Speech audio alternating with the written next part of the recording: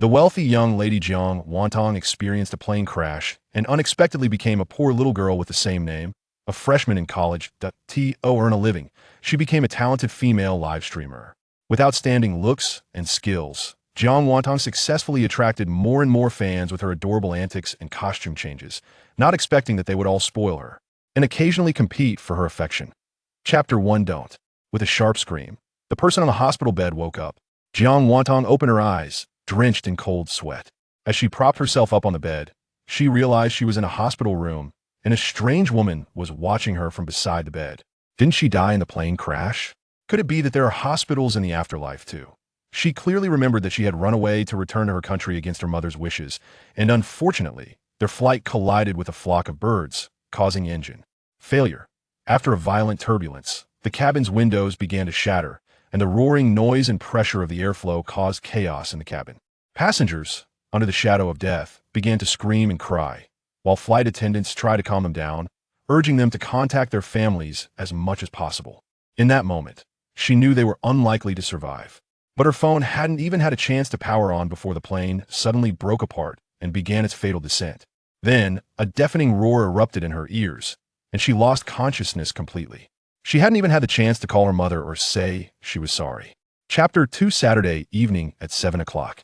Jiang Wantong logged onto the Potato app right on time and, with a deep breath, pressed the broadcast button. The livestream page quickly popped up, revealing a stunningly beautiful face. Even before the broadcast, she had already changed in her outfit and done her makeup, checking in the mirror multiple times to ensure she hadn't overlooked anything on camera. Her face appeared clean and ethereal, as if untouched by the mundane world, with a pair of beautiful phoenix eyes. Though she wore a cool, disenchanted fox eye makeup, she looked deeply affectionate no matter who she gazed at, and a small beauty mark was hidden at the tail of her left eye. Her eyes were clear, as if they contained the stars and the sea. Her long, seaweed-like hair cascaded in big waves, with a flower that matched the color of her lips adorning one side, accentuating Jiang Wantong's fair and smooth skin, showcasing her dedication to this livestream. She wore a red spaghetti strap dress, with a few strands of hair falling over her chest. I'll stay calm, stay calm. Seeing the 0 viewers displayed in the upper right corner of her phone screen, Jiang Wantong let out a breath of relief, not surprised at all. Once she took that first step, her tension eased significantly. Jiang Wantong took a deep breath, murmuring to herself for encouragement, and then lowered her head to find an upbeat song to play. Chapter 3. The anchor can't open the bottle cap. Laughing to the point of getting rich, little dog ding she. Did the anchor forget to eat? A pretty girl doesn't need to be so pretentious. The sister's face is straining. How tight is this bottle cap? Jiang Wantong glanced at the screen. And sure enough, the barrage became lively again as they watched her make a fool of herself. Of course, she also saw the comments calling her pretentious, but she ignored them. She wasn't a RMB, and it was impossible for everyone to like her. It was normal for some people to have malicious speculations. She lowered her head, put that bottle down, and took another bottle of water. After rubbing her palms on her thighs a couple of times, she finally managed to twist it open this time, but because of her vigorous movement, she almost spilled the water on her skirt. Being so weak like this is really enough. It seems she needs to exercise more to strengthen her body. I'm not a dead green tea. I was just too nervous during the stream and didn't have time to eat, feeling a bit weak, and that previous bottle seemed really tight. Look, I managed to open this one. Jiang Wantong was afraid they wouldn't believe her. So she brought the open bottle of water closer to the camera and leaned forward to take a big sip in front of the lens. Her stunning beauty suddenly magnified, almost seeming to reach through the screen, which led to another round of compliments about her looks in the barrage. Chapter 4 Jiang Wantong finally stopped humming and prepared to say something after glancing at the comments scrolling by. Just then, a floating comment appeared. Shipian Jihan Deng. Disgusting. Do you lack your wazi? Shipian Jihan Deng. Sorry, I just sent some coins and arrived late. Shipian Deng sent the Anchor Mist Rain Begonia Carnival 12315 30,000 coins 3000R. The screen filled with carnival effects, reviving the previously dull live stream atmosphere. Thank you, Brother Han Deng, for the 15 carnivals. You really spent a lot. Jiang Wantong almost bit her tongue when she was about to say baby out loud, as the score quickly caught up. Never to be seen again. Thank you. Brother Han Deng V587, little dog ding she. Brother Han Deng is so handsome. Exam god possessed. Brother Handeng, you're handsome. Slap in the face. So satisfying. Xiao Wanfeng Jai Gukai dropped his face and said, just wait, and directly exited Jiang Wantong's live stream, followed by several others who came with him. The speed of the barrage began to pick up, all praising Shipianji Handeng, indicating that they all wanted to do their best to keep this big brother around for the anchor. Chapter 5, after the punishment was done, Shiyang Xinghe exited the live stream, and Jiang Wantong didn't care. Just as she was about to close the connection, she suddenly heard Qiao on the other side say, thanks to Emperor Xing for the luxury car. Duong. She lost her grip on the bottle, which fell heavily to the ground. Jiang Wantong hurriedly bent down to pick it up, so she didn't notice that Shiyang Xinghe had re-entered the live stream. It's up to the wealthy brother who he gives coins to. Even if he take her live stream's vest, so what? He didn't have the right to manage who she interacted with when they first met. It's not jealousy, just a little awkwardness. But Jiang Wantong quickly adjusted her mood. After bidding farewell to Qiao and closing the connection, Jiang Wantong decided to sing a few more songs to keep the several hundred viewers in the live stream engaged, and she would log off to eat when the takeout arrived. Babies, if you want to hear any songs, you can request them. I can sing them all. Jiang Wantong leaned back in her chair and began to read the comments in the barrage seriously. Chapter 6, can I request a bias? Jiang Wantong was taken aback. How did this person appear and disappear so mysteriously? Hadn't he just left? When did he come back? However, Shiyang Xinghe had sent her 11 Dragon Ranger coins today, which was a request for a song, and she could still meet that request. Chapter 7, thank you for the compliments. Yes, DF bro. It's not that I'm so capable. Mainly, everyone has good taste, right, Brother Xinghe? Suddenly being called out. Shiyang Xinghe didn't mind and actively responded with a floating comment saying yes, which not only responded to Jiang Wantong, but also to ASDF. ASDF, are you serious? You even put on the red vest? Shiyang Xinghe couldn't be bothered to respond again, and ASDF found it embarrassing, staying in Jiang Wantong's live stream to see what was so special about this anchor that made his brother willingly wear a red vest. But this anchor wasn't interacting or showcasing her talents. She was just eating quietly, and the several hundred viewers were just watching, with little change in numbers. After watching for a while, he noticed a pattern. Every time she took a bite of the spicy hot pot, she would inevitably take a bite of porridge. And even when the porridge was almost gone, she still made a motion to scoop it out, her cheeks puffing adorably. Could it be that what he liked was this? ASDF privately wondered. Burp, so happy, finally full. Jiang Wantong stretched lazily, moved the food box aside, and seeing that it was almost time for an hour and a half, she prepared to log off. Chapter 8, I'm still searching for a reliance and a hug. Little dimples and long eyelashes are your most beautiful marks. After singing 3 sweet songs in a row, Jiang Wantong finally stopped. While twisting the cap of the mineral water bottle, she looked at the audience's reactions on the screen. And sure enough, everyone was praising her. The anchor is beautiful, and her songs are sweet. Love it. Never to be seen again. Sister is amazing. Sweet enough to make me want to fall in love and cuddle.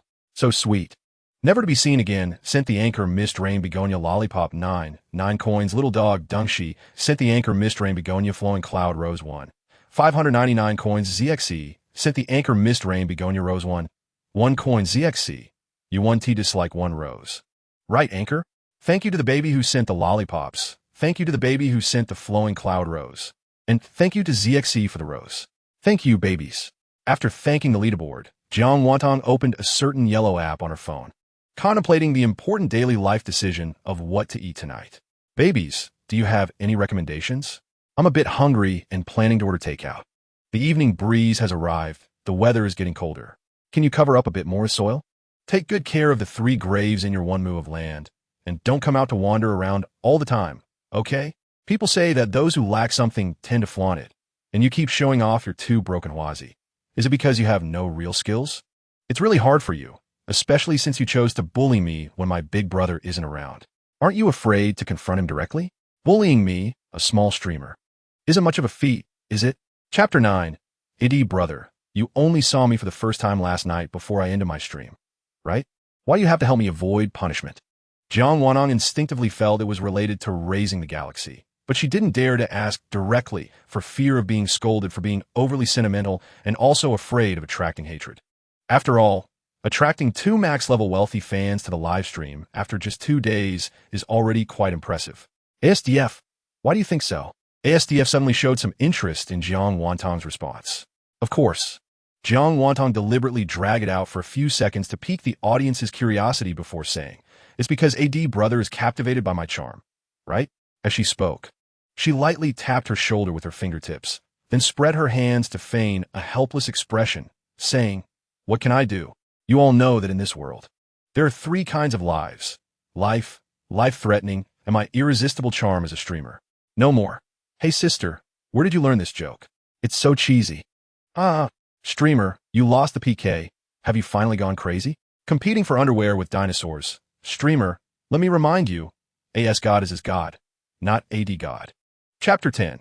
After being pestered by ASDF for a while, Jiang Wantong finally relented and agreed to give him a chance to redeem himself. She quickly matched randomly and noticed that her opponent was already a diamond-ranked big streamer, which was much higher than Xiao. Jiang Wantong facepalmed.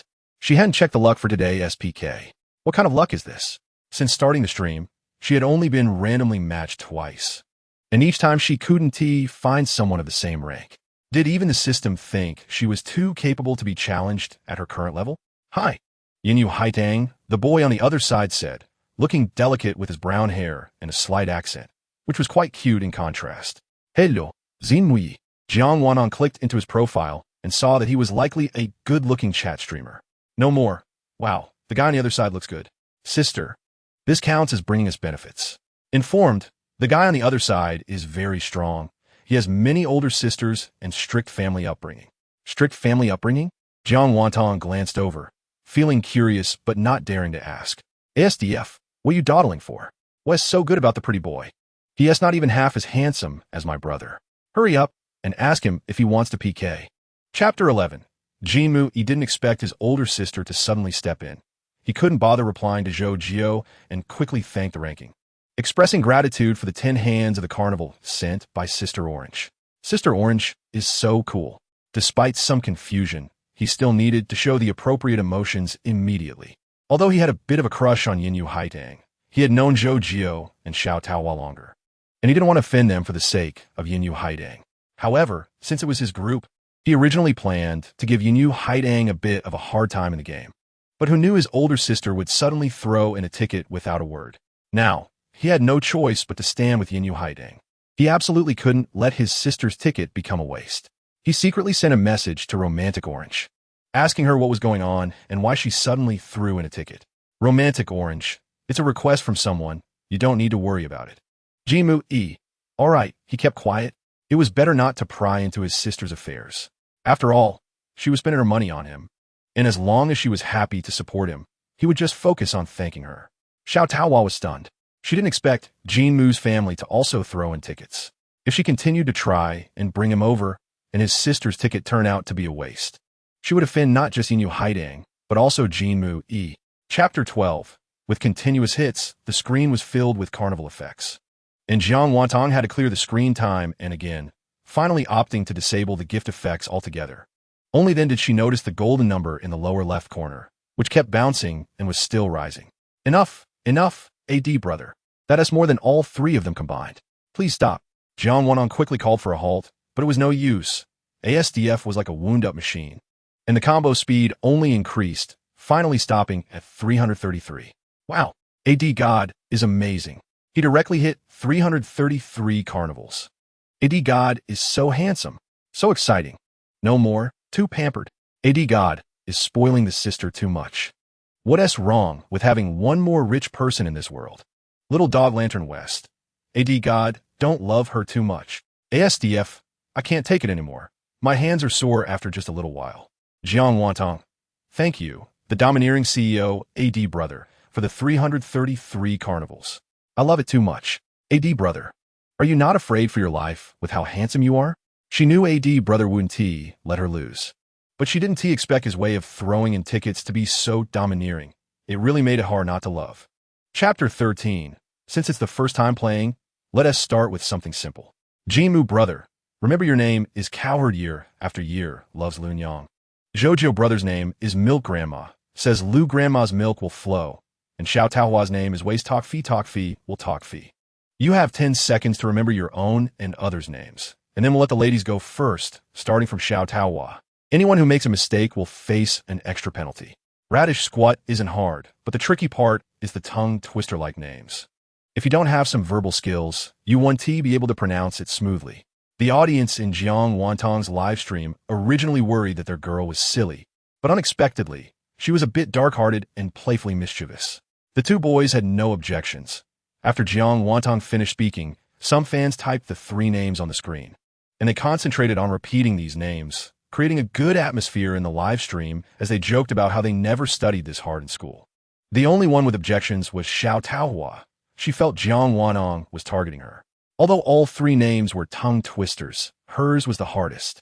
At least the other 2 could be pronounced clearly, but she couldn't even understand her own name. Is she jealous of our Tao Tao's good figure? Deliberately giving her the hardest one. Chapter 14. Half of the 5 minutes had passed, and Jiang Wantong was a bit anxious. She needed to hurry up and not waste the opportunity her brothers had fought for her to become a little teacher. Jiang, Xiao Taozi, pay attention, let's continue. Tao, with a straight face, expressionless. Jiang, repeat after me. Waste talk fee, will talk fee. Tao, repeat after me. Flower will talk will. Ha ha Tao, are you okay? That arrogant attitude you had during the PK has gone somewhere else. Zhou couldn't help but laugh out loud and decided to say a few more words. Jin Mu, stopped pretending. He was just in a good mood. So what if he had naturally smiling lips? Originally, Xiao Taohua, who had always been overshadowed by Jiang Wantong, was feeling quite unhappy. Clearly, the 3 of them were being punished together, so why did those 2 look like outsiders enjoying the show while she had to be the one on display? It was unfair.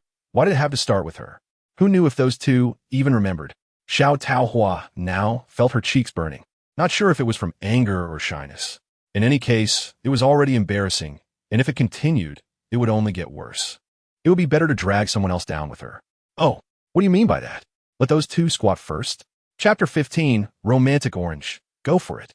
Romantic Orange gifts host vinmuyi carnival 1-2, 000 coins. Froger Monsens host vinmuyi carnival 1-2, 000 coins. Empty Head sends host Jin Mu carnival 123, 30,000 coins. Jowler Jija sends host Jin Mu carnival 123, 30,000 coins. Time's up. The PK countdown has ended. Some of the carnival items fell to the ground, but no one cared. It was just an ordinary 4-person PK. But today it felt like their pockets had been emptied. What was this feeling of satisfaction from the votes? Yan Yuhai Tank, 22, 701, 985 vinmuyi, 19, 867, 025 Xiao Tao Z, 16, 427, 361 Jojo, 6, 878, 32 regardless of the outcome. The 3 hosts stood up immediately and bowed deeply to the screen, thanking the leaderboard from high to low. Meanwhile, Jiang Wantong was still half squinting, her right hand continuously sweeping through the air, looking just like she was singing while playing. I can't believe it. In a 4-person PK, all 3 families got over 10 million votes. Are the rich really using the same currency as us? Chapter 16. Yes, in a few days I'll buy a guitar. If the babies like it, I can play and sing for you. Jiang Wantong suddenly felt that just chatting with fans without doing anything was quite relaxing. She no longer felt as awkward and nervous as she did when she started the broadcast yesterday. Mysterious person 584219.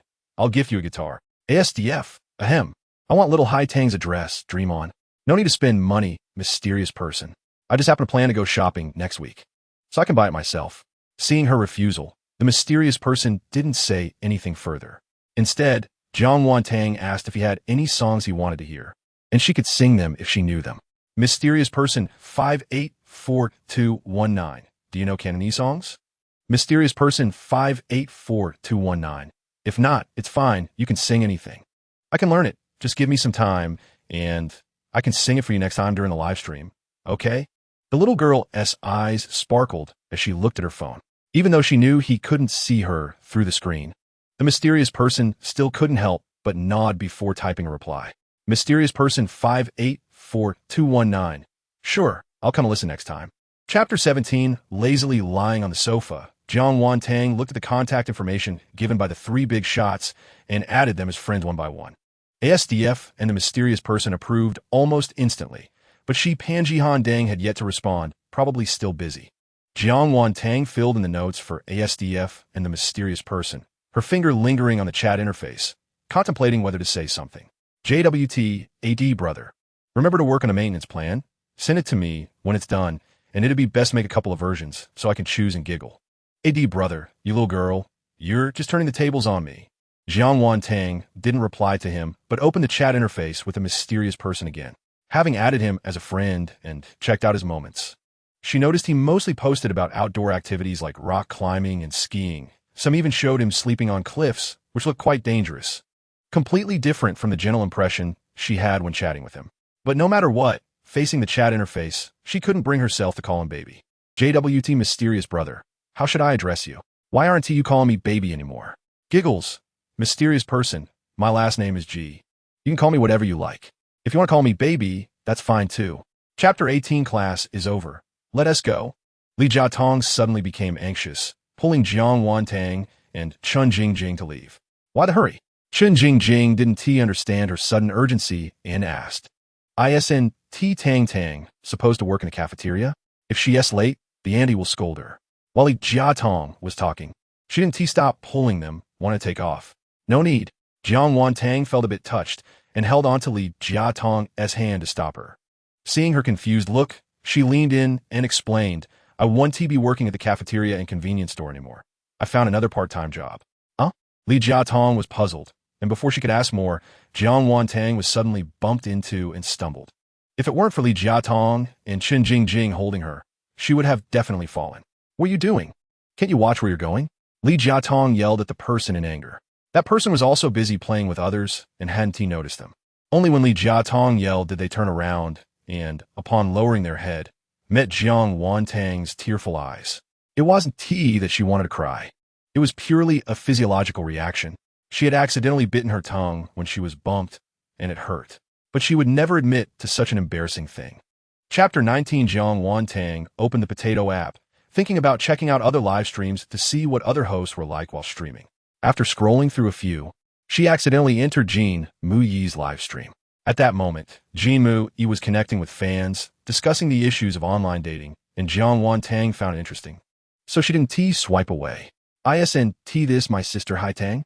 Welcome, Zan Yu Hai Tang. Among Jin Mu Yi's fans, anyone who had seen the 4-person PK with Zhou Tian knew this streamer, who had broken 2 million votes in just 2 days and overshadowed the other 3 families. It was quite impressive. Cough, cough, cough. Even through the screen, Jiang Wan Tang felt embarrassed and coughed a couple of times. If she had known, she would have entered with a different account. She didn't expect this guy's eyesight to be so sharp. Yin Hai Tang, haha. Jimu brother, good evening. I'm just here to take a look, don't mind me. How could I? Sister Hai Tang, you know I'm an emotional streamer, so feel free to ask me anything, I'll definitely solve it. Yin Hai Tang sends host Jimu a rose 1. 1 coin. Thank you, Sister Hai Tang, for the 3 melons and 2 dates. Jiang Wan Tang thought that wasn't necessary. Chapter 20 Cough. Does anyone want to request a song? First come, first served. Jiang Wan Tang glanced at the comments and just happened to see someone requesting a song called Silence. Alright, then I'll sing Silence. Let me find the accompaniment. Jiang Wanong lowered her head to find the accompaniment, completely ignoring the comment section. What's going on? It feels weird, I don't dare to breathe. Me too. For some reason I'm a bit sad. As if I foresee some kind of farewell, my heart feels sour. Why is everyone so silent? Asking won't get me assassinated. Right? The top 4 were still quiet, not sure if they were just idle or what. Just then, Jiang Wanton's accompaniment started playing. Silence does not mean I am at fault. Breaking up is not the only outcome. I just haven't figured out how to tell you yet. Jiang Wanong thought the lyrics were quite fitting what was going on. However, she didn't think much of it and continued to sing while looking at the lyrics. It's not that I don't eat leftovers. I just ordered silence, but the host seems to be singing mistake. These lyrics are a bit fitting. It's like accusing the Silent Brothers. Is this something you can say? Are you asking for trouble? This song is quite good. Chapter 21 Seeing that everyone was curious, Jiang Wantong further piqued their interest, refusing to say anything no matter who asked. Wait, why did Jin Mu connect with me? Once the connection was established, the screen was divided into 4 sections. Besides Jin Mu there was also a man and a woman. Jiang Wantong greeted the two, being the only one with 3 diamonds and a bronze. Her points had reached the limit, but there weren't enough PK matches, so she could only stay in bronze for now. Jiang Wanong didn't mind. She just needed to play 1 or 2 matches during each live broadcast. If she had to do like some big streamers, broadcasting for 10 or 8 hours and playing several PK matches, she would be exhausted. Sister Haidang, do you want to do a 4-player PK? Jiang Wantong hesitated to refuse. After all, she was live in the dormitory today, and she didn't want it to get too noisy, thinking it would be nice to chat quietly with her fans and sing a few songs. However, both Feeding the Galaxy and Streamside Holding the Cold Lamp kept spamming the screen, urging her to agree. With the big brother speaking, she had no choice but to listen. All right, how do we play? How about 1 versus 3 for some excitement? Wen wie sugistet? Who is 1 and who is 3? At this moment, another girl, Xiao Xiao, also spoke up. Chapter 22, Big News. Big news. The big brother of Yinyu Haidang ran away with 3. Jinmu, he was discussing a strategy with his big sister about sneaking a tower when he suddenly saw many comments about this in the comment section. He couldn't help but be curious. What? Who ran away? Jinmu, he couldn't believe it, thinking it must be some strategy from the other side. Xing Emperor, AS God, and that mysterious person, the big brothers who could be drawn to his live broadcast just by receiving a flower from Yinyu Haidang. Could they really be scared away by 1 versus 3? Impossible, absolutely impossible. The identity of the mysterious person was still unclear. But both Xing Emperor and AS God were high-level wealthy individuals, quite well known on the platform. Could they really be afraid of 1 versus 3? If there were other reasons, it might be possible, but he absolutely wouldn't believe it was out of fear of PK. Romantic Orange can't possibly run away. Hurry and prepare. Don't get distracted. Right? Listen to Sister Orange. Let's get ready quickly. If we can't win against Yinyu Haidang in a 3 versus 1, that would indeed be a bit embarrassing. After 2 minutes, Jiang Wanong still pulled up the PK bar. Just as the countdown started, the red team's HP bar surged forward like a runaway horse. But the blue team responded quickly and soon pushed back. Chapter 23, Jinmu, he did 10 push-ups in a row, only slightly out of breath. After getting up, he adjusted the camera again and asked, "Is it my turn to start now?" Jiang Wantong nodded, ready for a game of idiom relay. She wasn't afraid. The idiom relay continued. Wen wie, doink evil. Good guy. He was convinced she wouldn't be able to follow up and directly threw the original phrase back. Little did he know, while Jinmu, he was doing his punishment, she had already anticipated his move and had secretly searched for the answer. Jiang Wantong. Bad drama, dragging the shelf. What? You must be making that up. I've never heard of that idiom. Jinmu, he didn't believe it, convinced Jiang Wantong was lying. If you don't believe me, have your big sister check online. It's for drama, dragging, and shelf, with thousands of viewers in 4 live rooms. Could I really be tricking you? Without Jiang Wantong needing to say more, Romantic Orange had already started checking and confirmed that what Jiang Wantong said was indeed an idiom, even explaining its meaning to Jinmu in the comments. My big sister said it's fine. Let's continue the game. Whose turn is it? Jinmu glanced at the votes and saw who Kaylai had overtaken Xiao Xiao. Chapter 24, the PK ended, and Jiang Wantong won overwhelmingly. Yinyu Haidang, 91897967 Jinmu 61024381 Hu Kaylai, 981942 Xiao Xiao, 893,298 as is customary. The first thing after the PK ends is to thank the leaderboard. Watching the other 3 families take out their confetti cannons, Jiang Wantong felt a bit restless. She didn't have a confetti cannon. Brothers, don't be envious. How about I do it barehanded for you first? Wait until I buy a box this weekend, and I'll make it up to you, okay? After saying that, without caring whether they agreed or not, she made a gesture of launching fireworks with her left hand, making sound effects with her mouth. Whoosh. Whoosh, the host is so cute. I want to kiss her. Get in line, I want to kiss her first. ASDF quickly kick out those 2 unruly ones. Mysterious person 663912. I'm the baby. I'm first in line. ASDF, you get out too. Feeding the Galaxy doesn't need to buy confetti cannons. No need for that flashy stuff. The brothers are willing to send gifts to you. Streamside Holding the Cold Lamp agrees. See you again. Congratulations to Yin Wang for winning. Clap clap. Yin Wang? Such a strange title. See you again. Or else you Wang? Hi Wang. Tang Wang. The last 2 seem a bit strange. Chapter 25, Welcome Sister Orange to the live room. Are you planning to abandon Brother Jinmu and set up camp at my house? Jiang Wantong knew that was impossible, which is why she dared to ask boldly in front of Jinmu. Romantic Orange. No. I'm just here to ask how much it costs to redeem Jinmu. This one is truly devoted, probably worried about Jinmu E after seeing Hu Keilei's punishment. According to custom, the redemption fee is usually 10 times the votes. And with Jiang Wantong's votes being so many, 10 would amount to over 300 carnival points. Of course, if those 300 points were applied to the previous PK bar, Jinmu E would still lose. The netizens in the live room were worried that the host was a newcomer and didn't know this unwritten rule. So they all started telling her in the comments that the custom was 10, but Jiang Wantong kept resting her chin and didn't glance down, as if she was seriously thinking. For the redemption, how about 500 carnival points? I remember last time when Brother AD wanted to redeem me, he said it was 500. However, Chocho ultimately didn't agree. In the WeChat group of 4, a sudden sound rang out. ASDF little girl is quite mischievous too. JWT, Chapter 26. Huayue's words left everyone in silence. Yinyu Haidang asking for 500 carnival tickets as a ransom fee was not in line with the norm, and it didn't necessarily have to be for her. However, Romantic Orange gave it. Can Golden Orange sister explain why she used a small account to give Yinyu Haidang 450 Huazi? The two older sisters were initially arguing fiercely, but after a few words of persuasion from the other older sisters, the other younger fans didn't dare to speak up, fearing that they might upset one of the older sisters and cause trouble for Jinmu E. But now, with one of the other older sisters taking a stand, the rest were finally able to speak freely.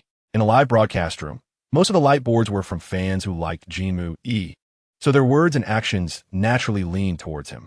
They questioned Romantic Orange alongside Huayue and Golden Orange, as if interrogating a criminal. While Jinmu E watched everything unfold without saying a word to defend Romantic Orange. Disappointment, a deep disappointment, crept into her heart. Romantic Orange felt a chill all over her body. What did her sincere efforts and money spent during this time count for? Even so, she still felt reluctant. She hoped that Jinmu E just hadn't figured things out at the moment and would understand her once he did. Chapter 27. After cheering up energetic Orange, Jiang Wantong sang 2 more songs before ending the broadcast. Unlike the previous 2 times, this time when she said she was ending the broadcast, she really did end it directly without the usual pun show before signing off. According to the numerous detectives in the live room, the host probably ran out of puns for the day. However, it was worth it to have a capable older sister back. Dang dang, you into the broadcast? Can we talk now? Chun Jingjing lifted the curtain, showing just her head, her cautious demeanor looking somewhat comical. It's fine, there wasn't any issue while I was broadcasting. They knew I was in the dorm. Jiang Wantong felt grateful for her 2 roommates' thoughtfulness and sincerely thanked them. Ugh, I was suffocating. Finally, I can talk. I never thought of myself as a chatterbox before, but suddenly being unable to speak makes me feel like all my cells are rebelling. Chun Jingjing flopped onto the bed, looking utterly exhausted, even though she hadn't gotten up for over an hour. Li Jiadong also pulled back the curtain, looking somewhat excited. Dang dang, you are amazing. Did you really just finish broadcasting? You can win 1 against 3. Li Jiadong's comment made Chun Jingjing sit up with a start. Chapter 28. Welcome Han Dango. Xing He Go, AD Go, Mystery Baby, Orange Sister. Thank you all for coming to see me again today. Welcome to Bujian Baby, Dengshi Baby, Pants Baby. Many familiar IDs streamed into the live room one after another, and the number quickly soared past 1,000. Jiang Wantong felt a bit tired striking poses while standing, so she simply sat back down in her chair. Mom, I saw a fairy. Is this a little flower fairy? She's so beautiful. The host is really pretty, pink and tender like a little figure. Wow, is today the sweet and cool girl style?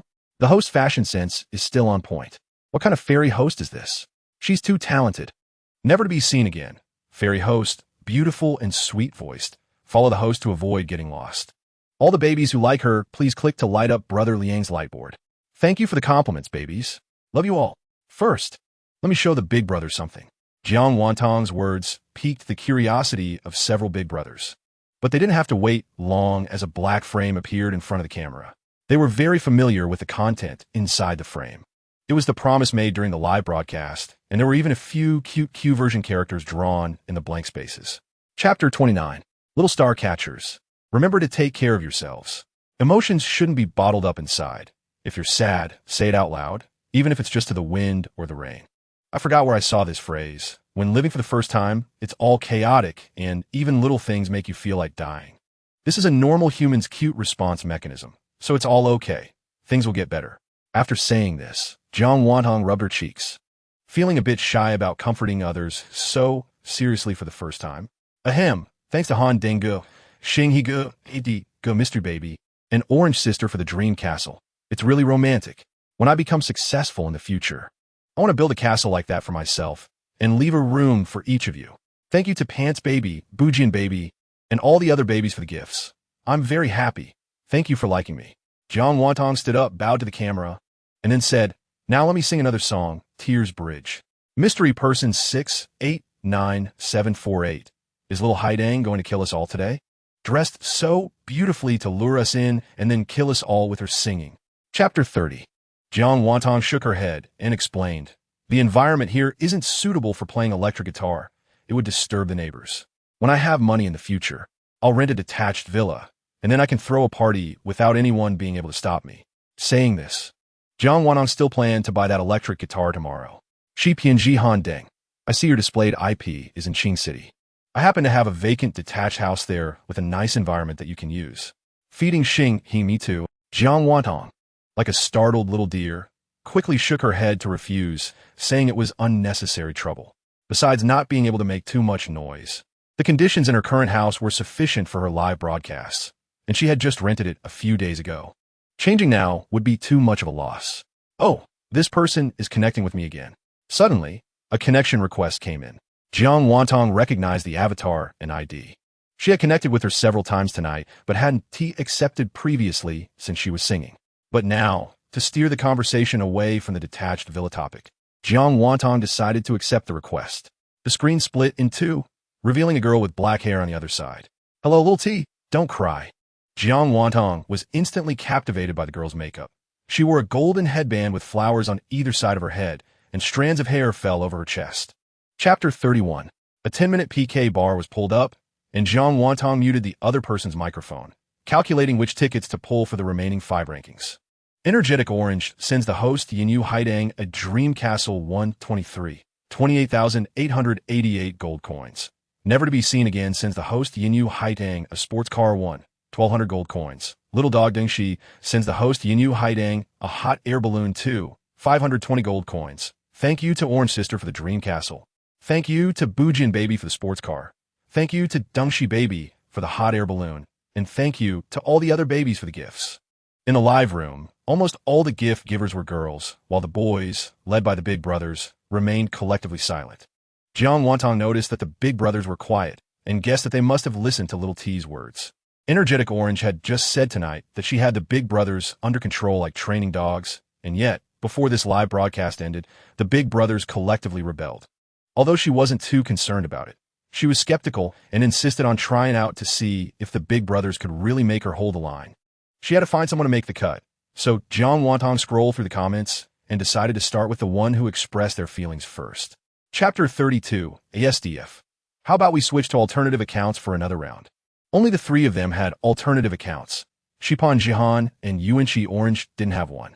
Creating a new account and recharging it would take too much time. The 3 with alternative accounts quickly switched, and one person brushed 3 carnivals. With 18 seconds left on the countdown, the top 10 leaderboard still needed 2 more entries. Zhou Jiu sent the streamer Yinyu Haidang Carnival 123, 3,000 gold coins, 10 seconds remaining. Mysterious Person 319791 entered the live room.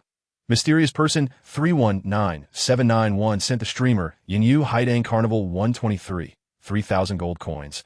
Never to be seen again, sent the streamer Yinyu Haidang Carnival 123, 3,000 gold coins. The countdown ended. In the last few seconds, Jiang Wantong secured the leaderboard and won the PK. Thanks to Sister Orange, thanks to Brother Zhou. Let's play together when you have time. Thanks to Mysterious Person 319, and thank you, never to be seen again, for helping me win the PK. Sending hearts. Jiang Wantong was visibly happy and secretly sighed in relief. Winning was great. It meant she wouldn't have to be punished with 8 rounds of cute acts during the next connection, while being watched by 2 live room audiences at the same time. Chapter 33, ASDF. Just now, Zai Haitang suddenly smiled at us. I have a bad feeling about this. Mysterious Person 689748. This is normal. After all, you have a lot of guilty conscience. Reflect well, bro. Sure enough, before the 2 could come to any conclusion, Jiang Wantong spoke up today. Brother Xinghe and Brother AD. You've probably watched quite a few dance streamers before, right? What do you like? Cute or sexy? Or abstract? ASDF. I knew it. This one's coming for me again. ASDF. Brother Xinghe, I'm asking you. Feeding Xinghe is dead. Please don't queue. Feeding Xinghe like shy girls like Zayahete. ASDF. Damn it, Lao Shun you. Lil Dog Light. So Brother Xinghe's surname is Shun? Brother AD and Brother Xinghe must know each other offline. Jiang Wantong initially just wanted to tease them, but unexpectedly, feeding Xinghe was so good at it that it made her shy instead, feeling her cheeks burning. What was wrong with this air conditioning? It was having cooling issues. Why did she feel so hot all night? You guys watched the little tea dance properly, and no floating screens allowed. Chapter 34. The list of impoverished students at school was organized by Wen Cheng, and she remembered clearly seeing her roommate's name on the list.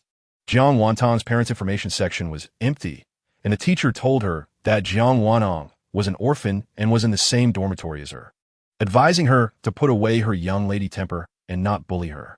306? Never to be seen again. Yes. Never to be seen again. It's really you. Sister. Oh no. I don't even know what to call you. I'm a bit excited. I'm going back to the dorm next week. TT. When Cheng didn't T expect the world to be so small. Her beloved streamer was actually that inconspicuous little girl from her dorm. After recalling every detail of her time at school, it seemed that she really hadn't had any interaction with Jiang Wantong, let alone knowing what she looked like. Feeding Xinghe. What a coincidence. The first online friend Zaya Heitang meets offline ISNT. I'm so jealous. If you can't even recognize someone in the same dorm, does the streamer have makeup filters on? Exactly. Not recognizing someone in the same dorm. It's too fake. It must be a script. But the roommates all said she had a bad temper. If she really moved back in, who knew if she would adapt? Chapter 35. It was another lucrative day, and Jiang Wantong beautifully transferred her balance to her bank card. If this continued, not only could she rent a villa, but even spending money on a set might also become a dream. When she finished dreaming and prepared to log out of the Potato app, Jiang Wantong's obsessive-compulsive disorder kicked in, and she clicked on those few little red dots again. Besides a few asking her to join the union, the remaining one was from someone leaving tonight, and he really sent her his contact information. Should she add him? Jiang Wantong hesitated. They had just met today, and the time wasn't too long. This person was so generous. He surely didn't just want to help her out, right? Confucius once said, when you see a pie falling from the sky, there might be a trap in front of you, so one must be cautious. Putting down her phone to take a shower, Jiang Wantong decided to sleep well tonight. If she still wanted that electric guitar when she woke up tomorrow, she would go get it. Keeping that electric guitar in mind would surely give her more motivation for streaming, wouldn't it? As it turned out, the things not in hand were always on her mind. They say what you think during the day, you dream about at night. Last night, that electric guitar actually entered her dreams. In her dream, the electric guitar came to life, transforming into a red-clad heroine, wielding a 50-meter-long knife and chasing Jiang Wantong to chop her. Chapter 36. Jiang Wantong felt that she must have not checked the calendar before going out today. She was so muddled. The person who saved her once even helped her carry the guitar, yet she forgot about it in her excitement to gossip, leaving him hanging without saying a word. Sorry, I didn't mean to. Her voice grew smaller, and she lost confidence. It's all right. The man chuckled lightly, but his voice sounded gentle, so he shouldn't be angry. Only then did Jiang Wantong cautiously raise her head and found the man was also looking at her. The man opened his mouth as if to say something more, but suddenly another man rushed over. Just as he opened his mouth to shout, "Captain," he was shot a glare and silenced. The person who was glared had swallowed his words, curiously glancing at Jiang Wantong, his eyes full of inquiry. "I'll go wait over there." After saying that, he turned and ran, fearing he would be called back by his captain if he was slow.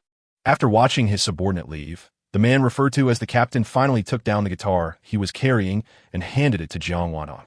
"Be careful when watching the excitement. See you next time."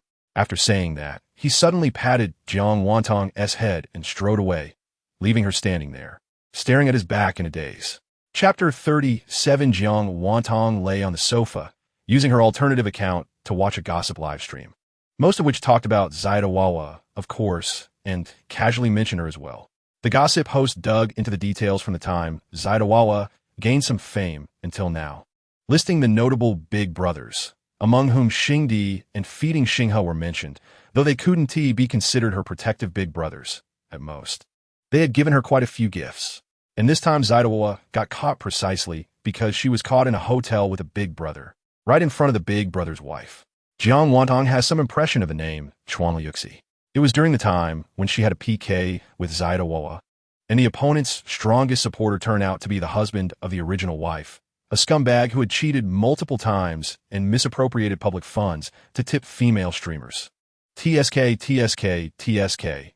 Remembering that day in the hospital, the scumbag aggressively called the original wife to ask her to apologize to the mistress, not knowing where he got the face.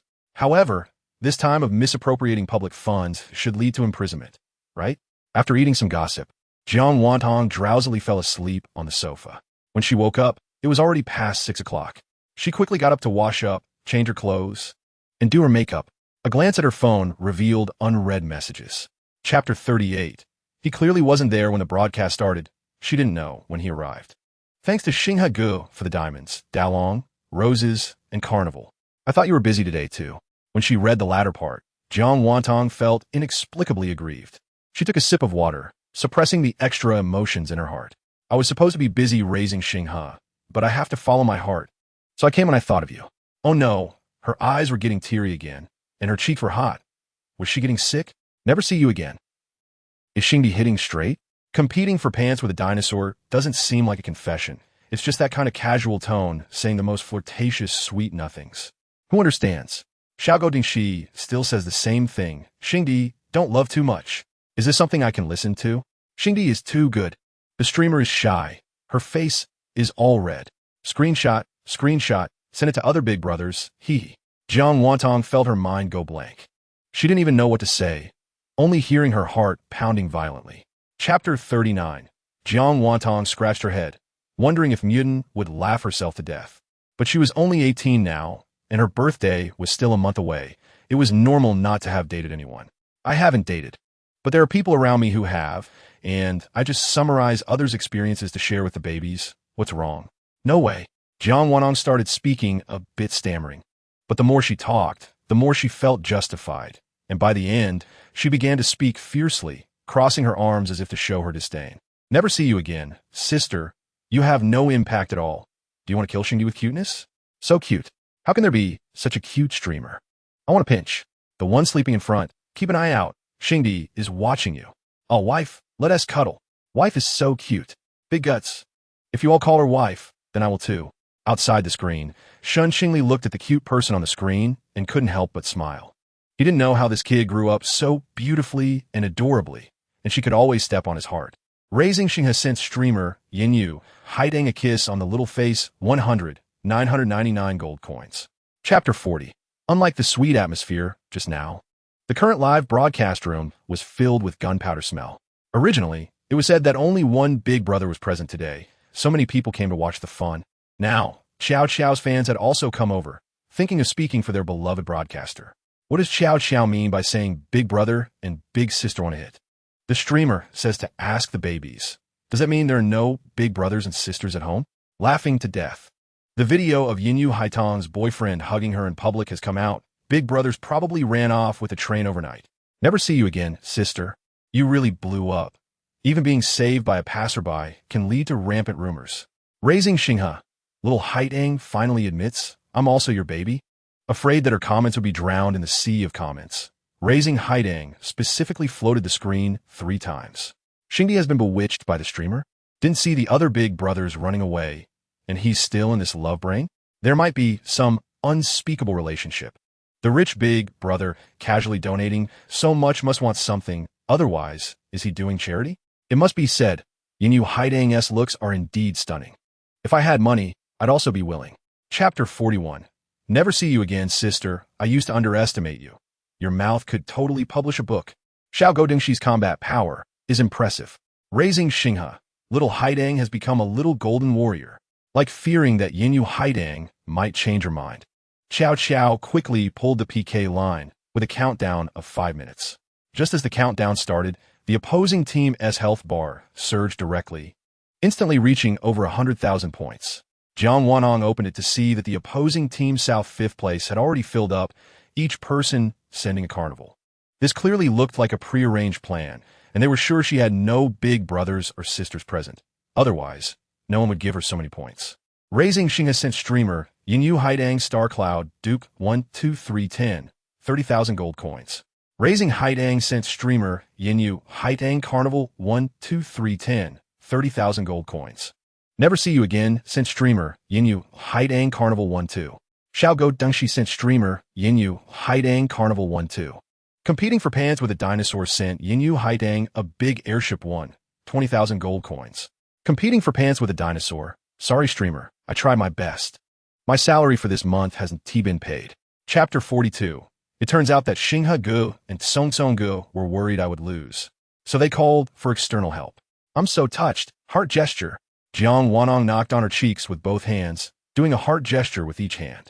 Chao Sanjian, see Song Song Gu? Jiang Wantong covered her face. It was over. She accidentally let slip the nickname she gave to the big brother, and it was discovered. Hee hee, I just saw the brother come in, left 20 carnivals, and then left. Isn't it just a quick in and out? As Jiang Wantong spoke, her fingers kept twirling together. Looking guilty. Chao San Jian Siga. Are you going to get reinforcement for me? You're whispering about me behind my back, huh? Raising Xinghe. She dares to whisper, even in person. She just said she would take me to see a doctor. Chao San Jian Si. Is Xinghe afraid I will be angry and is trying to help her out? Raising Xinghe. Pei Shun is overthinking. It's just a simple complaint together. I can't argue with little Haidang. The two big shots started chatting while floating the screen, saying Jiang Wantong's faults, but anyone could see how much they spoiled her. Xinghe Gu, Song Song Gu, we're still connected. Can I apply to speak? Facing the big brother's questioning, Jiang Wantong didn't dare to speak up. She even had to ask permission to open her mic. Chapter 43. Xiao Xiao didn't expect such a heavy punishment this time. If she really appeared in the live broadcast without beauty filters and her bare face, it would be no different from smashing her own rice bowl. Can I change it? Jojo thought about the last punishment and felt that Jiang Wantong might be soft-hearted towards girls. Perhaps there was room for negotiation. No, if you don't want to do it, you can redeem yourself for 500 carnival points. Jiang Wantong's attitude was resolute. Love Jojo, don't be afraid. You're beautiful even without makeup. No need to worry about removing it. Hao Xiao is right. Jojo, don't be afraid. We'll always stand by your side. 500 carnival points were definitely not possible. And several big brothers had already asked her to do it. If Jojo continued to refuse, it would seem suspicious, so she could only agree. Jojo hesitated, first turning off the filter and beauty mode. 5 minutes had already passed before she even started removing her makeup. The connection to the Starry River has been cut off. Find someone to screen record her live stream and just send it to the group later. At this rate, she might not finish removing her makeup until New Year. Jiang Wanong fully agreed with this and was not interested in Jojo's makeup removal process at all. Just a bit curious about what she looked like without makeup. Chapter 44. Jin Mu. You said that was the old me.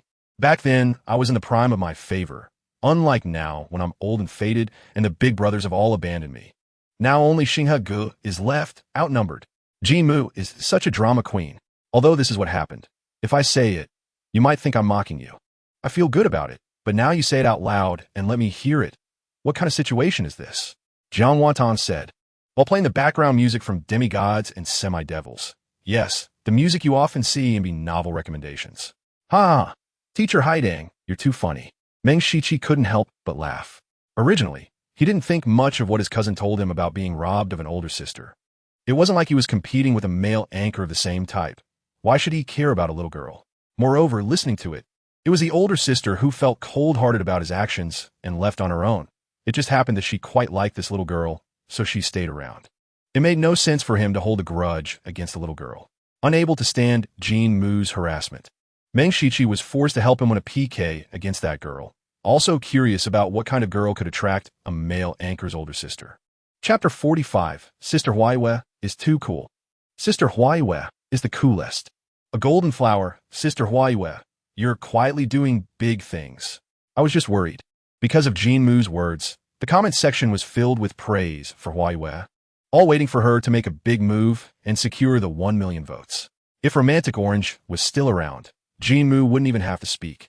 Just bring the carnival points, unlike now when he had to support this older sister. Jin Mu's little fans didn't say anything, but everyone had comparisons in their hearts.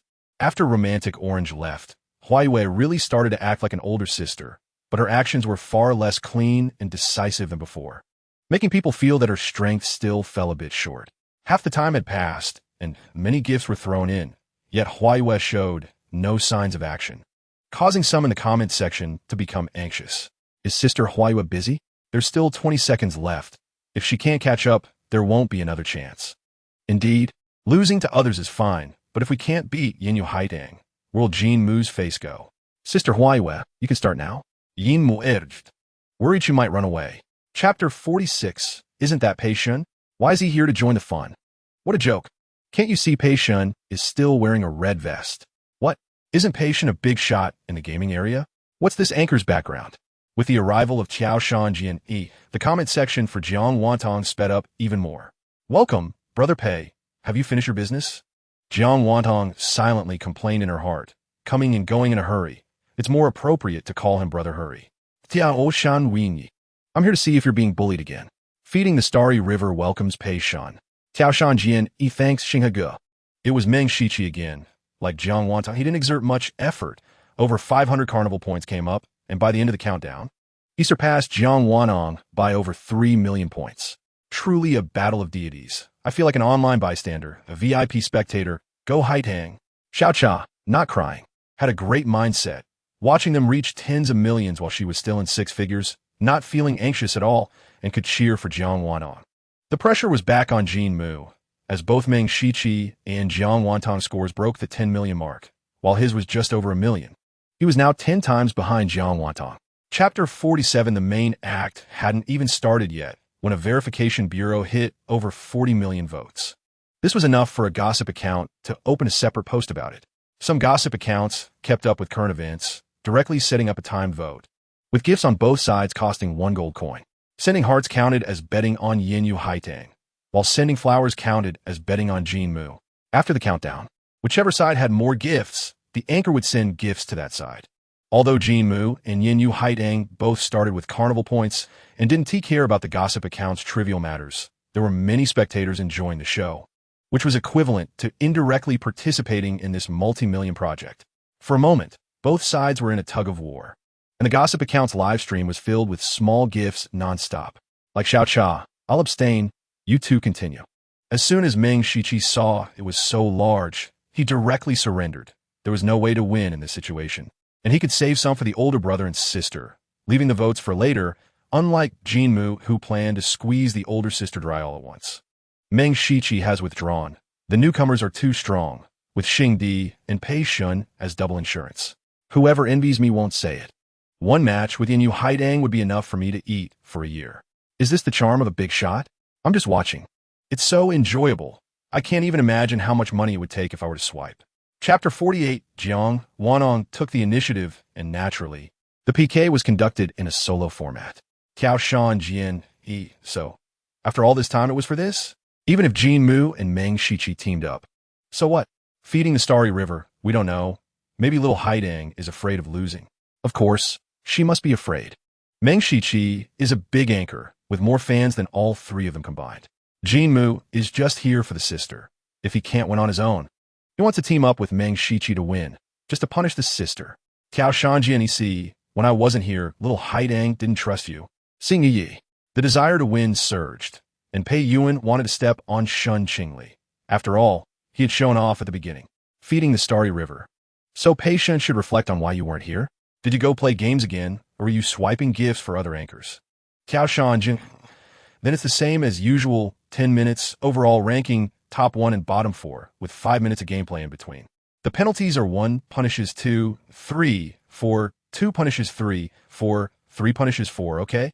Jiang Wantong felt that the recent endless verification process was too boring, and since the older brothers were spending a lot, she thought it would be nice to play something interesting to avoid just watching idly. Chapter 49. Is Jin Mu imitating some coconut milk advertisement? This is hilarious. Isn't he the aloof male god? He really can let loose. Little T-baby, you've gone crazy. What have you done to your perfectly good face? Meng Shiqi looks like a silly baby, so cute. Xing Yi, Pei Yi. And other babies, how about giving them a score? Gracing Rinke Litu Tiuch, Vin Wei Iki. Meng Shiqi 1, Tiao San Jian Si same. Never see again same. Jiang Wantong followed the opinions of the majority, and Meng Shiqi received the lowest score. Now, hold your positions. Let's do a tongue twister about humans, pigs, and dogs. There are 3 sentences. I am a human, I am not a pig, I am not a dog. Each person has to say it once, and the order cannot repeat the previous person's, nor can they make a mistake. Otherwise, it counts as a failure. This time, let's start with the one who scored the least, Teacher Meng. The 3 of them were still a bit dizzy, and now they had to think. Meng Shiqi was the first to go and smoothly completed it according to Jiang Wantong's example. Jinmu, Yi, and Little T Baby also got it right in one go. Then it was Meng Shiqi's turn again. The 3 sentences weren't difficult.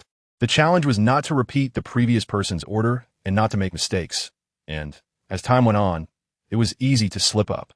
Chapter 50. Meng Shiqi felt that he was the most wronged one, definitely blaming himself for not checking the calendar today and getting out of bed the wrong way. He was called by his cousin to prepare to compete against others. But what happened? He got so many votes, but didn't he gain speaking rights? Even though his votes weren't the lowest, he had to face punishment.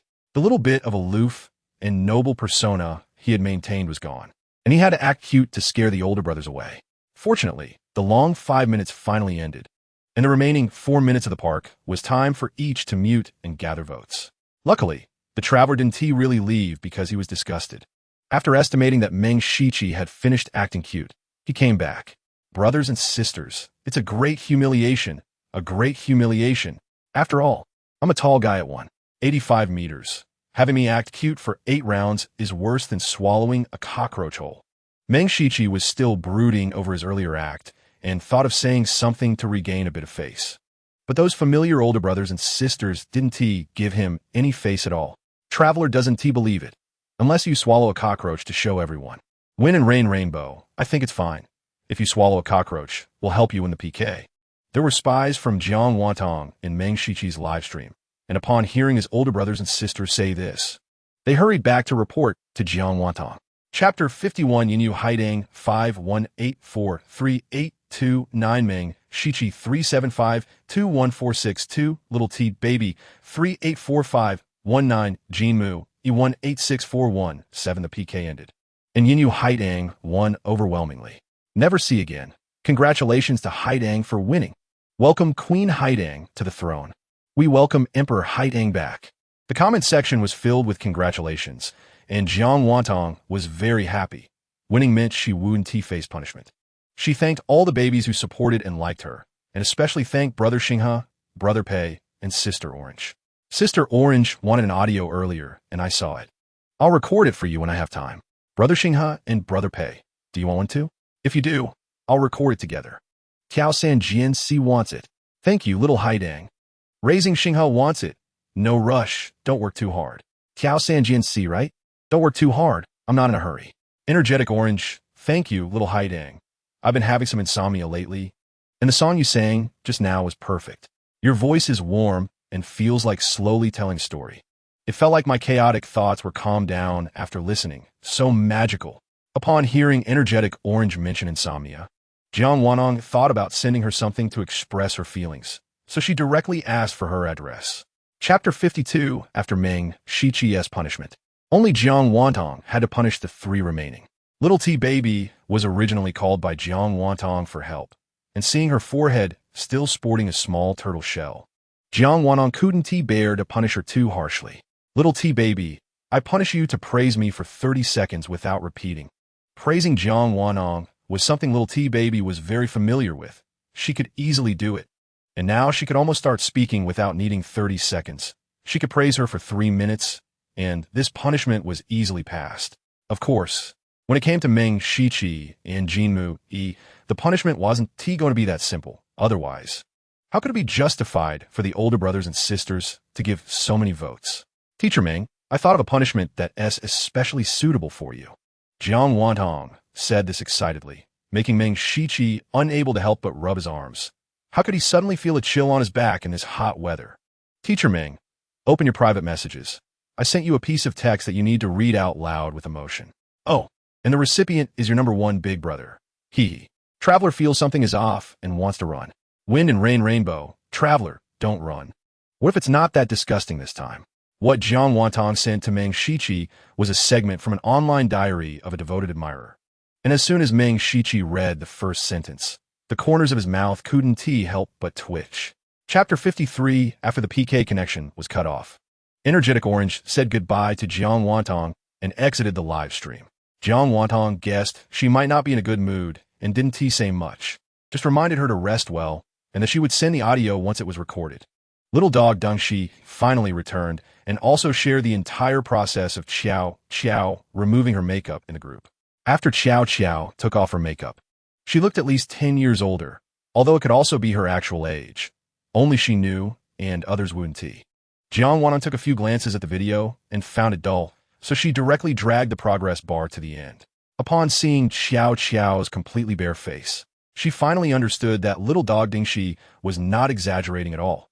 Xiao's career as a female streamer should temporarily come to an end. All right. Today's 2 PKs were a bit annoying. Let us do something different now, hee. Saying this, Jiang Wantong suddenly got up and left, and before long, she brought over a camping car. Babies, I specially saved some packages without opening them. Today we're going to play a blind box unpacking game. Guess what's inside? Whichever baby guesses right will get the package sent directly to them. Chapter 54. Brother Xinghe really liked this cup earlier, and Brother Pei liked this wooden fish nightlight.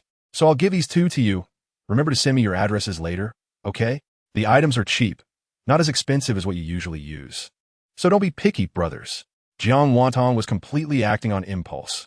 She was interested in these quirky little gadgets, but she wasn't sure if the older brothers would find it childish. Anyway, the words were already out, and if they didn't like it, she wouldn't send anything in the future. Feeding Xinghe won't be disliked. What Xia Haidang gave is the best. Pics on pics are right. Why is this Xinghe guy like this? He didn't even lift his eyelids when I greeted him at the party before. Is this person in front of me a fake Qingli? The arrangements for these 2 were made, and the absent Jiang Wantong directly took charge.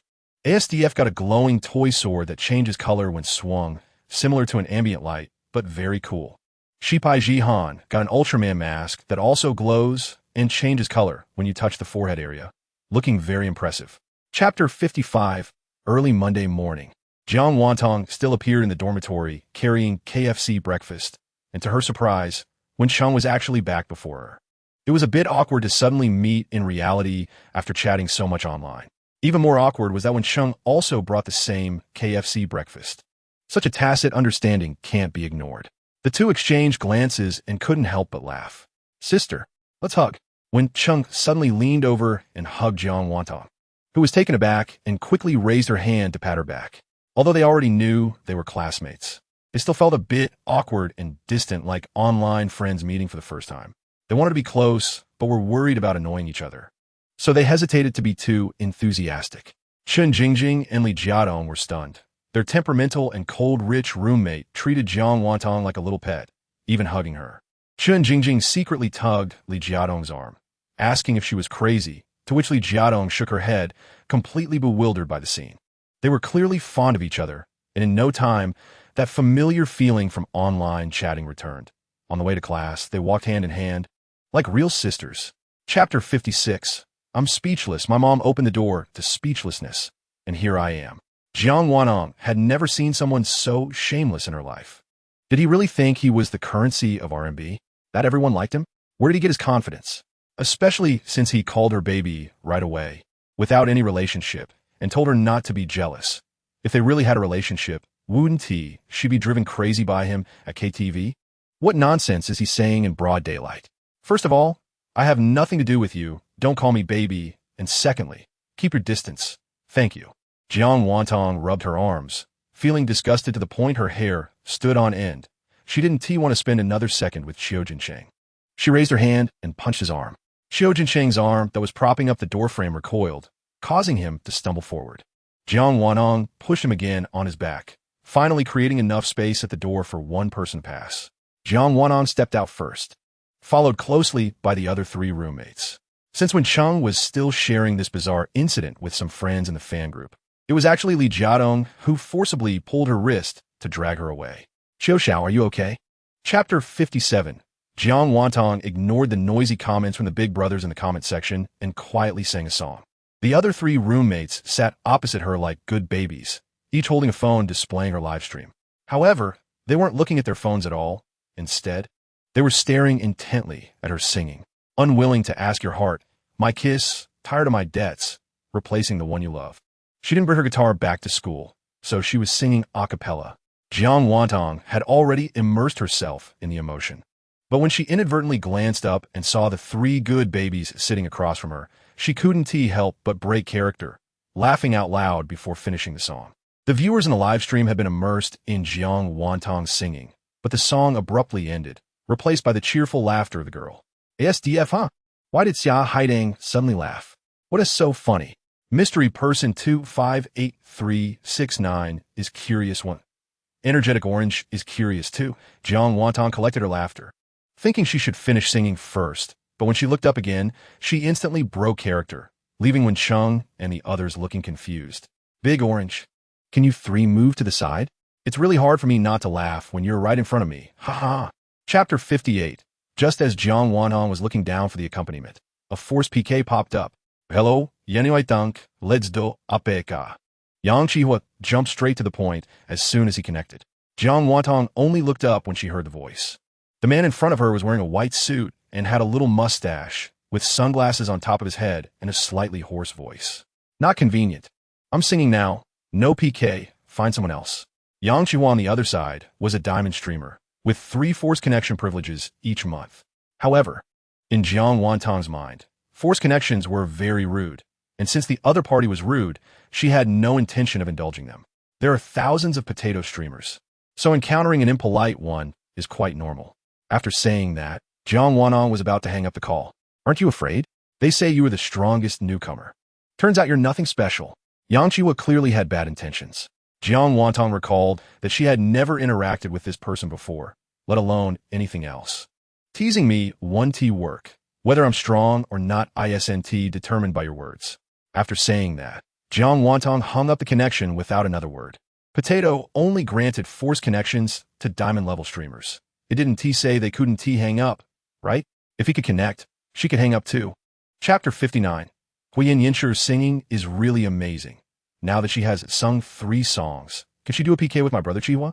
Chihua has been waiting. Huiyin Yinshi changed tactics again, even complimenting Jiang Wantong first. Sure enough, with his improved attitude, the big brother in the live stream also changed his tone. The person he had just told to go away was now silent. Jiang Wantong played with a small bell in her hand for a while, waiting for him for 2 songs, wanted to do a PK. She didn't know what his purpose was, if he wanted to ride on her coattails. There were many streamers with more popularity than her, not to mention Yang Chihua, a diamond streamer whose popularity was higher. How could he latch onto her? All right then, let him connect with me. Jiang Wantong finally agreed, and as soon as Huiyin Yinshi heard this, he hurried back to Yang Chihua's live stream, fearing that if he was a second late, Jiang Wantong would change her mind. Yang Chihua also acted quickly. Within a minute, he sent a connection request. This time, Jiang Wantong finally agreed. Hello, Yanui Dunk, let's do APK. The same opening line, and Yang Chihua still had no build-up. Hello, Yang Chihua. I heard your big brother said you've been waiting for me to do a PK. Is that right? Chapter 60. What? Xia Haidang added him as a friend, and he was blocked? Pei Yuanan's previously sour emotions were completely replaced by surprise, and he quickly checked WeChat, finally remembering the inexplicable friend request. Pixon Pixu, this aunt doesn't want you to work hard, is it you? Pei Yuanan was a bit excited and directly asked on a public screen. Yes. I didn't expect Brother Pei to be so heartless. If you want to work hard, just say it. I wouldn't do anything to you. But you blacked me out without saying a word. Oof. Jiang Wantong said this while making a fist and hitting the little bell twice, not knowing if she was really hitting the little bell or using it as a stand-in for Pei Yuanan. ASDF, sorry, I was wrong. Xia Haitang, don't be angry with me. I'm sending a friend request to the little dog to beg for forgiveness now. ASDF Xia Haitang, you are biased. You actually want to take care of Pei Shun. What about me? Mysterious person 852369, what about me? Jiang Wantong explained while rubbing her forehead. Zhou Tian, you guys weren't here. It was Xinghe Ge who said he wanted to take care of me. I'm taking care of Brother Pei, but actually, it's Xinghe Ge who is taking care of both of us. If you guys aren't here, you miss out on this benefit. They couldn't refute this statement since both of them were absent. Chapter 61. Chun Bai enters the live broadcast room. Wow, what's going on? The big streamer from the gaming area is here to see you. Chihua, you've really made it. The comment section was buzzing about Chun Bai, and Yang Chihua was also confused. He knew the other person was a big streamer from the gaming area, but the problem was they weren't familiar with each other and had never played together. Why did this person suddenly come to his live stream? Welcome Chun Bai to the live stream. I wonder if the big streamer has something to discuss or just came to hang out. Yang Chihua maintained the necessary politeness since he didn't want to offend a big streamer casually. Chun Bai, oh, nothing much. I just saw the streamer looking energetic and got a bit itchy, so I came to toss some gifts. Is this okay? Seeing that Yinyu Haitong's votes were coming back and exceeded by more than 50,000 votes, Chun Bai quickly sent Yang Chihua 3 carnival gifts to boost his votes. The comments section saw this and panicked, quickly educating Chun Bai that they were currently in a fixed number match, and both sides had already surpassed that fixed number, so they couldn't send more gifts. Chun Bai, oh, I know, saying he knew, but he kept doing things he didn't know about. Whenever Jiang Wantong's score surpassed, Chun Bai would immediately send gifts to push Yang Chihua's score back up. Chapter 62, ASDF Xiahetang. Why not take a 7-day holiday for the 11th? How do you plan to spend the holiday? ASDF's question was also what others in the live room wanted to ask. Jiang Wantong shook her head, saying her life had been busy and fulfilling lately, and she hadn't even realized National Day was approaching. I don't know. We'll see when the time comes. What do you guys plan to do? The comments section started rolling faster, with most saying they were going traveling or returning home. Anyone who watched that day's live broadcast knew that Jiang Wantong grew up in an orphanage and had no hometown, so she probably had nowhere to go during the holiday. ASDF, do you want to travel? If you have no one to go with, I can accompany you. Mysterious person 852,369, I want to eat.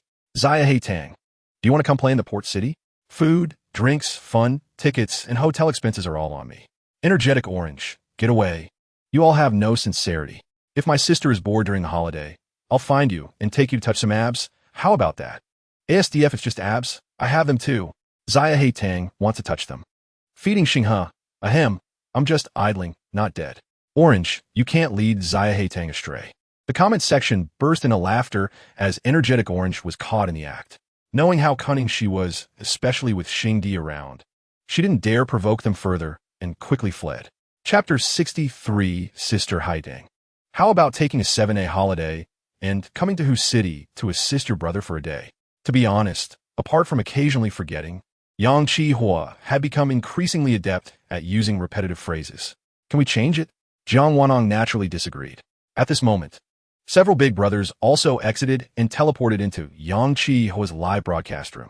ASDF assistance is not allowed. Change to a different punishment or exempted. Just give me a number. It was clear that among the big brothers, Pei Shun was the most impatient and short-tempered. Since Pei Shin joined, the spokesperson for the big brother group had been established. The other big brothers just had to watch while Pei Shun thought of things they would supplement. Yang Chihua hadn't expected that his casual suggestion would bring over 3 max-level wealthy players and a mysterious person, along with the big streamer from the gaming area. Probably here just to watch the fun. Who would have thought? Truly unexpected. The big brothers of Yinyu Haidang were so protective. Change it if you want. Big brothers of Haidang, don't get too excited. It's just a joke. Since he didn't want to join their guild and wouldn't assist him, he had to continue his usual punishment style by disabling beauty filters and removing makeup. Chapter 64, all right. No need to inform. It's probably the account of Hua Yinyi. Jiang Wantong didn't genuinely want to blacklist him. She just wanted to prevent him from causing trouble earlier. Now that they had lost the PK, she decided to let him go. As soon as Hua Yin, he was removed from the blacklist. Mysterious person 412351 exited the live room, and another account named Hua Yin E02 entered. Jiang Wantong rubbed her forehead, realizing that it really was his alternate account, with the name unchanged. No wonder he wore a mysterious person's outfit. Hua Yin, he followed the streamer. Hua Yin, he lit up the fanlight board. Hua Yin, he told Chihua, I'm staying here and not leaving. Without Jiang Wantong needing to say anything, Yang Chihua's little brother had already automatically reported the situation to Yang Chihua. Now that the punishment is done, how should we play the third round? Yang Chihua was reluctant to say more and just nodded. Let's keep it simple. Rank 5, silent voting, 5 minutes. With a mask on, he needed to talk less. And silence was just right. The right to speak belonged to the losing side, and although Yang Chihua felt he had no chance of winning, he could only agree. However, silence was also a good thing for him. He finally didn't have to speak repetitive phrases. God knows how uncomfortable he felt when he realized he had gotten used to speaking in repetitive phrases. Chapter 65, Feeding Xinghe for the Golden Week. Let him go travel to the Great Wall and check in with videos. Jiang Wantong initially thought the big brother would let her choose any punishment. But who knew feeding Xinghe directly specified the punishment? Isnt this punishment a bit too harsh. Jiang Wantong had seen little and thought that no one had ever been punished like this before. ASDF Zai Tang, don't worry. They didn't make him sleep on a grave. It's just a travel check-in. At most at LLB crowded during holiday. Not too harsh. Mysterious person 852369. Right, it's not harsh. ASDF agreed. The votes were all from several big brothers, and since they all agreed to this punishment, Jiang Wantong naturally had no objections. What about the other one? There's still another punishment. Jiang Wantong said, while tearing off her mask in front of the mirror. Her actions natural as if chatting with friends at home, showing no signs of discomfort. ASDF let him change his name and add a suffix. Just consider it free publicity for you. Tao San Jan's Thurite, let him add can't be and you Haitan to the end of his name. The other two big brothers had no objections either. And the two punishments were set. Jiang Wantong opened her mic and directly told Yang Chihua. Chapter 66, as the holiday approached in November, college students indeed became quite restless. Jiang Wantong was dragged by Li Jiadong and Chun Jingjing to stroll around the school, planning to buy some local specialties to take back home. Jiang Wantong understood their good intentions, fearing that she would be bored staying in the dormitory all day, so she had to agree. Passing through the school snack street, they happened to see a girl with pink hair wearing cat ears, holding a microphone as if she was interviewing passersby.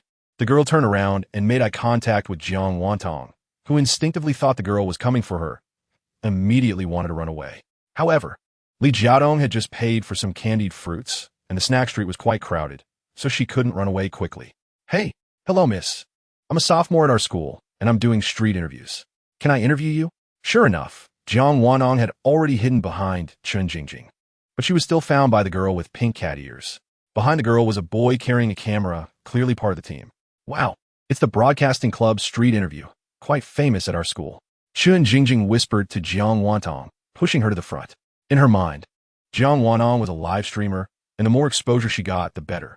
If this interview went viral, it could attract more fans to Jiang Wantong's live stream, which would be great. Chapter 67, JWT, it's not a big deal, just that average guy who thinks I like him and is jealous, claiming he wants to chase me. I can't even be bothered to pay him any attention. JWT, speechless. As soon as Jiang Wantong replied in the group, the originally quiet group immediately became lively. Mysterious person girls should protect themselves when out, stay away from such male classmates. Orange, is it really necessary? Our little Haidang is only 18 or 19. The perfect age for youthful romance. Why shouldn't girls her age date? Suning Xiang had long seen through the few men in the group. They were definitely fans of her boyfriend, yet they thought little Haidang was still too young, and no one was willing to break that glass paper. Hey, they still don't understand girls. If they don't enjoy some good things, it's easy to be deceived by the sweet words of outside boys. Raising Star River, little Haidang is still young. Don't think about unnecessary things. Orange, don't lead the good baby astray. Orange, fine. Let's see how long you big wolves can keep this up. After speaking, Suning Xiang quickly ran away, afraid that Shun Qingli would come over through the screen. JWD, really nothing. He doesn't dare to do anything to me. He's just a bit annoying. I completely ignore him. Chapter 68. Tao Sun Jiang Thu, little Haidang went to the warehouse. What's all that stuff? Pei Yuan had noticed as soon as Jiang Wantong started her live stream, but held off asking until now. Seeing that he asked, Jiang Wantong had to explain, I'm preparing to go back to the orphanage tomorrow to take a look. These are gifts for the director mom and my younger siblings. Everyone knew what the orphanage was if they were old fans. Those who didn't know were being educated in the comments section. Such a beautiful and talented streamer. Turns out she's an orphan. Oh no, love her even more. In no time, various small gifts were flooding the screen. Thank you, babies, for your love. But the streamer isn't trying to gain sympathy. Although I grew up in an orphanage, the director mom and my siblings are doing well. I didn't have the ability before, but now I can earn money, so I thought of sending some warmth to my younger siblings. Absolutely no other meaning. Let her earn. Let her earn. Streamer sister. In the future, I'll give you all my earnings. Wah, I want to give sister more. I'd give my life for you. Jiang Wantong originally wanted everyone to be rational and act within their means, but unexpectedly, after saying that, the gifts came pouring in even more fiercely. She bit her lip and tugged at her hair, not knowing what to do. Chapter 69, the live stream matters were settled. And when Jiang Wantong appeared in front of the camera again, her mood was even better. ASDF, is it settled? Jiang Wantong nodded. The live stream time tomorrow hasn't been set yet, probably around 9 o'clock. Babies who have time can come to see my younger siblings. The live stream room stirred up another wave of gift-giving excitement, and only then did Jiang Wantong notice that Raising Star River hadn't come.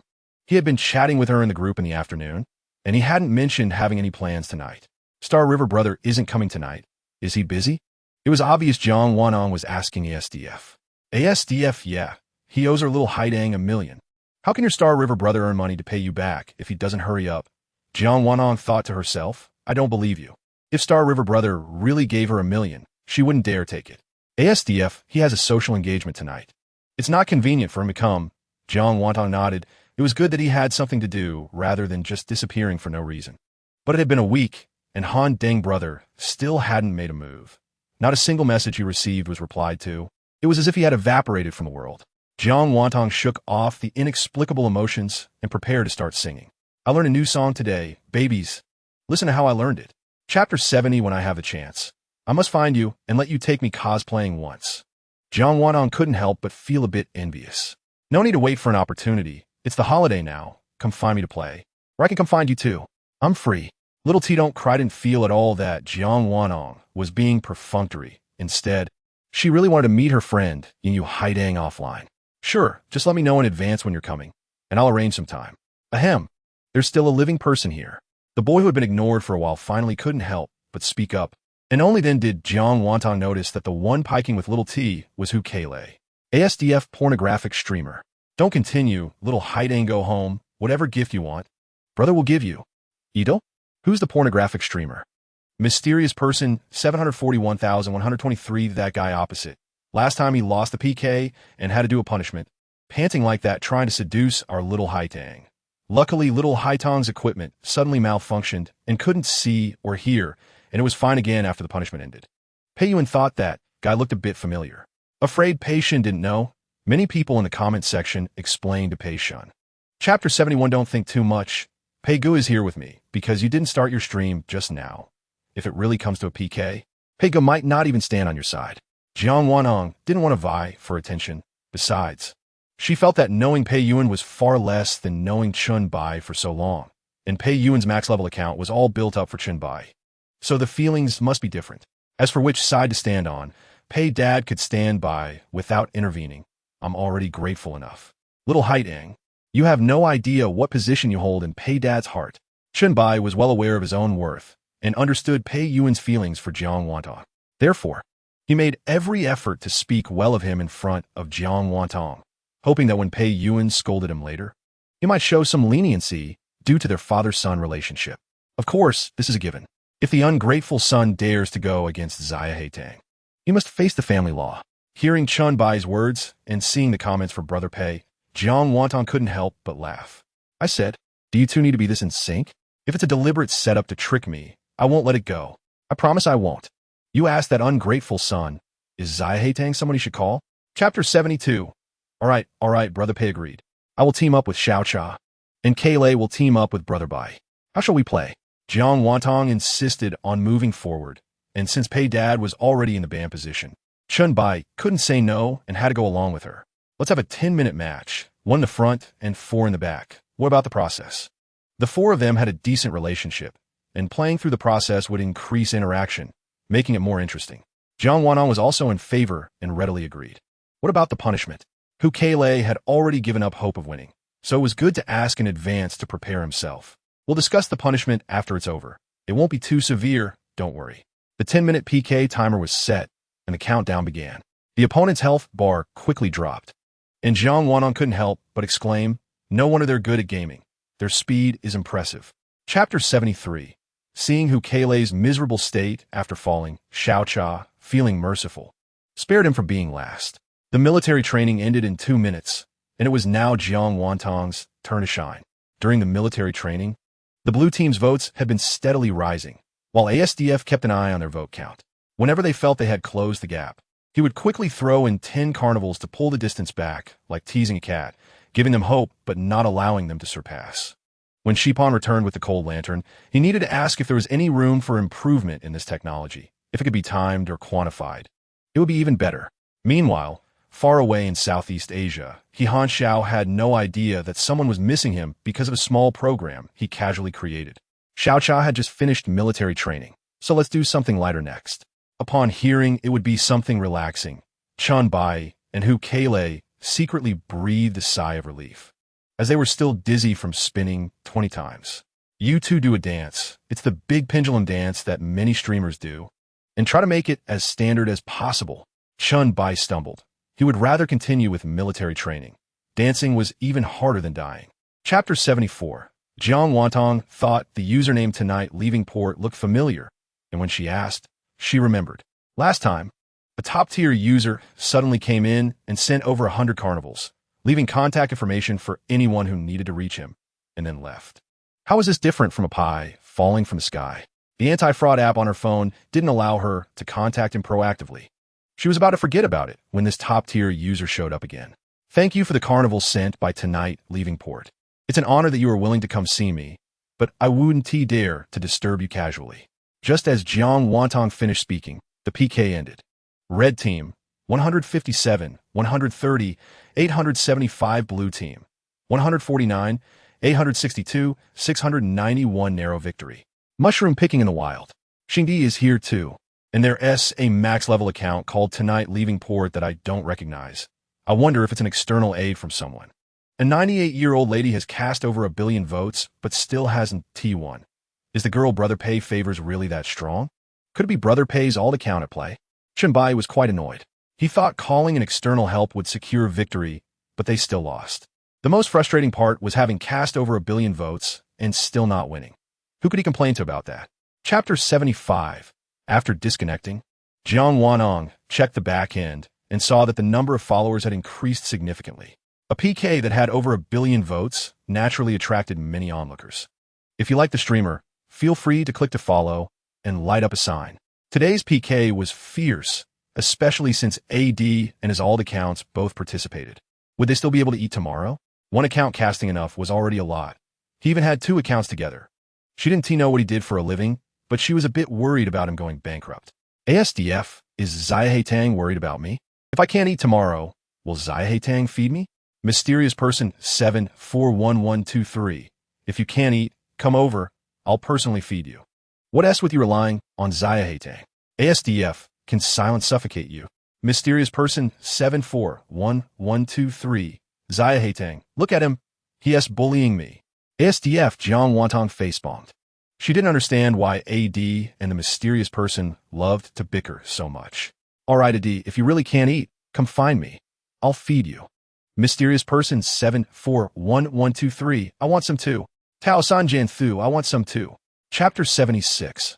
I've arranged an assistant for you. They will come to find you at 8 a.m. tomorrow. Please send me your address shortly. Jiang Wanong didn't expect AD to be so thoughtful. Even finding her an assistant, she genuinely needed it and didn't refuse. Thank you, AD. You're so considerate. I was just thinking of having the dean find someone to help me tomorrow, but now I don't need it.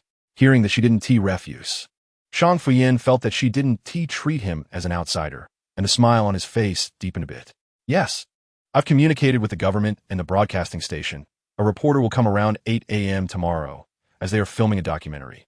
They will follow and shoot all day, and you don't need to worry. You will see the finished product before it airs. And there won't be any unflattering shots. A documentary? She thought it would just be a simple report about the government department collaborating with loving individuals to spread warmth, giving her and the government department a face, and that they might think of her for such good opportunities in the future. You don't need to worry. Just be yourself. Tomorrow's live broadcast doesn't need to be too deliberate. You can interact with the kids for about an hour while broadcasting. I've instructed the assistant. They will set up the equipment and cameras for you. And you don't have to interact with the live stream room. Just treat it as if it doesn't exist. Chapter 77. Jiang Wantong climbed the stairs and flipped through. Most of the content was about her filming today, and only the first few sentences were the mysterious person asking why AD had 2 more stars. JWT. We are now on the way to the orphanage and will arrive between 9:30 and 10. The 2 stars are to thank Brother AD. And Angel is also very reliable, so I might as well use her as my assistant for a day, right? SDF. As soon as Jiang Wantong appeared, the previously quiet group started buzzing again, asking who Angel was. JWT is the assistant sister brother AD found for me because he was worried I wouldn't manage today. She looks very reliable and is taller than me by a head. Just a head. Our little Haidang is still young. She can still grow taller. Raising the galaxy. How hard do I have to work to get 2 stars? JWT. At 9:45, the car stopped in front of the orphanage. Jiang Wantong got out first, and the signs hanging at the entrance triggered her memories. This memory belongs to her, but is not entirely hers. Qing City Blue Sea Children's Welfare Institute, where Jiang Wantong grew up, is also a demonstration base for cerebral palsy rehabilitation training by the Ministry of Civil Affairs, housing many abandoned children with cerebral palsy. Chapter 78, Who is that? Is anyone else coming today? Jiang Wantong saw Angel and instinctively asked. It looked like it should be. The one coming is her proper boss, Shang Fuyin, but the boss specifically instructed her not to say anything. Hearing voices outside, Director Jiang and Lin Qian also came out. When they saw Jiang Wantong holding a little girl, Lin Qian took the initiative to greet her. The little girl was a bit shy, but with Jiang Wantong's encouragement, she still said hello to Lin Qian. Hello, sister. The soft, cute little voice was not very clear, and Lin Qian was almost melted by it, quickly leaning in to hold her little hand and saying hello. Director Mom, who is that? Jiang Wantong lifted her chin towards the black business car. Just as she finished speaking, the car door opened and a tall, handsome man got out, wearing sunglasses. He was also a kind-hearted person doing charity, reportedly a star. After Director Jiang whispered this, she took Jiang Wantong's hand and walked towards him. Holding little sweetie, Jiang Wantong couldn't help but glance at the man, curious about which star was so handsome. Hello, Director. My name is Shang Fuyin. Chapter 79, Jiang Wantong gently knocked on the door, and a soft voice quickly came from inside. Please come in. Lin Qian gave the cameraman a look, and the cameraman nodded. Angel also opened the live stream with Jiang Wantong's spare phone. In the fan group, Angel had already sent out a notification about the live stream in advance. So many people flooded in as soon as it started. Jiang Wantong saw the equipment aimed at her and remembered to remind Shang Fuyin to avoid the camera. But when she turned around, she found he had already put on a hat and mask, covering himself tightly except for his eyes. Jiang Wantong silently gave him a thumbs up. As expected of an acting emperor, his movements were quick. By the time she thought of it, he was already fully armed. The camera followed Jiang Wantong's line of sight, revealing several wooden cribs surrounded by railings, each with a child lying in it. The director was squatting in front of one crib, holding a small bottle to feed the child. The child was wearing a blue short-sleeve shirt, with something like a bib around their neck, which had 2 tissues on it. Seeing someone come in, the child's attention was diverted, and their bright eyes looked over at them. Chapter 80, The little girl is too greedy. Other fans have to line up for my autograph from here to France. And it's great to get one signed, but you want 4 at once. Shang Fuyin's expression was exaggerated, but his lips were almost grinning to the back of his ears. Look, little Haidang likes him. She's his fan. Not me. My roommate is your fan. She specially went to Hu City for a premiere, and I gave one to a roommate, but it wouldn't be fair to the others. They all have what I don't, so I need 4. Don't think too much about it. After realizing that Shang Fuyin might be brother AD, Jiang Wantong's attitude towards him became much more casual. Shang Fuyin questioned her, but still honestly signed for her. However, the other 3 were just plain signatures, while the one for Jiang Wantong had a special blessing written on it, wishing little Tang smooth sailing and all her wishes come true. After Shang Fuyin wrote the blessing, he wanted to look up and show off, but unexpectedly met Jiang Wantong's clear gaze. What to do? He didn't want to go to work anymore. He just wanted to stay here with little Haidang. If he could do this for a lifetime, it would be great. Ahem. Liuzi suddenly coughed twice, signaling that there were still people from the TV station watching, telling him to tone it down. Chapter 81, After perfunctorily dealing with the older brother and sister, Jiang Wantong saw Xiao Chan Not Cry's message, saying she bought a ticket to Qing City to find her tomorrow. Jiang Wantong wanted to call Xiao Chan Not Cry, but worried she might be live streaming at this time, so she just sent a message. Just after sending the message, Xiao Chan Not Cry's call came in directly. Tang Tang baby, you finally have time to reply to me. I was worried you didn't want to meet me and were deliberately ignoring my messages. Xiao Cha, as expected, had a pitiful voice that made Jiang Wantong lose her temper, and she quickly explained that she accidentally fell asleep on the way and only saw the message after getting home. That miss doesn't blame you. Remember to pick me up on time tomorrow. Xiao Cha Not Cry was live streaming, and the people in the live stream heard her on the phone mentioning meeting and picking her up, causing a stir. Et bi dupi, Xiao Cha. You're going to meet Yin Yu Haidang? Wow, another day of envying Yin Yu Haidang. I want to play with Xiao Cha too. Baby, be careful. If you feel something is wrong, run quickly, and don't trust strangers easily. Although I heard Yin Yu Haidang is a student at Qingda, who knows if it's true? Xiao Cha, you're a girl. You need to be more vigilant. Chapter 82. It feels like a dream. I can't believe I'm really meeting Tang Tang. Sitting in the car, Xiao Cha still felt unreal. She leaned closer to Jiang Wanong and pinched her arm until Jiang Wantong cried out in pain. And then she giggled and rested her head on her shoulder. What's wrong? Are you silly? Do you want me to take you to see a doctor when we pass the hospital? Jiang Wanong poked her head with one finger, looking at her silly appearance with disdain. Of course not. Xiao Cha sat up straight, showing her little fist, which had no deterrent effect at all. The private driver took them downstairs, and when Jiang Wanong was about to pay, the driver spoke up. Miss Jiang, Mr. Shun has already paid the fee, and I will be your dedicated driver before your National Day holiday ends. I will provide pick-up and drop-off services for you 24 hours a day if needed. Jiang Wantong? Xiao Cha's action of getting out of the car also stopped. Mr. Shun? Who is that? Xiaodang, are you dating someone? Jiang Wantong quickly shook her head and sent a message to Xing Hegu, who replied immediately. Raising the galaxy, the fee has been paid, so it's convenient for you to go out. Have a nice holiday. Chapter 83. Little Haidang, you just have to get on me after level 4. Jiang Wanong was a bit confused, listening to Pei Yuanon explain the skills and feeling like she vaguely understood something. As the saying goes, a master leads you to the door, but the cultivation is up to the individual. However, there's a prerequisite. The master must lead you to the door. Pei Yuanon was a qualified master, and Xiao Cha wasn't he crying? Well, she was also a person. Xiao Haidang, just follow me the whole time, I will protect you.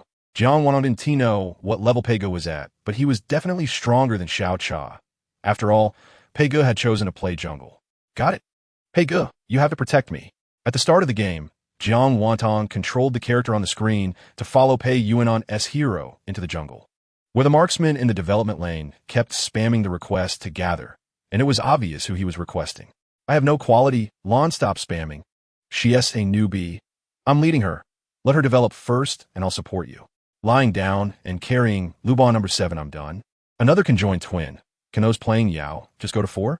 The other two teammates, who were playing the solo lane and mid lane, saw the jungle and marksman arguing and also advised him to calm down. It was just a game after all. Chapter 84. The marksman was scolded to the point of being mute and simply hung out in the fountain. Without the marksman's constant chatter, the entire game became much quieter, and they quickly pushed down the opponent's crystal and achieved victory. This was Jiang Wantong's first when playing this game. Although she was scolded at the beginning, the overall experience was still good, so of course, she took a screenshot to remember it. How do you feel? Do you want to play again? Pei Yuanon asked. Jiang Wantong looked at the time. It was still early, so she decided to play another round.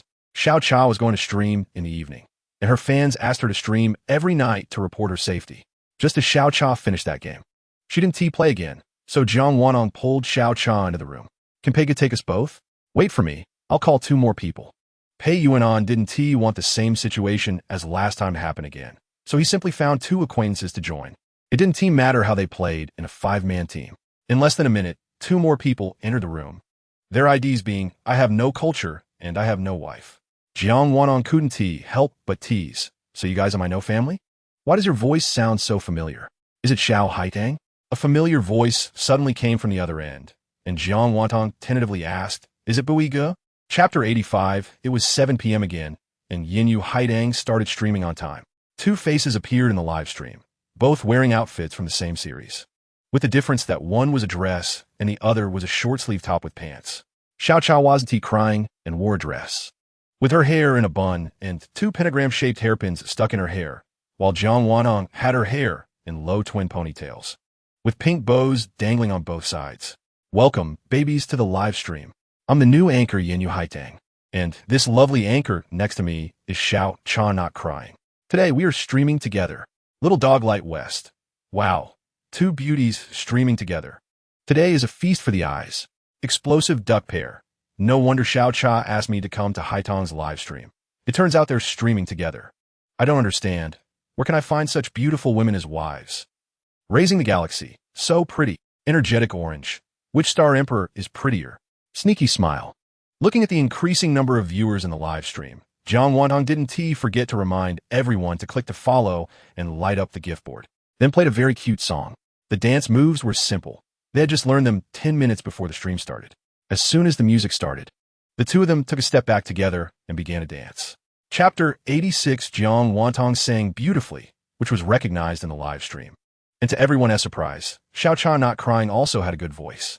Although she might have sung a few notes wrong due to nervousness, almost no one could tell. Throughout the song, Xiao Cha not crying was staring at the lyrics, nervously gripping the hem of her dress, not even aware of how much strength she was using. After finishing the song, seeing compliments filling the screen, she let out a quiet sigh of relief. Xiao Cha, you sing really well too. No need to be so nervous. Jiang Wantong hugged the guitar, freeing one hand to gently pat her back. All right, babies. What song do you want to hear? You can request a song as long as the anchor can sing it. If I can't sing it, I can learn it and sing it next time. Xiao Cha's fans wanted to make requests, but since this wasn't their own anchor's main stage, they were worried that if they had Xiao Cha sing again, it might overshadow Jiang Wantong and make her unhappy. So they had to give up.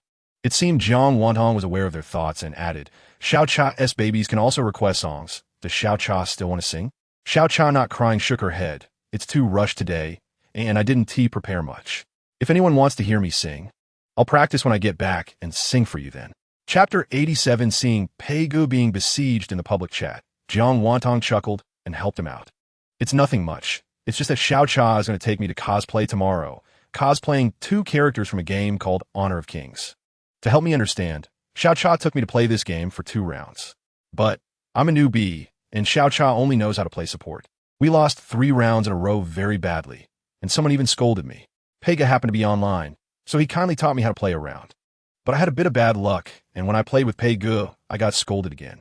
Pei Gu probably worried that Xiao Cha and I would get scolded again, so he called Bu Igu and another guy, and we formed a 5-man team to play a match. I don't know what kind of luck I had, but I got scolded several times today. Alright, I also met a teammate who was scolded too. When she retorted, she rhymed, which was impressive. I wonder if I can add her as a friend to learn from her. I'll ask for you. Pei Yuanon didn't expect Jiang Wantong to still be thinking about the one playing Xiao Qiao, and while he said he would help her ask, he was actually thinking about improving his own skills so that he could also rhyme when scolding others in the future. Chapter 88, after finally managing to get a match. The last digit was 2. To be safe, it was better to make it 0. Babies, don't send gifts yet, let me talk. I just calculated, and the last digit is 2. Is Xinghe here? Can you send me an 8? That way, the last digit can be made 0. Jiang Wantong thought it would be easier to target one person. As long as Raising the Galaxy sent her 8 little hearts, it would just make it 0. Raising the Galaxy, okay. Raising the Galaxy sent Anchor Yin Yu Haitang, Eternal Diamond 12, 30, 000 coins. Raising the Galaxy sent Anchor Yin Yu Haitang, Big Airship 1, 20,000 coins. Jiang Wantong. Hey, ISNT this, Xinghe? What I meant was to send 8 little hearts or little roses, worth 8 coins. Jiang Wantong looked at the special effects on the screen, feeling a bit dazed. Raising the Galaxy. This edition is also 8. Rich beyond reason. How can 80,000 edition not be 8? What are 8 coins? The Star Emperor said he's never seen them. Reasonably suspecting that the 8 coins we're talking about and the 80,000 coins the Star Emperor is talking about are not much different, just different units. Who said the numbers are different? Chapter 89, Chunbai had a bad premonition, especially after seeing Jiang Wantong and Xiao Cha whispering to each other. It must be said that a man's intuition can sometimes be quite accurate. Brother Bai, Xiao Cha, and I discussed it. Seeing how hard you work, we decided to let you drink something good. At this moment, a passerby who just happened to walk by Jiang Wantong's live stream heard the mention of drinking something good and quickly clicked into the live stream, also hitting the follow button. The host looks pretty good. Is she an eating broadcast host? A low-level account without a light board commented. But the comments in the live stream were scrolling too fast, and it was naturally ignored. He didn't mind being ignored. He quietly lurked in the live stream, waiting for the host to say what good drink there was. Brother Bai, do you have a kitchen? Can you cook? Chunbai was live streaming on the 3rd floor of the training base, while the teams were training on the 1st and 2nd floors. Pei Yuanon was generous, and the fridge was stocked with fruits, snacks, and drinks every day. To ensure they ate healthily, they even hired someone to cook. Chunbai never expected that this kitchen, which delivered various delicious foods every day, would also become his nightmare. Chapter 90. Chunbai couldn't hold back and quickly covered his mouth to prevent the sound from escaping. Let the kid win one round? Is it morning sickness? In the wild, picking mushrooms, Xiao Haidang is really strong, easily making our young Master Chun experience the feeling of being a father for the first time. Is this dark cuisine really that fierce? I'm a bit tempted. You in front, are you not a masochist? You can still be tempted by this. Tang Dang, isn't that a bit too harsh? Look at Chunbai. Just smelling it seems like he's going to throw up. Xiao Cha, feeling uncertain, quietly tugged at Jiang Wantong's arm. It wasn't that she was afraid of being resented by Chunbai. She was mainly worried that the punishment would be too harsh and that some online rumors would negatively affect Jiang Wantong, especially with Chunbai's fans possibly coming after her. It's fine, it's just a bit unpleasant to drink. This is much lighter than punishing the host to raise pigs in a pigsty, right? Sometimes worrying too much can ruin the fun. Viewers want to enjoy the live stream too. Jiang Wantong patted Xiao Cha's hand to reassure her, and Xiao Cha nodded. Feeling Jiang Wantong's reasoning made sense. Give me some buffer time, let's drink when we go back. Chapter 91. Alright, let's do it. I still don't believe I'll keep losing to Xiao Haidang. Have you discovered that in the wild? Chun has never beaten Xiao Haidang? This 81-year-old beautiful lady has some tricks. Every time the punishment is quite creative. Youth comes with a sharp mind, unlike Chun, who is older and only ends up being punished. Even when facing the opposing host, paid dad doesn't help him anymore. Since Brother Bai lost the last PK and completed the punishment, this round's decision-making power belongs to him. He gets to decide how to play. Jiang Wantong generously relinquished her speaking rights, and Chunbai pondered for a moment, still dazed by that dark drink. Let us do a 10-minute challenge based on the online number of people on the 1,000-point leaderboard. We won't look at the score. Just need to exceed 1,000 points while being online. What do you think? Jiang Wantong and Xiao Cha nodded in agreement. This was similar to the previous round. As long as the score exceeded 1,000, it counted, and even if an account scored 1 billion, it would only count as one. The three had different paths. But Chunbai, as the big streamer, had more fans and online viewers than them, giving him a great chance of winning on the leaderboard. Chapter 92. Jiang Wantong nodded. Unsure why Xiao Cha asked that. Well, never mind. Hurry up. Next question, it's still for Chunbai. To supervise Chunbai, Xiao Cha and Jiang Wantong moved their chairs forward, staring intently at the screen. Stop. Chunbai called for stop himself and leaned his phone closer for them to read the question. Brother Bai, this is simple. Name 10 dishes. Chunbai didn't believe it, took a look for himself, and indeed it was to name dishes. He couldn't help but laugh out loud. Finally, the god of games favored him. Steamed lamb, steamed bear paw, steamed deer tail, roasted flour duck, roasted chick, roasted goose, stove-roasted pig, stove-roasted duck, soy sauce chicken, cured meat. He easily nailed it. Brother Bai is amazing. He can even recite like that. Next, it was Jiang Wantong's turn. As the wheel spun, Jiang Wantong immediately shouted to stop. Wow. This time, it's a big adventure. Send a message to a good friend who is not present saying I've liked you for a long time. The big brother from Xiao Haitong's family ISNT here today. So pick one of the big brothers who didn't come today to send it to. Jiang Wantong's face went blank. Why was it always her who had to do such things? Whether it was truth or dare, it always made her feel embarrassed. Chapter 93. The countdown reached 0, and the PK ended. There was no suspense. Chunbai successfully won this round. Punishment? How about we go with that recipe from before? Who wants to try it? Now, it was the victor Chunbai's turn to decide the punishment. He stroked his chin and looked at Xiao Cha and Jiang Wantong, whose heads were shaking like rattles. Only when Chunbai finally spoke did the two rattles stop shaking. I can't take it anymore. Xiao Cha, help me. I'm feeling a bit dizzy. Jiang Wantong leaned against the back of her chair, reaching out to grab Xiao Cha. Xiao Cha wasn't feeling much better. She propped herself up, feeling stars dancing in front of her eyes. I feel like my brain is all shaken up. Look at how scared you two are. Why are you shaking so hard? Are you going to dance? What is dancing? Jiang Wantong pinched Xiao Cha's hand, and Xiao Cha looked at her, just in time to see her playfully wink. And she instantly understood, saying, what is dancing? I've never heard of it. Chapter 94. Xiao Haidang sings really well, much better than I did just now. Picking mushrooms in the wild is quite interesting. This 81-year-old beautiful lady's cold jokes may be cold, but her singing is 100 times better than yours, Chun. You should learn a talent. Feeding the Starry River sends the host a kiss. Little face one. 999 coins. Feeding the Starry River wants to continue performing a talent? There's another one. Thank you, Brother Xinghe, for the gift. Wait for me to finish. Feeding the Starry River is good. Energetic Orange sometimes really can't imagine what expression the Star Emperor has every time he communicates with Xiao Haitang. Little Dog Lantern, that's easy. Let the Star Emperor take a selfie in the mirror for Sister Orange. You guys know each other, right? A little pig woke up crying from a nightmare and told his mother that he dreamed he grew up to be a sailor. But he didn't like being a sailor at all, so he cried sadly. His mother comforted him while patting his back, saying, "Don't worry, baby, dreams are the opposite." Later, the little pig grew up and, as his mother said, became Ham. In a short span of 10 minutes, it felt as long as a century.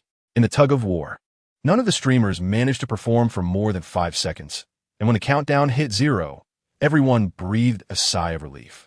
Chun Bai narrowly defeated Xiao Cha Bu Ku, so the result was Jiang Wantong punishing Xiao Cha. Jiang Wantong smirked, and suddenly the big brothers in the live stream had a bad premonition. Sure enough, the next second, they heard Jiang Wantong ask Xiao Cha to dance. "Just dance to Out of My Head. That's a good one." The big brothers fell silent collectively, while the female fans were in a frenzy, loving to watch either handsome brothers or pretty sisters. Xiao Cha put down her chopsticks and started dancing again.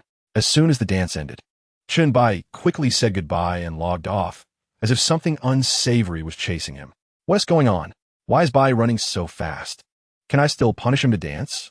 At 6 a.m., Jiang Wantong was woken up by Xiao Cha shaking her. Jiang Wantong groggily reached for her phone, glanced at it, then went back to sleep. "Get up, little lazy bug. Wash up and get ready for makeup." Xiao Cha forcibly turned on the lights and dragged Jiang Wantong out of bed. "Oh, it's so early." Jiang Wantong stretched, feeling a bit more awake. "We leave at 8 a.m., aiming to arrive by 8:40. So we have 2 hours for makeup preparation. Hurry up." Jiang Wantong, with her strong execution ability, quickly ran to wash up after hearing Xiao Cha's plan. When she returned, Xiao Cha had already started doing her own makeup. Today, they were cosplaying 2 characters from a game, both white-haired female heroes. Xiao Cha had briefly introduced the characters to her yesterday, letting her look at the hero skin posters before she made her choice. Jiang Wantong chose Chang'e's Starfall Lantern and immediately fell in love. The other set was Shi Shi's Dragon Shadow, which Xiao Cha also liked. The poster looks so ethereal. "I'm afraid I won't be able to capture that kind of aura. Will I embarrass you?" Jiang Wantong felt a bit nervous, being her first time cosplaying. "No problem. Tang Dang is a beauty. You have to be confident." Jiang Wantong first applied her base makeup, and the rest waited for Xiao Cha to finish before she did hers. They were busy until everything, including costumes and wigs, was ready, just in time for 8 a.m. Jiang Wantong was shocked. Could this cosplay CEO be one of the big brothers in the group? Of course, she first ruled out AD Ge, who had already shown his true identity at the orphanage. Han Deng Ge didn't even reply to his messages. So he definitely wouldn't suddenly come to the comic exhibition to find her, which rules him out too. Pega couldn't hold back secrets, and since they had played games and chatted on voice yesterday, it was clearly not his voice, so he was out as well. That left only the mysterious person and Xinghe Ge. The mysterious person had once suggested a Cantonese song, so Jiang Wantong deduced his location was likely in the Hong Kong-Macau area and wouldn't suddenly appear in Qing City, so he was out too. So, there was only one truth. Jiang Wantong adjusted her imaginary glasses and smiled brightly at the man, tentatively calling out, "Xinghe Ge?" The man smiled, his eyes full of tenderness. "Little Haidang is really smart, guessing who I am so quickly. Of course, you hinted at it earlier. If I couldn't figure it out, wouldn't that make me a little fool?" Knowing the other party was someone familiar made Jiang Wantong less reserved. She couldn't help but sneak a glance at Shun Qingli, who was tall and handsome, wearing a pair of frameless gold-rimmed glasses, truly fitting her aesthetic. Jiang Wantong never expected that the first segment of the comic exhibition would be the national anthem, followed by speeches from leaders. She secretly tugged at Xiao Cha's arm and asked if this was the usual process for comic exhibitions, feeling like she was at a school sports meet. This is an event hosted by the Qing city government. Of course, it has its official tone. Xiao Cha thought about saying that it was her first time encountering such a situation, but since Jiang Wantong asked, she couldn't say otherwise. After all, she was an experienced cosplayer, having seen all kinds of scenes. Even if she hadn't seen this one, she had to pretend she had. Xiao Cha was initially worried that Jiang Wantong might not adapt and would want to leave early, But unexpectedly, she was having fun and even made a few new friends. They even had a simple snack for lunch at the comic exhibition and left around 4 p.m. I took pictures and videos with so many beautiful characters today and received a lot of little gifts. On the way back, Jiang Wantong spread out her collected treasures for Xiao Cha to see, including various little cards and figurines. If you like them, I'll bring you next time. Seeing her so happy, Xiao Cha felt great too. Xiao Cha was still live streaming and hadn't left the camera, while Jiang Wantong really dragged the table over. Facing the delicious aroma, she felt no pain in her waist or legs, brimming with energy. Finding a good angle for the camera, Jiang Wantong laid out all the food. Xiao Cha, take a moment to thank Ad Ge and Xinghe Ge. Tonight's food was provided by them. It's so delicious. Jiang Wantong couldn't help but swallow. The food looked so tempting and steamy. She wanted to sit down and eat right away. The big brothers ordered it for you. You should thank them yourself first. Be good and thank them before eating. Of course, the big brothers wanted to see her, and Xiao Cha was very understanding of social dynamics. Oh, Jiang Wantong got up, hesitated a bit, and walked to the front, glancing back at the food on the table from time to time, afraid it would disappear. What did I say? I was afraid of you. If your ears are bad, go treat them. What are you trying to do to gain my attention? Xiao Cha was also angry. Just as she put down her chopsticks, Jiang Wantong stuffed a piece of shrimp meat in her mouth, swallowing the rest of her sentence along with it. Let me see what is going on. Jiang Wantong leaned in front of the camera and saw a weather doll. Is this also a cosplaying streamer? Was she cosplaying? It looks so rough. Can she really go out like this? The disdain in Jiang Wantong's eyes was evident. Anyway, Xiao Cha and this sunny doll could never be friends, so Jiang Wantong wasn't worried about offending her. You're just a supporting streamer, and you don't even have a chance to show your face in front. Don't think that throwing a few insults at me will make people look at you any differently. Jiang Wantong couldn't be bothered to argue with her. She looked so good today and had to maintain her ladylike image in front of the older brothers and sisters. Obviously, Sunny Doll also felt that it was pointless to argue with a supporting streamer and turned her fire towards Xiao Cha Buku. Xiao Xia Buku. Do you dare to accept the PK? Sunny Doll's voice grew louder, and even some of her fans came to Xiao Cha Buku's live stream to call her a coward. Chapter 101. Sunny Doll's health bar surged forward as if it had taken a magic potion, reaching over 1 million votes before stopping. My brother Benteng and the other brothers and sisters have plenty of strength. If you can't catch up with the 700,000 votes difference, don't waste my brothers and sisters' votes. A difference of over 700,000 was tough for Xiao Cha's fans. Ba Yili could only give her 10 carnivals, which was already the limit. Cha Sheng and Qing Feng by Cha also gritted their teeth and each gave her 10 carnivals. This was the first time since she started streaming. Thank you, Yili. Cha Sheng baby, thank you, brother by Cha, and all the other babies. Go, little Cha, we can't lose to this Sunny Doll. The score difference narrowed to 5 digits. Barely able to surpass it with other scattered votes, but if there was another wave, they definitely wouldn't hold up. Xiao Xia Buku. You struggled so much to reach 1 million votes. It seems this is your level. Sunny Doll pushed another 100,000 votes over, confident that Xiao Cha couldn't surpass it. Chapter 102.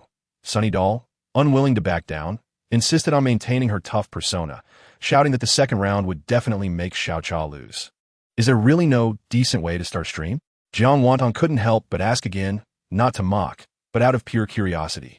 She remembered when she first started streaming, no one was there, but things gradually got better, right? Provoking others to build up one's own stream. Wouldn't she be chased and scolded every day? Sunny Doll remained silent, only rolling her eyes. If there were other ways to become popular quickly, she wouldn't want to do this either. All right, let's stop saying useless things. I have the speaking rights. The second round for ranking 10, still 10 minutes. Sunny Doll felt that even one more exchange with Jiang Wantong would make her so angry that she'd spit blood. She just wanted to win a round to regain her face. Wait, you lost the last round, so just sit this one out. Sunny Doll wanted to brush it off. But Xiao Cha still remembered. They agreed that every round had a punishment, and sleeping in the graveyard was the final punishment. Sunny Doll's face darkened. She didn't even respond. Pulling her health bar directly and closing her mic, not wanting to hear the other side's voice at all. Is she angry? So petty. I just reminded her because I was afraid others would call her a coward. Chapter 103. With so many wealthy supporters. It was no surprise that Xiao Cha won ranking 10. Sunny Doll squatted for an entire round, her legs going numb, but she still couldn't change the inevitable outcome of losing. Operator, today's timing is off. With Yin Yu Haitong's help, you can't win. Seeing her stubborn appearance, the operator felt a bit sorry for her, but there was nothing to be done. The guild was for making money, not for charity. And they certainly wouldn't go against so many wealthy supporters for a newcomer who hadn't made a name for herself yet. Moreover, even if they did, they might not be able to win. This outcome was already considered a dignified loss for Sunny Doll. PK ended, and both sides opened their mics. What a pity. You lost again, tough girl. Food couldn't block Jiang Wantong's mouth, and she even casually handed Xiao Cha chicken claw. The sisters enjoyed it together. Sunny Doll's face was really losing its composure this time. She propped herself up on the table to stretch her legs and glared at Jiang Wantong and Xiao Cha as if she wanted to stab them with her eyes. Chapter 104. Jiang Wantong sat on the way back, feeling incredibly dejected. Originally, she planned to take the second driving test this month and the third next month, then book a car so she could get her driver's license and car before New Year's. Now, her plans were completely disrupted, and with only 4 days of vacation left, she didn't know how to spend them. With a complicated mood, Jiang Wantong opened the group chat of Socialist Successor. JWT. Family who understands. I happily went to the driving school early in the morning to prepare for the driving test, but the coach told me, not an adult. Not only did I fail to register for the second test this time, but even the results of the first test are void. I have to retake the test after becoming an adult. Jiang Wantong was furious, typing furiously on her phone screen. The driver secretly glanced in the rearview mirror. The little girl looked cute when she was pouting. Feeding the galaxy. Don't be angry. A month will pass quickly. Decide on the car you want. I'll buy it for you. ASDF. It's my fault. When you said you finished the first test, I thought it was strange, but didn't think of this. Now Zaya Haitang is disappointed for nothing. I'll cover the new car. Consider it my apology to Zaya Haitang. Chapter 105. AD brother, did you buy the house but did you buy it for me?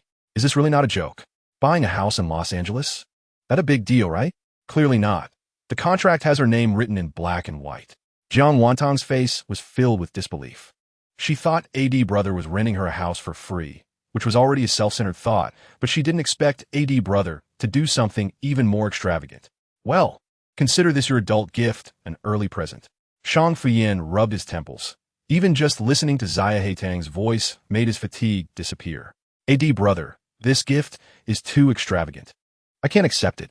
Jiang Wantong sighed, her nose feeling sour, and her eyes also stinging. He gave her such a big gift without fully understanding her. How could AD brother spoil her so much? The gift from your brother, just accept it. This little amount of money is nothing to him. As long as Zaya Haitang doesn't mind, that's enough. I have some things to attend to, so I won't talk to you for now. Shang Fuyin hurriedly hung up the phone. He had heard the choking in Jiang Wantong's voice and was afraid that if he spoke a little more, he wouldn't be able to control himself. What if he said something he shouldn't and scared her, making her feel uncomfortable? Chapter 106. After getting Shang Fuyin's card number from Anshi, Jiang Wantong checked her bank balance. After setting aside enough to pay Anshi's salary for a year and 10,000 yuan for living expenses, she transferred all the remaining money to Shang Fuyin. At the same time, Shang Fuyin was looking at the script when his phone suddenly chimed with a message. China Merchants Bank. Your account 6666 received a transfer of 827 renminbi on October 7th at 1809. Shang Fuyin quickly logged into the app and saw that the money was transferred by Jiang Wantong. With both odd and even numbers, it seemed like she had transferred all her savings to him. Shang Fuyin looked at the transfer information, both angry and amused. Was she afraid of being associated with him, wanting to cut ties quickly? Otherwise, why would she even transfer 27 cents? Before he could express his emotions, another message from Jiang Wantong came through. JWDD bro, I kept a little for myself, and the rest of my savings are for you. I know this isn't enough for the villa, but I'll give you more when I have money later. Anyway, you're not short on cash. JWT, don't overthink it, don't be angry, and definitely don't refuse. Be good and accept it. Chapter 107. What AD bro? I'm just teasing you. Jiang Wantong tossed her hair and suddenly put on a pair of sunglasses. Let us do something fresh today and give the audience a shout out. With that, Jiang Wantong started playing the backing track.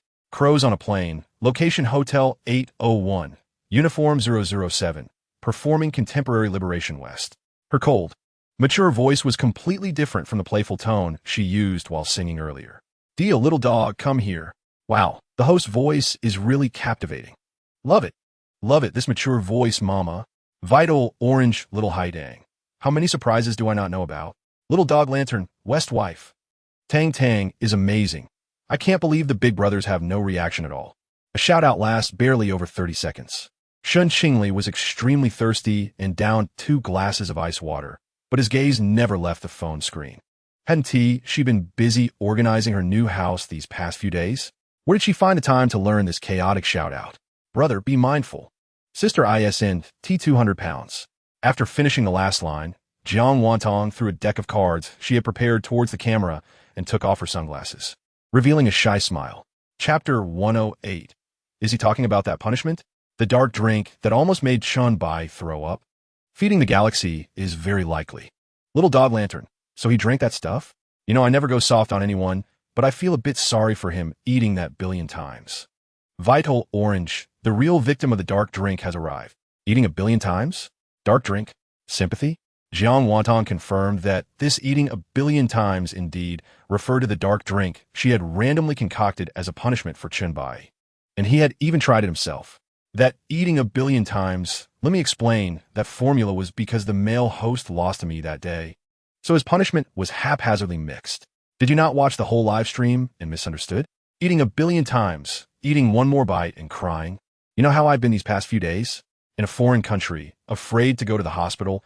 I'm so uncomfortable, I feel like swinging on a swing. Jiang Wantong was quite humorous. She had a sudden idea to invite this eating one more bite to the stream to talk, which could help him vent his emotions while also bringing joy to everyone. A win-win situation. Chapter 109. It's really me, Sister Haidang. I was just in your live stream with my alternate account. Saw you connecting with fans, and didn't T want to interrupt? Didn't T expect you to connect with me? This time, Kele didn't T use a filter, speaking in his original voice, and Jiang Wantong finally believed it. You're amazing, with that outfit and voice. It's impossible to tell you're a boy.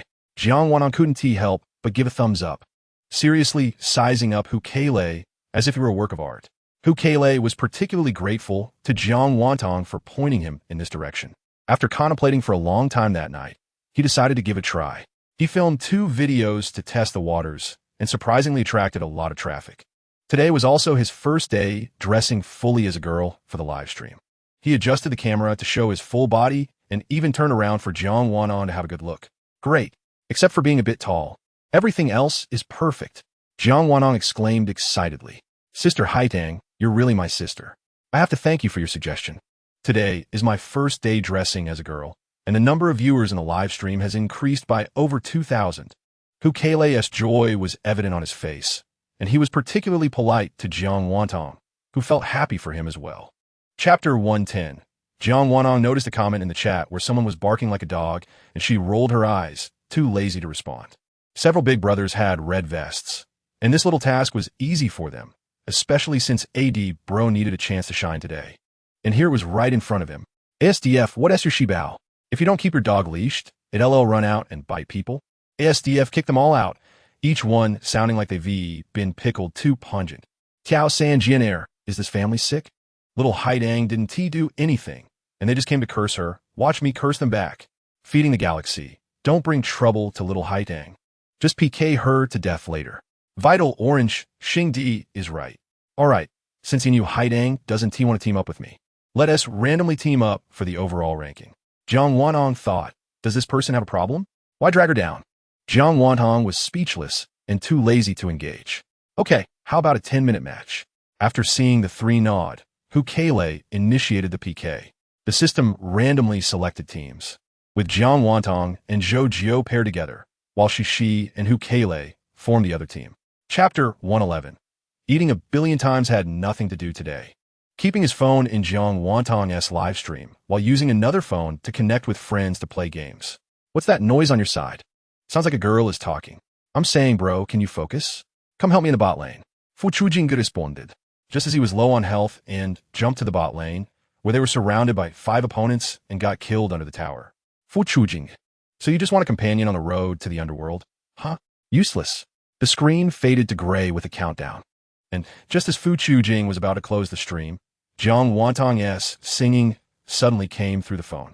She was singing an English song with perfect pronunciation and a beautiful voice, and it was his favorite song. Fu Chujing hesitated and didn't press the button to turn off the stream. His character in the game had respawned. What are you waiting for? Are you just hanging around in the fountain? Hurry up and farm. Later, I'll be calling you little friend. Under the urging of his teammates, Fu Chujing quickly put down his streaming phone and picked up the game, jumping into the jungle. Hey, what song is this? It's quite nice. Send it to me later. His teammate mentioned during the game. Chapter 112. Cici is no longer cheerful. Although Jiang Wantong didn't speak up, seeing Cici's expression that couldn't muster a smile already indicated the outcome. What punishment should she impose? Victory was almost certain. With over 40 million votes, it seemed unlikely for Cici to catch up in just over a minute. It's not that she looked down on her.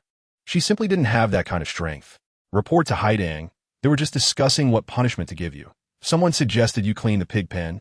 Pick up the challenge. Let her drink that dark beverage you paired with Chunbai last time. SDF, this works. Patient, you're a bit mischievous. Many in the comments agreed with Pei Yuan's idea, and Jiang Wanong felt a bit troubled.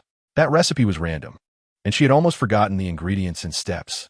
Jiang Wantong felt a bit guilty. She didn't know it would taste this bad back then. If she had known, she wouldn't have let Chunbai drink it. Isn't there a victim taking notes on raising the galaxy? Are they still in the live stream? Little dog Dengshi eat another billion times. Never see him again. Eat another billion times. ASDF, I really can't remember. I'll check the live replay. Chapter 113.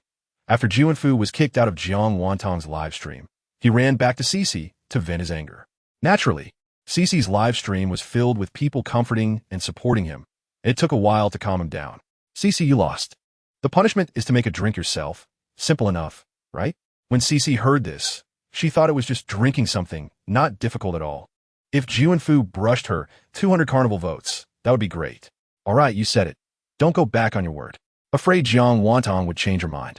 Cici quickly agreed, completely ignoring the comments, saying Chunbai had failed to drink this before. Then let's go now. Get a transparent cup and add the ingredients as I say. Cici had a sweet persona in the live stream, but she actually loved eating strange flavored things like durian, stinky tofu, snail noodles, and cilantro, which are all her favorites. However, these didn't fit her persona, so she had to frown and act disgusted when someone mentioned them. Jiang Wantong guided Cici step by step according to the notes from Eat Another Billion Times, and for the missing ingredients, she simply improvised with substitutes. Chapter 114. After Cici's punishment ended, it was much easier with Ukele. We owe our win to Sister Haidang. Ukele looked so cute today with cat ears. Your punishment is to act cute for Sister Haidang 8 times. Zhou thought this punishment was reasonable, giving Ukele more opportunities to show off while also saving face for Jiang Wantong. Isn't that a bit much? Jiang Wantong refused verbally, but her eyes hinted at a bit of expectation. She had never experienced someone acting cute toward her.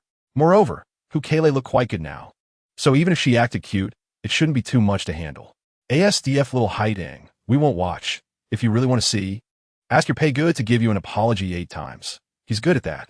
Chunbai, can we see Pei Dad's apology 8 times today? It's really eye-opening here with little Haidang. Pick up the challenge. Why are you not streaming yourself and go on your Master S live stream? Hurry back to your own stream. Isn't Chunbai an uncle? How did he become a master? He didn't even know. This idea is not bad. But I wonder if it would be too much for Pei Ge? Jiang Wanong was about to laugh herself crazy. She was becoming more and more reckless. Not just making her older brother apologize, but now even daring to punish him. Chapter 115. Although this losing light is a top-tier rich man, he isn't her older brother at all, so there's no need to give him any face. Do you have something on your mind, losing light? Why did you just deduct a question mark? Just deducting a question mark without explaining the situation? Is this bullying? Do you think you're being impressive by doing this? Am I a worm in your stomach? You deduct a question mark, and I should know what you mean. Is a single question mark your signature symbol? Have you turned yourself into a question mark? Is it possible that your head is empty and all that's left is a question mark? If you have an opinion, just say it. No one is stopping you from expressing yourself. But you insist on just deducting a question mark, wanting people to feel you're mysterious and aloof. To increase your presence? I really don't understand what I did wrong to deserve a single question mark from you. I wish that in the future, everyone who talks to you just deducts a question mark without explanation, keeping you forever in the shadow of a question mark. After Jiang Wantong vented, she suddenly felt the pent-up frustration in her chest dissipate, and her entire state felt a bit refreshing. Indeed, smiles can be contagious as can gloom. Chapter 116. Little dog ding she. Haitang wife. That CC seems to be a female streamer from the 384 guild. Remember that Yanghua? They're from the same guild. And that last time with Xiao Cha, the doll fight was also from their guild. Sunny Doll. Yes, yes. Although their guild isn't great, they're very protective. Who knows if they'll try to trip you up one day. So be careful. Jiang Wantong sighed. If it's just PK, then let it be. Why bother with all this nonsense? Seeing her sigh, the older brothers and sisters thought she was worried and rushed to comfort her. Raising the galaxy. Don't be afraid. I'm here. Xifen Jihan Deng. The promise I made earlier is true. Jiang Wanhong felt warm inside and actively explained, brothers and sisters, am I that timid? With you all here, I'm super stable, not scared at all, just a bit annoyed. Forget about that. Han Deng, you've been busy for so long. Is everything going smoothly? Jiang Wanhong had a good sense of propriety, knowing what to ask and what not to. As long as he returned safely, that's what mattered. She always felt that places without signal weren't safe. Chapter 117. Competing with dinosaurs for underwear. Han Deng left for half a month and came back to find the sky has fallen. Laughing to death. Why does it smell sour? Whose vinegar jar has been overturned? Never see him again. Are you making fun of the older brother again? Are you all crazy? Han Chao looked at the screen, full of teasing, and felt a slight sourness in his heart. His little Haidang, could be that she has a boyfriend? Or is it this guy who relies on her, waiting for her to earn money to support him? Yes, he promised pay go before, if he goes bankrupt. He'll rely on me to support him. Han Deng asked what this meant, worried that I couldn't support Pei Ge and wanted to support him together. Han Chao secretly breathed a sigh of relief. Thankfully, it was just a joke and not what he feared. Raising the galaxy. I also promised to support little Haidang. Han Deng, do you want to join? As a man, how could he not understand what he was thinking? However, Shen Qingli didn't want to put Jiang Wanhong in a difficult position and took the initiative to give him an out. Hearing this, Han Chao understood and cooperated with Shen Qingli, responding with a simple ASDF. What does this mean? What do you mean? You excluded me and the baby?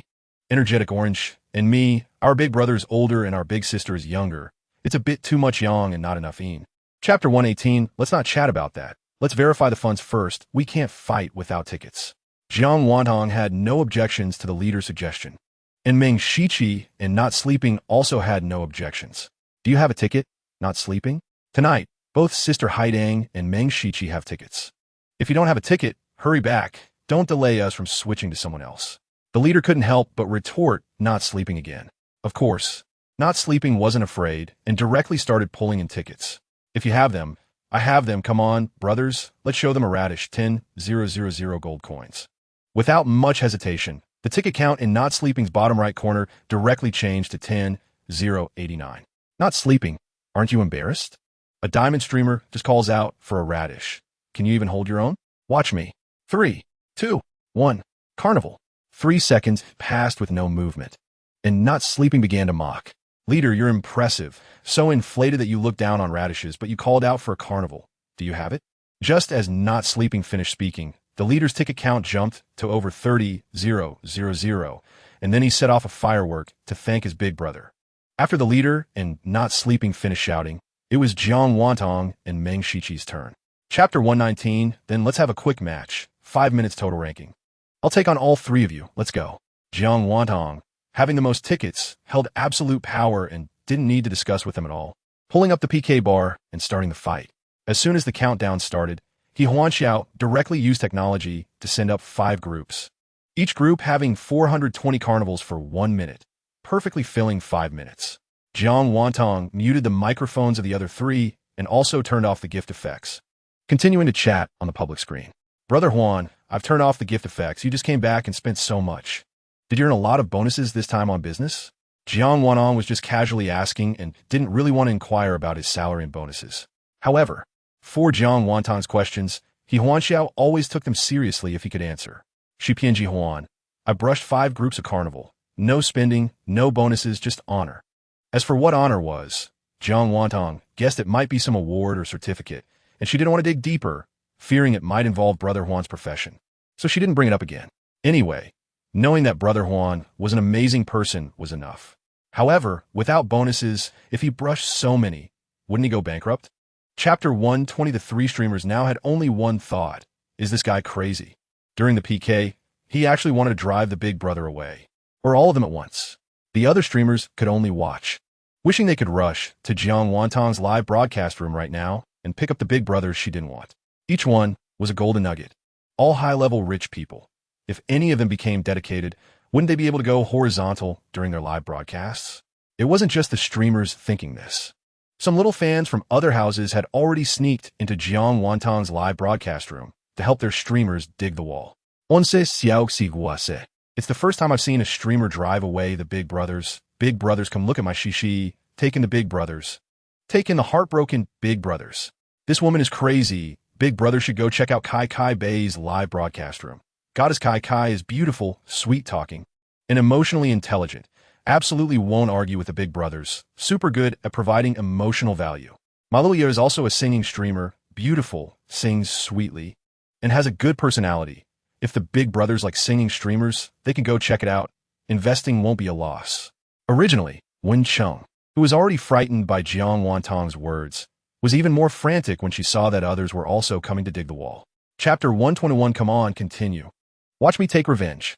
Once a person has figured things out, their fighting spirit rises, and the leader was eager to pull up the PK bar and fight again. All right, what shall we play? You decide. The previous crushing victory meant that the next win or loss didn't matter. She had already proven her strength to everyone. Of course, we won't play total ranking. Even if you kill all three of us, you can't beat us. The first to speak was still the leader. How about we play IP? Avoiding the big city, Sister Haidang might not win. Not Sleeping's brain turned, and he also started to actively come up with strategies. What does it have to do with you? You didn't even score high in the last total ranking. You have no say here. The leader and Not Sleeping began to retort each other again. You have a lot of tickets, but you didn't beat Sister Haidang either. 1 point and 59 points are both failing, essentially the same. You and I are just alike. Not Sleeping argued back, logically, and when the leader heard Not Sleeping say they were the same, he immediately got unhappy. Who's the same as you? The leader hated it when Not Sleeping said they were the same. It simply lowered his status. He didn't want to talk to Not Sleeping anymore and turned to ask Meng Shiqi. Oh no, now it's to congratulate Shi Pianji Huan for being promoted to level 75. Number 2. Number 1 is the leader. Number 3 is Not Sleeping, ranked according to the contribution of ticket numbers in the last match. Chapter 122. Qi Yinshe sent 3 carnivals, and Jiang Wantong's ticket count broke 100,000, temporarily ranking first. Seeing Jiang Wantong's ticket count rise, Meng Shiqi's ticket count also began to rise, directly surpassing Jiang Wantong and stopping at 150,000 tickets. It seems Teacher Meng has tickets. He just held back earlier, and when he saw us charging up, he quickly suppressed it. Jiang Wantong's guess was correct. Meng Shiqi indeed had tickets, and one of his managers happened to be on vacation in the Greater Bay Area. He originally wanted to raise the ticket count directly, like how Jiang Wantong did last time, making it impossible for others to catch up, but Meng Shiqi wouldn't allow it, saying it would be a waste. With no choice, he had to wait and see the actions of the other houses, ready to strike as soon as they exposed themselves. Not Sleeping and the leader hadn't moved much, indicating they really had no tickets. They initially thought Jiang Wantong hadn't moved for so long, but unexpectedly, 3 carnivals suddenly appeared, scaring him into quickly tossing out 5 to suppress her. Qi Yinshe's happiness didn't last a minute. The beauty he had just saved fell back to second place in an instant. Damn it. After just tasting the joy of being supported by others in the live broadcast room, Qi Yinshe recharged some gold coins and continuously threw out 5 carnivals. Now not only did he surpass her, but he also suppressed the opponents by 3. Chapter 123. The 3 houses opened their mics, and history seemed to be repeating itself. What a coincidence. 3 older brothers. It's again me punishing all 3 of you. I don't know if this year's swallows didn't fly south, but this PK is really not difficult at all. Meng Shiqi, you little girl, how come your speech is so polished now? Are you mocking us indirectly? Why say so much useless stuff? Hurry up and punish. After the punishment, I will definitely take revenge in the next round. The leader was anxious. They couldn't lose all night, and Not Sleeping also echoed her to hurry up and punish, with only Meng Shiqi keeping her head down and not speaking. He is not naturally quiet. He just knows too well the punishments that little Jiang Wantong has in store, none of which are easy to endure. All right then, let the big brother and the one who can't sleep each wear 2 down jackets. As for Teacher Meng, Meng Shiqi noticed that she arranged for the big brother and the one who can't sleep, but didn't directly punish him. His left eye twitched, feeling that something was off. Wearing 2 down jackets, huh?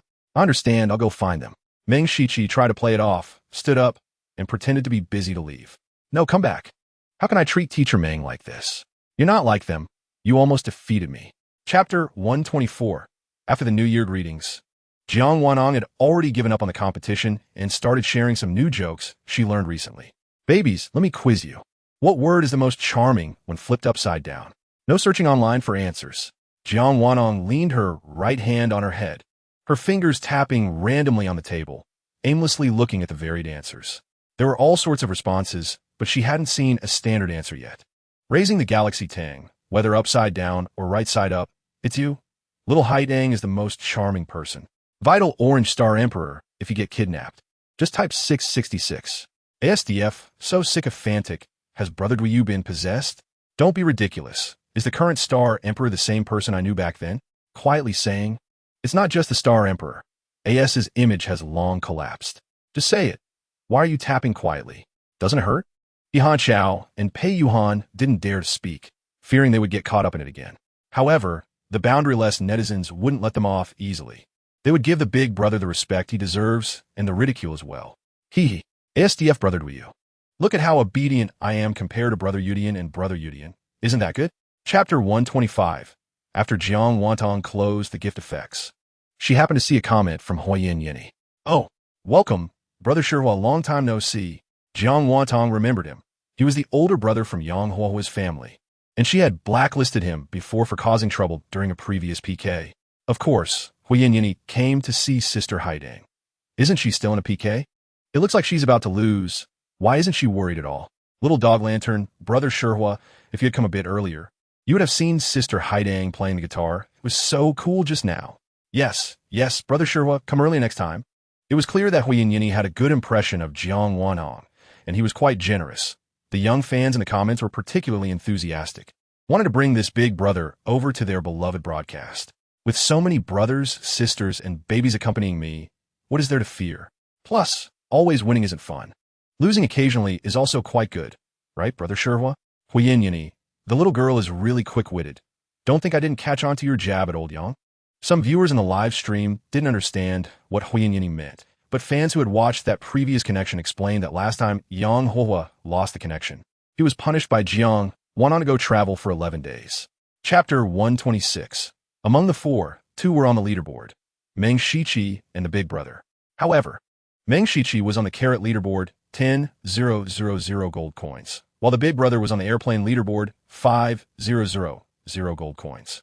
And neither Jiang Wanong nor the one who couldn't sleep were on the leaderboard. 1 and 2 punished 3 and 4, so I punish little Haidang, and you punish the one who can't sleep. No objections? Meng Shiqi, being first, could choose whom to punish, and the big brother had no choice but to agree. Little Haidang, do you remember how you punished me just now? Meng Shiqi rubbed his hands together, smiling maliciously. If I don't remember, can I not be punished? Jiang Wantong remained calm, already prepared to face Meng Shiqi's revenge. Of course not. Meng Shiqi, in a good mood, imitated Jiang Wantong's previous style, deliberately elongating his tone to keep her on edge. Let's have you get angry at the Star Emperor with 8 consecutive shouts. He certainly knew who the Star Emperor was, and this was also a way to give the Star Emperor some face. As for whether the Star Emperor would appreciate it, he didn't know. Huh? Let me scold Brother Xinghe. Isn't that a bit too much? Jiang Wantong initially thought Meng Shiqi would let her act cute or something. She thought if she closed her eyes and opened her mouth, it would be over. She never expected it would be 8 consecutive angry shouts. Chapter 127. Okay. Jiang Wantong was startled by the sudden loud shout from the big brother, almost dropping her phone on her lap. With 3 minutes left. I don't think you can say it anymore. Just change it to shouting 3 times that the big brother is my idol. And I dream of becoming a person like him. That's 3 times? Come on. The one who can't sleep has red eyes. Isn't that a bit too insulting? Oh my. The one who can't sleep can't even hold his face. Aren't they good friends? How awkward. It feels like the one who can't sleep is a bit pitiful. Isn't the big brother a bit too much? I don't think the big brother is wrong. He is indeed better than the one who can't sleep. No one wants to be told they are the same as someone who is not as good as themselves. It's the one who can't sleep who refuses to acknowledge that the big brother is stronger. Fortunately, our little Haidang has big brothers and sisters protecting her. Otherwise, I can't imagine what would happen if she really got bullied. The comment section was full of opinions, but without exception, no one was laughing. Everyone's attention was on these two people. The one who couldn't sleep clenched his fists, biting his lip tightly, not speaking. Say it. Do you want to roll with it? The big brother impatiently urged. Chapter 128, JWD Big Shot. Please support me. Hugging the thigh. Knowing she was joking, Han Chao still felt his face flush. Just as he was about to reply, a nurse pushed the door open. In the single patient room, he was the only patient, and the nurse came in to take his blood pressure as a routine check. When she saw his face so red, she asked, "Are you feeling unwell?" Han Chao quickly shook his head. "Your heart rate is a bit fast. Make sure to rest more. If it's still like this tomorrow, we may need to do another check." After the nurse reminded him to rest more, she left. God knows how nervous Captain he was when the nurse mentioned his fast heart rate, even more so than when facing a criminal. Seeing that there was no reply after a minute or two, Jiang Wantong worried that Huan Dinga might have misunderstood and thought to explain quickly. Just as she typed 2 words and hadn't finished editing, she saw that the other party was typing. Jiang Wantong deleted those 2 words and quietly waited. The organization at Shipai Jihan does not allow such unhealthy relationships. But if you're still willing when you reach the legal age, we can establish a normal relationship. He originally wanted to say to establish a marital relationship, but thought it was too presumptuous and changed it to a normal relationship. Chapter 129, you start it first. Jiang Wanong finally couldn't hold back anymore. Before he could put his hand on her, she sneakily kicked at Xiao Jincheng's knee, catching him off guard, and he stumbled, kneeling on one knee. "Are you crazy? Why did you suddenly kick me?" Xiao Jincheng was finally enraged. He painfully covered his knee, and the 2 brothers not far away quickly ran over to help him. "Brother Qiu, what are you doing? Didn't you say it would be fine once you got her? Why are you directly proposing marriage now?" This guy didn't seem to have a brain or was just causing trouble, blabbing about wanting to win her over. It was the first time Xiao Jincheng had been hit by a girl, and it happened in such a public place. The students had all finished school, and there were quite a few people coming and going, all looking over with some stopping to watch the excitement. "Hey!" Xiao Jincheng's mind turned, and he seemed to find a way to save his image. He rummaged through his pockets, but found nothing. In the end, he took off the ring he was wearing and looked up at Jiang Wantong as if proposing. "Will you marry me?" No, is he out of his mind? The 3 roommates who witnessed the whole thing felt the same way as Jiang Wantong. No one without a major issue would do something like this. Chapter 130. If we talk about the S-movie Emperor, it could be summed up in just 8 words. The streamer wrote on paper while talking. SL fans, crew couples. So, what does it mean? Jiang Wanong didn't quite understand, but then the streamer mentioned private connections. AD brother privately connecting with fans? Jiang Wanong thought it was impossible. AD brother was so naive and easy to fool. If he really were to connect privately with fans, wouldn't he be completely taken advantage of? Besides, why would he connect privately with fans? With so many fans, how could he manage that?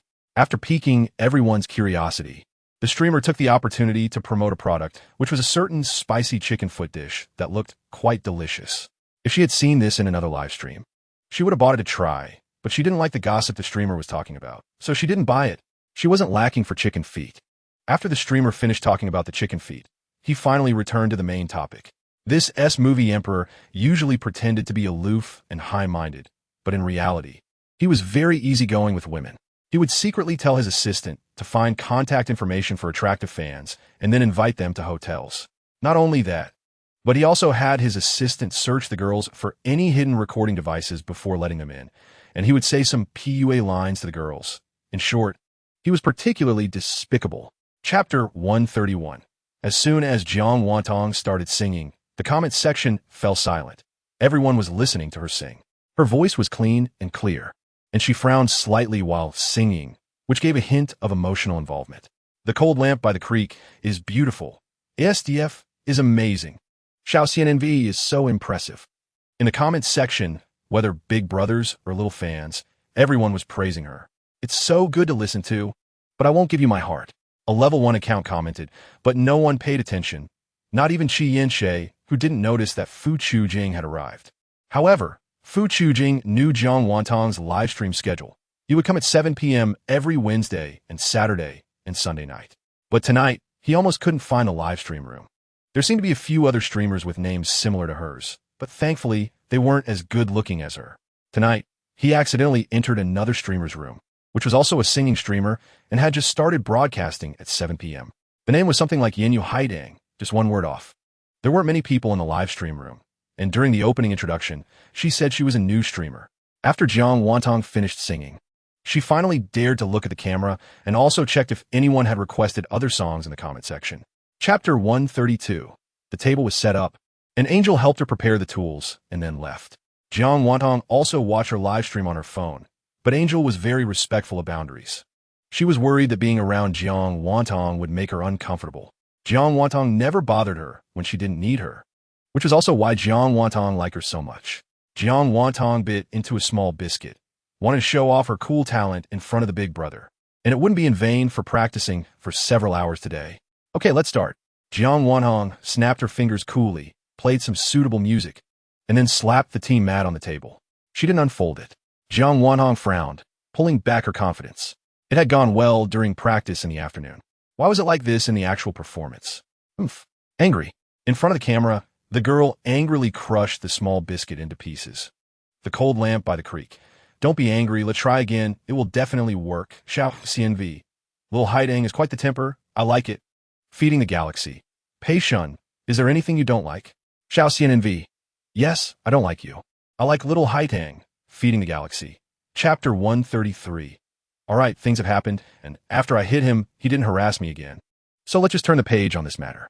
Jiang Wantong didn't want to spend too much time talking about offline matters. So she quickly pulled Xiao Cha to change the subject. Xiao Cha said, aren't we going to play PK? Shall we pull in 2 more for a 4-person game? Xiao Cha, who wasn't crying, was suddenly mentioned and quickly reacted. Yeah, let's do a 4-person game. I just saw who Kele was online. Should we pull him in? Jiang Wantong nodded. She was quite curious to see what Hu Kele's outfit would be today. All right, let's pull in Hu Kele and another person. How about Chunbai? I just saw him online. Let's play with someone we know. As they spoke, Hu Kele and Chunbai were pulled into the game one after the other. Chunbai was a bit confused when he first entered. 3 girls and him, a boy, scanned the IDs and suddenly realized there was a Hu Kele. Who was that girl streaming on Hu Kele's account? This guy wouldn't be dating someone and letting his girlfriend use his account to stream, would he? So bold. Ever since Hu Kele changed his streaming style, he hadn't streamed with Chunbai, and this was the first time. He didn't know how Chunbai would react. Hey, Brother Bai, hello. Chapter 134. The rumors are too ridiculous. Everyone just laughed it off and didn't take it seriously. Currently, Princess Haidang has no one in her harem. If one day her harem is truly full, she will definitely announce it to all the subjects of Haitang Kingdom. Jiang Wantong didn't pay too much attention to this matter. Anyway, the person had been kicked out. However, seeing the comments section defending her still made her feel warm inside. All right, weren't we going to PK? Since it's all familiar faces, how shall we do this? Jiang Wantong changed the subject. How about we each have a minute to showcase our talents, and the winner gets the speaking rights. Xiao Cha, who wasn't crying, also suggested. You 3 are all talent streamers, so what do you need me for? Just to be the joke? Chunbai had been thinking for a long time since returning last time. He definitely couldn't sing or dance, and in the end, he couldn't think of any talent he could showcase. Haha, who wouldn't say that? If you're not funny, why did we invite you? We wouldn't have enough people to play without you, so we brought you along. Brother Chun, please understand. Hu Kele, worried Jiang Wantong would be unhappy, subtly advised Chunbai. If we could understand each other, that would be unbelievable. Xiao CNNV, it's not me. I didn't say it. Little Haidang, don't listen to him. Chapter 135. Thank you. Bunny Baby, love you. Yi, too, is the new big sister in Hu Kele's live streaming room these days, and she was already over level 50 when she arrived. After the live stream ended yesterday, she added Hu Kele as a friend, and they chatted a bit to say goodnight. Hu Kele was originally planning to maintain a good relationship with her to see if he could keep her around, but he didn't expect that today she would be willing to gift him 10 Nebula Dukes. Yi, too, Kele, keep it up. Love you. Since the live stream room changed its style, nearly half of Hu Kele's original fans left. At first, he was worried that his streaming career might gradually come to an end, but after sticking to his female outfit for 3 days, things slowly started to improve. This gave him immense confidence and allowed him to focus more on the quality of his streams. Now, when he has nothing to do during the day, he goes to learn makeup from his teacher and tries different makeup styles. Today's sweet and cute look is one he is most satisfied with after trying several styles. Kele is so cute today. The styling is adorable, and the dance is lovely. It suits you perfectly. Jiang Kwa is online again, and she doesn't mind that her score has been surpassed by Hu Keilei, as it shows that he is also being noticed by the big brothers and sisters. Instead, Jiang Wantang feels happy for him. Chapter 136. Raising Xinhai. Zia Tang says she wants to take me to see a doctor, picking up Zia Tang face to face. I give myself a nickname. ASDF. Zia Tang says we owe her $1 trillion, asking us to pay back.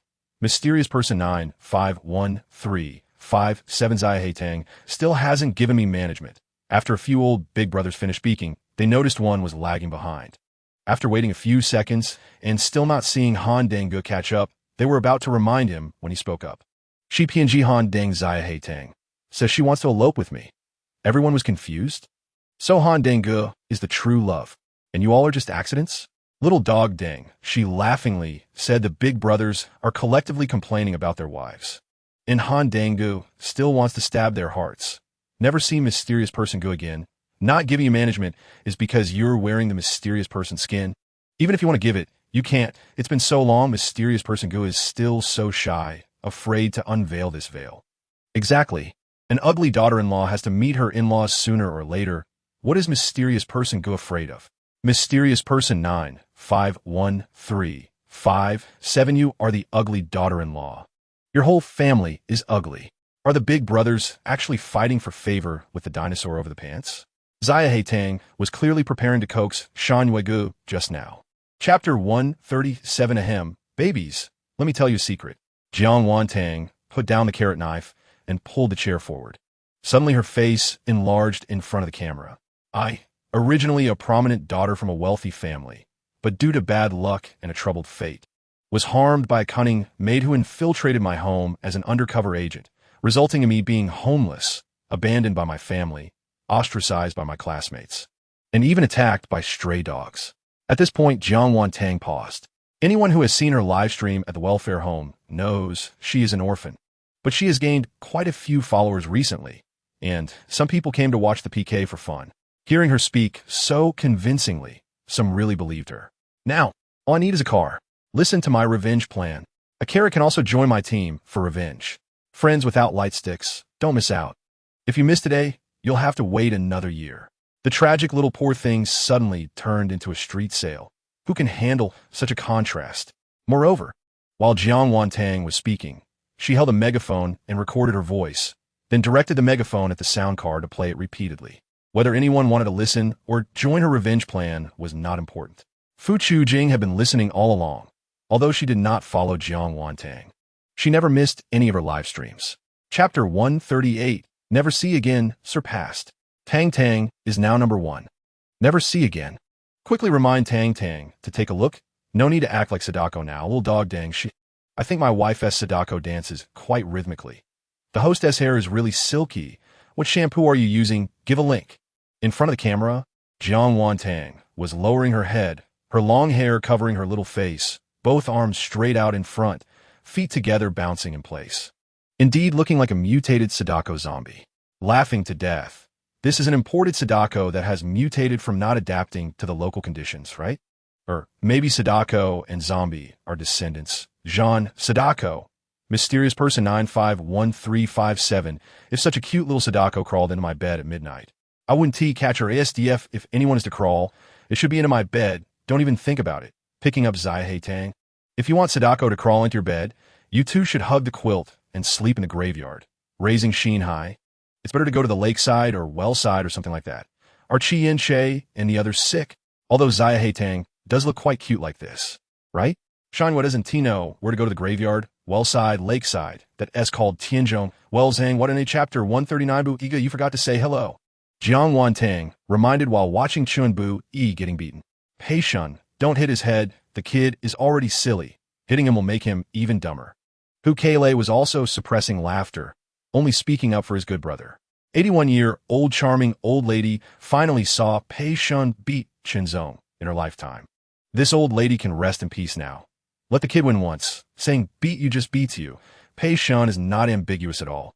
No wonder he is my idol. In the wild collecting mushrooms, don't say that. You're making Qinzong lose face. Although Qinzong doesn't have much face anyway. Haha, unlike the teasing in Chun Bu Yi's livestream room. The focus in Jiang Wantang's livestream room was all on Pei Yuan's arms. Was it Pei Ge who was wielding the hammer just now? The lines of those arms are really beautiful.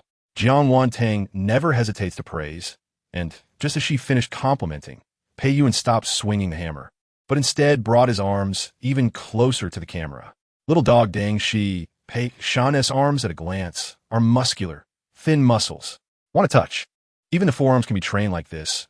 Oh no, I'm a bit tempted by Pei Shan's body. Slurp. Never see again. Big courage. Big Brother S body also dares to be tempted. Chapter 140 Chenbu E is a man who values his life. With Pei Dad around, how could he dare to pull two male streamers into the room? If Xia Heitang saw him a few more times, wouldn't Pei Dad come over and give him a good beating? Although his room was locked, he couldn't stay inside forever. However, Xia Heitang also shouldn't be easily offended. Since the request was made, he should at least somewhat satisfy it. Master of serving water, Chenbu E, adhering to the principle of not offending anyone, pulled in one male and one female streamer. The female streamer is named Su Meng Air, who used to do group broadcasts. After finally leaving the group for solo streaming not long ago, although she has some fame in the dance area and has some big brothers and sisters from group broadcasting, she has little experience in PKs, so she is quite grateful that Chenbu E can bring her along this time. The male streamer, Xiaming Chuan, is a big streamer in the beauty area, primarily attracting female fans. With a cute puppy image and the ability to sing and dance, he keeps the older sisters enchanted. Xiaming Chuan is indeed Xiaming Chuan. Although he wasn't happy inside, upon seeing three beautiful girls plus Su Menger, especially Yanyu Haitang, he suppressed his emotions and greeted everyone with a smile. Chapter 141 After Jiang Wantong finished asking, the five of them nodded in agreement. How about 15 minutes for the overall ranking, with the top 4 followed by 1, and a 10-minute process in between? For the punishment, it will be either 1 punishes 5 or 5 punish 1, and there will be no exemption for punishment. As for why it was top 4 followed by 1 instead of the usual top 1 followed by 4, Jiang Wantong wanted to give the big brothers time to vote.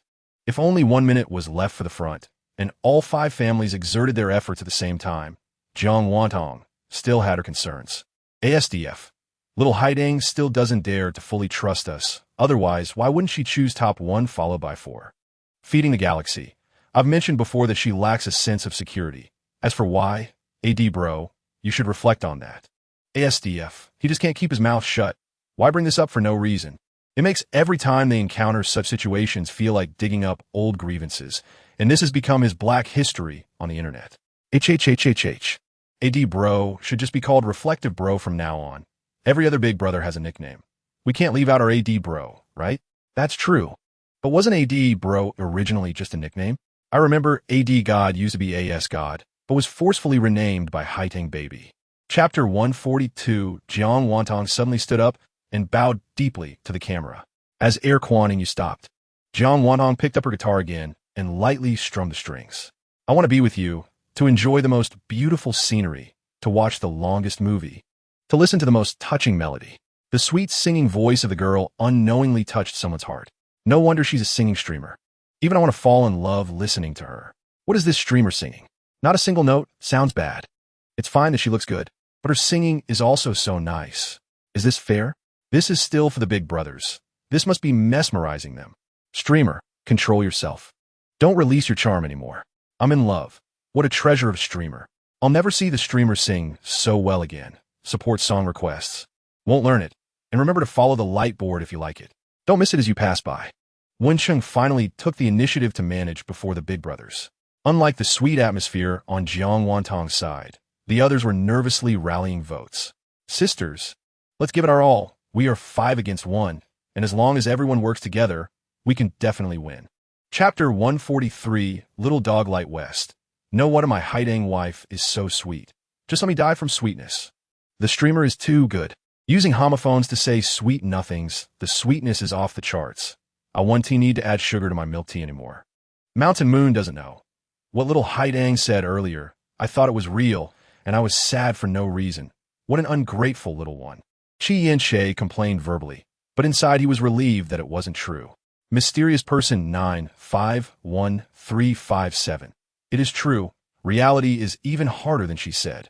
Qi and Che wanted to ask, but feared that being in the live stream might trigger Jiang Wantong's memories of some unpleasant things. So he held back and thought he would quietly ask other big brothers later. Mysterious person 951357. Little Haidang is an orphan and grew up in a welfare home. This matter was not a secret in the live stream. After all, there were TV hosts present on the day they visited the welfare home. And Jiang Wantong also streamed for a while to let everyone see what her childhood place looked like. A short line of text completely shocked Qi and Che. Although he had never seen what a welfare home looked like, he could imagine that her childhood must have been different from theirs. Not only Qi and Che, but many later fans also saw this sentence from Ji Yuanzhou, including Fu Chujing. Chapter 144. Looking at the increasingly outrageous comments in the comment section, Xie Mingchuan couldn't help but frown. These people are so idle. Do they think that just by sending him a little money, they can control him like a pet? Even when he glances at someone or says a word, they suspect this and that. He provides them with a lot of emotional value every day. And the reason they're willing to send him gifts is that they're infatuated with his looks and body. If it weren't for making money. Xie Mingchuan was unwilling to lose and was now jealous of Su Ming'er, as if there was any intentional change. Little Haidang and Su Ming'er just met for the first time today. Chunbai chuckled a couple of times to ease the tension. It's not good for all the streamers to be awkward, especially since they were all brought in by him. Jiang Wantong also gave Chunbai this face and didn't press the issue. However, since someone questioned the fairness of the game rules, Jiang Wantong thought of a good solution. Well, every minigame has surprises.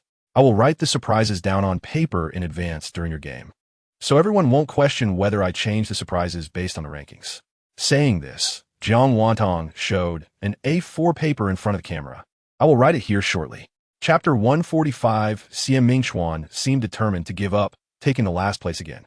From first to fourth were Chunbai, Little T Don't Cry, Su Ming'er, and Hu Keilei. Hu Keilei's little skirt fluttered around, hindering his performance. But it was also fortunate that Jiang Wantong's reward happened to be for the fourth place, while the punishment was for the fifth. This means that Hu Keilei's name was reduced by 3 characters, becoming Lu Xiaolu says green carp is better than green donkey, while Xie Mingchuan added 3 characters. Turning it into gray fertilizer turns into gray, black turns into black, gray fertilizer will volatilize. If the final game is based on the length of names, I think Xie Mingchuan can be eliminated directly and punished. Not necessarily. This streamer has many tricks. What if it turns out that the longest name wins? Then Su Ming'er would be in trouble. That definitely can't happen. If the longest wins, then what's the point of playing? Also think so. And look at Xie Mingchuan's expression. He seems to be full of dissatisfaction. Yeah, from the moment Su Ming'er got the last place and reduced 3 characters, his expression was off. Now, I will give you 3 words. Chunbai, Lu Laojin Grand Stage, and Pippi Shrimp. You need to use these 3 words to form a sentence in order, and the sentence must be logical and coherent. If you speak too slowly, you will be eliminated. And if it doesn't make sense, you will also be eliminated. Finally, there will be surprises and punishments according to the rankings. Chapter 146. Despite Hu Keilei and Chunbai losing their images and desperately tearing at each other, they still couldn't win against Su Ming'er and Little T Don't Cry. Not for any other reason, but simply because their clothes were too messy. Little T and Su Ming'er had outfits that were easy to take off. Once they took off the outer layer, they could gently remove the inner layer and easily win the competition, and their hairstyles were almost undamaged. In the end, because Hu Keilei's skirt was easy to take off, she barely managed to get 3rd place. Xie Mingchuan was 4th, and Chunbai, who was all messy, almost suffocated himself and ended up in 5th place. The order is according to the rankings you just had. Chunbai is 1st, Xie Mingchuan is 2nd, Hu Keilei is 3rd, Su Ming'er is 4th, and Xiao Cha is 5th. After announcing the game order, the veil of the last game has finally been lifted. Do you all remember the names I gave you earlier? These names were not given for nothing. They are meant to be used in this round. In this round, we're playing an upgraded version of I am a person. I'm not a pig. I am not a dog. During the process, you need to replace I am a person with I am so-and-so, where so-and-so is your new name. Both the name and content must be correct. Each person has 3 chances, and making 3 mistakes will result in elimination. You are not allowed to think for too long during your turn. Chapter 147. Jiang Wantong and Xie Bang hardly wasted any time. Early in the first half of the PK, she had already opened champagne and sung a song to express her gratitude to the older brothers. while waiting for the other streamers to finish their thanks. Jiang Wantong found it boring and played some accompaniment, humming along, and finished folding the punishment notes, numbering them on the outside. Whatever punishment someone draws will be left to fate. Jiang Wantong shook the 5 folded notes in her hand vigorously, completely mixing up the order. Finally, after 5 streamers finished their thanks, they sequentially opened their mics. They didn't T-score much in the rankings, but thanked for a long time. This PK was like swallows that didn't T-fly south this year. Clearly not going south at all. Jiang Wantong tapped her fingers on the table twice, looking quite cute with her little gesture. Tang Tang, who did you learn this from? You're starting to show off, haha, but it's really cute. Xiao Cha could only envy her good sister's skills, but she believed that one day she would also wait for her own group of older brothers. Xiao Haidang, are you feeling high? Or do you think I can't wield knife anymore? Although they lost the PK, they couldn't lose their momentum. The core spirit of esports is to never give up. Chapter 148. The PK finally ended, and Jiang Wantong stretched lazily, suddenly remembering that she needed to put her headphones into her bag for tomorrow. Babies, wait for me a moment, I'm going to get something. After speaking, Jiang Wantong played some music and then disappeared from the camera. The door to Jiang Wantong's room was not closed, and the sound from the hall reached the live broadcast room.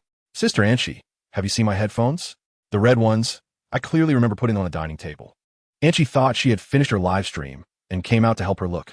The two of them wandered around the hall for a couple of rounds, but couldn't find them.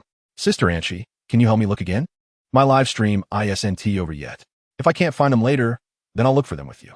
Jiang Wantong was worried that being off camera for too long might be deemed a violation, so she returned to the camera. What is Xia Haitang looking for?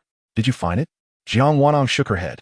I clearly remember putting it on the dining table, and I searched for a long time, but didn't find it. Jiang Wantong spoke a bit dejectedly, thinking that maybe if she stopped looking, it would just pop out by itself. Chapter 149. After chatting for a while in the group, Jiang Wantong prepared to take a shower and go to bed.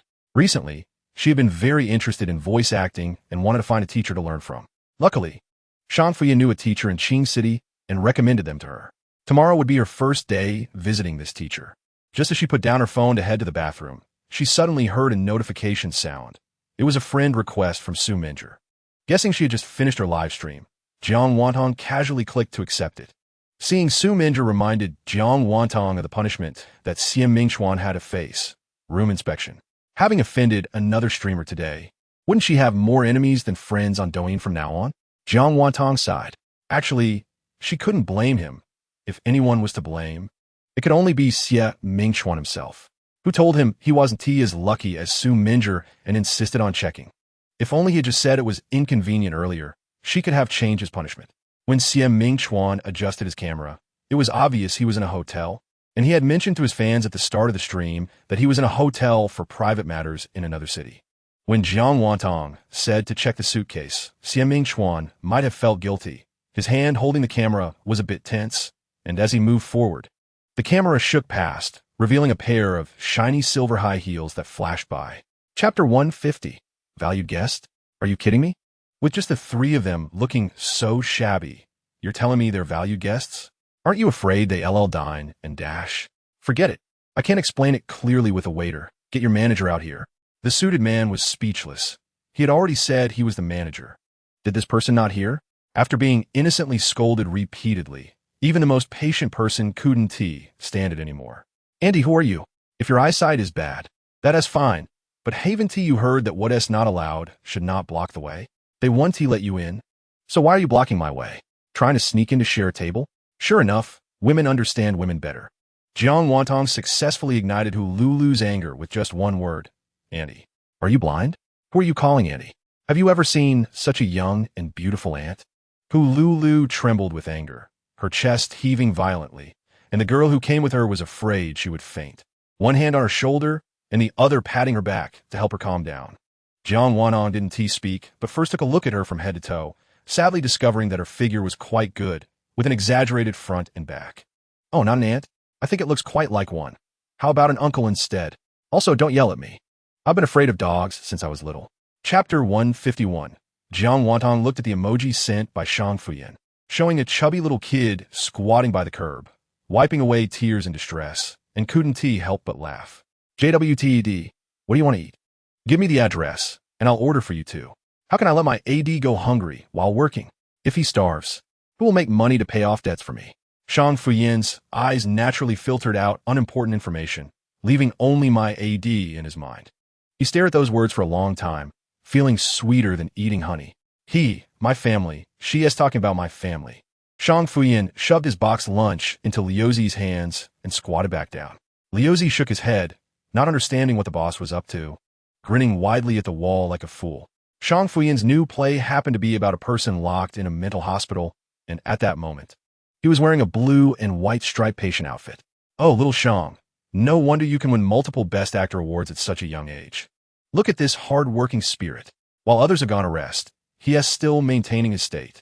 The director and producer happened to pass by them, and, seeing his state, couldn't bear to interrupt, just praising his dedication and calling for others to learn from him.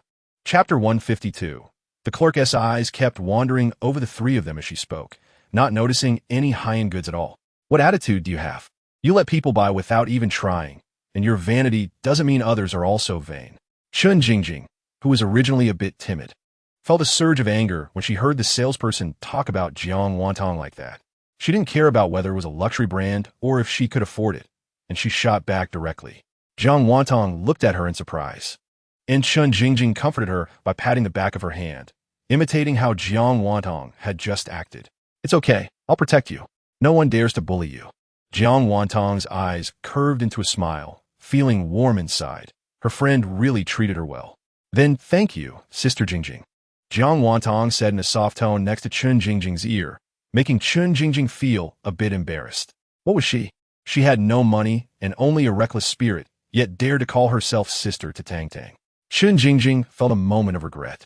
But since she had already said it, if it came to a fight, she would just let them run first. If you're poor, just admit it.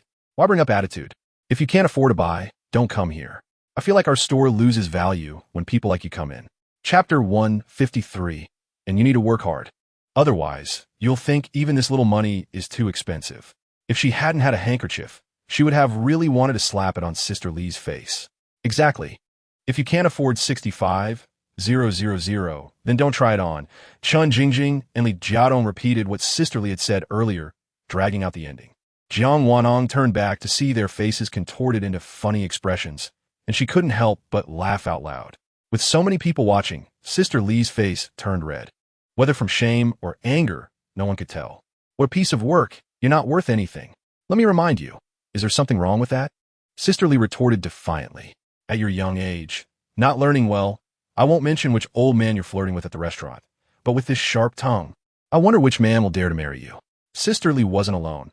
Hululu also joined her side to back her up, always looking at Jiang Wantong with that condescending gaze, making her feel uncomfortable. You think everything revolves around men. This is how your life will be.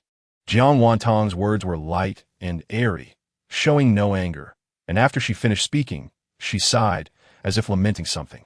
Chapter 154. That white dress. He Hanxiao had also seen the surveillance footage and immediately recognized the dress that Jiang Wantong liked. He Yuan looked at her brother in surprise, not expecting him to be so attentive after all this time. She was even more curious if he knew this little beauty. Seeing the dress taken down, Jiang Wantong felt it would be rude to refuse again. She thought to herself, no wonder it was high-end service at HX Plaza. This was truly the attitude of the customer is God. If it fit, she would be willing to buy the dress. With that in mind, she took the dress to the fitting room, while Li Jiadong and Chun Jingjing waited outside. He Hanxiao and He Yuan were also there. But Li Jiadong and Chun Jingjing only dared to watch from a distance. The aura of those two was too strong, and they didn't dare approach them. Honestly, do you know that little beauty? Yu Yuan finally found the time to ask. Her brother had been single for 28 years, and now was he finally going to bloom?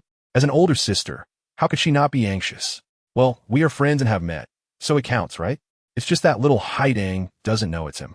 Chapter 155. Brother Handan, what are you laughing at? Do you think it's excessive? Jiang Wantong's question was light, but her threatening expression clearly said, if you dare to say it's you, you're finished. No, it's not excessive, not at all. He Hanxiao, though few in words, was not lacking in emotional intelligence. But since Brother Handan recognized me last time, why didn't you tell me? Jiang Wanong finally remembered to ask this. I happened to have a mission last time, and I was afraid that if I told you, you would worry, He Hanxiao said, looking into her eyes. speaking each word clearly. Jiang Wantong opened her mouth, wanting to ask something, but she knew some things couldn't be asked of a soldier, and even if she did, he wouldn't say. Little Haidang, my name is He Hanxiao. Seeing her dazed expression, He Hanxiao couldn't help but reach out and pat her head. They had chatted for a while. It shouldn't scare her now, right? He Hanxiao, Jiang Wantong repeated his name, which sounded like that of a great hero. Jiang Wantong had been educated with patriotic ideals since childhood and always had a filter for soldiers and police. Since Brother Handan had saved her twice and treated her so well, and he was also a soldier, her admiration for him peaked at that moment. Chapter 156. At around 4 in the afternoon, and she arrived at HX Plaza right on time. After dropping Li Jiadong and Chun Jingjing back at school, Jiang Wantong returned to the villa. She was originally still thinking about what to wear for the live stream tonight, since Brother Handan had given her this dress. She decided to wear it tonight. A bit tired. Jiang Wantong felt that although her body was much better than when she first arrived, she was still a bit weak. After just a little shopping in the afternoon, she felt exhausted, so it seemed she needed to prioritize exercising with Sister and she. After lying on the sofa for a while, she reported today's events in the Socialist Successors group. JWT, picture, JWT, went out in this outfit today, and a crazy woman scolded me for looking shabby. So excessive. Tao Sanjiang Thu, who has such poor eyesight. Little Haidang, tell your brother, and I'll go beat her up. Simbiren, little Haidang is beautiful. She would look good even in a burlap sack. Sanya Butcher, right, this outfit looks great. Chi and Che had just gotten off the plane and was hurrying back to the hotel so he wouldn't miss little Haitong's live stream. Hearing his phone ding, he casually clicked in. Chapter 157. As Meng Shichi's words fell, the blue health bar above surged forward like it had eaten something extraordinary. Not only pushing back the 10 carnivals that Zhao Minmin had just sent, but also adding an extra 300,000 points. Thank you, Sister Anna. Sister Anna is so cool. But the PK hasn't started yet. Hearing Meng Shichi's thanks, Jiang Wantong was a bit confused. What does this mean? Is Teacher Meng trying to intimidate me? While she was speaking, the other party sent another 10 carnivals, and now the blue health bar had pushed forward significantly. Thanks again, Sister Anna. Are you in a hurry to leave soon? Meng Shichi didn't quite understand Anna's actions and couldn't help but ask again. Anna seemed busy sending gifts, and Meng Shichi didn't get an answer. Instead, she received another 10 gifts in a shower of carnivals, this time sending 30 directly. The red health bar was down to a tiny segment. Although she didn't know what the other party was up to, it was unacceptable to intimidate little Haidang. Without saying a word, Shun Qingli sent 50 carnivals to push the health bar back. This can also be seen as a favor to Meng Shichi, considering he and Xiao Haidang have had several pleasant interactions, so he didn't press too hard. Chapter 158. Let's make a South Province IP leaderboard. Meng Shichi looked at the map for a long time and finally decided on South Province. Alright, it's set. Woo woo woo. Jiang Wantong readily agreed, as playing IP was like unboxing a surprise toy for her, and it was quite thrilling. Last time, they unboxed a big shot like Shanyu. What would it be this time? Jiang Wantong felt a hint of anticipation. South Province IP. What a coincidence. Qi Yanxie was flying to the capital of South Province today. It seems this game is going to rely on him again. There's no helping it. He is destined to be Xiao Haidang's big brother. Sigh. If I keep being this handsome, Xiao Haidang might really fall in love with me. How would the other big brother survive? Qi Yanxie sighed to himself, while worrying about what tricks the opposing team might pull. Looking at the dwindling 7-digit gold coins, he waved his hand and added more funds. His shining moment couldn't falter in front of the other big brothers and Xiao Haidang. Meanwhile, the comment section had already started discussing. To the babies of South Province, please. We'll rely on you to protect Tang Tang. Are there any big brothers or sisters on business trips in South Province? Chapter 159. Teacher Haitang. I need to clarify, those who are criticizing you are definitely not from my family. There were people reporting on Jiang Wantong's situation to Meng Shichi, and he confirmed that those IDs criticizing her were unfamiliar. It was obvious they weren't from his side, worried that Jiang Wantong might misunderstand and affect their friendship. He took the initiative to explain. Oh, it's okay, I'm not bothered. Jiang Wantong responded to him with a deliberately expressionless face. But what she said was the truth. She was young, beautiful, and talented. It was normal to be envied. She was running for president and didn't need public votes, as long as she and the person she liked were happy. She didn't care about others' opinions at all. I swear it's not me. Meng Shiqi wasn't he worried about her misunderstanding. He was more afraid of Shun Qingli misunderstanding. After all, he still needed to rely on potatoes for a living. All right, Teacher Meng, I was just teasing you. How can I not trust you? Jiang Wantong smiled at the camera and then changed the subject. Shouldn't I punish Teacher Meng now? If we don't mention punishment, we're still good friends. Really? Teacher Haidang, putting everything else aside, I'm very happy to know you. Meng Shiqi frowned, hoping Jiang Wantong wouldn't make him do something awkward again. Chapter 160, Babies. Can I confirm that I haven't changed the paper before and after? This piece of paper is completely wrapped in my left palm. Jiang Wantong blinked at the camera. Now, it's the moment to witness a miracle. Her voice suddenly rose a pitch, chanting something unknown, while her right hand kept circling around her left hand. And the movements were speeding up.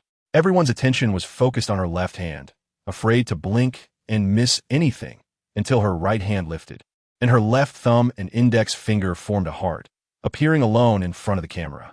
Jiang Wantong's voice suddenly turned into a mature tone. Her left hand still held the heart shape, while her right hand blew a kiss to the camera. Babies, I don't know any disappearing tissue tricks. All I know is that I will always love you. Xifen Dahan sent the streamer Yinyu Haidang an eternal diamond 10. Feeding the Galaxy sent the streamer Yinyu Haidang an eternal diamond 10. ESDF sent the streamer Yinyu Haidang an eternal diamond 10. Shock Assault Yusheng sent the streamer Yinyu Haidang an eternal diamond 10. Chapter 161. ESDF. Whatever little Haidang wants, I'll give it to you, but can we negotiate to use my model? Little Doglight West AD God is doing male modeling for love. So reckless. Mysterious person 789985 AD Brother is our role model. Sister smiles for love to be a male model. Shanyu doesn't know 666, still rhyming. Missing a horizontal inscription. Tiao, Sanjian, Zue, Sheng Meng Si. Feeding the Galaxy is so persistent, Xifen Jihan ancestors. Mysterious person 789985, Ancestral Temple. Shanyu doesn't know how to carry on the past. Jiang Wantong looked at the screen filled with idioms and wondered why they suddenly started playing Idiom Relay. Little Doglight West, big brothers don't go too far. ISNT it for AD Brother to pick a horizontal inscription. LOL, AD Brother earns money no matter what. No wonder he is so generous every day. If he really changed careers to be a model, I have an idea, Jiang Wantong covered her mouth. Just thinking about the scene of Shang Fuyin being a male model made her want to laugh out loud. With AD Brother's face alone, he wouldn't need to sell himself. He'd have customers 24/7. She could just hang a payment code next to him and wait to collect payments. Chapter 162. What kind of extraordinary big brother is this? 500,000, just like that. It even rings when brushed in the live broadcast. Is it a script? It must have been discussed in advance. Unless you give me 500,000 now, I won't believe a word. Could this big brother be a cash dispensing boy? 500,000, just like that. And it's even for the female streamer to choose a male model. Tiao Sanjian, Liganga is quite big-minded. Yes, DF. No way. I'm a bit worried that little Haidang really wants to pick a male model now. Feeding the Galaxy. To keep an eye on little Haidang and not let her go pick, you can just reluctantly be a male model. And you can gather intel in advance. No need to return it. Girls should have some money when going out. Are the male models you choose clean? If not, I can find a few clean ones for you. What type do you like? Tonight Li Gang's voice remained calm, sounding serious as he discussed this issue with Jiang Wantong. Now it was Jiang Wantong's turn to be surprised. No way. Is Li Gang's reaction right? Tonight Li Gang still thought she was shy and didn't wait for her response before speaking again. Chapter 163. Jiang Wantong looked at the pitiful expression pack sent by Pei Yuan and felt much better. Indeed, pain can be transferred, and so can smiles. See, her pain was transferred to Brother Pei, and Brother Pei's smile was transferred to her. Of course, Brother Pei was also her big brother, so she still needed to comfort him. After singing for the model, Jiang Wantong cued Pei Yuan a few times, although he responded to every line. Each came with a pitiful expression. Brother Pei, don't be angry. Let me sing a song for you. This song is just for you, okay? Jiang Wantong used a soft and cute voice, dragging her tone at the end, sounding like she was being spoiled. With the little girl coaxing him like this, Pei Yuan had no complaints left and agreed to let it go. Actually, wasn't angry at all. It was just the little girl joking with him, seizing the opportunity to get a bit more of her attention, just to have her pamper him a little. Baby, don't cry tonight. On a stormy night. ASDF baby. Is Zaya Haitang comforting Pei Shun or you? She's singing baby, which translates to you, right? Mysterious person 789985AD. If you don't have anything to say, just give a weather report. If you're worried about tomorrow's being inaccurate, reporting yesterday's is fine too. Chapter 164. The three best-looking boys in the world? He Hanjiao silently repeated Jiang Wantong's question in his mind, speculating whether she was a fan. He remembered that she seemed to have mentioned in the live stream that she liked actor Shang, which he Hanjiao couldn't figure out. So he simply asked the AI, and it answered with 3 male stars. That's not right. Han Dengge guessed wrong. Jiang Wantong put down her fan and picked up her little bell that she often used, shaking it in front of her. It's the morning you, the noon you, and the evening you. Shi PNG Han Deng. Am I really this good-looking in your heart? Of course, Han Dengge is the most handsome man in the world. ASDF who's feeling sour, I won't say mysterious person 789985. One can tell it's you and me. Little Dog Ding Shi is happy again. Han Dengge ha. Confirmed by the royal mouth of Haitang. Han Dengge is the most handsome man in the world. Alright, next, Xingge. Do you know what my favorite color is? Shen Qingli suppressed the bitterness in his heart and began to think. He noticed that Zaya Haitang always wore brightly colored clothes, just like her, bringing color to his world. Chapter 165, Shan Yi. It's your turn, Jiang Wantong breezed through 5 challenges and was now ready to take on the 6th. Qi Yanxie felt inexplicably excited. This was his first time participating in a 1v1 activity in the live stream, and he was quite thrilled. Shan doesn't know what S good. Fu Chujing was also in the live stream, seeing his brother mixing it up with the big brother group. He felt a bit uncomfortable. Did he lack this little money? No, he didn't. He just couldn't swallow this drink. Shan Yugo, are your ears itchy? Jiang Wanhong suddenly asked. Qi Yanxie was taken aback. Why was she asking him this all of a sudden? But after she said it, he did feel a little bit itchy. He truthfully replied that it was a little. That's because I'm thinking of you. Qi Yanxie smiled slightly. Well, this was starting. Huh. Wait, is this already over? Then Shan Yugo, are your eyes itchy? Jiang Wantong continued. Qi Yanxie secretly breathed a sigh of relief, feeling a bit of anticipation in his heart. Other big brothers only had one question, but he had more than one. Didn't that mean he was being treated differently and was more valued? Shan Yu doesn't know it's itchy. That's because I want to see you. After Jiang Wantong said this, the big brothers who had met her felt nothing, but Ji Yuanzhou felt sour. Chapter 166. On Monday, when Jiang Wantong arrived at school, she noticed that there seemed to be particularly many people giving her attention today, and some were even stealing glances at her and whispering to those next to them. Although it was a bit strange, Jiang Wantong could tell that they seemed to have no malicious intent. Rather, it was more curiosity. This freshman girl is really beautiful, even better looking than in the video. She is beautiful, but she's really fierce. Just look at the video. Throwing a band-aid is such a waste. Jiang Wantong felt a bit socially dead. Could she pretend she didn't hear? She was given attention all the way to the classroom, and just as she sat down, Wen Sheng leaned over to tell her some good news. Really? Xiu Jincheng really dropped out? Jiang Wantong was shocked. He was still arrogantly trying to block her last week. How could he suddenly drop out? I don't know. His dad sent him abroad, apparently saying he offended someone. It wouldn't be you, would it? The more Wen Sheng thought about it, the more he felt it was the case. Didn't he just find trouble with you last week and got band-aids thrown at him? Jiang Wantong rolled her eyes at her. What are you thinking all day? I'm just a powerless orphan. How could I have the ability to make his dad send him abroad, unless I became his stepmother? Chapter 167. With the sound of a gunshot, the women's 1,500 meters officially began.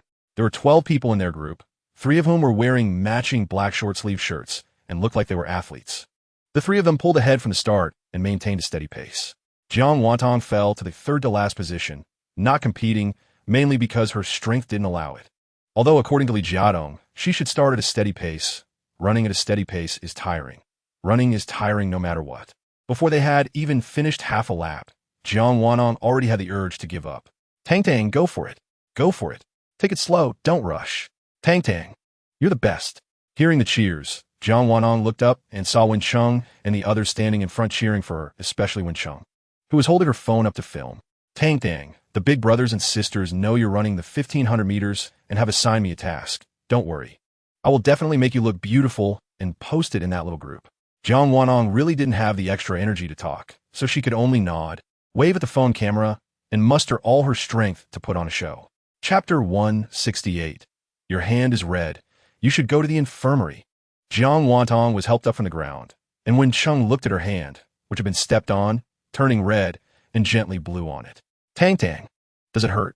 Jiang Wantong nodded, and the girl next to her also got up. Why did you push me? You broke my phone. The girl stood up, clearly unhappy. Her phone was black-screened, and she reached out to Li Jiadong to ask her to pay for it. Can you be reasonable? You stepped on Tang Tang first. Look at Tong Tong's hand. It's all swollen from you stepping on it. Before Li Jiadong could speak, when Chung had already fired back. The girl was momentarily speechless and explained with her neck stuck out. I didn't do it on purpose. I lost my balance. And she didn't have to push me down.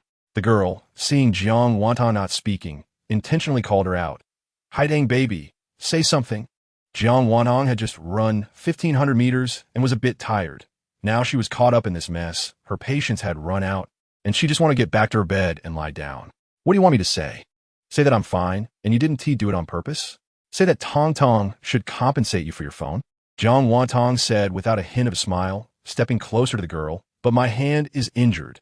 If your phone is really broken, take it for appraisal. If the appraisal results show that you should compensate me, I will compensate. Chapter 169. Turning around, she saw an ant giving her a leg massage, and Jiang Wantong finally breathed a sigh of relief. Are you awake? Following the sound, I looked over and found Han Deng sitting not far away on the sofa, his phone emitting the same dim light. Jiang Wantong opened her mouth, and her throat still felt uncomfortable. She wanted to drink water. Instinctively, she said out loud, Okay.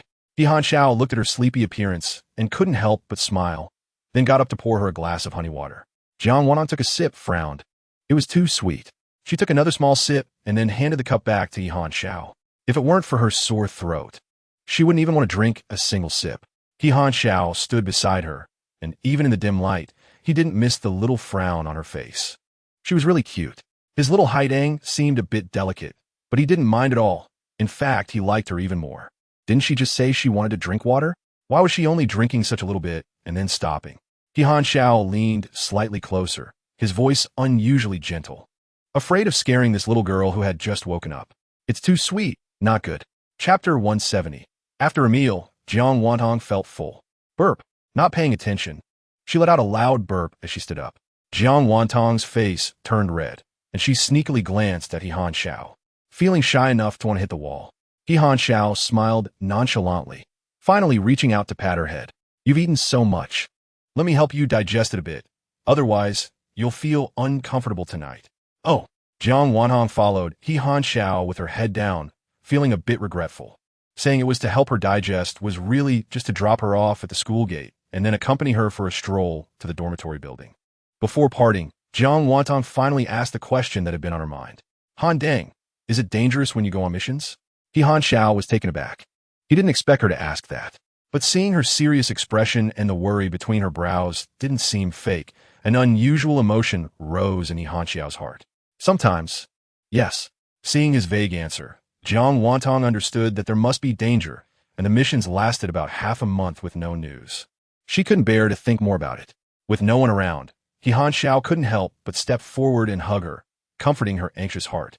Chapter 171. The next moment, as the accompaniment started, the lights in the live broadcast room suddenly brightened, and Jiang Wantong appeared in front of the camera wearing a light purple hanfu, made up to look like Lin Daiyu. She had a few small flowers in her hair, with some strands left on either side, tied in the middle with a red ribbon, and she held a light purple handkerchief. A Lin's sister falls from the sky, like a light cloud just emerging from a mist. As Jiang Wantong began to sing, her voice didn't match her gentle and weak image at that moment. Instead, she sang in opera style, her voice rich and full. However, Jiang Wantong had just learned this on the internet today, hastily picking up a few lines just for this opening. Wow, this Lin's sister sounds so similar. The host is really amazing. The makeup and singing are both impressive. Shi Han Deng looks good. Little dog Dingxi's wife is absolutely beautiful. Jiang Wantong glanced at the comment section, although there were some odd comments. Most were praising her, and the number of viewers in the live room was continuously rising. She finally felt reassured, thinking that this attempt should yield good results. Welcome Han Deng, Xinghe Gu, Pei Gu, and Sister Orange to watch me. The others didn't come today. Perhaps they're tired of seeing me every day. My heart is colder than the ice shards in the 9 cold days. Chapter 172. What? Little Haidang has learned voice acting too? No wonder she sounded so much like Lin's sister just now. Little Haidang is working so hard. I have no reason not to work hard. After the live broadcast ends, I'm going to memorize vocabulary. Little Dog Dengxi's wife is too competitive. Leave some room for other hosts. The host has already gained a lot. Still so eager to learn, too competitive. It's not competitive. I'm just learning because I'm interested. I also want to show more sides to my babies, to repay their love for me. After Jiang Wantong finished speaking, she made a heart shape towards the camera and gently blew a kiss. Fu Chujing watched the person on the screen, feeling as if that heart was about to fly to his side. Once he had that thought, his face couldn't help but turn red. Oh, I almost forgot. My brother Chi asked me to help him register, and when necessary, to send the gifts he should. Fu Chujing hurriedly logged onto Chi Inch's account and glanced at his gold coin balance. Wow, the balance was in the 8 digits. He really had recharged a lot. Fu Chujing pouted while checking Chi Inch's gift history, and indeed, there was no one else but Jiang Wantong. Chapter 173. If it weren't for being in front of the camera, Su Zhizhi would have rolled her eyes to the sky. She now confirmed that Jiang Wantong definitely remembered her and was doing it on purpose. But so what? Today's wave of traffic was definitely hers. Not just today. She would continue to ride on her traffic in the future, digging up her big brother. If she had the ability, then bring it on. Tang Tang is really cute. As expected of my idol, Su Zhizhi looked innocent, making her viewers think that Jiang Wantong was joking with her. That day we couldn't take a picture on the playground. I've been thinking about it ever since. You don't know how excited I was to see you at school that day. I didn't expect we would be from the same school, so when I found out you were streaming today, I couldn't wait to connect with you. We didn't get to take a picture offline, but we managed to connect online. I just took several screenshots just now. Su Zhizhi, afraid that Jiang Wantong would say something unfavorable, quickly expressed that she was her fan, being a host herself and also at the silver level. Actively saying that Jiang Wantong was her idol was already quite enough to give her face.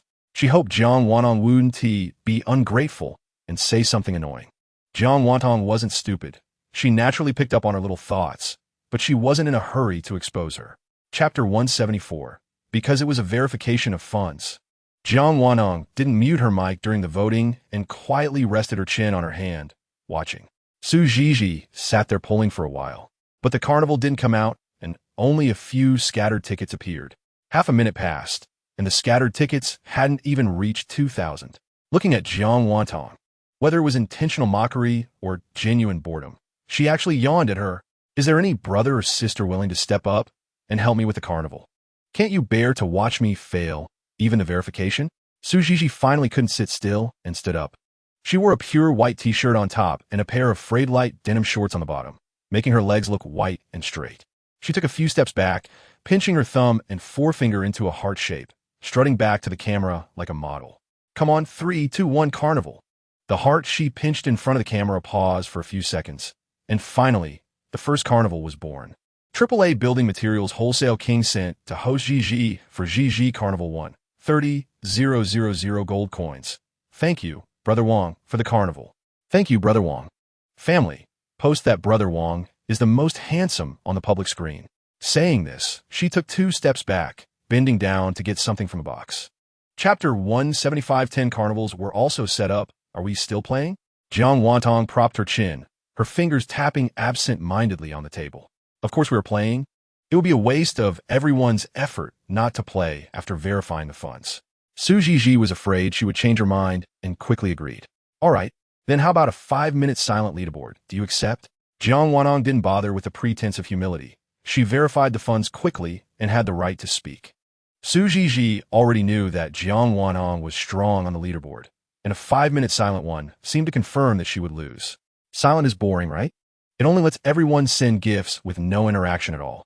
How about a 10-minute one with a process? Su Zhizhi Sly. This time, I have a right to speak. Just say whether you accept or not. If you lose this time, you'll face a punishment. And next time we could talk about your right to speak. Jiang Wantong didn't give her any face and directly refused. Fine, silent it is, I accept. But can we at least have a meeting? Su Zhizhi still had a forced smile on her face, thinking that she would definitely lose this time. But she could win it back next round. They say it's silent, but why have a meeting? If you could sign language, I do respect you. Jiang Wantong frowned. Slightly impatient. Chapter 176, Energetic Orange? Fell in love with sister? Tonight, let us go home with sister. Raising the galaxy? Picking up the stars. Cold lantern by the stream.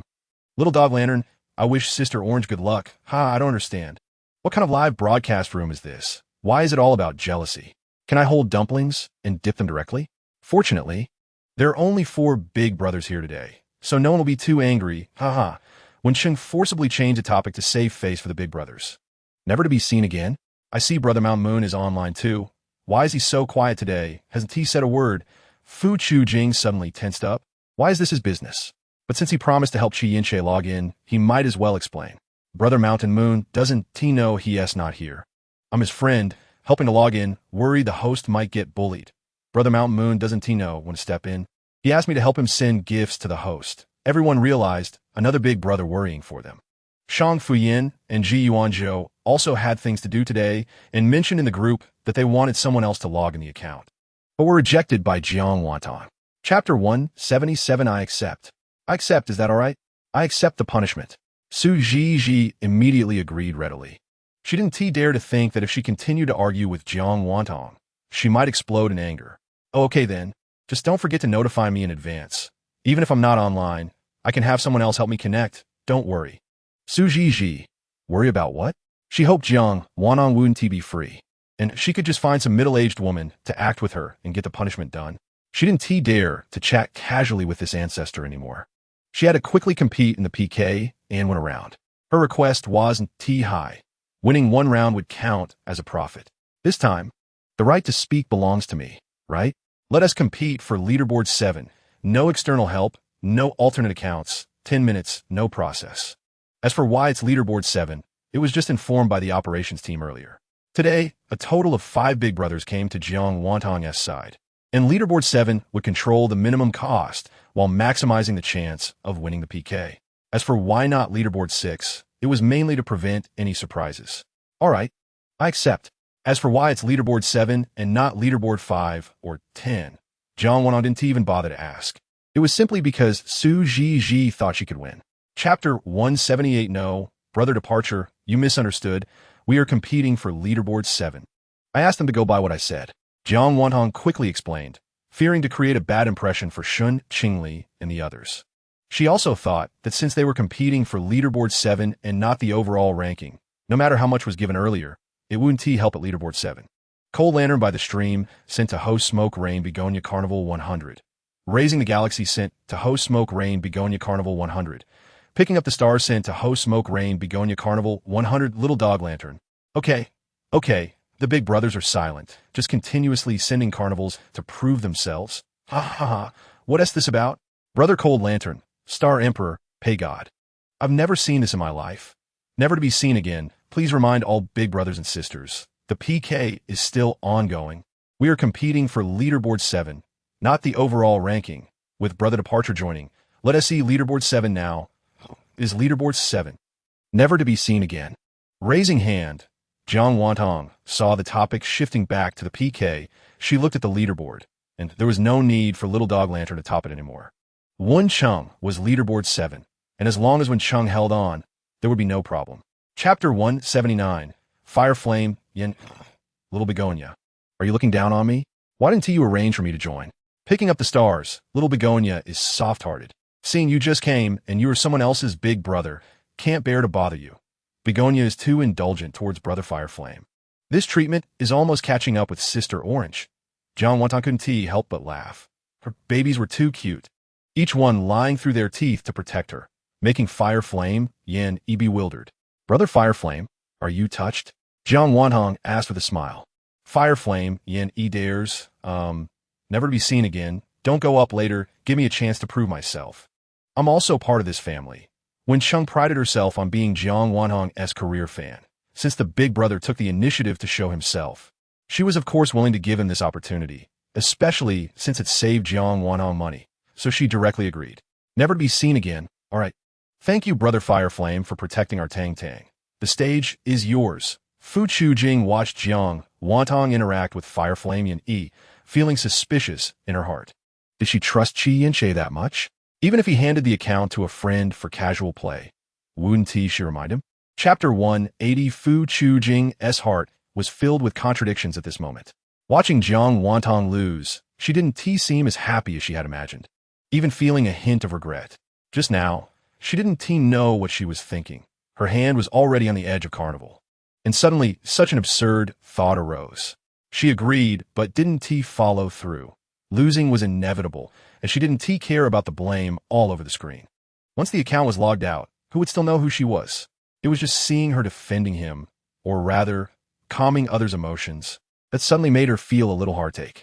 Fu Chujing had already thought it through. If she dared to say anything against him, he would immediately log out Qi Yinshe's account from the live stream, leaving her with no face at all. But she clearly did nothing, made no complaints, did not play the victim, and certainly did not blame him. However, he was mistaken. She was not that kind of person at all. Just as some other big brothers were about to go over to ask for a waiver for her, she stopped them and expressed her wishes in a joking tone, saying she didn't want that. As for the grievances between her and the host across the way, she said, "A gentleman takes revenge, but not now." Both sides thanked each other and opened their microphones. Chapter 181. Before Jiang Wantong could ask, there were already people more curious than her. "Little dog Dingxi wife, you are the second disciple of the Black Gate. Jiang Wantong. I recognize the words Dangxi baby, but I don't understand how they come together. What is the Black Gate? What does being a second disciple mean?" She doesn't remember founding any sect or taking in any disciples. Seeing her confusion, someone in the know helped explain. "Sister Bao, you are the second victim of your dark beverage, the one who was forced to return home early." Jiang Wantong finally remembered. However, she thought that matter was over and that the person wouldn't come back, as they hadn't appeared in the live stream again. Why did they suddenly go over to ask for a waiver today? If she remembered correctly, this person hadn't even spent anything in her live stream, right? Jiang Wantong was baffled and had no idea what was going on, but that didn't stop her from responding to Su Jiji. "Oh, can that be waived?" Jiang Wantong asked casually. To be honest, the punishment of hanging a banner didn't bother her much. After all, she didn't stream that often. Even if it was for a month, given her streaming frequency, it would only be about 10 times. Chapter 182. Tiaoshan Jianxi. Everything is wrong. As long as you make little Haitang angry, it's wrong.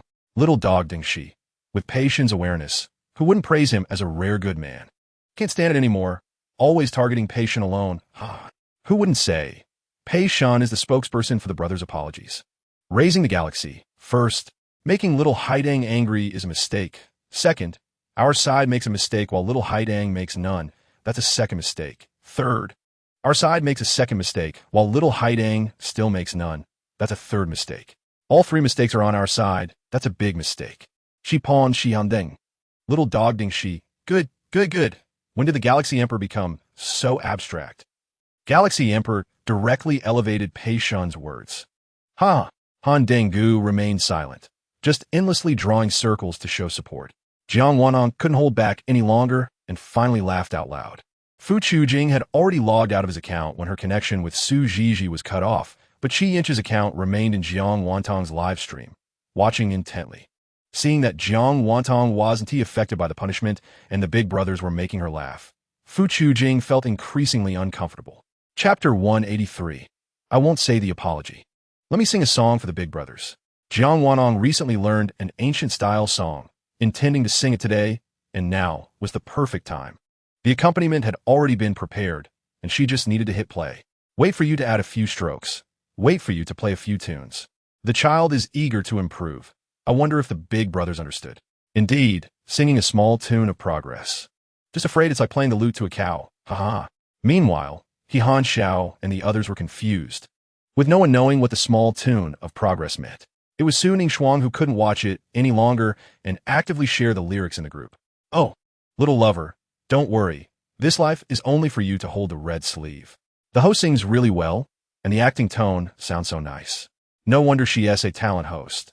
This talent is indeed commendable. All the fans who love the host, please click to follow and light up a sign. The host is beautiful and the song is sweet. Don't miss out.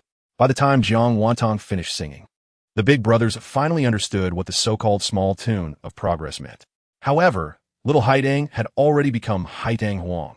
There was no room for improvement. Chapter 184. The second question, what does a man need to bring when going on a blind date? Jiang Wanhong threw out the second question. Tiao Shan Jian Si. I don't know this question. I'm young and haven't been on a blind date.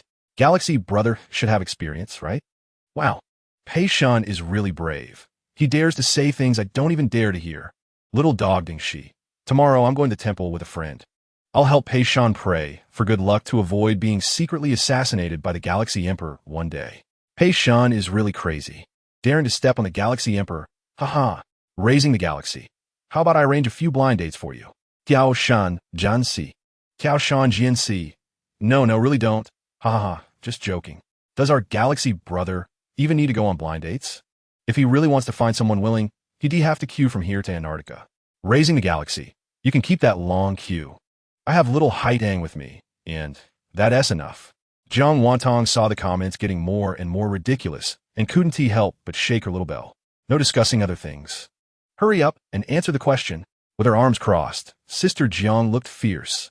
Naturally, a few big brothers shut their mouths and refused to answer, while others scattered guesses with no reliable answers, and some even started sharing their bizarre blind date experiences. Chapter 185. On Sunday morning, Jiang Wantong went out to run with Anqi again. Thanks to the last 1,500 meters, her stamina was a little better than before. Anqi took her for a slow jog, and they ran for half an hour. I can't do it anymore. I miss home. I miss my soft big bed. Jiang Wanong plopped down on a stone bench by the road after Anqi said they could rest. Can't walk anymore? Anqi asked with a laugh at her state. Jiang Wanong shook her head, feeling like her body was going to fall apart after that half-hour jogging. After finally making it home, she found a beautifully packaged bag at the door. The bag looked familiar. It seemed to be from the place Galaxy Brother had ordered takeout from several times. Jiang Wantong opened it, and, sure enough, it was breakfast, and as soon as she lifted the lid, the aroma wafted out, making her want to eat right there. Jiang Wanong took a photo with her phone and snapped a couple of pretty pictures of herself in her sports gear to post in the group. JWT, another day of working hard to exercise, and I come back to delicious food. I'm so happy. Throwing flowers. Thanks to Galaxy Brother for raising the galaxy. You've spent a lot again, brother. You must make a fortune today. Chapter 186. Gigi, since these people don't know you, it doesn't matter whether you explain or not. We believe you. Yes, we believe you. Su Gigi's two friends grabbed her arms, allowing the passerby she had held to pull away. Crazy. A passerby spat, truly a mistress with such quality, and then cursed and walked away. Su Gigi's anger, which had been somewhat soothed by her friend, flared up again. If it weren't for her friend's restraint, she would have rushed over. You're the mistress. Your whole family is a bunch of mistresses. Su Gigi cursed at the person's back, seeing the eyes of those around still focused on her face, feeling like she was about to go crazy. Jiang Wanong, I'll kill you. Jiang Wantong ignored her, not even giving her a glance, and walked straight towards the elevator behind her, where she had already seen Anqi coming up the escalator. Gigi, forget it. She's just talking nonsense. There's nothing we can do about it. Let us go. Both of them were trying to persuade Su Gigi. Just when they thought Jiang Wantong was leaving, she suddenly turned back, and behind her stood a woman with a high ponytail. Su Gigi, if you want to leave, you have to compensate me for my phone first, or I'll call the police. Chapter 187. The news about losing the PK yesterday has already reached the big brothers and sisters in the Socialist Successor Group. The only ones not in the group were Shaka, Yan Yuxing, and Jinuli Gang. Jiang Wanong didn't intentionally leave them out. She just had severe social anxiety. And when didn't come often? She feared that pulling them into the group would cause them trouble, as there were many loquacious people in the group, with daily messages reaching 99 as a norm. When they lost the PK yesterday, Jinuli Gang was present, but Shaka was completely unaware of it. However, she was socially anxious and didn't like to send messages on the public screen, so she had to privately message Jiang Wantong, hoping to explain when she was done. Just then, while Jiang Wantong was looking for an accompaniment to prepare for singing, she noticed her phone light up and casually clicked on it. Jiang Wantong was surprised. She didn't expect Yan Yuxing to take the initiative to message her. Sister Yan Yuxing, you weren't here yesterday. I lost the PK. And this banner is a punishment from the other side. It has to hang for a month before I can take it down. Jiang Wanong explained, pouting her lips in a deliberately somewhat aggrieved manner, hoping to see if Yan Yuxing would talk to her a bit more. Chapter 188. Thank you, babies, for your enthusiastic comments. For the first time, I doubt you all are serious babies. So for the sake of my little life, the Emperor Haidang, have decided to go to the mountains to learn from a master, practicing for 10 or 8 years to master the iron head skill, and then come back down. Picking up trash, being attracted by magnet. Raising the galaxy. What dangerous talk is this? No need to go to the mountains to learn from a master. I'll hire you 2 bodyguards instead. Is this direction reasonable? Mysterious person, 521,326. No. My little Haidang. Little dog lantern Shi-Pei is getting better at picking up jokes. If I practice iron sand palm, will I also be attracted by the magnet? What if I practice golden bell shield? Will I get heat stroke? What if the iron cloth shirt I'm wearing gets attracted? Will I be judged for being a rogue? Laughing to death. Who else can make me laugh so seriously after leaving this live stream? Zhang Wantong glanced at the comment section and couldn't help it. She had to admit everyone's thinking was very active, and she liked it. Ahem. What if I really get attracted by a magnet? What should I do? Zhang Wantong forced back a laugh and struggled to ask this question. Chapter 189. Her intuition told her it wouldn't be a good answer, so Zhang Wantong simply stopped asking and just said no. Last chance. If you can't guess it again, I'll just end the stream. Zhang Wantong huffed again and picked up a water gun, spraying it towards the camera twice. Fortunately, the camera was waterproof, so it wasn't a big deal. Ji Yuanzhou finally gave the correct answer. That's right, baby bro, plus 1 point. Okay, next question. If I slap my face, what is this called? Reward. Pei Yuan was the first to answer again. Zhang Wantong face-palmed, directly ignoring him, and then hinted with 3 words. Shen Qingli wanted to guess too. Ji Yuanzhou said it was a loving touch. Zhang Wantong huffed. I'll just go to the mountains to practice iron head skill then.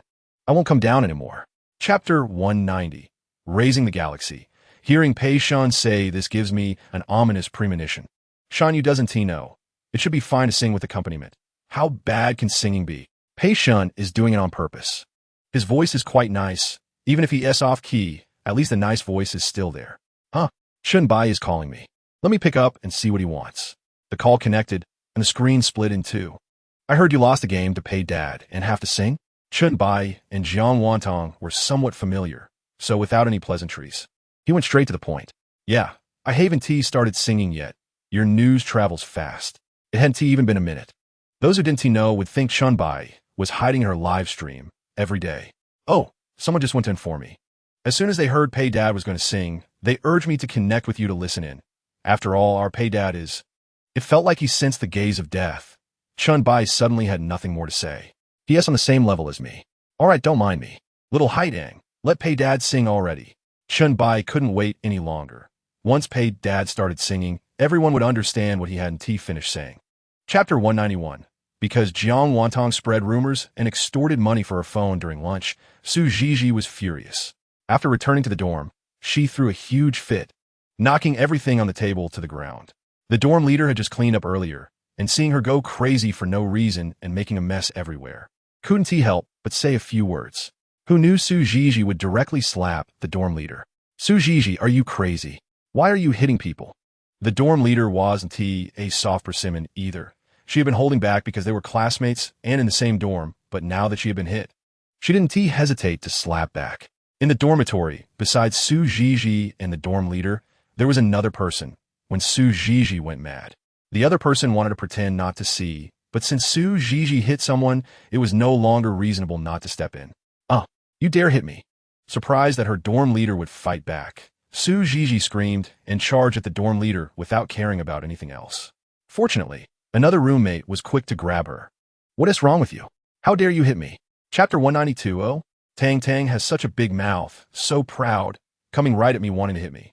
I'm so scared. Big brothers and sisters, please protect me. Su Zhizhi's innocent big eyes blinked, completely different from her furious look at Noon. Not going to hit. Then am I leaving? Yes, Su Zhizhi. Zhang Wantong really has no patience at all. Since we're already here, don't leave. The banner behind looks nice. Su Zhizhi looked at the banner behind Zhang Wantong and felt a sense of relief. I'm a trustworthy person. The punishment I should have given is done. I wonder when you plan to face your punishment? Yesterday's PK ended in a win and a loss. She has nothing to be proud of. I definitely won't roll over. Don't worry. Then let's start fighting. My siblings are in a hurry and don't have time to chat with you. Since Zhang Wantong connected with Su Zhizhi, she hasn't given her a single smile. Su Zhizhi has been talking for a while and feels quite awkward. She's reached the point where she can't pretend anymore. Wait, just the two of us fighting is boring. Let me call a couple more people to make it a four-person match. After saying that, without waiting for Jiang Wantong to refuse, Su Jiji has already pulled in Cece and Qing Tiandal. Chapter 193. Mentioning the drink, Cece's face turned darker than ever. Although she loves to eat and drink strange-flavored things, this was the first time she had something so terrible. The last time she drank that stuff, she dreamed of falling into a stinky ditch and accidentally swallowing several mouthfuls, making her vomit in her dream. Oof, what is that banner behind you? Yinyu Haidang can never beat Gigi for Gigi. When she first saw those words, Cece felt a bit pleased. It's nothing special, right? The so-called strongest newcomer, with many max-level big brothers, still got pressed to the ground and rubbed. Her mouth was quicker than her brain, and Cece read it out loud, thinking she could humiliate Jiang Wantong, only to find out the name at the end was actually Gigi for Gigi. What a joke. A person who could press her to the ground can't even beat this ugly woman who just provoked her status in the guild? What is this Yinyu Haidang doing? Can't even beat their guild's new little Kalami. How embarrassing. Ugh. The very person who couldn't beat little Kalami had previously pressed her to the ground and bullied her big brother. Oof. Cece's expression visibly darkened even more until a big brother made a move with the carnival, which finally brought a smile to her face. Chapter 194. Since I proposed it, I'll go first. You all can discuss your order. After Jiang Wantong finished speaking, she ignored the other three and opened the stopwatch on her phone, aimed the timer at the camera, then pressed start. The moment the timer started, without Jiang Wantong needing to say anything, the screen was already showering with rewards, accompanying you to watch the meteor shower fall on this earth, letting your tears fall on my shoulder. Jiang Wantong sang, with feeling facing the screen, full of rewards. Wow, this Yinyu Haidang sings really well. Just casually singing a few lines sounds so good. Whose meteor shower is made of rewards, so extravagant and reckless? Who envied me without saying it? The singing continues. The rewards continue, never to be seen again. Thanks to Zapanji handing Sciencing Mystery Man 521326 Tiaotsang Shocking Yo Star. Do not queue.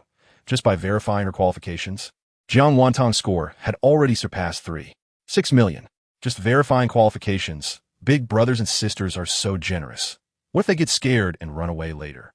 Jiang Wantong pretended to be worried, but her face showed no signs of concern, looking instead like she was enjoying the situation. Chapter 195. What do you mean by my big brother like that? What's wrong with my big brother? You better explain clearly. Now, it was Cece who didn't want to hear it. What she said earlier was unintentional. Couldn't she just pretend not to hear it? But Yinyu Haidang had to say it out loud. And now she was even blaming her big brother. How could this person be so mean? Cece pouted, feeling wronged. She really didn't mean to say that. Jiang Wantong was too lazy to argue with Cece, directly impatiently brushing it off, then continuing the qualification verification. All right. What is the matter? Don't you have a count? Gigi and Qing Tiandal haven't verified their qualifications yet. Have you all decided who goes first? Jiang Wantong choked Cece up a bit, and all the good mood she had just evaporated. She wanted to say something, but couldn't find the opportunity, especially since Su Jiji and Qing Tiandal were already starting to fight over who would go first. Cece was fuming, thinking that not explaining for her big brother might make him angry, but now she had no chance to speak. She was so angry. Cece gritted her teeth, clenching her fists under the camera, wishing she could do something violent right now to vent her inner anger. Chapter 196. The timer ended, and Jiang Wantong didn't give Su Jiji a chance to continue thanking the leaderboard. After all, she had said not to waste time, so it was only fair to treat everyone equally. All right, next, Qing Tiandal prepare, Jiang Wantong said, pointing the timer at the camera again and pressing start. Tiao Sanjini. Wow, this PK hasn't officially started yet, but it feels like we've already seen a lot of excitement. They say 3 women make a drama. This PK has 4 girls, each with their own schemes, making it quite lively. Mystery Man 521326. Little Haidang holds grudges. Not only does she remember, but she also retaliates on the spot. Those who have offended her, be careful. Zapanji handing, I haven't offended her. Sciencing, little Haidang won't hold a grudge against me. Tiao Sanjini, I feel like Xingha's words lack confidence. Mustermain 521326. See, imis etable. He must have offended little Haidang, definitely. At the same time, far away at the filming location, the movie Emperor Shangda just took a sip of water, suddenly felt his nose itch, and uncontrollably sneezed, spraying all the water in his mouth onto Liuzi's face. Chapter 197. With the lost lights, let us go. Cece's live stream room erupted completely, including Cece herself. Did the grievances work? Is Big Brother ready to charge and rage for the beauty? But even if he puts in all his effort, can he really beat Yinyu Haidang? Wow, Lost Light is such a man. So handsome. Xinghua is here to support. So sweet to our Cece. Go. Our Shijiao army will definitely win. Let us crush Yinyu Haidang. Army Fu, I'll join you, Lost Light. Fugo has joined too. This match is a sure win. Let us press Yinyu Haidang to the ground. It's heating up. It's heating up. Charge. Don't talk too much. If you lose, you'll be slapping your own face. There are those who are fired up, and there are those who pour cold water. Cece and Yinyu Haidang are not fighting for the first time, and they know each other as strength. The phone kept vibrating nonstop, all messages from the operator urging her not to act impulsively. She found it annoying and simply tossed the phone aside, ignoring it. At that moment, Junfu once again mentioned the 1v3 on the public screen, and she gritted her teeth and actually accepted the challenge. After all, one can't always be so rational, right? Sometimes it's okay to act on impulse, isn't it? Chapter 198.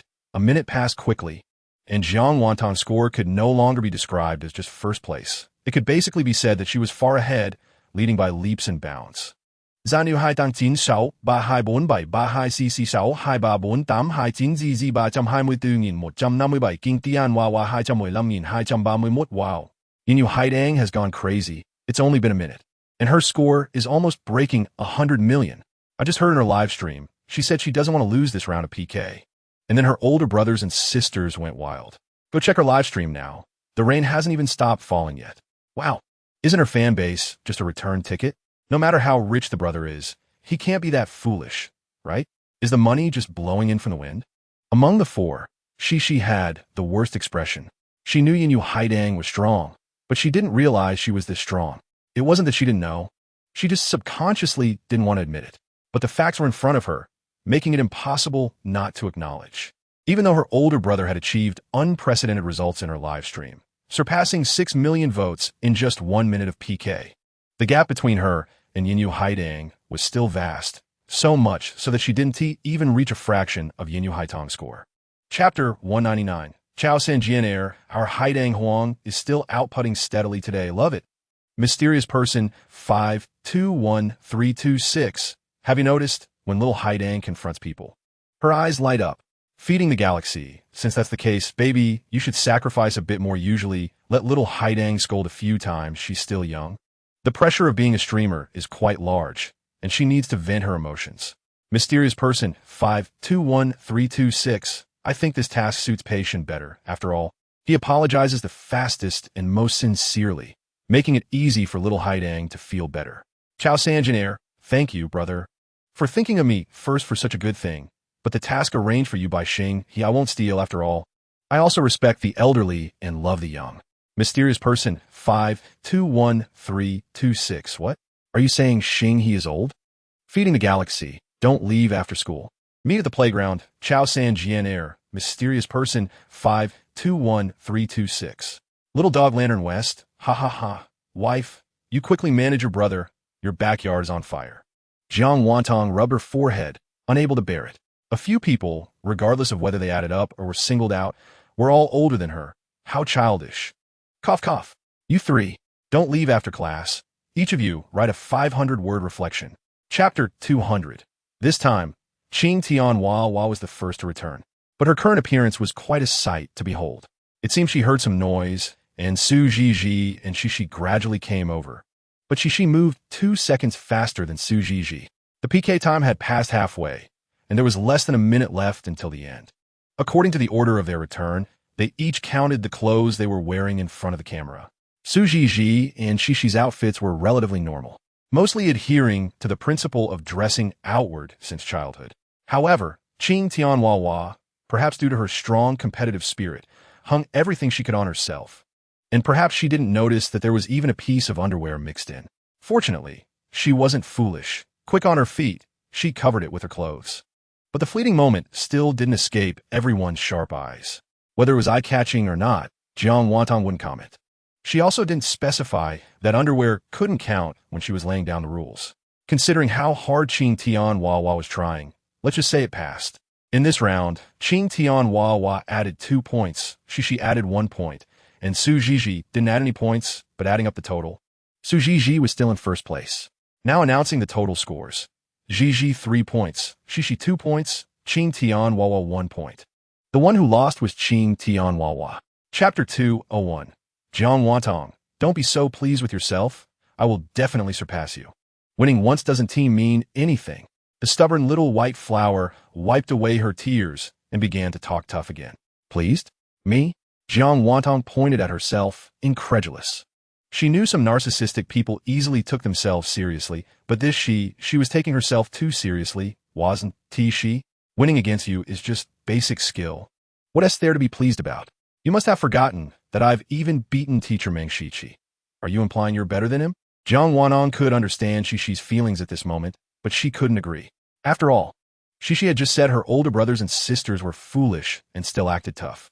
She had no other hobbies, just a bit of stubborn temper, especially treating the unconvinced. Meng Shiqi was at least the most popular streamer in Blue Province, acknowledged by everyone. And Shishi certainly couldn't compare to him and wouldn't dare to offend him. I didn't say that you Haitang don't make wild connections. I'm talking about you. I will definitely win against you someday. Shishi was both shy and angry, wishing she could have a few big spenders help her suppress Jiang Wantong's spirit. Losing and winning in PK is normal. Don't take it so seriously. Maintain a proper mindset, otherwise being a streamer will be very tough. Chapter 202. In the last round, Shishi lost and was punished. So this round she should have the speaking rights, right? Su Zhizhi, fearing Jiang Wantong would monopolize the speaking rights, spoke up first to take it for Shishi.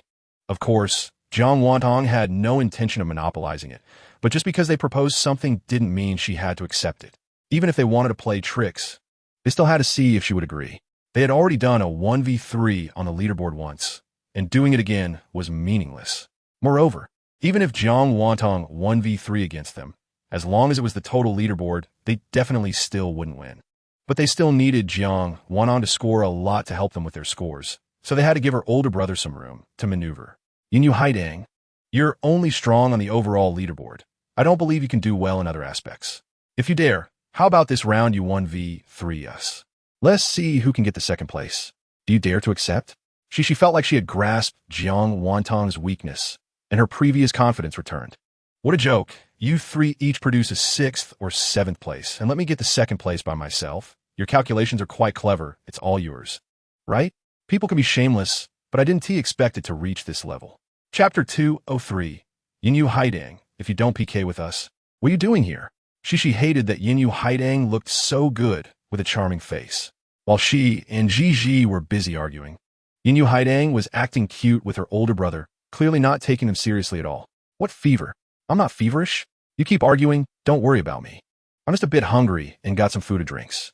Jiang Wantong wasn't unaware of what Shishi meant, nor did she really think Shishi cared about her. She just couldn't be bothered to argue with her. Explaining things that she had already made up her mind about was pointless.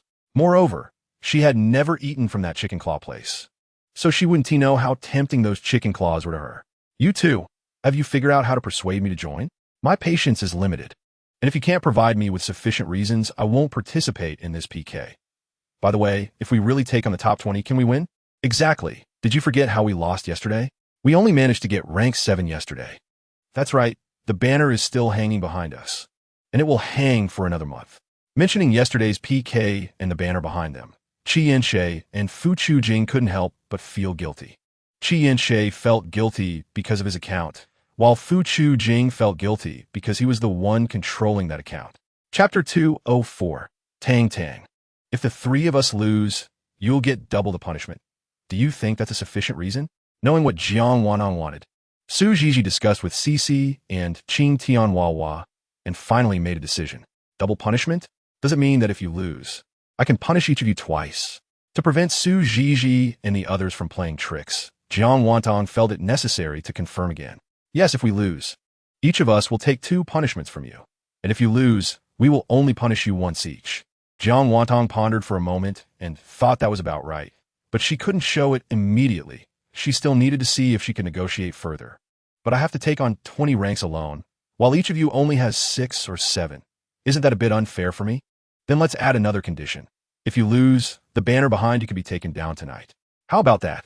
Su Zhizhi had already made the biggest concession, and she just hoped Jiang Wantong wouldn't push her luck further. All right then, Jiang Wantong pretended to be a bit troubled and reluctantly agreed. A few minutes of play, and what other rules? Let Cece decide, who is always stubborn. Chapter 205. Jiang Wantong's little face turned red. She simply couldn't bear to look at the comments section anymore. These people were getting bolder and bolder. Jiang Wantong simply hummed along with the music, completely ignoring them. It's just a nickname, right? If they don't say it, then they don't say it. Who cares to listen? Next time, if Star River Brother asks her to listen, she'll have to think about it. The 3 people from Shipai, Jihan Deng, also occupy the ranks, each taking 7 ranks, a total of 21 ranks, also 900,000 points. Chao Sanjiani. They must have had the guild intervene. Should we fill in the ranks, or take 2 more? Let's operate the Star River while raising it. Everyone fill in 30 more carnival points. If anyone has a small account, they can take another rank. After Shun Qingli's orders were issued, the screen was flooded with comments. Filling in 30 is too much. Even filling in 10 is enough. They shouldn't be able to produce that many. As the main party in this live broadcast, Jiang Wantong's words went unnoticed. Yes, I have 200 kids, little Haidang, don't worry about it. I don't lack these few melons and dates. I love you, so I'm supporting you. You can tell there's something wrong. You just need to look beautiful. Raising Star River, little Haidang, don't mind them, just be happy. Chapter 206. As per international convention, after the PK, one must thank the ranks. And Jiang Wantong was no exception, thanking everyone from the top of the list to the bottom. Thank you, brothers and sisters. Thank you. The external support from my sisters, Xiao Chabyuk and my good friend Ukele, and also thank you to Brother Pei's good son, Teacher Chenbai. Thank you all. Jiang Wantong put down what she was holding, stood up, and deeply bowed to the camera. Yang Chihua was still in Jiang Wantong's live broadcast room. At this moment, hearing her thank several streamers and even mentioning Hua Yanyan, but not mentioning him at all, he couldn't help but snort coldly, becoming even more irritated. Give phone 2 slaps, little Haidang is being polite. Your brother Pei has already helped you thank everyone. Yes, I have 200 kids, little Haidang. We have all followed you and lit the sign. We are not an external support team.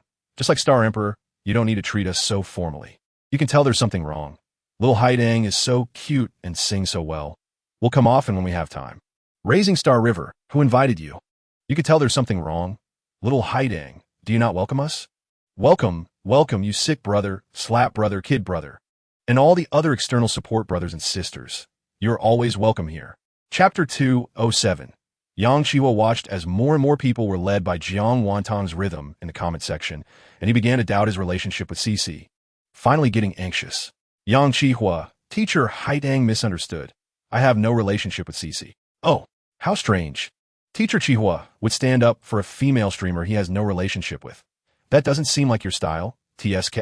What do you mean by the more you describe? The worse it gets, this is it. Cece was also feeling overwhelmed.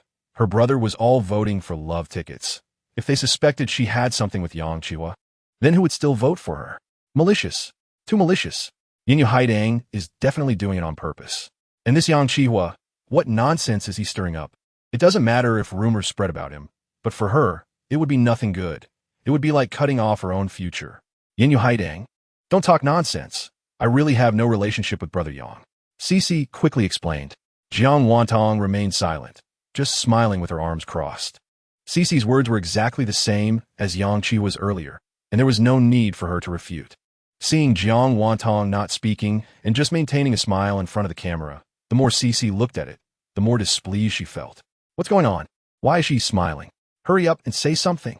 Not saying anything while smiling feels even more troublesome than saying something. Chapter 208. The current situation was not in his favor. Saying more would only backfire, and Yang Chihua understood this principle, so he simply left, saying he needed to prepare for his live broadcast.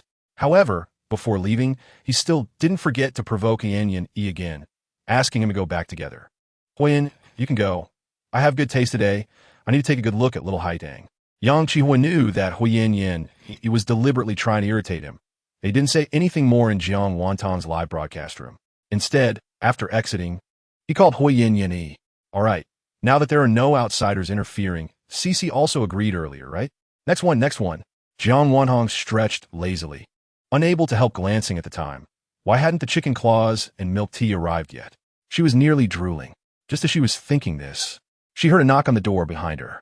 After she responded, and Chi came in with some items. The familiar packaging made Jiang Wantong quite impatient. But since she was in front of the camera, she had to maintain her ladylike image a bit. And she helped her clear the table. Then took out the chicken claws, helped her put on a glove, brought over a small box for the bones, and finally inserted a straw into the milk tea and placed it in front of her before leaving. Chapter 209. After hanging up the call, Jiang Wanong could finally enjoy her chicken claws properly. Babies, my birthday is next Sunday, and I've prepared some different activities. I might start the broadcast in the afternoon. Once the time is confirmed, I'll post it in the group in advance. If you have time, don't forget to come and watch me. The comment section is so excited. Everyone is spamming messages like, Happy birthday. Tangbao. Is it too much to invite CC and the Sunny Doll to assist in the broadcast? You're just giving them free exposure. Yeah, right? This isn't punishing them. It's practically sending warmth. You should make them look ugly that day, so the heat they get is all negative. Jiang Wantong looked at the active suggestions in the comments and couldn't help but laugh out loud. Oh dear, you guys think too highly of me. Am I someone who repays kindness with kindness? They know how to set me up, and I'm just going to give them free exposure? I'm no Mother Mary, humph. Jiang Wantong tugged at the corners of her mouth, trying to show a sly smile, but ended up looking like a cute version of a crooked-mouthed warrior. Just wait. On Sunday, I will transform into the evil Tangbao, and they'll be trembling in fear at the thought of assisting me in the future. Feeling that she couldn't channel that fierceness while sitting, Jiang Wantong stood up, even taking off the glove she used to munch on chicken feet. Placing her hands on her hips. Chapter 210. Fu Chu Jing lay on his bed, replaying the conversation he had with the little anchor he liked earlier that night in his mind. Suddenly, his phone rang. He instinctively reached for it and took a glance. Unfamiliar number. The phone was tossed back onto the bed as he prepared to continue his replaying, but suddenly, he sat up in shock, quickly opened the message he just received, and scrolled up to find the chat history with Little Haidang. Little Haidang took the initiative to message him. JWT, second brother. Thank you for your strong support for Little Haidang today. Second brother is mighty and powerful, and you must come and see me often when you're free. A simple text that Fu Chu Jing read repeatedly, and at this moment, the corners of his mouth were even more difficult to control than AK. Little Haidang proactively messaged him. Does this mean that the matter has completely passed, and Little Haidang has fully forgiven him? His fingers hesitated on the keyboard for a long time, deleting and typing again, pondering for a while. He finally replied with just one word, eat more good food, and then there was no further response. After replying, his phone remained on that conversation screen, and he didn't receive any messages from Jiang Wantong before going to bed. It's all my fault for replying too coldly. Little Haidang couldn't continue the conversation. Chapter 211. Don't you think the probability of encountering Senior Li Tinglan this week is a bit high? After running into Li Tinglan in the cafeteria once again, Chen Jingjing couldn't help but murmur. It does seem a bit high. Maybe the new rice noodle place in the second cafeteria is delicious, and he likes it too? Li Jiadong looked at the back of Li Tinglan, carrying a casserole, and couldn't help but doubt. Wen Cheng facepalmed, looking at the two with a dumbfounded expression, then turned to see Jiang Wantong's reaction. Wen Cheng stared for several seconds, but couldn't see any expression on her face. She was just focused on eating. Hey, Tang Tang, do you think Senior Li Tinglan might have taken a liking to you? Wen Cheng gently tapped her arm and asked, how is that possible? I'm just asking him for help with something serious. It can't be what you're guessing, my little cutie. Don't be so narcissistic for me. If it weren't for Wen Cheng tapping her, she wouldn't have heard what Li Jiadong and the others were saying. Her mind was full of thoughts about Sunday. She had already arranged with the escape room in the Central Square for a private event on Sunday afternoon, planning a thrilling themed birthday party, and it would be live-streamed. Besides Cece and the Sunny Doll assisting, Jiang Wantong also invited over a dozen people from the school's animation club, all thanks to Li Tinglan's help. Chapter 212. Welcome. Sister Orange, you finally came to see me. I have a little story to tell you. Jiang Wantong was visibly happy, even too lazy to respond to the haters questioning her about not letting Cece appear. ASDF. Hey, Little Haidang, I'm here too. Hurry and look at me. ASDF. I said I'm here, didn't you see? ASDF. Ahem. Feeling wronged. Mysterious person 325687. Bro, you haven't come to the live stream for a few days. Have you forgotten your roots? Can't you welcome yourself? ASDF. Mind your own business. ASDF. I want little Haidang to welcome me. Otherwise, I'll throw a tantrum. ASDF. I've been rolling on the ground, feeding the galaxy. Get a grip. How old are you, AD bro? Little Dog Lantern West. Shindy calling AD bro. What's the difference from my mom calling me by my full name when she's angry? Today's wax is for AD God. Alright, AD bro. Behave and welcome me, of course, welcome. Mooah, catch the flying kiss, AD bro. ASDF. Caught it. ASDF, hee. Little Haitong's flying kiss. Baby, do you have one? Chapter 213. Is it just because I was a little late? This misty rain Haidang is too petty. How can she be so unforgiving? Yeah, I've never seen someone so small-minded. Isn't this just bullying our CC? Tiao Sanjiao. Are you all done talking? Your anchors were late and didn't apologize, and you're blaming Lil Haitang? This is species diversity today has opened my eyes. Tiao Sanjiao, what are your anchors here for? To be punished. It's because you're poor, broke, and your anchors lost, so they have to be punished. If you have time to yap, go move some bricks instead. Don't let your anchors look pitiful and stubborn here. Hurry up and roll out. Tiao Sanjiao. I'm warning you fans of CC, if you want to watch, just watch quietly. If anyone says something I don't want to hear, I'll kick them out directly. ASDF. Paygod is so powerful, Little Dog Lantern West. Paygod only admits defeat in front of Little Haidang. The rest of the time, he's still a fierce warrior, so cool. Feeding the galaxy. The red vest isn't worn for nothing. When it's time to work, do it. I just explained that I was late because you live far away and there was traffic. Chapter 214. Jiang Wantong shook her favorite little bell and then pointed at the numbers on the paper, saying, okay, big brothers and sisters from now on. We're going to follow this order one by one, no cutting in line. Rivasha Havengong. The anchor is setting a gift-giving order for big brothers and sisters. Are today's anchors so capable? What are you reversing? Can't you see the big brothers and sisters are being so well-behaved? Big brothers and sisters. When I was in school, no one dared to manage me. Who are you to manage me? Tiao Sanjiao. No wonder Little Haidang is so clever. She thought of such a smart method. Mysterious person 236587. No wonder Paygod is so dry in his compliments. Tiao Sanjiao. Baby bro. AD bro is here today. Go target him, please. ASDF. Paygod, do you just ask for things with your mouth? Shut the door. Let the baby out. Mysterious person 236587. Why am I always the one getting hurt? Chapter 215. Li Tinglan wasn't unaware of the private message from Jiang Wantong on the Potato app. He simply chose not to reply. Jiang Wantong asked if he wanted to add her as a friend or leave a contact. But he already had her on his friend list. It was during that comic convention when his younger brother insisted on adding this pretty sister. However, Li Tinglan didn't want to expose their relationship and make her uncomfortable, so he had to decline. The words "I'm sorry" lingered in the chat for a while before they were finally sent out. This was the first time CC felt that a 15-minute PK was so long. The big brothers and sisters had a perfect rhythm, neither overwhelming her with gifts nor leaving long gaps for her to catch her breath. After the PK, she felt like her throat was about to smoke. Unsurprisingly, Jiang Wantong won the PK. Sister Haidang, please go easy on punishing me. Hu Keilei playfully winked. If one didn't know he was a boy, they would genuinely think he was a sweet and lovely girl, just a bit tall. Chapter 216. Jiang Wantong and Meng Shiqi finally connected. And not only did Meng Shiqi greet her, but Cici, who was diligently assisting, also took the initiative to say hello. Cici, you're assisting teacher Haidang? Meng Shiqi was a bit curious. Yeah, I lost the Inu Haidang, so I'm assisting her for today and tomorrow. Cici said this on purpose to make Meng Shiqi think Jiang Wantong was really mean for making her assist for 2 days after losing. In her view, that was a heavy punishment. Unexpectedly, Meng Shiqi didn't play along with her. What? There's such a good thing? Teacher Haidang, if I lose later, can I assist you too? It was a joke, of course. Even if Jiang Wantong really agreed, he wouldn't dare to actually do it. Not to mention whether his good sisters would agree. But those big brothers of Jiang Wantong would probably be the first to not let him off the hook.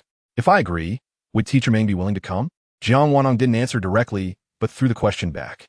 Well, if I'm willing to go, would Teacher Haidang really want me to? Meng Shiqi mirrored her earlier question, and they unintentionally started an invisible tug-of-war. Chapter 217. Let's verify the scores. Whoever has the most points in 1 minute gets to decide. What do you think? Jiang Wantong thought this was the fairest method, especially since she had a large supporting army behind her, giving her confidence. Chun Bai and Meng Shiqi both agreed. But Jinmu hesitated for a moment before slowly nodding. Verification? Could this be a chance for revenge? Jinmu remembered that when she was still a newcomer, there was a time she was asked to verify scores during a PK. She clearly remembered that everyone thought she wouldn't succeed, but she came out with 10 carnivals. And the person who provoked her back then had long since disappeared. Teacher Haidang, you go first, ladies first. Meng Shichi automatically took on the responsibility of controlling the situation. Jiang Wantong didn't delay and had Chun Bai help her with the countdown. Cece, are you ready? Before the countdown started, she turned to glance at Cece and pointed to the big red horn, hinting for her to be proactive. Oomph. Cece was furious. The number of people in the 4 live streams had already exceeded 100,000, and making her thank the big brothers in front of so many people was deliberately ruining her image and embarrassing her. She wanted to ride the wave of popularity and attract some fans for herself. Chapter 218. As expected, Meng Shichi's score exceeded Jiang Wantong's. However, it wasn't by much. Just a few thousand points. Didn't he expect this? Teacher Haidang, I won. Meng Shichi deliberately acted silly, trying to liven up the atmosphere. Of course I expected it. After all, Teacher Meng, you are the number 1 in Lan Province. How can this little score be hard for you? Jiang Wantong replied honestly. If she were really afraid of losing, she wouldn't have let the big brothers and sisters line up to send gifts earlier. Number 1 in Lan Province? Little Haidang, you have high praise from Meng Shichi. Then when you think of me, if my title isn't as loud as his, I'm going to make a scene. Chun Bai was also someone who loved to be funny, and he immediately started arguing with Meng Shichi. Chapter 219. As Meng Shichi reset the health bar, the first PK officially began. Jiang Wantong muted the other 3 streams and started the battle song. Come on, babies, the pancakes are waiting for you. You all go ahead. I'm going to look up how to make pancakes. Although she said pancakes, Jiang Wantong was actually thinking of sweet sugar pancakes. And the recipe she found was naturally for sweet sugar pancakes. 250 grams of flour plus 180 grams of boiling water. First mix them into a flocculent state. Then knead into a dough, roll into strips, and cut into equal small pieces. Jiang Wantong watched the video while taking notes with paper and pen. Cece watched from the side, thinking this was her chance. Haidang, I'm not saying you can't even cook, and you just follow this uncertain tutorial. Can it really be eaten? You still want to send it to your fans to eat? Isn't that too much? Jiang Wantong was furiously taking notes when she suddenly heard Cece's criticism. Frowning, she turned to look at her with impatience. She hated being disturbed while studying seriously, and Cece, that annoying person, really knew how to do irritating things.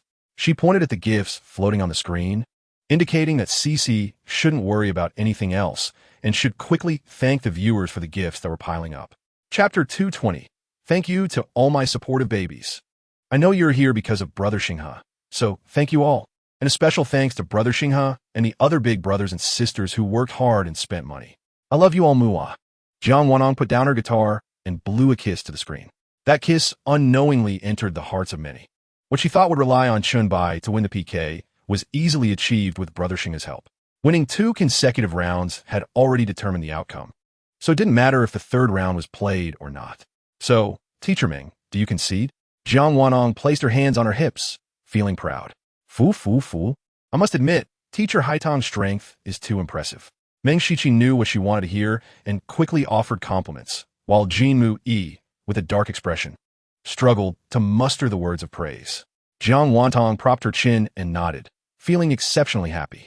Even Jinmu Yi had softened, and she wondered if her stubborn assistant beside her was still as tough. Cece, what about you? Do you think my big brother and sister are amazing? Again, with this question, Cece tightened her fists. The previous one was thanks to a crowd-funded sports car, and they were competing for the online audience leaderboard. Chapter 221. Tang, I'm a bit thirsty. Can I go get a glass of water? Jiang Wantong thought about how Anchi was not there to fetch Sister Orange. And since she was in the middle of telling a story, it was inconvenient for her to leave. After all, it was her home, and the living room had surveillance cameras. Cece wouldn't do anything mischievous, so she agreed. The water is in the living room. You can go. After Jiang Wantong saw her get up and walk out, she continued with her story without further concern. However, the flood not only submerged Jinshan Temple, but also wreaked havoc on the nearby villages. At this moment, a man named Diyu stood up. All right, the story is over. Jiang Wantong covered her mouth and giggled, looking just like a child who had successfully done something naughty. Tao-san, Jan Thu good. Little Haidang tells a great story. Wow, this is what is known as taking the essence and forming the dregs. Pretty good. History and myth completed a loop at this moment. Isn't this a wild history the anchor is telling? It's too wild. I think this story is lacking a bit. What about the origins of the 7 little boys? Did they meet the 7 fairies in the Peach Garden when the Monkey King caused havoc in heaven?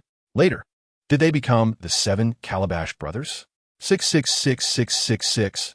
I'm impressed without even leaning on the wall. Jiang Wantong spent half the time telling the story, and with over 5 minutes left, she decided to sing a song to match the little story she just told. Chapter 222. Although Jiang Wantong didn't know what Ji Yuan Zhou had calculated, since he spoke up, he must have figured something out. Got it, baby brother. I'll transfer you after the broadcast. Jiang Wantong obediently promised him. After Su Ningxiang finished her call, Anqi rushed back, panting, and handed the burn ointment to Su Ningxiang. Little Haidang, it might hurt a bit, bear with it. If you can't help but cry out, it's okay. Anqi held Jiang Wantong's wrist, and Su Ningxiang looked at the bright red area with a pained expression. Even her voice softened significantly when she spoke to Jiang Wantong.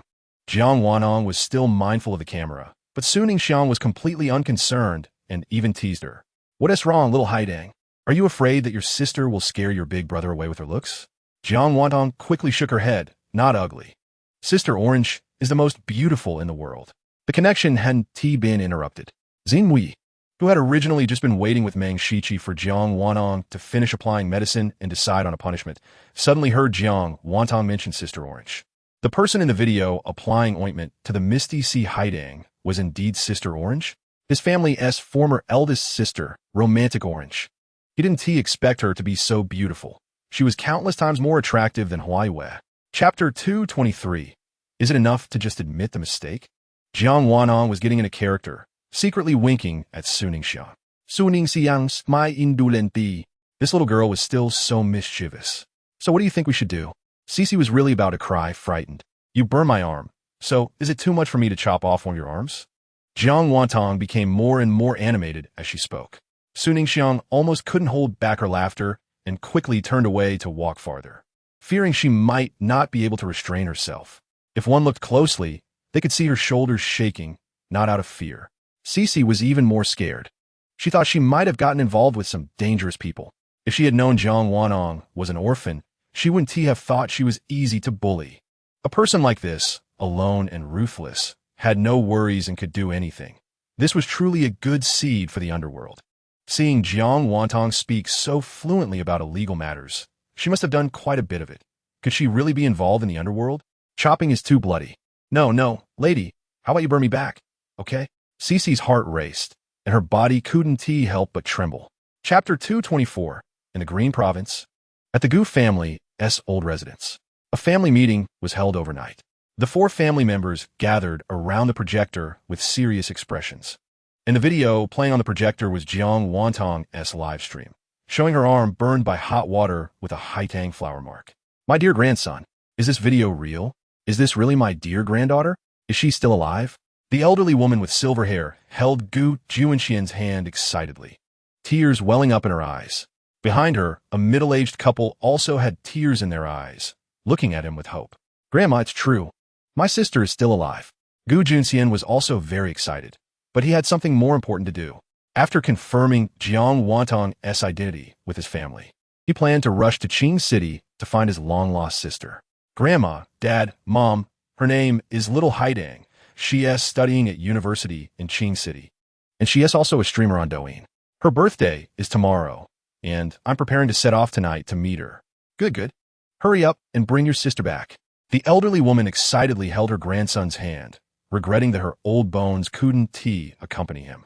His parents also wanted to go to Qing City with him, but were repeatedly dissuaded by Gu Junxian and had to give up. Chapter 225. Shun Qingli gasped, and when his palm touched the door, he suddenly felt a sense of fear. What if he saw something inside that he couldn't handle? Giving up on little Haidang was impossible, but he was afraid he would truly lose control and kill the dogman who dared to touch little Haidang. Suddenly, a scream came from the private room, and Shun Qingli could no longer suppress the turmoil inside him. He pushed the door open with force. Bang! Jiang Wantong paused her singing, and the microphone fell to the floor. On the sofa sat 2 boys with unbuttoned shirts, seriously peeling shrimp. Clearly having been at it for a while, with a small pile of shrimp meat in front of them. On the other end of the sofa, Su Ningxiang sat with her legs crossed, one hand swirling a goblet while the other supported her head, seemingly enjoying Jiang Wantong singing. When the song abruptly stopped, she frowned in confusion. Next to Su Ningxiang, one boy was massaging her shoulders, while another stood by the cabinet, holding a wine bottle in one hand and a corkscrew in the other, clearly preparing to open another bottle. Shun Qingli let out a sigh of relief, and the club owner behind him also relaxed. Chapter 226. The little girl finally quieted down for a moment, allowing Shun Qingli to calm down a bit. But then his phone rang again. The ringtone was cute and clearly not his. Jiang Wanong was already not sleeping soundly while lying on him, and at the sound of the ringing, her little hand started to fidget again, touching all over Shun Qingli. Shun Qingli, suppressing the pounding in his forehead, restrained the little girl's mischievous hands. The little girl pouted in dissatisfaction and slowly opened her eyes. When her misty gaze met his, Shun Qingli felt a wave of guilt and quickly let go of Jiang Wantong's hand as if electrocuted. Fortunately, her little hand no longer roamed around and accurately found the location of the phone, successfully pulling it out of her pocket. "Who are you calling?" Her slightly tipsy, childish voice made the other party realize immediately that she had been drinking. "Zai Heitang, where are you?" Upon hearing her state, the person on the other end wished they could jump through the phone. "It's me." Jiang Wanong raised her head to take a look, as if she had discovered something amusing, and suddenly let out a couple of giggles. "I'm a flying monkey, soaring in the night sky." Shang Fuyan. What nonsense is that? He was sure that Zaya Heitang must be drunk. Chapter 227. Boss, I was wrong. I really was wrong. I didn't mean it. I was worried about you. Liu Zai quickly admitted his mistake, appearing as if he might cry at any moment. Shang Fuyan. Who wants to hear your apology? Plus, you a grown man. Look so ugly when you cry. Liu Zai, I asked you, you said I was a jumping monkey, but just now, when I called Zai Heitang, she said she was a flying monkey. Isn't a jumping monkey also a flying monkey? This means that Zaya Heitang and I are fated, right? Liu Zai? Huh, right? It's the boss and Zaya Heitang's fate. No matter what nonsense the boss just said, agreeing with him was the right thing to do. Sure enough, the next second, Shang Fuyan burst into laughter, and Liu Zai couldn't help but sneak a photo, planning to send it to Zaya Heitang later to let her see the boss's embarrassing side. No, I can't wait any longer. Let's head to Qingshi now. I really miss Zaya Heitang. Shang Fuyan suddenly stopped laughing, pulled over a suitcase, and started stuffing things in. When he turned around and saw Liu Zai still dawdling in place, he quickly pulled him. Liu Zai, hurry up. What are you still hesitating for? Chapter 228. Shi Panjihan Dang Sen Streamer Yinyu Haidang Birthday Fireworks 520. Feeding Star River Sen Streamer Yinyu Haidang Birthday Fireworks 520. Tiao San Jian Isen Streamer Yinyu Haidang Birthday Fireworks 520. Under the leadership of Yihan Zhao. The older brother and sister and those who specially came to bless started to brush the birthday fireworks special effects, and for a moment, the screen was filled with blooming fireworks, colorful and dazzling. Thank you to all the family members who support our Zaya Heitang. Thank you. All the blessings have been received by Tang Tang. Wen Sheng took a deep breath, feeling relieved after so many people, but still worried about missing someone. Su Ningxuan sat with her, unable to help but laugh at her serious expression. Chapter 229. ASDF. Wow. That voice just now was Zaya Heitang's, right? Mysterious person 125489 AD. Were you scared? You must be doing something guilty, right? Feeding Star River, he's just timid. In order to avoid affecting his tall and mighty image, Shang Fuyan simply stopped replying on the public screen and switched to this socialist successor group chat. ASDF Feeding Star River, Old Shun, don't expose people's weaknesses. Feeding Star River, your shortcomings are quite a few. Shun Qingli rebutted Shang Fuyan a couple of times, finally feeling a bit better. He thought that after Zaya Heitang got up this morning, she would call him, even if she felt awkward about yesterday's incident. At least she would chat a bit to show concern about what he was doing today. But what happened? He waited all day, even doubting if his phone was broken, never expecting that this ungrateful little girl would completely ignore him. Not only did she not call, but she didn't even send a message. Just when he finally received a call, it was from an unfamiliar number. At the moment the call was about to hang up, Shun Qingli finally picked it up. To his surprise, the caller was Shang Fuyan, who asked about last night's incident and repeatedly confirmed whether he had done anything to Zaya Heitang. Chapter 230. After giving the Sunny Doll 2 minutes to catch her breath, Jiang Wanong was worried that the NPCs from the anime club were getting anxious, urging the Sunny Doll to get up quickly. "You're not going to give up, are you? You usually stream in this style. Why are you so weak today?" The Sunny Doll said. "This person is perverted. And to top it off, they speak so harshly." "Wait, are you talking about me? I stream in this style?" The Sunny Doll looked incredulous. However, Jiang Wanong didn't think anything was wrong and nodded affirmatively, saying, "Yeah, isn't that right?" "No." The Sunny Doll was a bit exasperated, feeling insulted. Usually, she was a straightforward and unpretentious type. But what was up with Jiang Wanong? Didn't she realize she had offended her? But everyone says so. As Jiang Wanong spoke, she suddenly covered her mouth, her playful demeanor making her look even more annoying in the Sunny Doll's eyes. "Tiao San Jianni," I said, "don't mess with Xia Tang. This little girl really knows how to get on your nerves. ASDF, our Xia Tang is still too kind." To help this Sunny Doll shift her focus and not be scared, she's really going to great lengths. Chapter 231. Jiang Wanong had already run far away. Seeing that the Sunny Doll hadn't followed and the NPC in the show address hadn't chased after her, she specially waited in place for a while, hiding in a corner to observe the situation. Could it be that I'm too talented in sprinting? With a spring start, the Haven T caught up. Jiang Wanong couldn't help but murmur to Li Jiadong, causing Li Jiadong, holding the camera, to shake a bit. "Little dog lantern, what is going on? Did the camera just shake? Or was there an earthquake?" I also saw the camera shaking. It can't be that the camera sister was scared, right? Scared of what? The streamer's confidence? Ha. Tiao San Jin, you better take turns watching with both eyes when you sleep. Otherwise, be careful of Xia Tang coming to assassinate you. Just as Jiang Wanong was curious, she suddenly heard a scream from the Sunny Doll. She exchanged glances with Li Jiadong and quickly started to head back. Just after turning a corner, she saw the NPC in the Shoha dress squatting by a door, seemingly watching what was happening inside. Is there gossip? Was someone calling from inside just now? Jiang Wanong, feeling very familiar, leaned beside her, lowered her voice, and listened to the sounds inside the door. Chapter 232. The live broadcast continues with the theme of a horror escape room. The NPCs of Black and White Impermanence truly found some clues for Jiang Wanong. And just as she said, Jiang Wanong helped them keep an eye on the Sunny Doll. Not only did she not untie her, but she also didn't remove the cloth blocking her mouth, which made the Sunny Doll quite angry. When Black and White Impermanence went to look for clues, it was a great time for rescue. Yet, Jiang Wanong had the Shoha girl and the red dress girl stand face to face, with the red dress girl mimicking any actions of the Shoha girl, claiming it was to help them determine if they were sisters. Jiang Wanong just sat on the ground, waiting for clues while enjoying the show, completely disregarding her companion. The Sunny Doll's life or death. Oh, the Sunny Doll used all her strength to scoot closer to Jiang Wanong, and although she couldn't speak, she didn't forget to whimper to make her presence felt. Finally, Jiang Wanong got annoyed by her noise and took out the cloth from her mouth. The Sunny Doll gasped for breath, finally feeling a bit better. "Quick, untie me," the Sunny Doll commanded. "What?" Jiang Wanong quietly picked up the cloth again. "Untie me." The Sunny Doll just opened her mouth when the cloth was stuffed back in. Chapter 233. In the end, the Showa girl couldn't resist the younger sister's cute antics and willingly gave her the clothes. Not only the clothes, but even the embroidered shoes were taken away. But she also walked off with her own shoes, leaving the previous Shoha girl without a pair. "Sister, you wait here obediently. I'll come back to bring you shoes in a bit."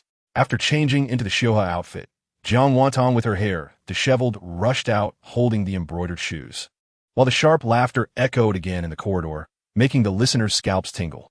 No way. Is that really the host's laughter and not a recorded sound? Where did my cute sweet girl go? Luckily I'm smart. When Xiao Haitang changed clothes, I directly muted it. If I run to my parents' room to sleep tonight, will I be beaten to death?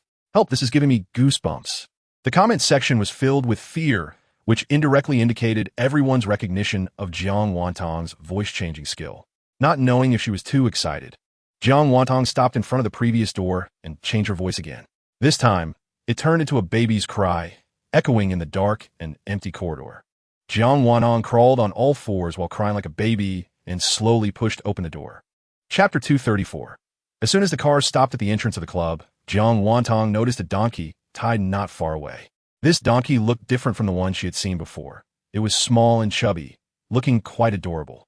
The donkey seemed to notice Jiang Wantong looking at it and brayed twice, unsure if it was greeting her or something else. Sister Orange, look at that donkey. It's so cute. Jiang Wantong tugged at Su Ningxiang, who also looked in the direction she was pointing, suddenly having a bad premonition. Could this be a gift brought by some big brother for little Haidang? Otherwise, how could the club allow a donkey to be tied here? It would be too damaging to the club's image. Little Haidang, hearing someone calling her from behind, both turned around to find that not just one person was walking toward them. Han Deng, Xing He, and AD were all familiar faces to Jiang Wantong. While Pei Gu had been featured in many reports during competitions, so she recognized him as well. She had also seen a photo of Bao Bao when he added her as a friend, but among the remaining people, she only didn't know the appearance of Shan Yue. However, the number of people seemed off. The mysterious person hadn't arrived yet, but the number of people coming over had increased by one. Chapter 235. All right, Bao Bao, sit down quickly. AD, stop bullying Bao Bao. Jiang Wantong poured a glass of water for Ji Yuanzhou, went over with a smile to separate the two, and then handed the water to Ji Yuanzhou. I'm too lazy to bother with you for little Haitong's sake, but you do look quite familiar. The more Ji Yuanzhou looked, the more he felt something was off. It seemed like the male lead from a movie he had seen before looked just like this person. Ah, you can't be. The name was on the tip of Ji Yuanzhou's tongue, but he couldn't recall it. I'm so sad, Bao Bao. You actually can't remember my name. Then I'll graciously introduce myself again. My name is Shang Fuyan, and I'm an actor. Wow, he is really a celebrity, and a very popular one at that. Ji Yuanzhou was shocked in his heart. This was considered a meeting with an online friend, and he wasn't afraid of someone pulling a prank and taking pictures, affecting his career. Sure enough, not only he thought of this, but little Haidang also thought of it. I know that the brothers here and Sister Orange are all amazing people in reality. Fate has brought us together today. So I'll toast each of you a cup with tea instead of water, and thank you for taking care of me during this time. Thank you. Chapter 236. Oh. Jiang Wantong snapped out her thoughts and quickly clasped her hands together to make a wish. First, I wish all the brothers and sisters who support me and all the lovely babies can be healthy and successful in their careers. Second, I wish all the children in the orphanage can grow up safely and happily. Third, I wish my streaming career can reach new heights. And becoming the #1 on potato is not a dream. After making her wishes, Jiang Wantong pulled Su Ningxiang over to blow out the candles together. After the candles were extinguished, the lights in the private room were turned back on. What did little Haidang wish for just now? Tell your brother. Maybe he can help you realize it. It was Pei Yuan speaking. Whether he could help her or not was uncertain, but he was genuinely curious. Especially when he saw little Haidang with her hands clasped at her forehead, her little mouth constantly talking to the candlelight. The scene was so cute that it made people want to tease her. Hey, go. Come here, I'll tell you secretly. Jiang Wantong had a mysterious look on her face, which made Pei Yuan even more curious. He squeezed through several people to get closer to her. I'm here. Little Haidang, go ahead. He leaned in, bringing his ear closer, almost touching Jiang Wantong. Chapter 237. Little Haidang, this yam is really delicious. Try it. He Hanchao suddenly placed a piece of yam in front of Jiang Wantong's small plate, successfully drawing her attention away from the blanket. Okay, thank you, Han Deng. Jiang Wantong picked it up with chopsticks, took a small bite, and said, it's really good. Han Deng, you should eat some too. Returning the favor. Jiang Wantong also picked up a piece of another dish to offer to He Hanchao. Shen Qingli silently glanced over and, without making a sound, picked up a piece of beef and placed it in Jiang Wantong's small dish. Don't just eat vegetables. Girls need to eat some meat for nutrition. Similarly, He Hanchao also placed a piece of chicken over. President Shun is right. This shredded chicken tastes very fresh. You should try it. Jiang Wantong looked at the two pieces of meat on the plate, and it wasn't just about the meat, but about the two of them competing. Both of them were staring at her, and no one said anything, waiting to see which piece she would eat first. What are you doing? Why are you two staring at a young girl while she eats? Let Xia Haitang eat whatever she wants. It was still Shang Fuyan who sat closer and couldn't bear to watch any longer. Jiang Wantong remained silent, only nodding in agreement. Chapter 238. After the birthday party, Jiang Wantong gained a lot. In addition to the mini donkey from Fu Chujing, who wasn't present, and the diamond ring from Pei Yuan, Jiang Wantong also received a watch, a luxury bag, a jade bracelet, gold jewelry, a car, stocks, and an invitation. The watch was given by Qi Yanqian, and it was clear that it was valuable. To express her gratitude, Jiang Wantong immediately put it on her left wrist. Then, Her wrist was adorned with a jade bracelet, which was translucent and glimmered like ice and water, enhancing her beauty and delicate skin. Among the gifts she could wear was a complete set of gold jewelry from Ji Yuanzhou, including gold hairpins, pendants, gold bracelets, and chains, everything one could think of. According to Ji Yuanzhou, girls should wear more gold, as it not only looks luxurious but also nourishes one's spirit. Likewise, the bag was also showcased by Jiang Wantong to everyone. Today, Xia Heitang officially turned 18, and while she might own countless bags in her life, the first luxury bag must be gifted to her by her closest sister. Su Ningxiang had a bit to drink and felt somewhat tipsy at this moment, and her words came out with a hint of sadness, perhaps recalling some past events, almost making her cry. Fortunately, Jiang Wantong, understanding the sensitive nature of girls, was empathetic. Chapter 239. Happy birthday, Xia Heitang. I have some urgent matters to attend to in Gangsheng, so I can't continue celebrating your birthday. Once I've taken care of things, I'll definitely come back to make it up to you. Ji Yuanzhou suddenly stood up, raised a glass of wine to Jiang Wantong, and said, he looked serious, as if he really had something to attend to. You arrived the latest and are leaving the earliest. What is going on? Do you need any help?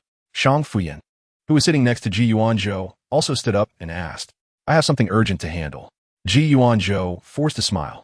It was already quite difficult for him to come and see Xia Heitang in person today. Do you need help? Shang Fuyan noticed that his face didn't look good, and he had only answered the first half of the question, completely ignoring the second half. Thinking that perhaps there was some difficulty, he asked again. No need. It's a family matter, and others can't help. Yi Yuanzhou sighed helplessly. Jiang Wantong stood up and finished her tea in one gulp. Brother Bao Bao, you're so busy today, yet you still took the time to celebrate my birthday. I appreciate your thoughtfulness. You should get back to your business. Be careful on your way back. If anything comes up, you can tell me. Most importantly, whatever you do, make sure to protect yourself first. Chapter 240. Shang Fuyan and Qianchen were engrossed in their conversation when they turned around and saw that Shun Qingli had already opened the door and was walking out, showing no intention of waiting for him. Shang Fuyan hurriedly said goodbye to Qianchen and chased after Shun Qingli's back, nearly bumping into a waiter in the corridor. Old Shun, why are you walking so fast? Wait for me. Finally, Shun Qingli slowed down, and Shang Fuyan caught up, out of breath, holding his shoulder and unable to say a complete sentence. Running a few steps and getting out of breath like this, old Shang, you're not up to it. Shun Qingli scanned him from head to toe and finally asked sarcastically, lost your abs? Shang Fuyan, how could that be? How could he not have what Xia Heitang likes? There's no point in saying more, so Shang Fuyan lifted his shirt, revealing his solid 8-pack abs. Meanwhile, no one noticed that at the corner where Shang Fuyan had bumped into the waiter earlier, the waiter was hiding in the corner, snapping several photos of the two with his phone. He pressed his lips tightly to keep from smiling. What incredible luck he had. The popular movie star is actually gay, so eager to flirt with his boyfriend in public. Chapter 241. On Monday noon, just after class, Jiang Wantong received a picture from Gu Junxian showing his location. JWT is about to arrive. Dazhong, Tong Tong, Jingjing, I have something to do, so I won't be having lunch with you. Jiang Wantong didn't tell them about the paternity test mainly because she wasn't sure herself. She was afraid that if it turned out Gu Junxian wasn't her biological brother, it would disappoint them, and she would have to comfort herself instead. It was better to wait until everything was confirmed. All right, then be careful, and call us if you need anything. Knowing that she usually had Qi with her, Wenxin wasn't too worried. Okay, got it. I'm an adult now. Jiang Wantong waved her hand and started walking toward the Science and Technology building, where the photo Gu Junxian sent was taken. However, as she was walking quickly, she suddenly saw a crowd gathered ahead, seemingly watching something exciting. Driven by curiosity, she wanted to take a look. Just a quick glance. Letting Gu Junxian wait a couple more minutes shouldn't matter, right? If he was her biological brother, what was the harm in waiting a couple more minutes? If he wasn't her biological brother, why should she care about making others wait a couple more minutes? After successfully convincing herself, Jiang Wantong looked toward the crowd and even squeezed into the front row, completely forgetting the past cost she had paid to see the excitement. Chapter 242. Just as she arrived at the restaurant entrance, the manager warmly greeted her. Miss Jiang, long time no see, welcome. By the way, Mr. Shun and his friends are here too. Gu Junxian immediately felt uneasy. Sure enough, the next second, Shun Qingli appeared in his line of sight, standing with Shang Fuyan and He Hanxiao. It wasn't surprising for Shun Qingli to be with Shang Fuyan, But He Hanxiao seemed not to be that familiar with the two. Huh? Why is Han Deng with Xinghe and AD? Jiang Wanong was curious and directly asked. Oh, just a chance encounter. The vague response definitely suggested something was off. Jiang Wanong shook her head, not believing it. Be honest. She shoved her milk tea into Pei Yuan's hand, placed her hands on her hips, and pretended to look fierce. Little did she know, the three men across from her were about to be melted by her cuteness. It really was a chance encounter. I guess you would come? So I came to try my luck and happened to run into them first. He Hanxiao wouldn't lie to her, and Jiang Wantong found this explanation both amusing and exasperating. Han Deng, you have my contact information. If you want to know where I was having lunch, you could just ask me directly. Why try your luck? Chapter 243. The results of the kinship identification will take 3 days, meaning they can only be obtained on Thursday afternoon. Gu Junxian is not in a hurry. He stays in Qing City these days, waiting for the moment when the identification results come out and he hears Jiang Wantong sincerely call him brother. Over the past 2 days, he has volunteered at the orphanage where Jiang Wantong grew up, spending time chatting with the director and hearing stories about his sister's childhood. Just as he imagined, his sister was a well-behaved and sensible child from a young age. Now that she is in college, she is juggling several part-time jobs and earning some money while still thinking about the children in the orphanage.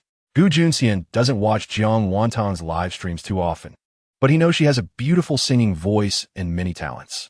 From the director's description, it seems he was unaware of her many skills, as there was no one to teach her while she was at the orphanage.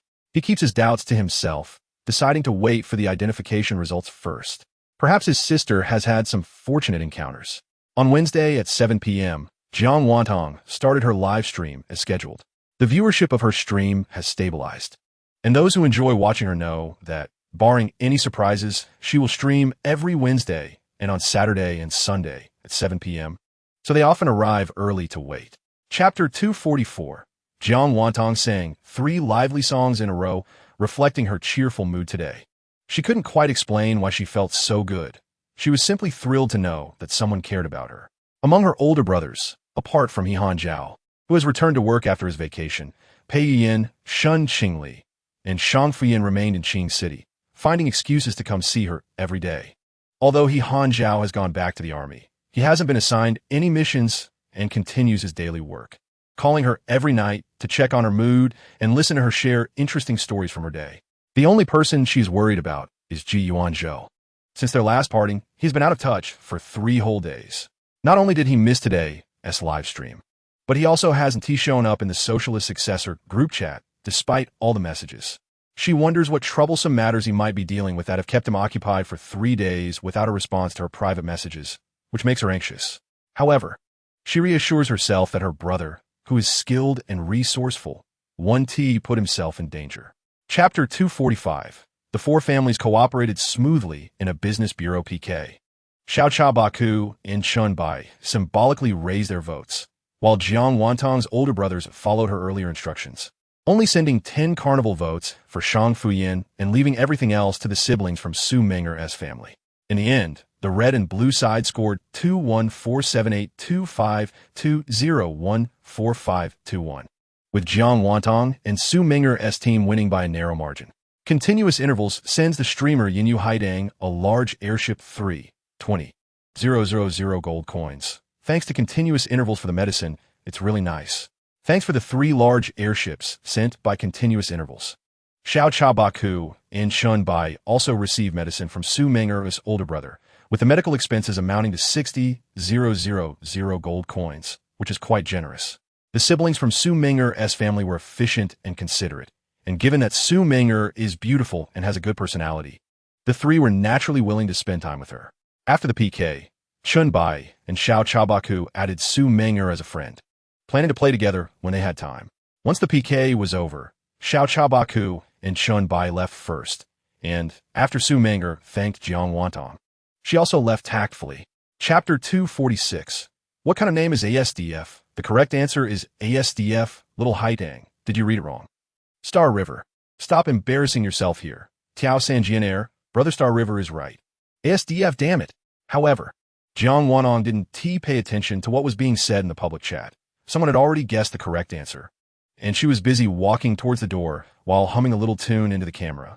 At that moment, a little pet donkey was being kept in a corner of the yard, and Jiang Wanong had specially arranged for someone to build a small nest for it, creating a little home just for it. As she walked with the camera, Jiang Wantong said, "Because this little cutie was given to me by second brother. I named it Little Junior Sister. How about that? Doesn't it match second brother well? Shani, doesn't he know? It matches perfectly. What kind of rank does it have to match with me? Tiao San Jian Air, it's matching with your code name. Not for breeding. Why are you so anxious? Little Dog Lantern, Pei Shun finally found a chance to retaliate. Laughing to death, breeding. Pei Shun's brain must have more grooves than mine. Chapter 247, Sweet Little Old Hat Streamer. Answer me a question. Jiang Wantong readily agreed to answer just one question, to ensure she didn't miss the chance to show off. Sweet Little Old Hat learned from the essence of the live stream and repeated the important thing 3 times. Sweet Little Old Hat. Where's the most competitive place in the world? Jiang Wantong? She thought that Sweet Little Old Hat would ask her some personal questions related to her. But unexpectedly, it was this. Would she be ridiculed for not being able to answer? It's not her fault for thinking too much. The sudden appearance of this question was quite baffling. Sweet Little Old Hat reminds you, this is a cold joke. A cold joke? So wasn't he meant to trap her, but to challenge her authority? If that's the case, she wouldn't feel sleepy at all. Switzerland. Because of Swiss rolls. Jiang Wanong answered confidently. Many in the comment section also guessed Switzerland. This question was clearly very easy. Tiao San Jian Air, could it be someone's alternate account? Intentionally giving little Haidang an easy time? AD brother, is it you? ASDF, does this look like my ID naming style? I think it's more likely to be old Shun. Chapter 248. Jiang Wantong didn't directly admit it, but first asked Xiao Chabaku where everyone was getting their information from. Xiao Chabaku quickly replied, forwarding a video segment of her live stream, which highlighted the comments from Star River. Jiang Wantong knew that Brother Star River was not someone who would gossip and would not bring up her contract level without reason. After watching the context, she realized that some people had spread rumors because she lived in a villa, and Brother Star River was defending her by saying that the gift from her older brothers and sisters were generous and that it was not surprising for her to afford a villa because she had an SSS level contract. Contrary to the rumors. At that moment, Shun Qingli also learned about it, as he had impulsively mentioned Jiang Wantong's contract. And now many big streamers were contacting him to ask if they could upgrade to an SSS contract. The platform manager was indecisive and had no choice but to call Shun Qingli to ask for his opinion. No, if he didn't want to broadcast. He didn't have to. Everything would go according to the contract, and SSS signatures would not be given. Shun Qingli was straightforward in his refusal, while the manager hesitated and finally stammered, saying that MOU, the 3-time annual carnival champion, also requested to switch to an SSS signature, or else she would not broadcast on the potato platform. Chapter 249. The bold line at the bottom of the report first caught Jiang Wantong SI. Identification opinion based on DNA analysis results does not rule out that brother Gu Junxian and sister Jiang Wantong come from the same father. In just a short sentence, Jiang Wantong read it 3 times repeatedly, while the others were anxious, their eyes fixed on Jiang Wantong, trying to glean something from her expression. Among them, Gu Junxian was the most anxious, although he had always believed that Jiang Wantong was indeed his sister before the results came out. He still couldn't help but feel nervous in front of the report. A paternity test ISN T100 accurate. What if there was a mistake? Especially seeing the lack of expression on his sister's face made Gu Junxian feel a chill. It was too thrilling, really too thrilling. He had been in the business world for so many years. Even facing difficulties from the board of directors was not as nerve-wracking as this moment. However, he didn't dare to ask.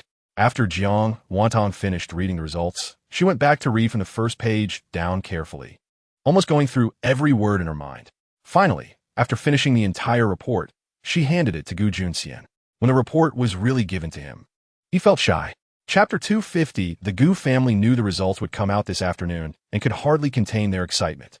From just past noon, they repeatedly asked Gu Junxian for the results.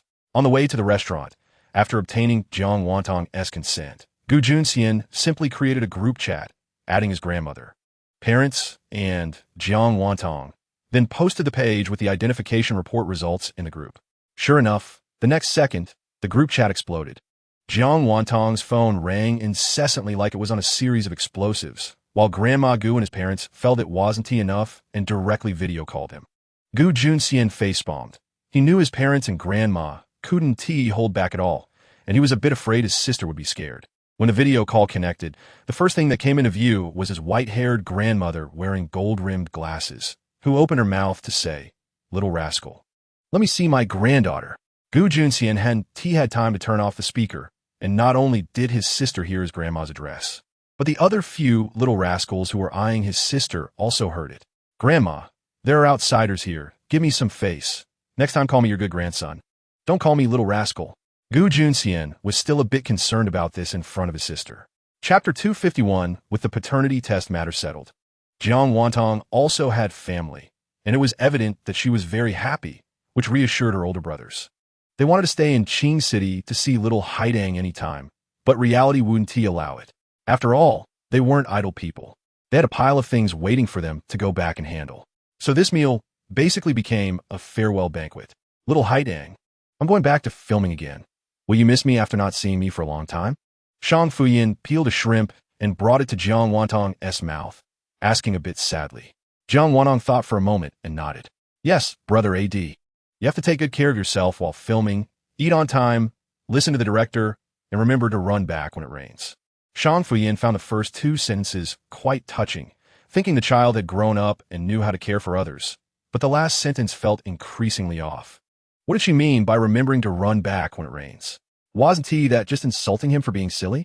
Sure enough, not only did he catch it, but Pei Yuanan, that fool, was also covering his mouth and snickering, clearly having heard it. "You, what are you laughing at?" Unable to scold little Haidang, Gu Junxian could only vent his anger on Pei Yuanan. Chapter 252, the Gu family indeed came the next day. However, in order not to delay Jiang Wantong's classes, Gu Junxian went to pick them up alone. "Grandma, Mom, Dad, why are you bringing so many things? Are you moving in?" Gu Junxian was shocked to see each of them pulling two large suitcases. "Darling son, what do you know? This is a gift for your sister," Gu Junxian replied. "But you don't need to bring so many suitcases. Moreover, if there were too many gifts at once, it would seem less valuable. What kind of precious items could be brought in suitcases? Mom, if you and Dad are unwilling to spend money, I can transfer you some more. It's not easy to find this sister. You can't just fool her, right?" The three didn't like hearing this. What did he mean by fooling? They were so eager to cherish the daughter they had finally found. There was no way they could fool this little rascal. However, to maintain a sense of mystery and prevent this brat from leaking anything in advance, the three decided to keep their mouths shut. "You don't need to worry about it. Anyway, these are things we each prepared with heart. Don't think about coveting your sister's things." Chapter 253, finally. After the family reunion, the anticipated barriers and awkwardness did not occur. All they felt was the family's love for her. They chatted until after 10 p.m. And in order not to delay Jiang Wantong's school the next day, Gu Junxian had to insist on sending his grandmother and parents back to their room. "You're not in a hurry to leave anyway. We can talk tomorrow. It's too late now, and Tang Dang has to get up early for school." After hearing that Jiang Wantong had to get up early for school the next day, the three finally stopped, but Gu's mother insisted on sleeping with Jiang Wantong. "You all know my daughter hasn't slept beside me since she was little. It's been 18 years. Finally, I have the chance to sleep with Tang Tang tonight. Can I?" Gu's mother said, looking at Jiang Wantong. Jiang Wantong was a bit surprised. She wasn't used to sleeping with others, especially not with her long-lost mother. Jiang Wantong could feel that Gu Junxian had a say in this family, and instinctively, her pleading gaze turned to him. With his mother's tearful request on one side and his sister's pleading eyes on the other, Gu Junxian was also in a difficult position. Helping one would inevitably offend the other. After all, his mother had lived with him for so many years, while his sister had just been found. It was better to go along with his sister first. Chapter 254, An Adult's Weekend, is destined to be a busy one. Early Saturday morning, Jiang Wantong couldn't even sleep in and rushed to take the first driving test. After finishing, she didn't rest and went back to driving school to continue learning, not even returning home for lunch. It was only when Gu's mother worried that her daughter wouldn't eat well outside that she insisted on bringing food to see her daughter. Jiang Wantong practiced driving until after 4 p.m. Before hurriedly returning home, and without resting much, she started preparing for the live broadcast that evening. Gu's mother watched with heartache, wanting to help, but couldn't find a way to pitch in. Fortunately, Gumu knew Jiang Wantong's live streaming account. She secretly registered a new potato account without telling Gu Nai and Gu Fu, and quietly learned from Chi how to bind her card and recharge gold coins.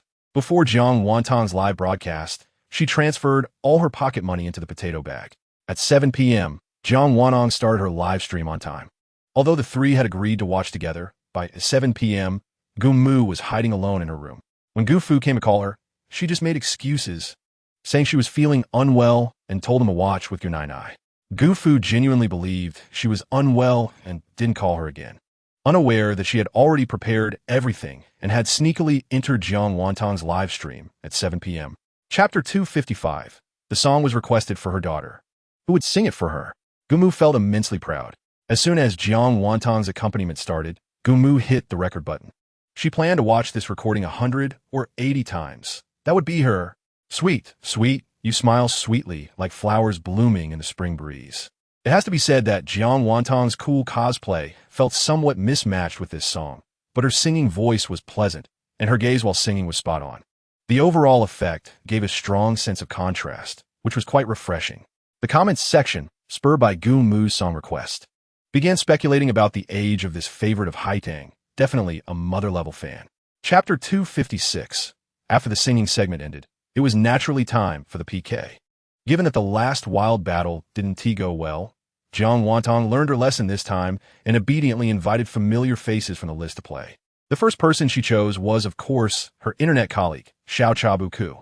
Xiao Chabuku was a cosplay streamer and was also dressed up today. As soon as they connected, Jiang Wantong was stunned by Xiao Chabuku's outfit. With straight bangs and long black hair, a white headband on her head, a white shirt tied with a bright red tie, and a solid color JK skirt, paired with white knee-high socks and black shoes, she exuded a gloomy aura. Xiao Chabuku ominously said a line, then suddenly covered her mouth and burst into laughter. Oh my! The bullet comments protected her. Jiang Wantong was so startled that she almost jumped up, quickly turning her face away, but Xiao Cha's laughter still echoed in her ears. Xiao Cha, you're so scary. If I had known, I would have invited you to be an NPC on my birthday. Jiang Wantong muttered quietly, half worried Xiao Cha wouldn't hear and half afraid she would hear too clearly. Chapter 257. As per the usual practice, they should verify each other's skills before playing. Otherwise, if someone lacks strength, wouldn't it be a waste of others' time? Jiang Wantong didn't name names, but Xia Mingchuan felt directly targeted. Who says someone lacks strength? He couldn't help but retort. Jiang Wantong shrugged. No idea, just verifying. Verification? Who's afraid? Then let's have whoever proposed to go first. The PK hadn't even started. So why should Jiang Wantong have a say? Xia Mingchuan had initially thought that since she had a large following, he could play along and maybe gain more followers. But he didn't expect her to be so annoying. She was always at odds with him. Could it be that she had a crush on him? He admitted he had some looks. After all, his sisters were all drawn to his face. Me first? No problem. Let's set a standard. 50 Huazi to pass verification. And 40 or more, but less than 50 is fine, but you'll have to squat while playing. Hearing that they needed to verify with 50 Huazi, Yang Chihua couldn't sit still. Are you crazy? Who needs to verify with 50 Huazi for a PK? You can't even play that much officially. Chapter 258. Verifying with 50 Huazi was still a bit challenging for Xiao Chabuku. Although her streaming had improved over the past month and her followers had increased, she didn't have the many wealthy supporters that Jiang Wantong had. Regular PKs usually only had tens of thousands of points, but for the sake of her friend's face, she couldn't back down. At this point, Jiang Wantong and Yang Chihua had finished their verification, and she could only secretly pray for a kind-hearted God to help her this time. Unbeknownst to her, Jiang Wantong's alternate account was already ready with gold coins, having secretly entered Xiao Chabuku's livestream. Even Su Ningxiong privately messaged Jiang Wantong to ask if she needed help for Xiao Cha, only to receive a reply of no. Since being hurt by Jin Mu, Su Ningxiong had devoted all her sincerity to Jiang Wantong. While she sometimes sent gifts in other streams, it was mostly for fun or to socialize for Xiao Haitang, with no other favorite streamers. As for Xiao Chabuku, she had shown a bit more care only because of Jiang Wantong. Xiao Cha, stop dawdling, hurry up. If you can't call out 50 Huazi, I advise you to admit defeat and leave early. It won't be embarrassing. Chapter 259. Sisters, who will throw out a Huazi first to pave the way for the other sisters. After Xia Mingchuan finished speaking, he made a cute face at the camera, inadvertently lifting his shirt to reveal a glimpse of his ribs before quickly lowering it again. Hey, this guy. What is he doing all of a sudden? Xiao Haidang. Close your eyes and don't look. How shameless. He has no abs and still dares to show off. Those sisters must not have eaten well. Xiao Haidang. Did you see that? You didn't tea, right? Orange, you are too much. What is there to see without abs? Are we looking at how much flab he has? Big brothers are getting anxious. Haha. Jiang Wanong was originally eating fries. Her eyes moved faster than her brain, and she only realized what was happening after seeing everything she needed to see. This Xian Mingchuan, showing his belly was one thing, but his chest was also exposed. Did he have some exhibitionist tendencies? Ugh, so disgusting. She thought that since it was a live stream, she shouldn't comment, but she really wanted to find someone to share her feelings about this moment. Jiang Wantong lowered her head and opened the group chat of Socialist Successor, her fingers tapping away on the keyboard. Chapter 260. Isn't it enough to have verified already? Why do we need to verify again? This time, Yang Chiwa directly expressed his dissatisfaction with Jiang Wantong's opinion. He had just arranged for someone from the company to come and brush some points during the PK to ensure they could overpower Jiang Wantong and secure first place. If it had to verify 50 Huazi now, he was worried. After verification, what's so great about having tickets just because it's your family? The 50 carnivals gave Xian Mingchuan quite a bit of confidence. And now, when facing Jiang Wantong, he spoke much more assertively and even dared to fight back directly. Yeah, my family has them, so what? Are you jealous? Jiang Wanong also knew how to provoke. Whatever he cared about, she would flaunt. I agree with Brother Chihua. As long as the tickets are verified on the PK line, that's enough. Xian Mingchuan and Yang Chihua were clearly on the same side, especially since both were not very friendly towards Jiang Wantong. So what about the power to speak in this round? Jiang Wanong didn't necessarily want to verify their assets to defeat them. She simply didn't want to make things too easy for these two and wanted to seize the power to speak. Here, take it. Is that okay? Chapter 261. Wow. This record has been broken. 1 minute to over 100 million. What level is that? Thanks to all the big brothers and sisters for their efforts. We've created a miracle again. I can boast about this on my resume now. I participated in a project that made over 100 million. Thank you to all the big brothers and sisters for supporting our little Haidang. What do you mean? AD brother? It's always been our little Haidang. Why are you thanking her? Baby, you didn't come, so you sent me to argue with you, right? Quickly say, which side are you on? I'm on little Haitong's side. Where did these two childish kids come from? Don't embarrass yourself here.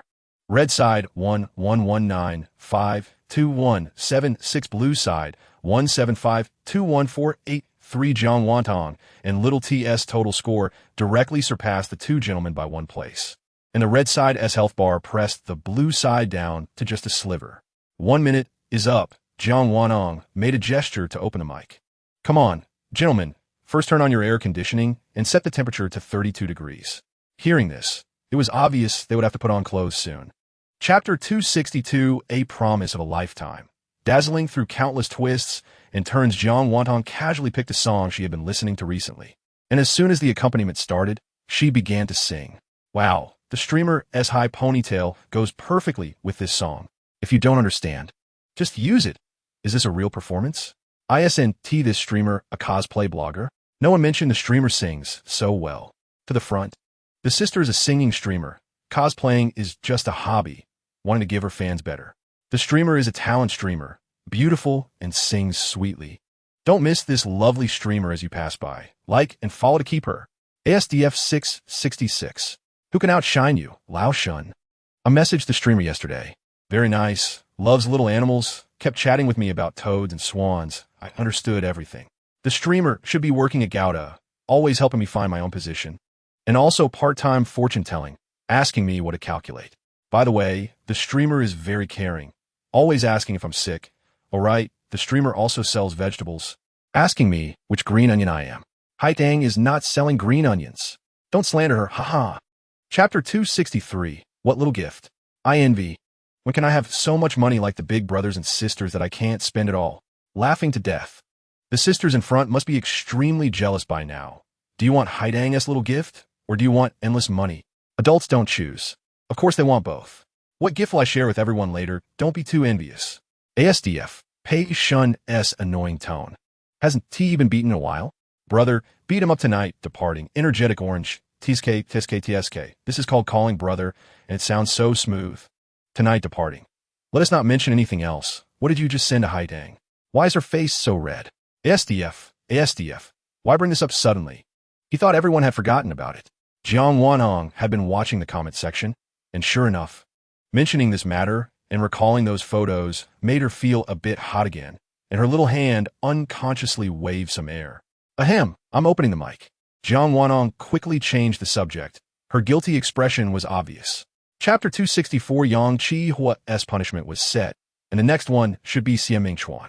When Jiang Wantong chose to punish Yang Chi-hua, he secretly breathed a sigh of relief. Thankfully, this woman didn't choose him. As for little T, her strength was far from his, so she definitely wouldn't offend him. Just a little friendly punishment would do. Since brother Chi-hua went up the mountain, then the other should go down to the sea to try to share the hardships. How about that? Little T's question was not directed at Xie Mingchuan, but at Jiang Wantong. Sure, I think it's good. Jiang Wantong naturally supported her best friend's suggestion. You know the popular Tongtian River rafting recently? You should try it too. It's a full 3-hour ride. Make sure to go the whole way, and remember to live stream it. Xie Mingchuan thought little T must have colluded with Yanyu Haidang. 3 hours of rafting. How could she even say that? 3 hours is too long, right? Xie Mingchuan questioned, wanting little T to change her mind. But you lost. Little T shot back, using Jiang Wantong's words. You. Xie Mingchuan thought it was pointless to continue arguing with her and had to give up. Chapter 265, the 5-minute time quickly arrived. Yang Chi-hua first made a gesture, signaling everyone to open the mic. Haidang sister, it's not that I want to listen to your meeting, but I couldn't resist when a scout actively reported that you want to use the carnival to take the ranking. I'm afraid you didn't here, clearly. Let me say it again, we are fighting for the top 100 ranking. Okay, do you want a few more minutes to readjust your strategy? Yang Chi-hua's words couldn't be clearer. He looked down on Jiang Wantong's strength, thinking that she trying to take the top 100 ranking with the carnival was overestimating herself. Then there's no need for brother Chi-hua to worry. I also heard the scout say that your family is using a blimp to take the ranking. Brother, you're still the number 1 at 384. How come you don't have any confidence? Jiang Wanhong not only didn't take the bait, but also counterattacked. Yanyu Haidang, how can you speak like that? Brother Chi-hua is also doing this for your good. Even top streamers don't use carnivals to take the top 100. What brother Chi-hua is doing with the big blimp is already a very risky attempt. This is not something you can achieve just because you have confidence. In terms of mocking Jiang Wanhong, Xie Mingchuan and Yang Chi-hua were on the same side. It's not surprising that others said this about her. She truly overestimated herself, thinking that just because she had a few wealthy supporters, she could act recklessly. Chapter 266 finally, after Jiang Wantong finished singing a song, she looked up and suddenly noticed that the number of viewers in the live broadcast room had increased by more than 40,000. What is going on? How did the number of people in the live broadcast room suddenly increase by over 40,000? Could it be that my singing is so good that everyone was attracted here? Jiang Wantong was completely confused. She had only sung a song and hadn't done anything else. The viewers who came over from the other 3 live rooms responded to her, flooding the screen with comments like, yeah, and praising her singing skills. Hee, I know my singing is decent, and I'll be shy with so many of you complimenting me. Brothers, please send a few red envelopes for everyone to grab. And feel free to click follow and light up some badges. Jiang Wantong's words seemed to have a seductive quality, and after she finished speaking, her follower count really did start to rise rapidly, and the number of badges increased significantly. With just over 5 minutes left in the PK, some viewers noticed that Jiang Wantong wasn't in a hurry and showed no intention of soliciting votes. So they couldn't help but start to urge her in the comment section. Host, hurry up and solicit votes. This is a PK.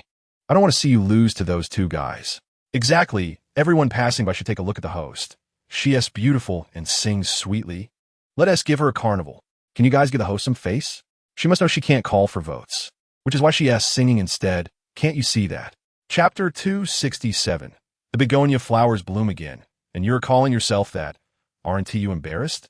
A small account without any badges or followers quickly got drowned out in the comments, and Xie Mingchuan didn't notice it at all.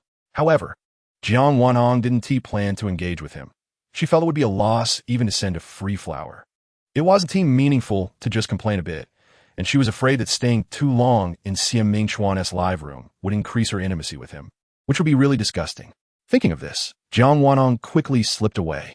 Putting down her phone, she began to focus on chatting in the comment section. Naturally, the most asked questions in the comments were whether these accounts were the little accounts of the big brothers and sisters. I know you're very curious, but don't be curious yet, because even if you are, I want to tell you. No other meaning, just purely enjoying teasing them. As the rain fell, I thought again of holding an umbrella under the bridge, and I couldn't help but sing casually. Wow, this tone? Is there anything the host can't do? I'm done for. The host can make me dizzy just by humming a couple of lines. If she were to take it seriously with me, I'd be completely enchanted. Chapter 268. Sure enough, the next second, Jiang Wanong thought of him. Brother Qihua, you'll continue the punishment from earlier. Let us add 3 more hours to the flying ladder. No, no. Yang Qihua screamed in despair internally, but maintained his usual expression. Upon hearing this, he only frowned slightly and then said, all right, what about me? Tang Tang, what are you punishing me with? Xiao Chabu Ku wasn't afraid of Jiang Wanong as punishment at all, especially since Jiang Wanong had never asked her to do anything too heavy. I'll punish you, Jiang Wanong said, stroking her chin and thinking for a while before suddenly coming up with an idea. I have a very special outfit here. I'll send it to you, and you have to wear it for your first live broadcast after receiving the package. This punishment was quite novel, and Xiao Chabu Ku immediately agreed, even curiously asking what kind of outfit it was. However, Jiang Wanong kept her curiosity in suspense, refusing to say anything more, only leaving a line, you'll know when the time comes. After losing 2 rounds, Yang Qihua and Xie Mingchuan each earned themselves 6 hours of flying ladder and drifting time, and they really didn't have the mood to continue with a 3rd round of PK. They were afraid that if they weren't careful, the 6 hours would turn into 9 hours, which would truly be a matter of life and death. Chapter 269. Until the vision blurred, until I couldn't breathe. Let's be inseparable. Jiang Wanong only remembered this line of lyrics and casually hummed it. ASDF, I think this pig can also be a thing. Sure enough, the next second, Pei Yun said the same thing. If Xia Haitang were inseparable from me, then let it be a pig. I'm willing. The 3 words I'm willing were pronounced heavily, making it sound like a wedding scene to those who didn't know any better. All right, Pei Zhu, let us end the live broadcast and invite another guest up. Who do you all want to see on stage today? This got the small fans who loved the Big Brother CP extremely excited, and they eagerly recommended their favorite Big Brother, with the highest call still being for feeding Xinghe and ASDF.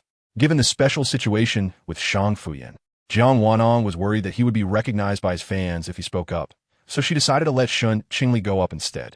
Brother Xinghe, is it convenient for you to come up and accept this inquiry from this Begonia Emperor? Jiang Wanong placed her hands on her waist, looking fierce yet adorable.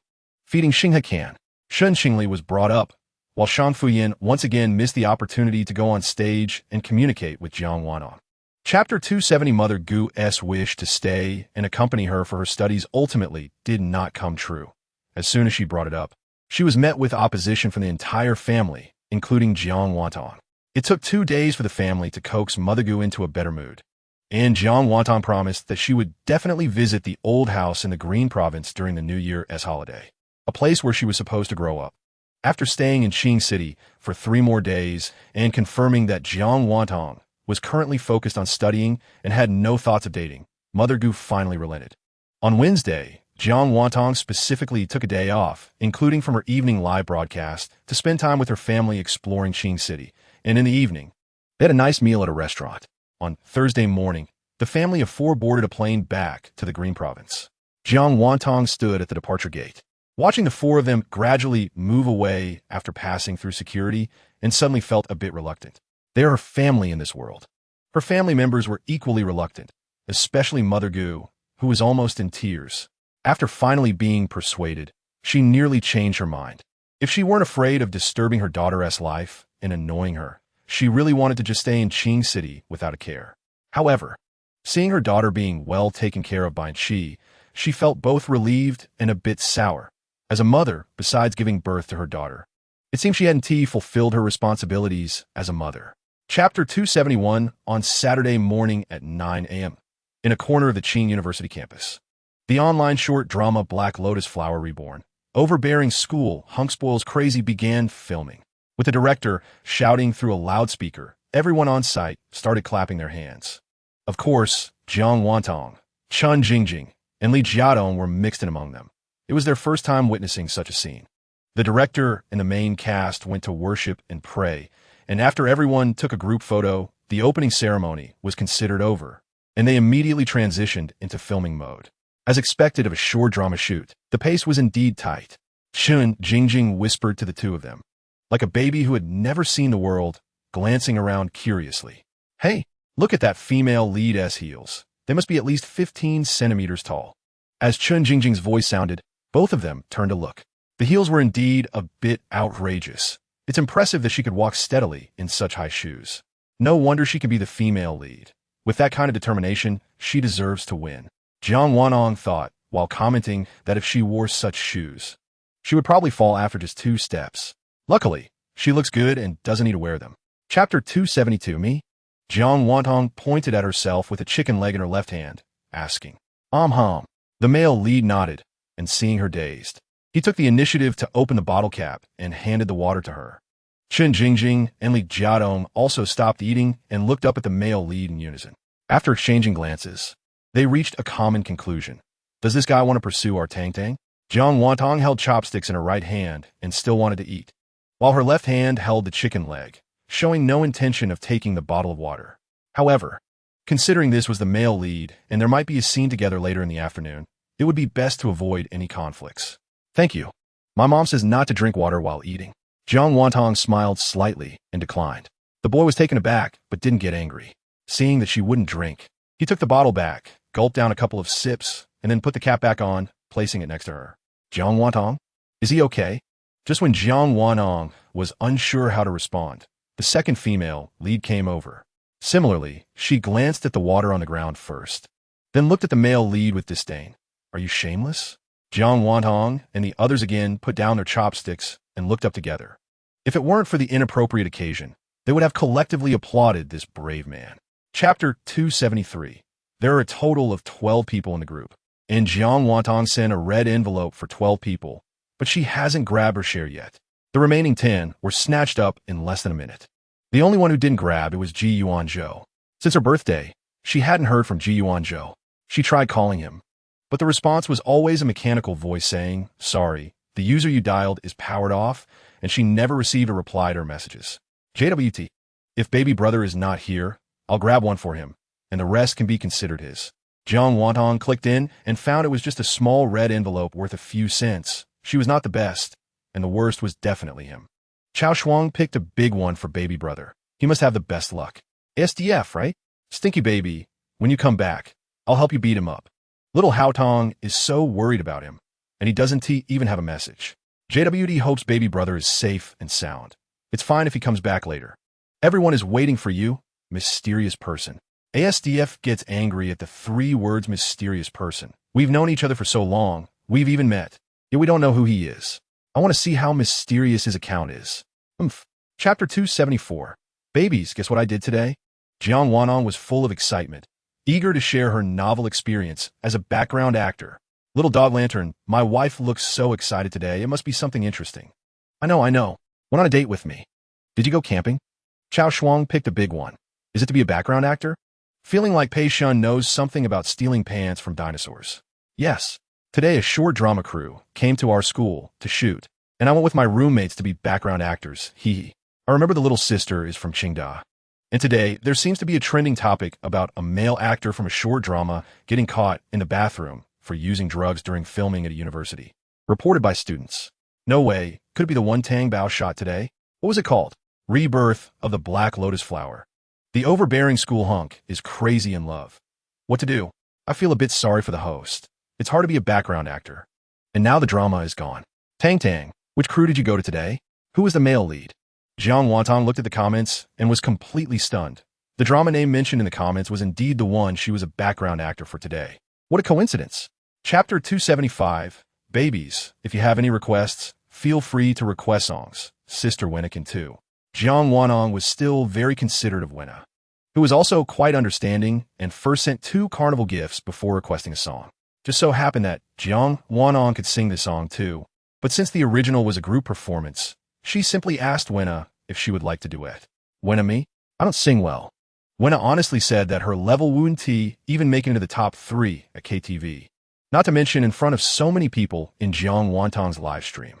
It's okay, I'll lead you, let us sing together, just for fun. Thinking it was also an opportunity to gain fans, Wenna agreed. After Jiang Wantong brought her up to the microphone, they started playing the accompaniment. And both of them searched for the lyrics on their phones to sing together. Unsolvable eyes, my heart like a needle at the bottom of the sea, just guessing. I have no appetite. The host is really promoting this short drama actor. She doesn't want to rely on her connections to act in short dramas in the future, right? She has tipped over a dozen times. Are you blind? If you want to talk about promoting, who is promoting whom? That is hard to say. What about you? Did you send gifts? Or are you just guessing here? Chapter 276. After a while, both sides' health bar growth rates finally started to slow down. Booyah! Give me a chance to show off my sister's talents. Jiang Wanong thought that just sitting and waiting for the PK wasn't interesting, and it would be better to interact a bit. Talent? Little Haodong, did you forget? I'm a gaming streamer. Do you want to hear me sing? Chunbai had sung before, but his singing was too. Then let's play a game? Test your memory. Jiang Wantong suggested. Sure, no problem. How do we play? Little Haodong has many clever ideas, and Chunbai was quite curious about what she wanted to play. It's simple. It's a name chain game. For example, I'll say my name first, then you have to repeat my name and add yours. I'll repeat my name and add yours and my new name, and so on, to see who has a better memory. It sounded simple, and Chunbai nodded. He was strong in memory. I'll start then. Bai Gu, listen carefully. My name is Dalabangba Bandabi Davido Birawang. Chunbai? It sounded a bit familiar, like a song, but with a name this long and awkward. How could he remember it? Chapter 277. Stimulating? How stimulating? Is it more stimulating than the kind of life-threatening excitement when Bai Gu sings? Chunbai. Well said. Next time don't say it. Little Haodong, you are too much. Relying on Pei Dad's pampering, you are getting out of hand, aren't you? Chunbai had his hair styled in 2 high buns, deliberately shaking his head while talking, especially since he wasn't really angry. It was well known that he couldn't sing well anyway.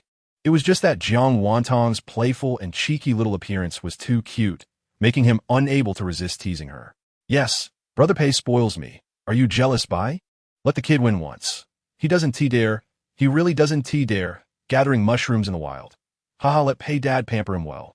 Or else he won't stop for 3 days. 98-year-old pretty old lady. Long time no see. Little Haidang has become more beautiful again.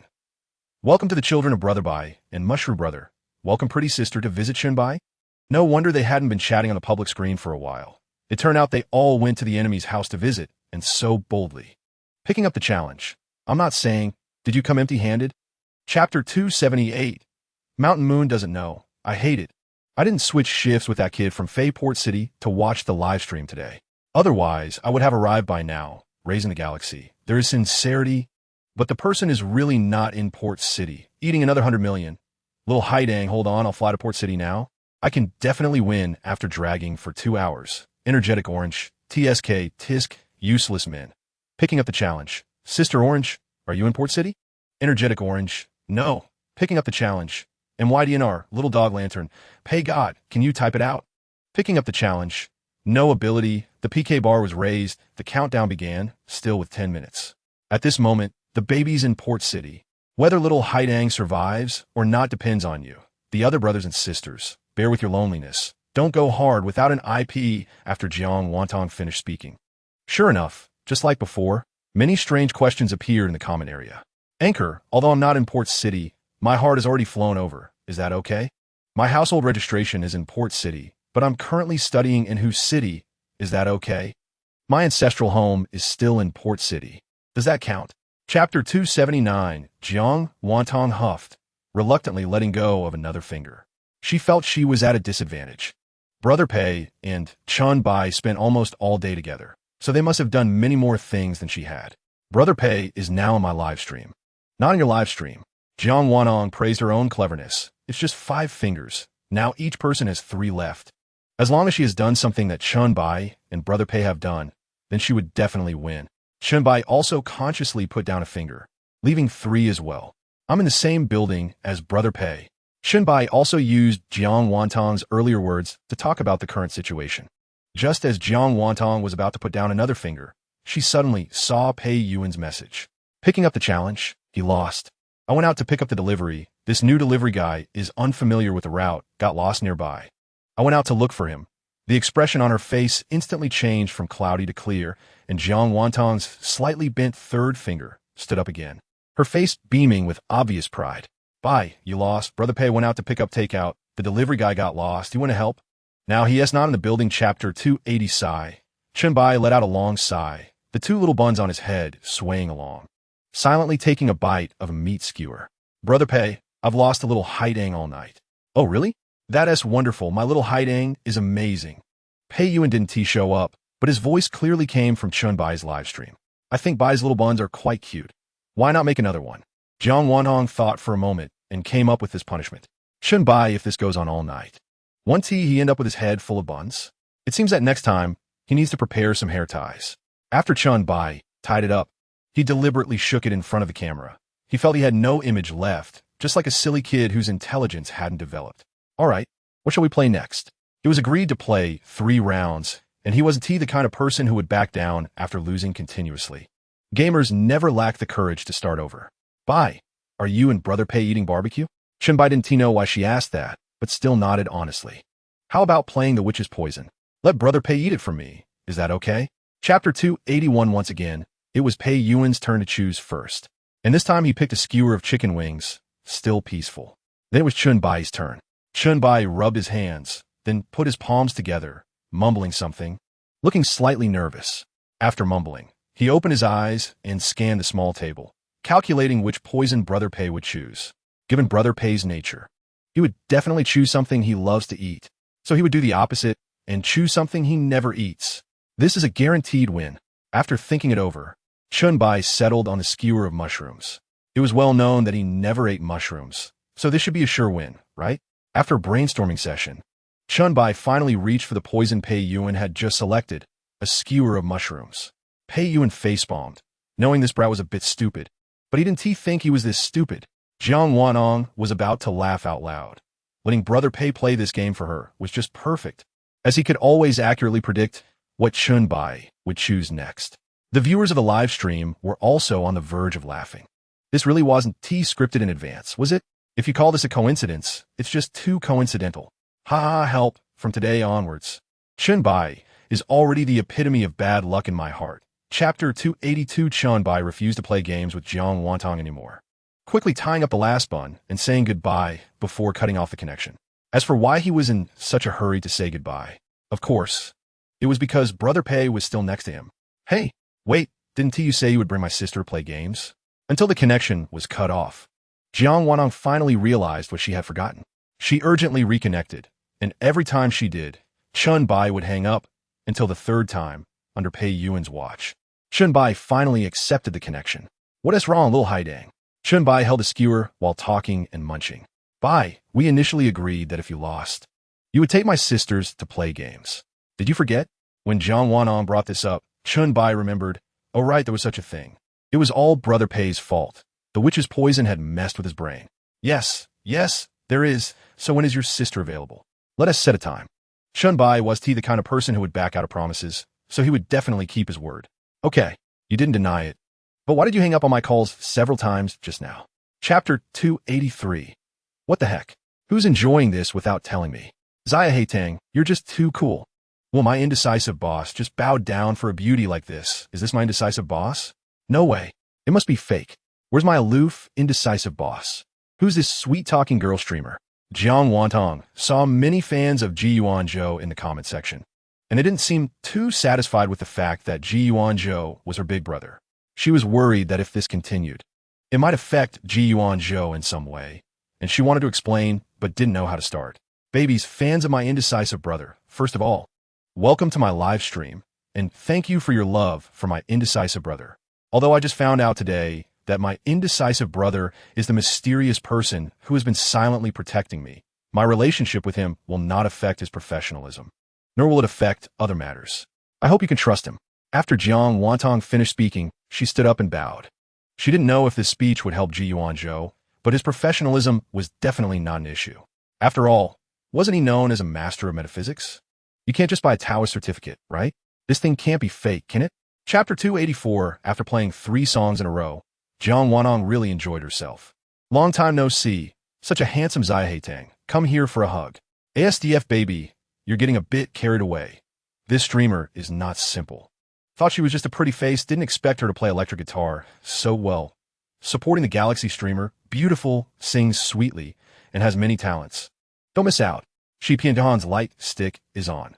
Focus on the top left corner for the lucky bag. Get it yourself. Never see Han Deng and Xing Di being more professional than me. This career fan.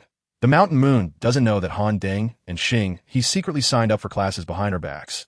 How did they get so good? I knew my indecisive boss wouldn't just be a big brother because the streamer is good looking. He's really something. Already followed. 999,999. The streamer plays the guitar so well. It's just amazing. Pei Yuanin had already agreed with Chun Bai to bring Jiang Wanhong and her two older sisters to play games in a 5-player team. Chun Bai, being a gaming streamer, of course had no problem with that. When he heard that Zia Tang also wanted to play, several of Chun Bai's older brothers signed up to team up, but unfortunately, their team of 5 was already full, and they could only be opponents. Chapter 285 Chun Bai waited for a while after setting up the room, knowing what had just happened to Jiang Wanong.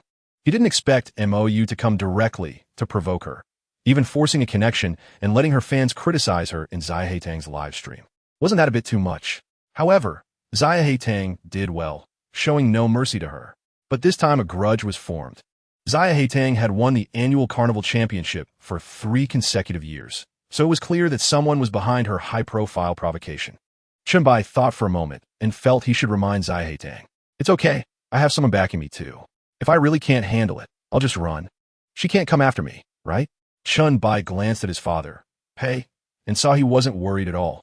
So he believed Jiang Wantong's claim of having someone behind her and didn't delve deeper. All right, everyone has entered the room. Let's get started. The host was Chun Bai, and the start button was with him. Once he pressed the button, they quickly matched with opponents. According to their previous division, the support role was given to Jiang Wantong, and she obediently chose Yao. Jiang Wantong actually wasn't very good at this game. She only knew to follow whoever she was with. But this time she was to follow Zhao Shui, who was playing a jungler with a golden skin, looking quite cool. Chapter 286, wow. Once again, I'm impressed by my Yoshi sister. That Flying Thunder God move was so cool. Sister's skills are so amazing. She must have put all her energy into gaming instead of socializing. Send Yoshin's sister to Pei Shan's base to be a game streamer. She can play games and make money. SRDS, do you think Yoshin's sister looks like someone who lacks money? I'm a bit curious. How does this sister, who is so socially anxious and doesn't interact with people, have so much money? Is she using her parents' savings to tip girl streamers? Laughing to death. How can someone attack the eldest sister?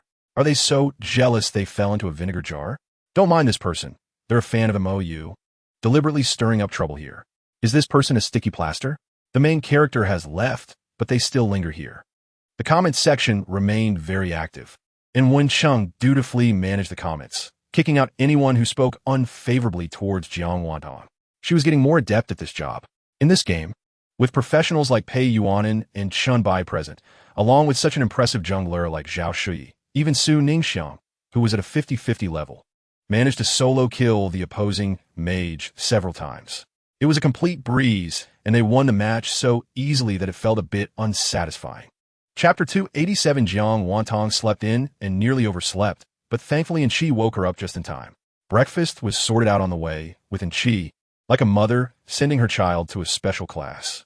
Not only preparing breakfast and snacks, but also filling a thermos with hot water and handing her a coat in the car. As before, in the morning she was going to learn from her voice acting teacher, and in the afternoon she practiced driving at the driving school for a few hours. She had already passed the first subject and was now really preparing to take the second. She returned home around 5 in the evening, and the staff from the private restaurant had already delivered the packed meals. After handing the food to Jiang Wantong, they only said it was a message from the boss and then left. As for who the boss was, Jiang Wantong no longer had any doubts. It was definitely her brother Shun. This person, so busy, still thought of her not having had dinner prepared. How considerate. Jiang Wantong took a photo of the food packaging and sent a message to Shen Qingli. JWT thanks brother Shun for the food. How did you know I haven't eaten? Where can I find such a considerate brother? Rewarding you with a little red flower. Of course, besides the dinner sent by Shen Qingli. Her biological brother also arranged for someone to deliver milk tea and a small cake. According to Gu Junxian, the small cake was prepared by their grandmother, and the milk tea was chosen by their mother. He was just a machine executing orders. Chapter 288, the big red loudspeaker, was back online. In the shot, a girl dressed like an escaped elf from the forest was seen, holding a loudspeaker in her right hand and waving her left hand as if cheering. Big brothers and sisters, welcome, welcome to my place, babies, welcome, waiting for the wind and rain for you. Big brother in the sky, big brother on the ground. Big brother can support the sky. Big sister is beautiful. Big sister is pretty. Big sister spreads positive energy. Mercedes, BMW, Ferrari. Sister just has the strength. Rolls-Royce, Bugatti. Sister's life is a legend. I'm not concerned about whether it's classic or not. I just really like this style. Little Haoyoung is a bit overly active today. Looks like she's in a good mood. The little dog-like fairy is shouting, Mom. I in the fairy's live stream room? Who taught little Haoyoung to shout like this? So funny it makes me cry. Energetic Orange loves to listen more. Little Haoyoung shouts with all her might. Such a good little fairy. Suddenly went crazy. What's going on in this live stream room? One moment it's ethereal, the next it's down to earth. Shi Pianhan sends the host Smoke Rain Haoyoung a magic 999 gold coins. Feeding the Galaxy sends the host Smoke Rain Haoyoung a confession of love 66, 520 gold coins. Chapter 289. Shang Fuyan doesn't doubt Ji Yuanzhou's strength. He just doesn't dare. Why are you talking to our big boss like that? Do you know who our big boss is? SDF exactly. Don't think just because you're a max-level rich guy that our big boss is afraid of you. I'm telling you, be polite when you talk to our boss, ASDF. Ji Yuanzhou's subordinates can't stand to see him suffer, even a little. Not even if Shang Fuyan retorts him a couple of times. Shang Fuyan clicked his tongue, unwilling. If he were to fall, his fans combined could circle the earth. Ji Yuanzhou's few pathetic fans would simply not withstand his pressure. When faced with indecision, AD brother and I have always interacted like this. If you can't stand it, you can leave. Don't casually accuse or attack others. When faced with indecision, ASDF AD brother, be kinder to me in the future. Or, my people will come over to vent for me in a minute. ASDF yes, big boss of indecision, you scared me to death. ASDF little Haoyoung, your baby brother is bullying me. You have to stand up for me. When faced with indecision, it's not me, I didn't tea. Don't say random things. Chapter 290. No hurry, don't be so anxious. Whoever needs to fight you will fight you. No one is competing with you. Montakyu? You didn't say that before. Then why not fight? MOU was a bit confused. She and Jiang Wantong had no friendship, so why connect if they weren't going to PK? Play a game? Let us chat. MOU. You seem to have a pretty impatient personality. Must be the kind of person who acts decisively and is very competitive. Jiang Wantong smacked her lips, feeling a bit empty. If only she had some sunflower seeds. No. She is a streamer. She must look beautiful in front of the camera. Although you're right. There is really nothing for me to chat about with you. Let us just fight. Don't waste time. MOU was convinced Jiang Wantong was definitely playing some trick. Otherwise, what could they possibly chat about as strangers? She would fall for that. TSK. What a boring person. You don't listen to my suggestions. Why should I listen to yours? Fine, if you don't want to chat, I want to fight you. Let us see who is anxious. Didn't you just say you wouldn't refuse me? MOU's heart lifted again. This girl looked pretty. She wouldn't go back on her word, would she? Chapter 291. MOU rolled her eyes, wanted to say something, but ultimately decided against it. Let her fall like this. If she becomes diligent, wouldn't that be competing for her own meal? All right, I've introduced myself, stated my specialties, so it's your turn now, right? MOU is still a bit impatient. Fine, let's fight then. How do you want to do it? Jiang Wanong found MOU a bit interesting. Couldn't help, but want to tease her into getting angry. You're not going to introduce yourself or showcase your specialties. Little one, you just suggested chatting. Now you want to introduce and showcase your specialties. ISNT that just because you want to show off your popularity and large fan base? You think I don't see through your little schemes? Now you're pretending again. MOU muttered to herself, increasingly feeling Jiang Wantong was scheming. Otherwise, how could she rise to the strongest newcomer position in such a short time? And although her live streams were few and short, she must have maintained those big brothers and sisters behind the scenes. Perhaps it was true what people said outside. MOU shook her head. This girl looked pure and cute, still a student. How could she do such things? Me? Jiang Wantong pointed at herself, uncertainly asking. I don't need to. Since you keep coming to connect with me, you must know enough about me, even more comprehensively than I could say, so why should I go through the motions? Chapter 292. Great. Then it's Brother Pay. Hee hee. Come on, everyone. Give Brother Pay some attention. He currently has 120,000 fans. Let us try to get him to 130,000. Okay? Never see you again. Everyone, give Yo son Jang Thu some attention. Ha ha ha. Click, clicked. Tang Dang wants a carnival. I don't have it, but this little request can still be fulfilled. I'm different. Besides giving Brother Pay attention, I've given attention to all the other big brothers and sisters. Me too. Let's enjoy the blessings together. We can't leave out the other big brothers and sisters. Brother Pay was so scared he ran away with the train overnight. In less than a minute, Pei Yuanan's potato fan count rose from 120,000 to 140,000, and it's still increasing. Great. Goal achieved. Thank you, everyone. Your little hands are hard at work. Making money, Brother Pay. I just saw that your homepage is empty. That one do.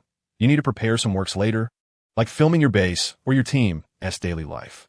By the way, are you still recruiting? I can help you recruit.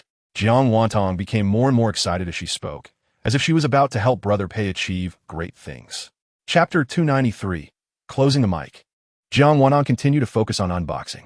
Oh, this is a foam box. It must have something delicious inside, right? Let us open this one and take a look. Jiang Wantong pulled the one that was more conspicuous among the pile of packages over and quickly tore off the tape on top. Jiang Wantong guessed correctly. This box was sent by her mother after returning to the Green Province, and it was indeed filled with delicious food. Jiang Wantong showcased the items in the box one by one in front of the camera. There were red goji berries, black goji berries, goji berry juice, goji berry powder, sealed beef jerky, red dates, green bean cakes, and surprisingly, there were even a few little camel toys. Looking at these things, they should be local specialties. It's clear she wants to help Tang Bao improve with so many goji berries. Could it be a fan from the Green Province? No. It seems that before, Li Gang, Tang Bao's biological brother, mentioned that it was from the Green Province IP, and Tang Bao should also be from the Green Province. Could it be sent by her family? Jiang Wantong thought so too. She looked at the shipping label on the box and found it was indeed sent by her mother. Baby is so smart. It's really from my mom. Probably local specialties, letting me adapt in advance. But there are just too many goji berries. Does anyone need some supplements? I can send some over to you. Chapter 294. Before the PK ended, Jiang Wantong finished unboxing another package, which was a quirky knitted headgear in the color scheme of Dongda's floral coat. It was quite cute. If I hadn't spent so much time on my hair today, I might have worn it to show you all. Jiang Wantong spun the headgear in her hands a couple of times, finding it quite amusing. Fortunately, the PK ended, with the big brothers and sisters watching. The result was, of course, victory. Yinyu Haitang 3985233659. Moyu 3542522361. Wow, both sides scored over 300 million points, and Yinyu Haidang almost broke 400 million. Moyu lost unfairly. Yinyu Haidang indeed has that strength. You should see who the big brothers on Yinyu Haitang's side are. Just Star Emperor, AS God, and Pay God alone. Any other streamer will be lucky to have just one of them spending money like crazy, and Yinyu Haidang has a whole row of such big brothers and sisters. Damn, what a big shot. You gave this little streamer over 5 million. Why don't you start a live stream to earn some more money? Otherwise, I feel sorry for you. Moyu lost? Moyu scored over 300 million and still lost? Did they return the votes? Whose money is so resilient? Chapter 295. Still, it's better to play against strong opponents. Otherwise, let's just stick to the top 100. Right? IP games are just entertainment based on luck. Moyu clearly didn't expect that she would want to play IP. She didn't want it because the uncertainty of IP was too high, and she couldn't guarantee that she would win. Winning an IP is also part of strength. It proves that you have a lot of fans who can be found in all corners of the world, and they scored over 300 million points in the last round. Isn't that enough to prove strength? Moyu, that proves your strength, not mine. My strength must be stronger than yours, because it was previously agreed that whoever wins gets to speak for the next round, and Jiang Wantong won the last round, so Moyu naturally couldn't say anything. I see she's feeling guilty. She doesn't dare to fight fair. Exactly, she knows she can't win against others, so she deliberately pulls some tricks. Are you guys out of your minds? She just scored nearly 400 million points. Now you're saying she doesn't dare to fight fair? That's just laughable. Exactly. You haven't fought her fairly, but still say she doesn't dare. Where does that confidence come from? Stop arguing, stop arguing. We, Moyu, can afford to lose. Those words weren't said by Moyu. The mouth is on your own body. Moyu can't control what others say. Chapter 296. Most beloved Haidang is all set. Just eat it. After Gu's mother sent her message in the comment section, she felt something was off. Why did it suddenly turn to asking about beef jerky? Wasn't she just thanking her? Could it be that her daughter found out? Most beloved Haidang, I've made beef jerky before, so I know a bit. It looks like it's all done. Gu's mother sent another message to cover herself while being glad that the comment section was scrolling fast. So her daughter might not see her previous comment. But she didn't know that Jiang Wanong was asking this because she suspected her, and she had naturally noticed her earlier comment. Alright, this pretty much confirms that this suspected new big sister, most beloved Haidang, is her biological mother. However, Jiang Wanong didn't expose her and pretended not to see. Thank you, most beloved Haidang sister, for the carnival. You don't need to send me anything for now. It's already enough. Let the other side have a chance to catch up. If they really can catch up, we can continue later. The score was very large. Jiang Wantong's red health bar almost filled the entire PK bar, while Moyu's little blue health bar was negligible, or rather, you would need a magnifying glass to see it. Jiang Wantong continued to unbox packages, specifically choosing those that looked like clothing to unbox, thinking to gather a few more pieces to show to fans after the PK ended. Chapter 297. Soon, under Gu's mother's offensive, the little bit of health on the blue side was pushed back again. Momo. It seems that Yinyu Haitong's side is getting votes from her mom. So shameless, actually getting her mom to vote. What's the difference from her voting for herself? Exactly, I suspect she also deliberately turned to Green Province to win by any means necessary. This woman is really scheming. Moyu saw all the comments in the comment section and couldn't believe that it was actually Yinyu Haitong's mom helping her vote. This was truly not even pretending. At least she borrowed a big brother from someone else to vote. Go, Brother Yong. Thank you, Brother Yong. Moyu is counting on you this round. You are now the hope of the whole village. The brave streamer is the big brother Moyu borrowed from someone else. And he was a level 40 spender on vacation in Green Province that she had a hard time finding. To get him to vote for her, Moyu first transferred him 50,000 as a deposit and promised that no matter how much he spent, she would cover the full price after winning and would also help promote him for free. Other family members, come on. Let's all give Brother Yong some attention and try to help him gain 30,000 followers to cheer him on. Chapter 298. This PK had few people to thank, so the thank you list for both sides moved quickly. It was said that the best of three, and Jiang Wanong had already won 2 rounds. The outcome of the third round was already predetermined. However, Jiang Wantong was an easygoing person and still prepared to ask Moyu for her opinion. Moyu, are we still playing the third round?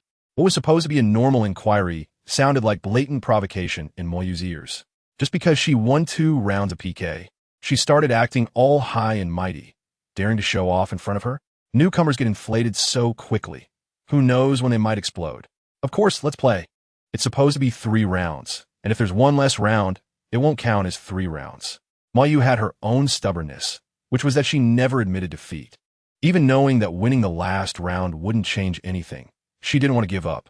At least winning 1 round would prove herself. Jiang Wanong didn't expect Moyu to be so stubborn either, so she had to agree. Alright, then let's play. What are we playing this round, you decide?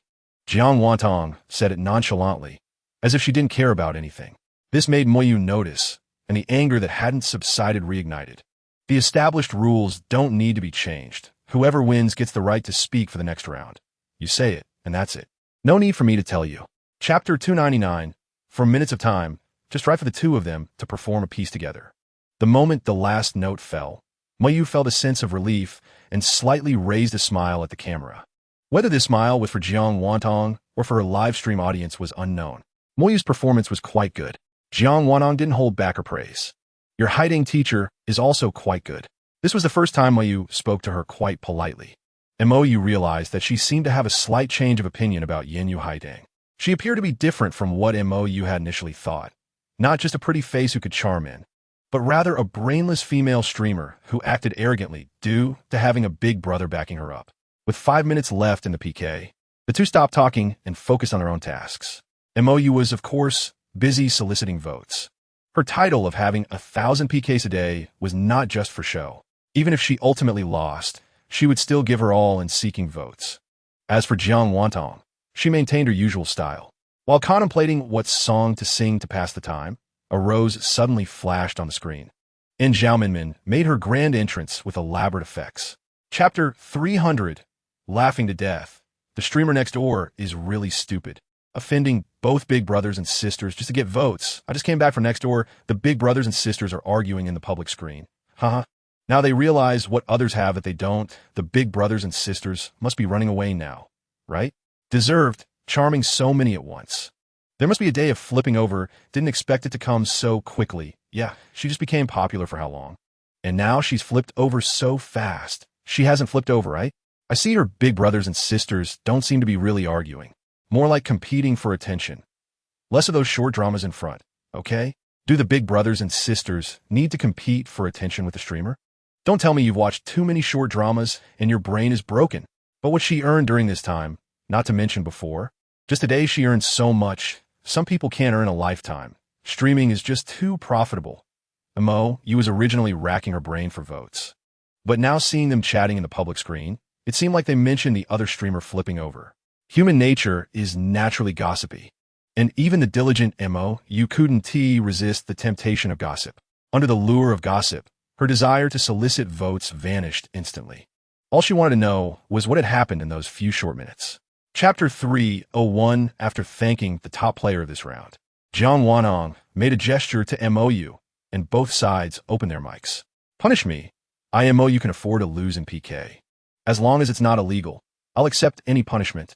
MOU threw out her words, crossing her arms and leaning back in her chair, exuding confidence. Jiang Wanong couldn't help but sigh again. MOU really resembled a strong female entrepreneur in the micro-business realm. A strong woman is a strong woman. As for why she was a micro-business strong woman, it was obviously due to her strong verbal skills. With her constant PK battles and repetitive solicitation of votes, Jiang Wanong truly admired her. Okay, after holding it in for a long time, Jiang Wanong managed to squeeze out this one word. God knows how much she wanted to complain about MOU's heavy makeup and style, but she felt that meddling might not be accepted by the other party, so it was better to respect others' choices. You also saw it.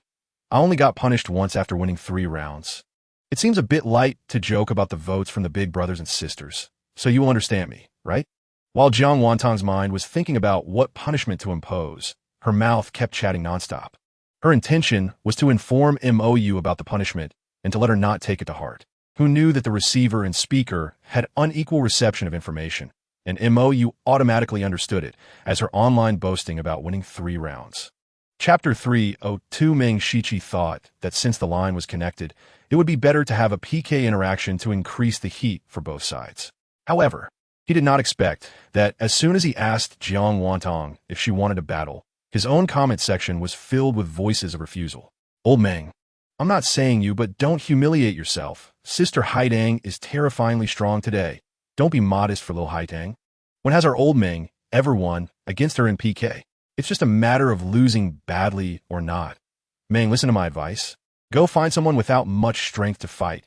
Your sister Haidang is already out of your league. Sister Haidang has fought 3 rounds against MOU today and won all 3, especially the first round, almost reaching 400 million points. What does that concept mean? No need for Meng Shiqi to ask anything. The comment section already had the answers.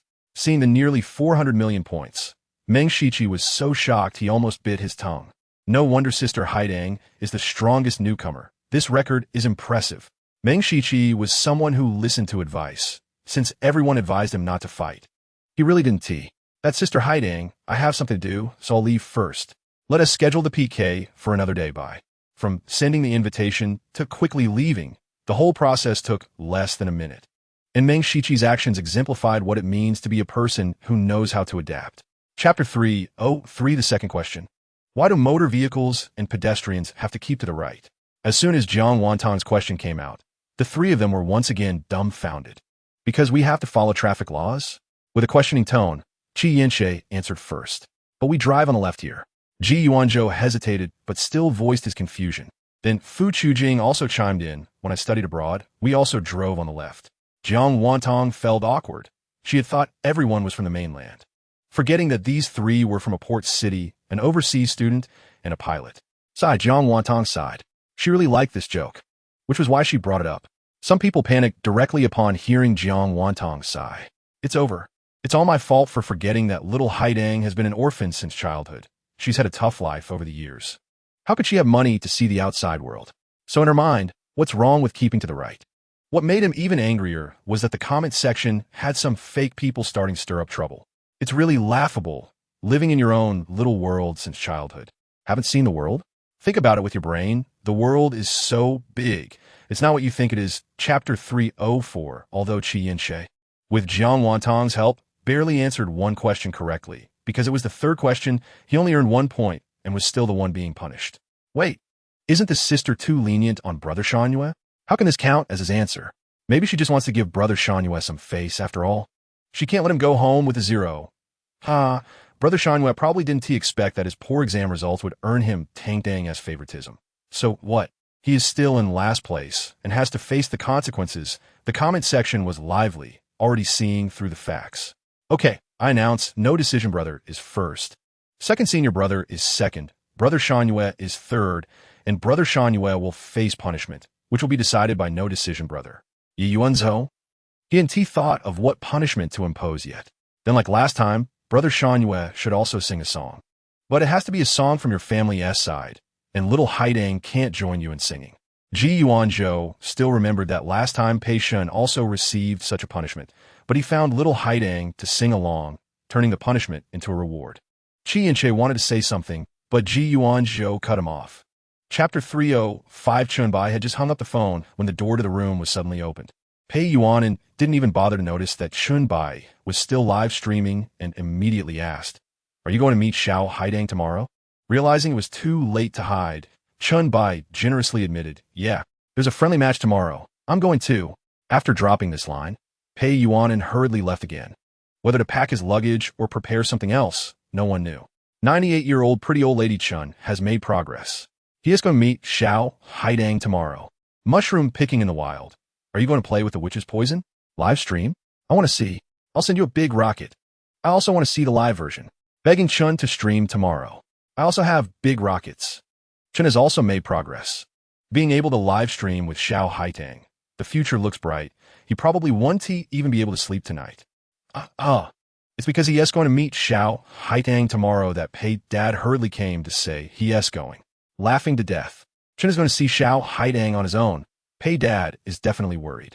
Chun, can you take us along? I promise not to cause trouble. We'll listen to you during the friendly match tomorrow. Me too. Ahem. Everyone go train. Don't just gather here for no reason. If you don't perform well tomorrow, be careful of Pei Dad losing it on the spot. Chapter 306 Chun, you're not being fair. You took advantage of us not being here to tease us. We all heard it. The kids from the youth training team finally came back, carrying a bunch of stuff they bought after chasing Chunbai away. Right, we're doing this for fairness. If Xiao Haidang doesn't know what's inside. Isn't that unfair? Who would have thought that we were all for the fairness of the competition?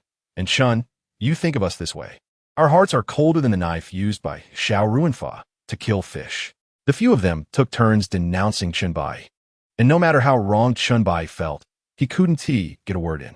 Finally, around 6 o'clock, Pei Yuanan arrived with Jiang Wantong. Chunbai was idly chatting with the netizens, while a few kids huddled on the other end of the sofa, chattering excitedly, completely ignoring him. Pei God! As soon as Pei Yuanan walked in, the kids sprang up like they were on springs, standing in unison. Jiang Wantong, following behind Pei Yuanan, couldn't help but laugh. Did you guys undergo military training? You all jumped up so neatly to greet him. Chapter 307 Jiang Wantong drew 3 scissors in a row, claiming the first pick. She used the little chicken pouring rice skill on the 16 bowls and chose the first one in the second row. Lifting the bowl's cover, she found 2 pieces of durian flesh inside, looking pretty good. Jiang Wantong liked durian and hadn't eaten in a while, feeling quite lucky. Meanwhile, Chunbai was the type who disliked durian. As soon as the bowl covering the durian was lifted and the smell wafted out, Chunbai frowned and even subtly shifted his body to distance himself from the durian and Jiang Wantong.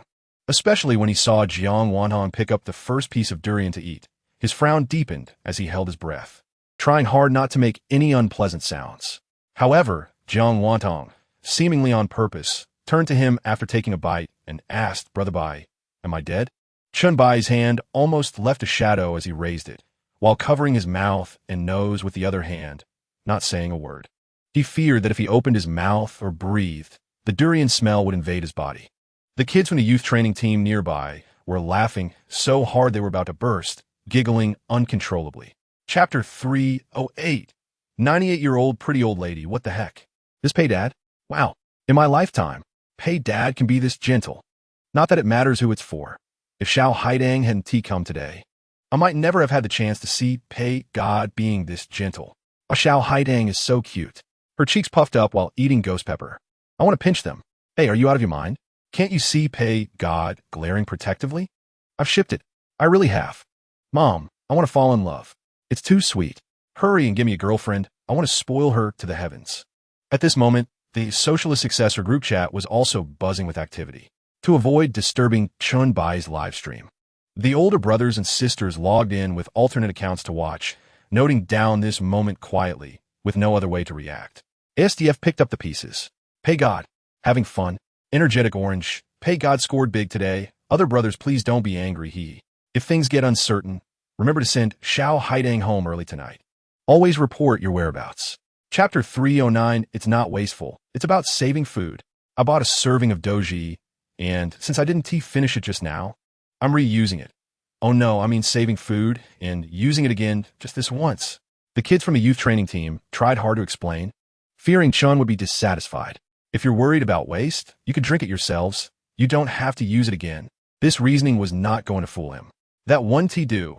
We're still young. We are the future hope of our team. We can't have any issues. The youth training team's chatter was enough to drive Chun Bai crazy. He tilted his head back, pretended to press a few times on his philtrum, and came back to life.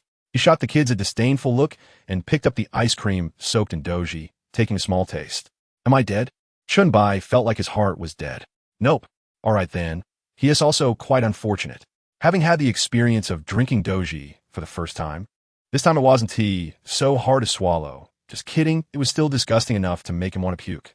Especially since the kids from the youth training team were still reading out comments about doji in the comment section. The correct way to drink doji is to add just a bit of sugar, wait for the temperature to drop, then quickly skim off the foam, and then throw in the fried dough, stick along with the bowl and soup. Chapter 310. After Jiang Wantong finished eating the onion, she removed the blindfold. It was Chun Bai's turn again. Look, I'm going to open something delicious for you. Don't be too envious, Xiao Haidang.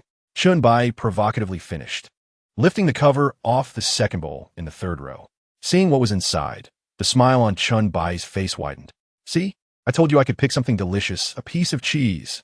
Chun Bai deliberately lifted the bowl to showcase a close-up on camera before waving it in front of Jiang Wantong, still wearing a mischievous grin. Jiang Wantong? The cheese seems to taste a bit off. She quietly shifted back a bit, not daring to say a word. 98-year-old pretty old lady. Why does it seem to me that Sister Haidang's expression isn't quite right? Mushroom picking in the wild. Is Xiao Haitong's action of stepping back serious? President Chen's smug expression is really asking for a beating. Jealous. Definitely jealous of our President Chen. The cheese he brought out is probably the best one so far. I haven't tasted it yet, so let's wait and see if it's good. I feel something's off. This looks like blue cheese. What is blue cheese?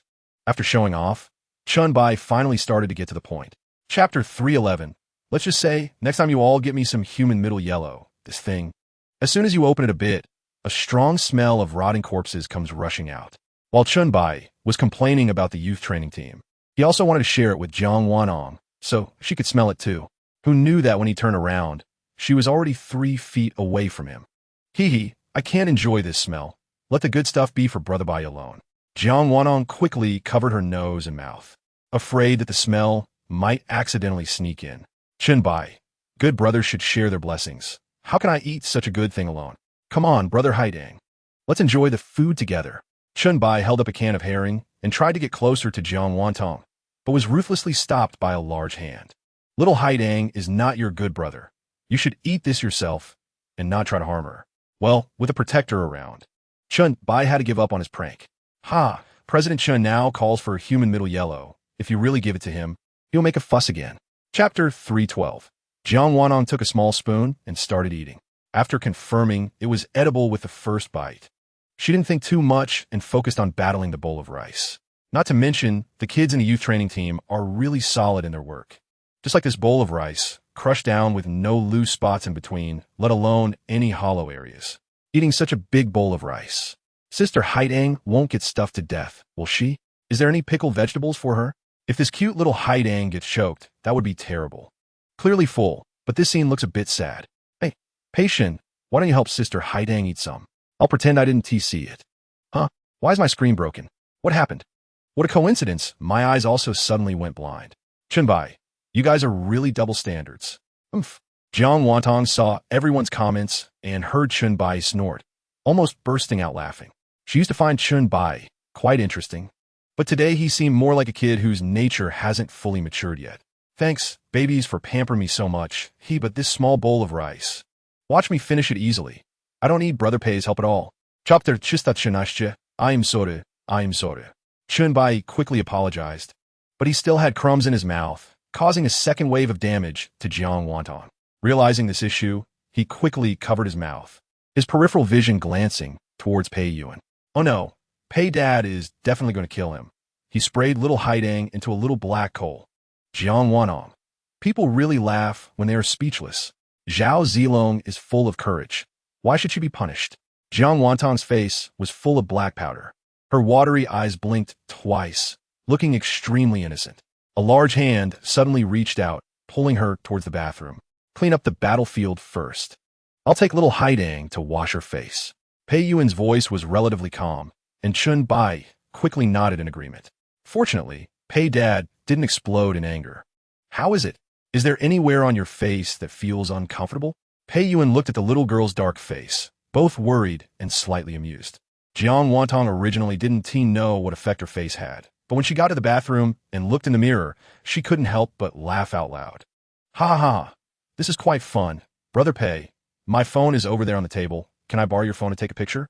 Chapter 314. In the end, Chunbai ate the sweet red velvet cake and then got poisoned. The game ended, and the loser naturally had to face punishment. I lost. I accept the punishment. Sister Haidang, you choose. Chunbai grinned, thinking he should check the calendar before playing games in the future. Then let Brother Bai be punished. Brother Pei, please take over the punishment. I can't think of anything. Jiang Wantong tugged at Pei Yuan's arm, urging him to come over. Then let him go back and record a funny video of eating coconut shell powder. He's not allowed to spit it out during the process, or he'll have to redo it. Pei Yuan casually threw out a punishment. Chunbai, good guy. Pei Dad was just pretending to be calm, but actually waiting for him. This difficulty is too high. Can we change it? Chunbai tried to act cute to evoke a hint of paternal love from Pei Yuan, but it was ultimately in vain. How about eating a can of herring instead? Pei Yuan didn't even glance at him, still planning to settle the score for spraying little Haidang into a little black face. Chunbai quickly shook his head, damn it. He knew Pei Dad wouldn't let him off so easily.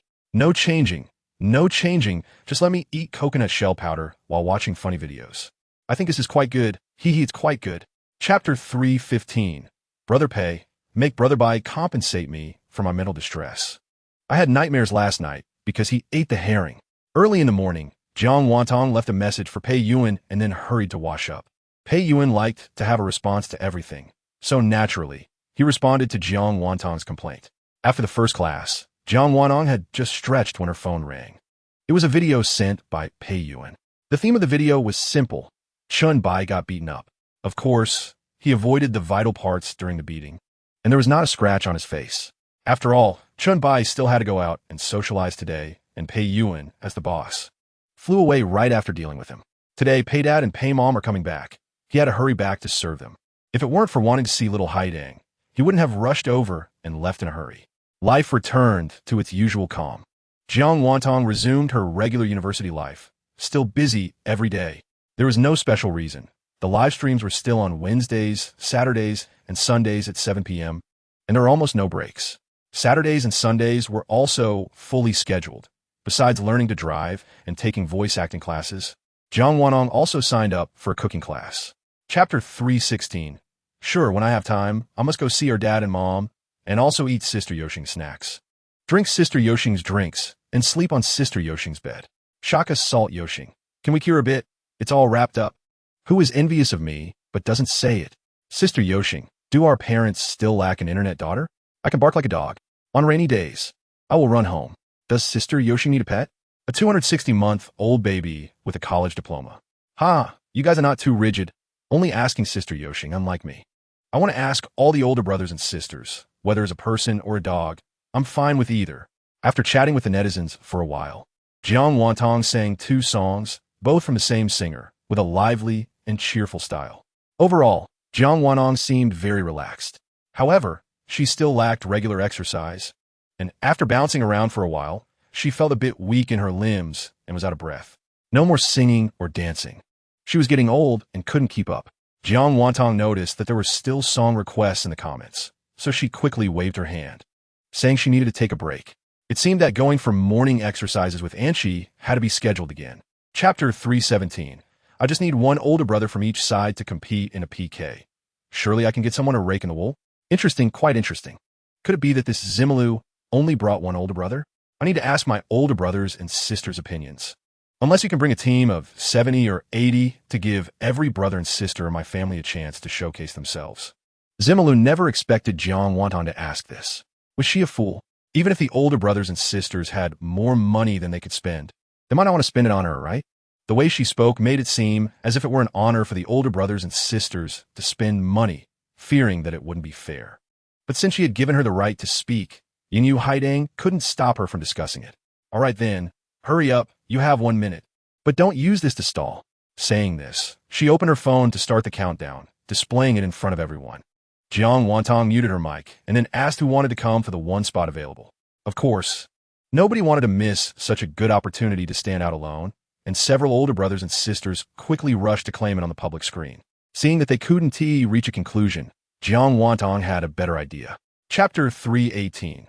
Despite Zimelu's side, Lin Haiting phone was constantly poking at the carnival. But it couldn't compare to Shun Qingli's crazy offensive. The blue team's health bar was still minimal, and one had to use a magnifying glass to see it. Zimelu was stunned. Was this Star Emperor serious? There was no need to output so much. She had only prepared a few million tickets for backup. The Star Emperor showing up with so many was simply overestimating her.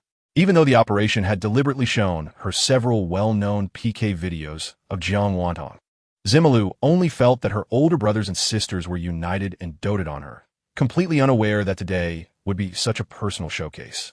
The PK lasted a total of 10 minutes, and within less than half the time, Jiang Wantong had already scored over 60 million points, and this score was still rising. What's worse, all of these over 60 million points were contributed by Star Emperor alone. Haha, the strength of Star Emperor is too formidable. Is it too late for me to raise the white flag and surrender? The operation slapped their forehead. This Zimelu was starting to babble again. She was a bit foolish, but still quite aware of the situation. If one wanted to take on Star Emperor, there probably weren't many people in the entire potato who could do it. Chapter 319. Imoyu was so angry she wanted to roll her eyes. This person was really annoying. Jiang Wantong felt happy when she saw that Imoyu was annoyed. Weren't we going to PK? How do we play? Imoyu had to change the topic, but it felt a bit awkward. Before you, I just played a PK round where the rules specified that only one person could send gifts. The others wouldn't count. Jiang Wantong hadn't thought of any new tricks, so she casually said. After all, she still had several older brothers and sisters, and playing the same game a few more times was also fine for her. That person would lose terribly. I'm not stupid. I want to play this with you. What level were her older brothers? This behavior of designating just one person was no different from challenging her older brothers and sisters. Jiang Wantong clicked her tongue. Was there a PK you couldn't take on? For a moment, Imoyu couldn't tell whether Jiang Wantong was praising her or mocking her, so she decided to take it as mockery. Of course, I'm not foolish. Let us change the way we play. Imoyu decisively refused. All right then, we'll just play casually this time. Whoever has the largest last digit, some of their ticket numbers wins. Okay? Imoyu thought this was fresh. She had played this way when she was a small streamer. But later on, when her fame grew, this method was abandoned because it didn't stimulate ticket sales at all. Chapter 320. This time, Imoyu didn't request to play 3 rounds, but casually played just 1 round. Just when she thought Imoyu was about to hang up, Imoyu suddenly asked, Teacher Haitang, the annual carnival event is about to start this year. Do you want to sign up? Jiang Wantong was taken aback. She remembered that when someone introduced Imoyu to her, they mentioned that Imoyu had won the annual carnival championship for 3 consecutive years. I don't know. I haven't paid attention. I'll check the competition requirements later and decide. Imoyu nodded, hoping she could participate and have a fair match with her. Jiang Wantong? We VE played several PKs. Has every match been fair? All right. I'll be waiting for the clothes you send me. I'm going to go and reflect now. Bye. After finishing what she wanted to say, Mo directly disconnected the call. Jiang Wantong realized later that Mo wasn't intentionally trying to PK her today. It seemed like she just wanted to tell her about the annual carnival. But it didn't matter. Whether she participated was her own business. And Shi Wen-ti let other factors influence her decision. Let me see what this annual carnival is all about. Chapter 321. Jiang Wantong used a mineral water bottle she made herself as a measuring cup, adding white sugar, milk, oil, and flour into the eggs, and then mixing them together. Can a baby's guess what I'm going to make? Jiang Wantong threw out a topic and continued making her food. After mixing, there were still some small particles, so Jiang Wantong used a sieve to filter them out before placing them in a container. With the first step of preparation done, it was time to heat the oil. Jiang Wantong took a frying pan, scooped some of the prepared batter with a spoon, and poured it into the pan. She heated it on low until the egg skin bubbled and formed, then took it out to cool. She repeated this action with the remaining batter, making a total of 6 egg skins, each cooked to perfection. Now that the egg skins were ready, it was time to fill them with content. With a total of 6 egg skins, Jiang Wantong planned to make 3 different flavored towel rolls. Babies, I have mango, Oreo, strawberry, dragon fruit, yellow peach, and blueberry at hand. Let's choose 3 out of these 6. The flavor mentioned the most will be the one we make. So please leave your recommended flavors in the comments. Chapter 322. A few minutes passed quickly. Jiang Wantong took off her mask and washed her face with clean water. And only then did the main content begin. The following information is purely for sharing and contains no advertising elements. If you want to get the same products, please consider whether they're suitable for your skin type and choose carefully. Don't be blind about it. Jiang Wantong has already grown into a mature little crabapple, knowing to send herself a disclaimer before doing things to protect herself. Energetic Orange is indeed our little crabapple. She's grown wise and knows how to protect herself. Feeding the galaxy. Do you think little crabapple is like you, with the first contract signed like that? Energetic Orange, shut up. Stop talking. I beg you, mister. Shun, raise the white flag. When faced with uncertainty, what kind of black history is that so lethal? I'm even more curious now. Picking and choosing. I'm curious too. Bro, can you calculate it? Energetic Orange, no calculating. When faced with uncertainty, no calculating. What's the point of calculating this kind of thing? Just listen to Xingdi.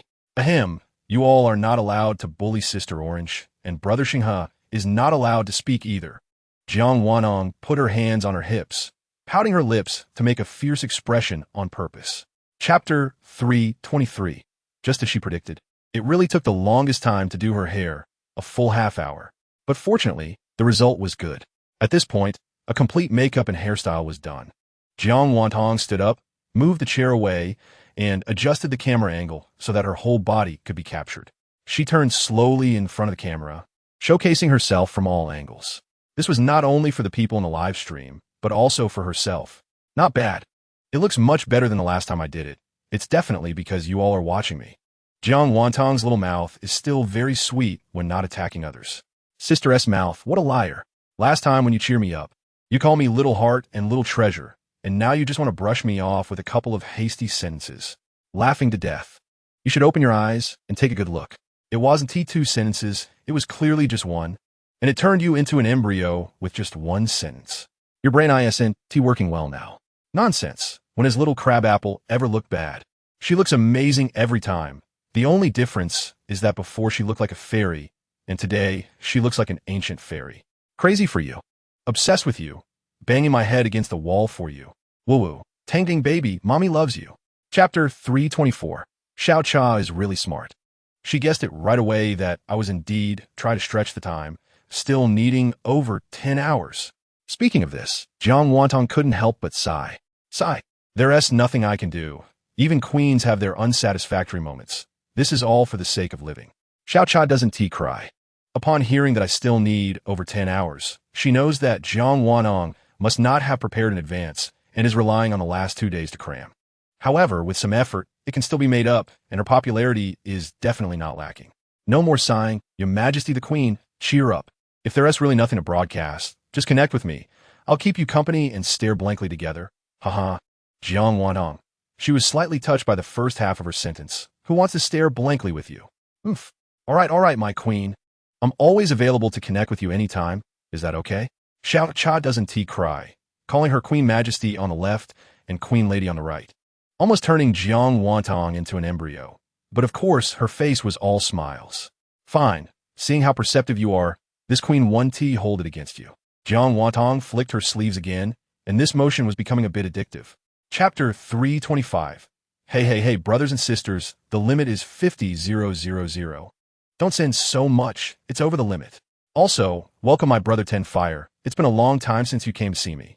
Jiang Wantong thought they had forgotten the newly set rule of 50,000 and quickly reminded them. Feeding the galaxy, it's okay to exceed it, we're happy. Just count it as 50,000. Picking and choosing right? 10 dragons are a gesture of goodwill towards Her Majesty the Queen. She doesn't need to worry about us. The Mountain Moon doesn't know. It's all a tribute to Her Majesty the Queen. Long live Her Majesty the Queen. Long live, long live. Quinn Yin looked at the screen full of Her Majesty the Queen and couldn't help but fall into deep thought. Huiyin Yin, Her Majesty the Queen? Little Crabapple indeed looks good today, very nice. However, he just remembered when Little Crabapple called his name that he should change his name. Yes, he is no longer the elder brother of Yang Qihua, and he has already broken the light board and left the group, even deleted friends. Previously, when Yang Qihua asked him to help others in the guild vote for something, he didn't care, thinking it was just helping friends. But Yang Qihua's later behavior became increasingly excessive, even starting to control who he voted for. That time, Jiang Wantong and Cece were in a PK, and he voted for Jiang Wantong without taking care of Cece, which could only be considered the last straw. There had been many similar incidents before. He had just voted for someone else when Yang Qihua sent him a bunch of nonsense in private messages, which was really annoying. Chapter 326. What? Nana is really going for it. Ha ha. Laughing to death. Our sister Nana is also someone with a strong desire to win. She even brought out her dance foundation. Nana's new drama, Billion-Dollar Wife, Where to Escape, is premiering tomorrow. This time, she is the female lead. The female lead. Everyone remember to go watch it and boost the view count. Tomorrow's new drama is about to premiere, and you're not rushing to promote it? Nana, use your face well. I'm going to other 3 live streams to promote Nana's new drama. Anyone want to team up? I'm going. Let us go together. First to Yin Yu Haidang S. Who Kale and Wen Na both moved. And Xiao Cha doesn't cry quickly followed suit. The 3 had different conditions, which were just the differences between zombies, corpses, and marionettes. Erquin Wei was still resonating in every live stream, and anyone who accidentally saw these 4 people PK, a queen and 3 strange individuals, along with this heart-wrenching, tear-jerking BGM, could only say it piqued their curiosity. Thus, the PK lasted no more than 3 minutes, and various live streams saw a significant increase in viewers, with a continuous upward trend. Babies, who do you think should get 3 points? Chapter 327. There are 4 minutes left. Let us play a song for the babies. It's quite nice, but I can't sing it yet. This is the first time Jiang Wantong said she couldn't sing, and everyone's curiosity was piqued as they eagerly waited for her to play music. As soon as the prelude started, it was clear this song was extraordinary. The song is called Queen. Babies who like it can search for it later. It feels pretty good. We are all the queens of our own lives. After the song finished, the PK time was almost over. There is basically no suspense. At most, it counts as 50,000 points. And Jiang Wantong is still the one with the most points. Because the older brothers and sisters don't just have one account. Back in the day, relying solely on the older brothers and sisters, Jiang Wantong managed to secure a spot in the top 100. Each person had 7 or 8 or even more small accounts. And it was as easy as breathing. The rule is that a single account is limited to a maximum of 50,000 points. But how can you beat 100 accounts of 50,000 points? All 4 families opened their microphones and were still shocked by Jiang Wantong's score. Sister Haidang, you are amazing. Even under the score limit, you can still achieve such high results. You must be the latest top streamer. It would be a lie to say I'm not envious. It's true that I'm happy for her. Hukale can only feel envy, but he doesn't feel jealous at all. In his heart, this is all what Jiang Wantong deserves. All he needs to do is learn from her, put in more effort to improve himself, and make the live stream interesting and have his own style. Chapter 328. Na is together, sending gifts to streamer Wenna Carnival 3. I'm not Pikachu, sending gifts to streamer Wenna Airship 2. 20,000 gold coins. Looking at the flurry of gifts flying around, even more vigorous than the one sent during the PK earlier, Wenna fell into contemplation again. It turns out that everyone is a bit reserved and likes this vibe. Looking at these huge gifts. Wena couldn't T help but wonder how much she could earn from his PK tonight. After punishing Wena, it would be Xiao Cha Byuk's turn. Apologizing 8 times isn't a big deal for Xiao Cha Byuk. She has done it many times before. Being cute and charming is something she is familiar with. However, this time, the recipient of the apology was Hu Kailei, and it was the female version of Hu Kailei, which made it hard for Xiao Cha Byuk to say it. The more she thought about it, the angrier she got, so she simply covered her eyes with one hand. Brother, don't be angry, I was wrong. Hug me. Ugh, I want to vomit. Calling a guy dressed cuter than herself brother made Xiao Cha feel a bit indescribable. But even without looking, she could hear his cheeky laughter. Too much. Next time, when she wins against Ukele, she must make him pay for today. Chapter 329, the live stream that was supposed to end in 2 hours dragged on to 3.5 hours. Looking at the backstage, where she still needed 15 hours for the week, Jiang Wantong counted on her fingers and calculated that she had to start streaming at least from 7 a.m. to 10 p.m. tomorrow to make up for the 15 hours. Babies, I'll start streaming at 7 a.m. tomorrow. While stream ISNT certain. Those who are busy should do their things. And those who wake up early and feel bored can come chat with me. That's it for today. I'm logging off now. Good night. Finally logging off. Today was the longest she had ever streamed in her career. Of course, this record would be broken tomorrow, far surpassing 20 hours. Jiang Wantong stretched, feeling a bit tired. She was even too lazy to type and directly sent a voice message in the Socialist Successor group. Brothers and sisters, I'm so tired. Going to wash up and sleep now. Good night. I haven't thought of the content for tomorrow's live stream yet. So if you have any good ideas, please leave me a message. I'll check in the morning. After putting down her phone, Jiang Wantong dragged her tired body towards the bathroom. A night without dreams. The next morning, just after 6:30, the alarm clock rang. Chapter 330 in the end, Jiang Wantong chose a set of warm-color clothes. A warm yellow sweater paired with wide-leg pants, and she wore a pair of khaki boots with a fluffy gray-white coat. And she was afraid she would be cold. So she tied a brown checkered scarf around her. She looked extremely cute, all bundled up. On the way to the supermarket, Jiang Wantong was driving the white G-Class that Shun Qingli had given her, with Chi sitting in the passenger seat holding her phone, pointing the camera at her. And the live stream continued. Once in the car, Jiang Wantong loosened the scarf and adjusted herself to a comfortable position. Babies, last time I only showed you my driver's license. Today I'll show you my driving skills. Buckle up, we're ready to go. As the car started, Jiang Wantong felt a bit excited and a bit nervous. After all, there were several thousand people in the car. If she messed up, wouldn't everyone know? Jiang Wantong took a deep breath, silently repeating to herself, Don't be nervous, don't be nervous. I'm a #1 racer in the world. Yeah, right. She was a novice who didn't dare to exceed 50 kilometers h on the road. Just managing to reach her destination was already impressive. What? The streamer is driving a G-Class? That is my dream car. Chapter 331, she was cut off by another car. At an intersection, a car suddenly changed lanes to the right from her left. If Jiang Wantong hadn't reacted quickly and braked hard, she would have almost crashed. The other party was driving a red sports car with a logo of a horse rearing up. It was really hard to guess what car it was. Obviously, the other party was unhappy with her lack of awareness and failure to yield, as the car casually stopped at the intersection, completely unconcerned about blocking traffic. And the person angrily came over. Jiang Wantong was still shaken and quietly calming herself down when the person knocked on her window. Can you drive or not? Do you think you're something special just because you're driving a $2 million piece of junk? My car is worth much more than yours. Can you afford to pay if you crash into me? Jiang Wantong? She hadn't noticed earlier, but seeing this woman up close now, while knocking on her window, she felt a bit familiar. It seemed to be that unreasonable woman she had encountered at HX Plaza before. Jiang Wantong felt pain that her car was being knocked on, especially worried that those claw-like nails would scratch her beloved car's glass. So she hurriedly opened the door and got out of the car. And she, worried about her safety, quickly got out with her phone and walked around. Chapter 332. Are you bragging? Or your boyfriend? Ha ha. I don't believe it either. Can you really predict the future like the big boss? Even Shingy can't brag like this, right? Are you going to crash today? Challenging Star River Bro. Do you know her boyfriend? Did you call him? Raising Star River. Sure enough, the next second, Hululu's phone rang. The woman, who had been angry just a moment ago, immediately changed her expression to a smile as soon as the call was answered. Hello, darling. Why did you suddenly call me? Are you missing me? Jiang Wanong felt a bit nauseous. Her smile was just too fake. However, the other party clearly wasn't thinking about her. She immediately yelled, Hululu, what the hell? You parked the car, right, in the middle of the road? Hululu stiffened. Wasn't he in Shanghai for business these past few days? How'd he know? And so quickly, too.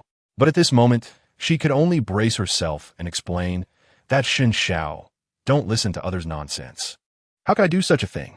Hululu's face was stiff as she forced herself to say. The shouting on the other end of the phone was loud. Jiang Wanton could hear it, even from 2 steps away. Seeing Hululu still wide-eyed and talking nonsense, Jiang Wanton couldn't help but speak up as well. Chapter 333. The two of them wandered around the supermarket for nearly an hour before buying everything they needed. Since it was the weekend, there were quite a few shoppers in the supermarket, and even the self-checkout machines had a long line. Jiang Wanong pushed the shopping cart through the crowd, trying to find the least crowded line to stand in when suddenly someone tapped her on the shoulder. Turning around, she was surprised to see a familiar face. Senior, what a coincidence. You live nearby too? Li Tinglong was also pushing a shopping cart, clearly having just finished shopping and ready to check out. Yeah, I brought my little brother to buy some snacks. Li Tinglong was holding a small boy's hand, and Jiang Wantong vaguely remembered him as the little Neza she had met at the comic convention, who insisted on adding her as a friend back then. Jiang Wantong pointed to the phone Angel was holding behind her. Senior, I'm live streaming. If you mind, I'll try to keep Angel from filming you. Li Tinglong shook his head. It's fine. The two chatted while waiting in line, which suddenly made the viewers in the live stream feel a sense of urgency. This guy seems to be from that anime club. I have a bit of an impression. He has been talking to Xiao Haidang, and she is ignoring us now. Chapter 334. Jiang Wantong couldn't care less about the teasing in the comments at that moment. One hand held a pot lid while the other poured oil into the pot, as if preparing for battle. Once the oil was hot, she added a block of hot pot base and a spoonful of dabanjiang. After everything melted, she tossed in the chopped scallions, ginger, red chili, and Sichuan peppercorns, stirring them together. After scraping the pot a couple of times with the spatula, she finally started adding the main ingredients. Jiang Wantong pinched the heads of the octopuses, placing them one by one into the pot. The last suction cup stuck firmly to the plate, and she had to exert a bit of effort to pull it off. After stirring a few more times, she continued adding ingredients. 3 tablespoons of oyster sauce, salt, chicken essence, and sugar. Angel, can you help me open a can of beer? Jiang Wantong suddenly called out to Angel, startling the viewers in the live stream. Why are you suddenly opening beer while cooking? Xiao Haitang has to be a bit tipsy now? Is she a bit tipsy? It should be added to the pot. Don't you have any common sense about cooking? Angel, who had been standing nearby, immediately came over when she heard Jiang Wantong needed help, opening a can and handing it to her. Some commenters guessed correctly that the beer was indeed poured into the pot. Chapter 335. Just as she was about to switch things up and eat some marinated snacks, the doorbell suddenly rang. Angel put down her chopsticks and was about to go open the door, but Jiang Wantong quickly pulled her back, noticing how pitifully spicy she looked. Angel, drink some water first. I'll go check the door. Jiang Wantong told the live stream as she left the frame, wearing slippers. Upon opening the door, she saw a delivery person holding several takeouts, all for her. The delivery person rushed in, handed her the food, and ran off without looking back. Jiang Wantong placed a pile of takeout on the table, mumbling to herself. Looks like all of this is milk tea. Opening each package, she found various flavors of milk tea, both at room temperature and hot, and even 2 cups that were cold. Which sweet baby is so thoughtful to order me milk tea? Jiang Wantong opened her favorite passion fruit flavor and took a couple of sips in front of the camera. When in doubt, I'm the one. I'm a most thoughtful baby. Hey, just because Xiao Haidang called you baby before doesn't mean you'll always be baby. When in doubt, Xiao Haidang never called you that, right? Pei Shun. Don't be too envious. It's not needed. Chapter 336. Jiang Wanong never thought that a weekend could feel so long. She felt like she had never talked so much in her life and didn't have to worry about what to do next. Today, she had taken care of all the things she needed to worry about in her lifetime.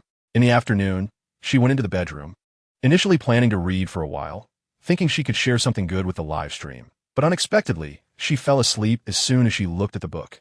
Thankfully, because she was sleeping at the desk, the position wasn't comfortable, so she didn't sleep for long, just about an hour. However, when she woke up, she found that the number of viewers in the live stream had not decreased, but increased. Jiang Wanhong? Did she talk in her sleep or snore? Otherwise, what was so interesting that the numbers were higher than before she fell asleep? Jiang Wanong stretched and felt a bit embarrassed. Hey babies, I'm sorry, I fell asleep. She still felt a bit groggy and needed to wash her face to wake up. Did you all keep me company while I was sleeping? I didn't say anything silly. Did I? No. Xiao Haidang is so good. She looks like a little sheep when she sleeps. YISNT the little dog a goat baby. Chapter 337. At 10 o'clock at night, Jiang Wantong's alarm rang, and seeing the time, she almost simultaneously ended her stream with Ji Yuanzhou, timing it perfectly. She had finally met the required streaming hours. Today had really been tough on her. Thankfully, the last 3 hours had Ji Yuanzhou covering for her, allowing her to have some time for herself. Jiang Wanong turned over in bed and sent a message to Ji Yuanzhou. Thank you, Senior Ji. You really helped me a lot today. How should I thank you? Just ask for anything. As soon as she sent the message, a notification popped up at the top of the screen indicating that the other party was typing. Jiang Wantong waited for a while, but it kept showing that he was typing without any message coming through. Could it be that Senior Ji was writing a list of demands? There were so many things she couldn't possibly do. Jiang Wanong looked at her message, asking for anything, and felt inexplicably guilty. What if he really asked for a lot of things? I could do whatever you ask, just let me know. And I'll do my best with what I can't. Jiang Wantong quickly added a line while the list of demands hadn't been sent yet. Sure enough, as soon as she sent that, the typing indicator on the other side stopped. Chapter 338. Tang Tang? What's wrong? Is today's rice noodle not to your taste? The state Jiang Wanong was in was so bad that even when Cheng and the others who were eating with her noticed. Jiang Wantong poked at the rice noodles in the pot several times with her chopsticks, but didn't seem to eat a single bite. If it were before, she would have already devoured half the noodles. Jiang Wantong shook her head and stayed silent. Who could she blame? She could only blame herself for lacking ambition. While other streamers were eager to seize the opportunity to earn more, she was troubled by streaming too much. What's wrong? Did someone bully you? I can go beat them up for you. Li Jiadong poked her cheek, pretending to speak in a fierce tone, hoping to cheer her up. Chun Jingjing also echoed. She remembered that Jiang Wanong was fine during class in the morning. How did she end up with a sad face just from buying a meal? Jiang Wantong finally forced herself to accept reality. With her older brothers and sisters persuading her like this, if she kept backing out, it would be a bit ungrateful. Moreover, she could tell that her older brothers and sisters really hoped she could participate in this carnival competition. Perhaps it was because she had been live streaming too little lately. Sigh.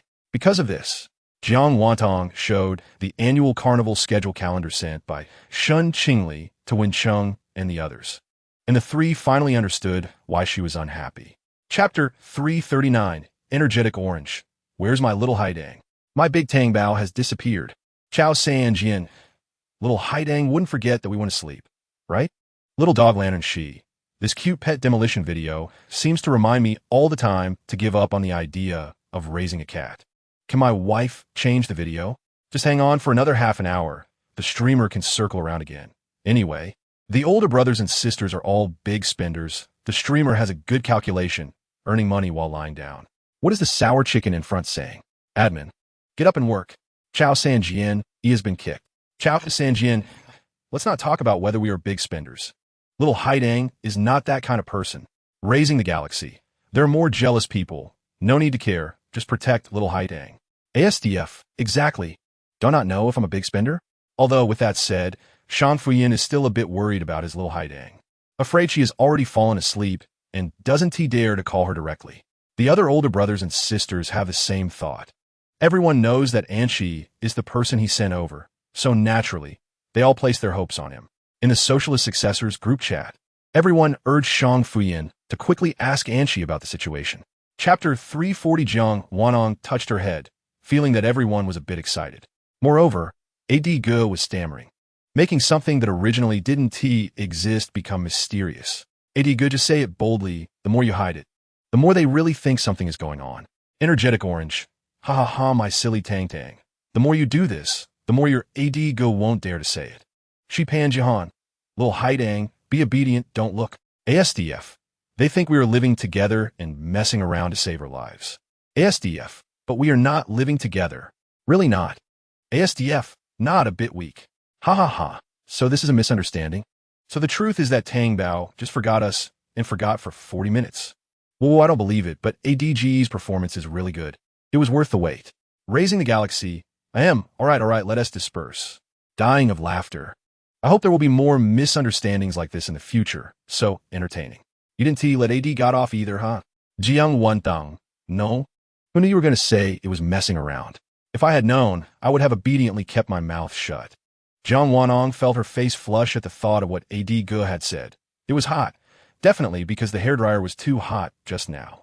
Chapter 341 winning first place in the city competition was expected, but Jiang Wantong noticed a familiar ID on the list, Zhizhi Wei Zhizhi.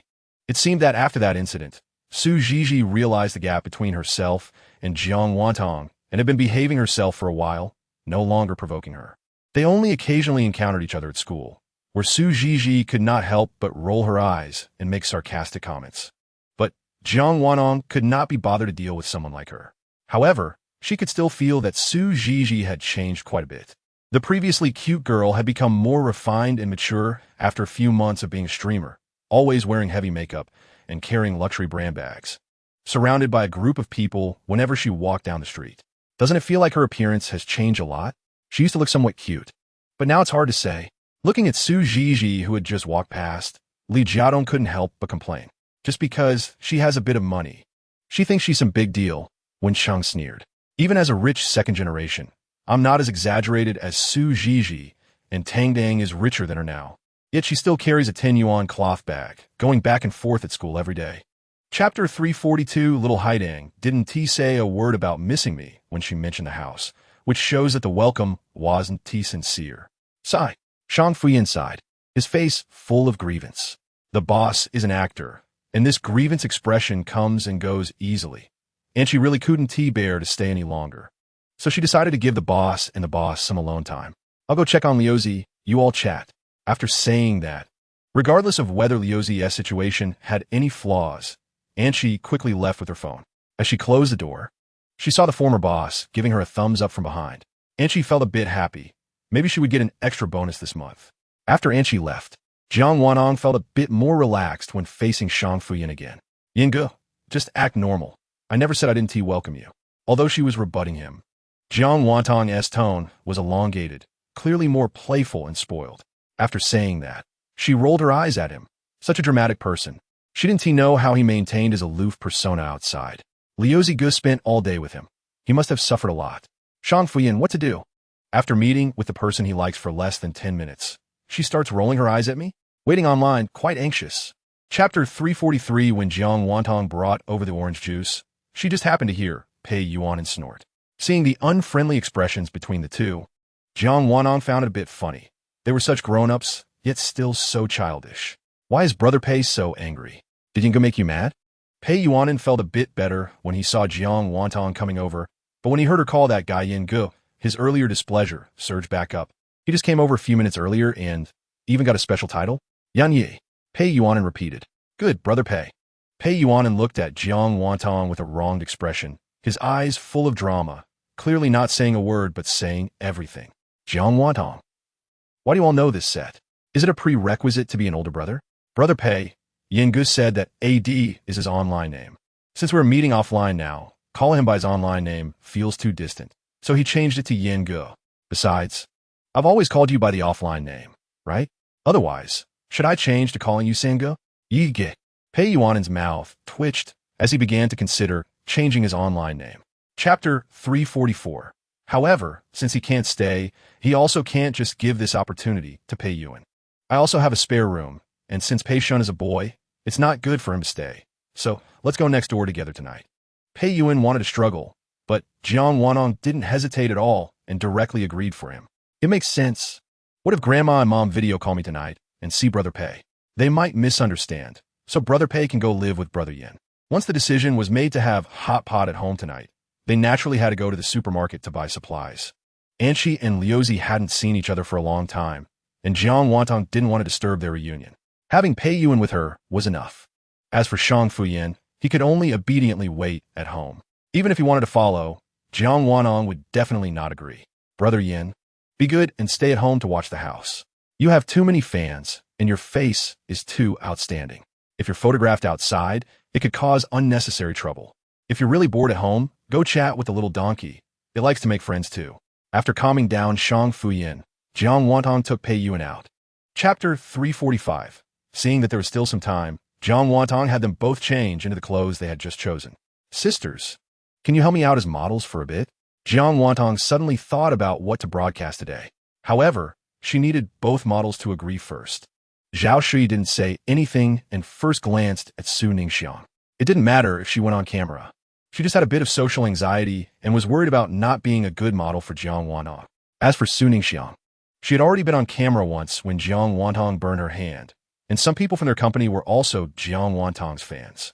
They had already been surprised to see their boss on the live stream, so there was nothing to worry about. I can do it, Su Ningxiang replied. And you, Sister Yoxing? Jiang Wantong shook her hand and gently asked her. She was always very patient with beautiful girls. Zhao Shui had just graduated from university this year. She was only a few years older than Jiang Wantong, and her social anxiety meant she had few friends. Since her graduation, she had been a full-time daughter at home, so this was her first time going out, which excited her whole family.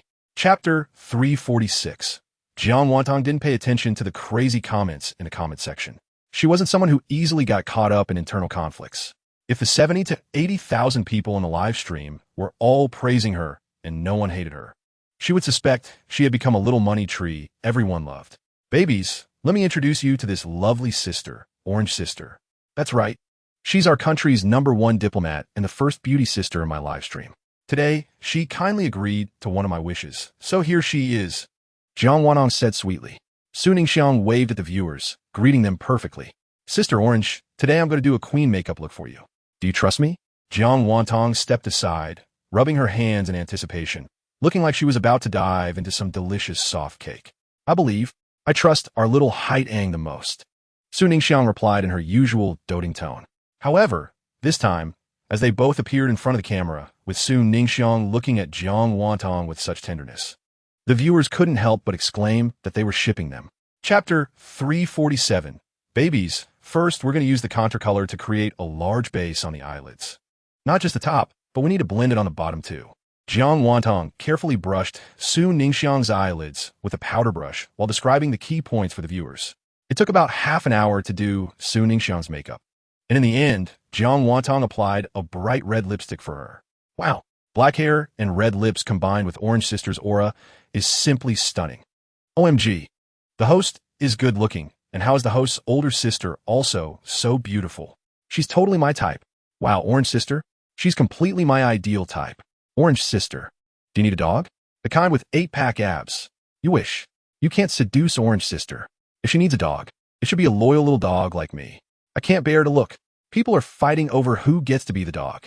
What kind of people are these?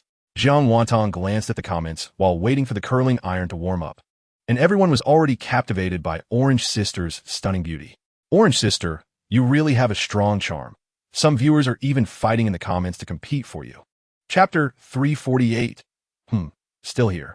After being called by Jiang Wantong twice, Jin Mu finally came back to his senses and quickly responded. What brings Teacher Jin to my live stream? Jiang Wantong asked again. Jin Mu felt awkward.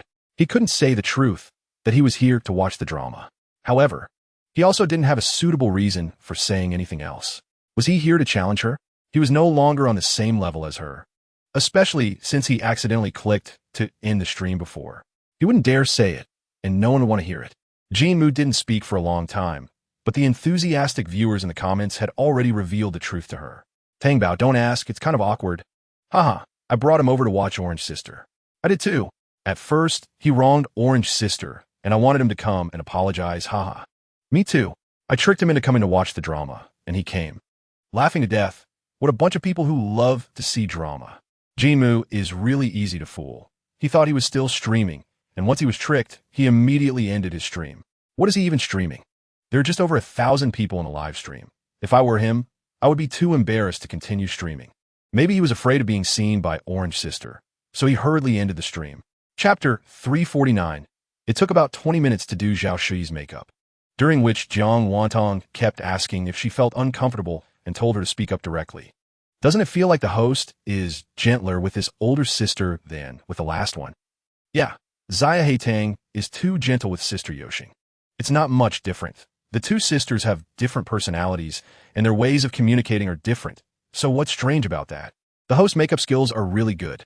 Regardless of whether it's for the sister just now or this sister, the drawings are all quite good.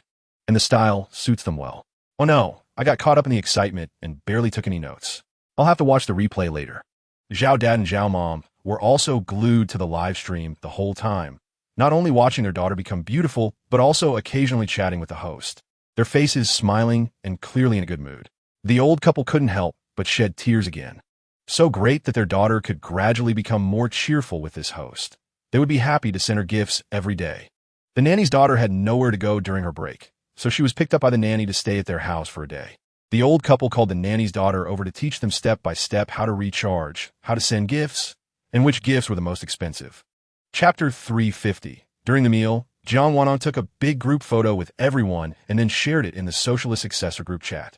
Qi Yanche and Fu Chujia happened to be eating hot pot at that restaurant too, and they immediately took a photo of the two of them with the hot pot as well, as a matching pair. Meanwhile, the only one far away in Port City, Ji Yuanzhou, was eagerly looking forward to their gathering tomorrow in Port City. Unexpectedly, they had not yet arrived in Port City, but had already gathered at Xia Heitang's house. The key point is, they didn't bring him along. How unfair. He just felt that the atmosphere of tonight's live stream was off. Moreover, the two older sisters appeared at Xia Heitang's house. Everyone was there, just not him. Ji Yuanzhou sent a hum emoji in the group, but no one paid attention. A lively hot pot gathering continued until 10 p.m., resembling a New Year's Eve dinner, full of chatter and laughter. Zhao Shuyi and Su Ningxiang naturally stayed at Jiang Wantong's house, while the remaining gentlemen were taken away by Shang Fuyan. Knowing they were comfortable staying, Jiang Wanong no longer worried about how they arranged themselves. She just needed to take good care of the two sisters. Do you want to go out and have fun? Sister will take you too. As soon as the big brothers left, Su Ningxiang eagerly asked Jiang Wantong and Zhao Shui. Chapter 351. The flowers are nice, but the person delivering the flowers today feels a bit off. Forget it. Let us just consider it, because she didn't get to eat hot pot. Today is the 31st, the last day of the annual Carnival provincial competition. Even though Jiang Wanong was exhausted from rushing to Port City, she still had to stick it out for today's live stream. Who understands the pain of turning a hobby into work? On the way back to the hotel, Jiang Wantong watched the time tick by, feeling increasingly reluctant to work and wanting to slack off. Xia Heitang, are you tired? Zhao Shui had never worked, so she didn't quite understand Jiang Wantong's troubles. But from her slightly constipated expression, it was clear that she seemed a bit unhappy. I'm fine, it's not that I'm tired, just a bit lazy. Jiang Wantong and Zhao Shui sat side by side. Jiang Wantong felt uncomfortable sitting stiffly, so she simply tilted her head and leaned on Zhao Shui's shoulder. Once she leaned, she felt uncomfortable again and shifted a couple of times to find the most comfortable spot to lean against. Zhao Shui was someone who didn't have many friends, let alone such intimate interactions between friends. As soon as Jiang Wantong leaned over, Zhao Shui froze like she had been hit by a spell, not even daring to breathe heavily, fearing that Jiang Wantong would feel uncomfortable. Yet, Jiang Wantong kept adjusting her position on her, really resembling a little cat kept by an owner. Chapter 352. Hello, babies, good evening. Thank you for taking the time to watch me on the last day of this year. Sending you hearts. I noticed some babies guessed correctly. The new map we unlocked today is the Yunding building above the Haiquan Bay in Port City. I'm currently with my friends and family, preparing to welcome the new year today. The New Year celebration was a last-minute arrangement by Jiang Wantong. There was no advanced preparation. She hadn't even thought that today could be considered New Year's Eve until the netizens in the live stream inspired her. Little Dog Light. How happy it must be to celebrate the new year with a wife. What friends? 2 older sisters were here yesterday. Could it be that all the big brothers and sisters are celebrating the new year together? Really? It's good to have money. When I have money, I'll also be friends with such a beautiful host. Yunding building, and it looks like it should be around 10, definitely not cheap. My second aunt's cousin third uncle's niece works as a waitress in Yunding building, and her monthly salary is 3 times mine. Our Tang Bao is doing well. She can celebrate the new year at Yunding building now. Tang Bao originally had a good family background. Have you forgotten that Tang Bao has found her biological parents? And one of the big brothers before was actually her real brother. Chapter 353. The comment section was bustling, and Jiang Wanong was enjoying her meal. She indulged in a feast with an exquisite tour guide beside her explaining the food, peeling, and serving her. Jiang Wanong truly enjoyed the treatment that the Queen of Hawthorne deserved. Of course, The comment section wasn't starving either, because she ate so deliciously. Many people followed suit and ordered takeout for a hearty meal. After a busy year, isn't it all just to make life a bit happier? Enjoying a good meal is the best reward for oneself. After the meal, Jiang Wantong felt quite emotional, having eaten a lot. Meanwhile, Ji Yuanzhou was busy taking care of everything, even wiping Jiang Wantong's mouth. Wow, what kind of friend is this? Even a nanny wouldn't takes such good care. If it were a child care worker, I would believe it. Report to the Queen of Hawthorne. Someone implied that we, Queen of Hawthorne, are a giant baby. Should we execute an immediate gunshot? Look at this hand. It's clearly a man's hand. So did Zia Tang say the friend is fake, but the male model is real? I'd rather my sister date a male model than have a boyfriend. My sister is mine. This is the first time I've seen someone calling Zia Tang's sister. This little sister or little brother should quickly put down the phone and study hard. Don't watch the live stream. Chapter 354. Happy times are always short-lived. The one-day team-building trip in Port City ended before they could fully enjoy it. Just like when they arrived, Ji Yuanzhou arranged a row of men in black suits and sunglasses to send them off. Brother Ji, if you didn't know better, you'd think you were in the underworld. Jiang Wantong quietly complained to Ji Yuanzhou, but Ji Yuanzhou didn't immediately refute. After all, inheriting a casino from home, he must have some special means if that counts. However, the casino was fully licensed and registered in Port City with government approval. Fortunately, Jiang Wantong didn't notice Ji Yuanzhou's oddness, just lost in her memories of yesterday and today. That Yunding building was quite nice. I'd love to come back to eat next time. Brother Ji, you have to treat me then. Jiang Wantong reminisced, feeling that time passed too quickly. All right, if you like it, I can treat you. Ji Yuanzhou readily agreed, but unfortunately, Jiang Wantong's phone rang just then, and she answered a call. So she only heard the first half of his words and completely missed the second half. Otherwise, he will definitely regret it. It's really a missed opportunity worth 100 million. Just looking at the revenue of Yunding Tower, making 100 million isn't that hard at all. Chapter 355, Little Haitang. You have no idea how excessive Shang Fuyan is. Pei Yuhan called Jiang Wantong to complain, sounding all whiny as if this matter wouldn't end until he vented his anger.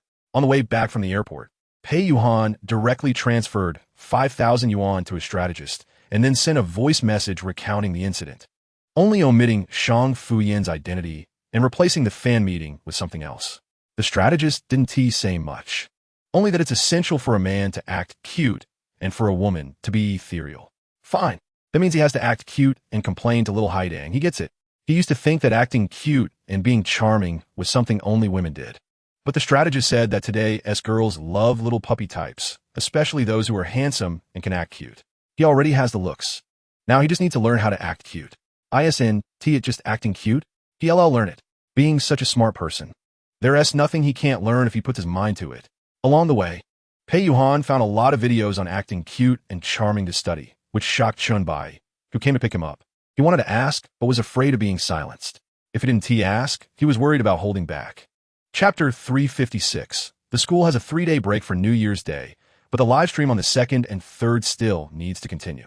Although he usually pays attention in class, he still needs to review before the final exams to avoid failing and letting down a semester of effort. Since the winter break is approaching, Li Jiadong and Shan Jingjing chose not to go home for New Year's and instead stayed at school. With nothing to do, they invited Jiang Wantong to study in the school's study room together. Many others had the same idea, and the study room was packed. If it weren't for Li Jiadong being diligent and coming early to reserve seats for the two of them, Jiang Wantong and Chun Jingjing might have gone home empty-handed. As soon as the two entered the study room, Li Jiadong waved vigorously, silently calling out to them. The spot Li Jiadong occupied was quite close to the door, and who knows how early others arrived?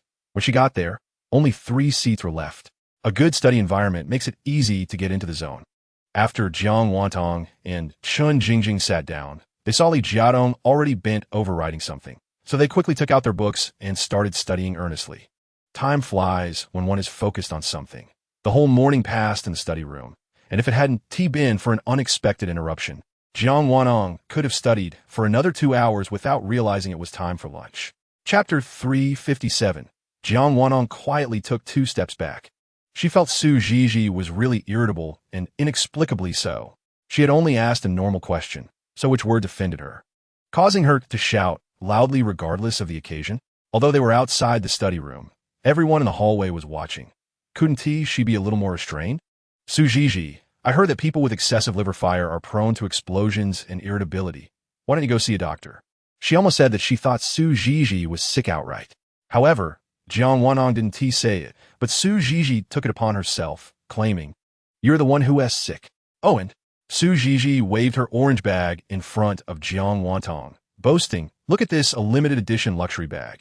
Didn't your big brother or sister buy you one?" When her bag bumped into Jiang Wantong's thermos earlier, she felt her heart shatter. Luckily, her bag was fine. Otherwise, she would definitely have made Jiang Wantong pay for it. Jiang Wantong rolled her eyes in disbelief. Even the onlookers couldn't stand it anymore. "You just said the person earns so much money and lives in a villa. Isn't that way richer than you?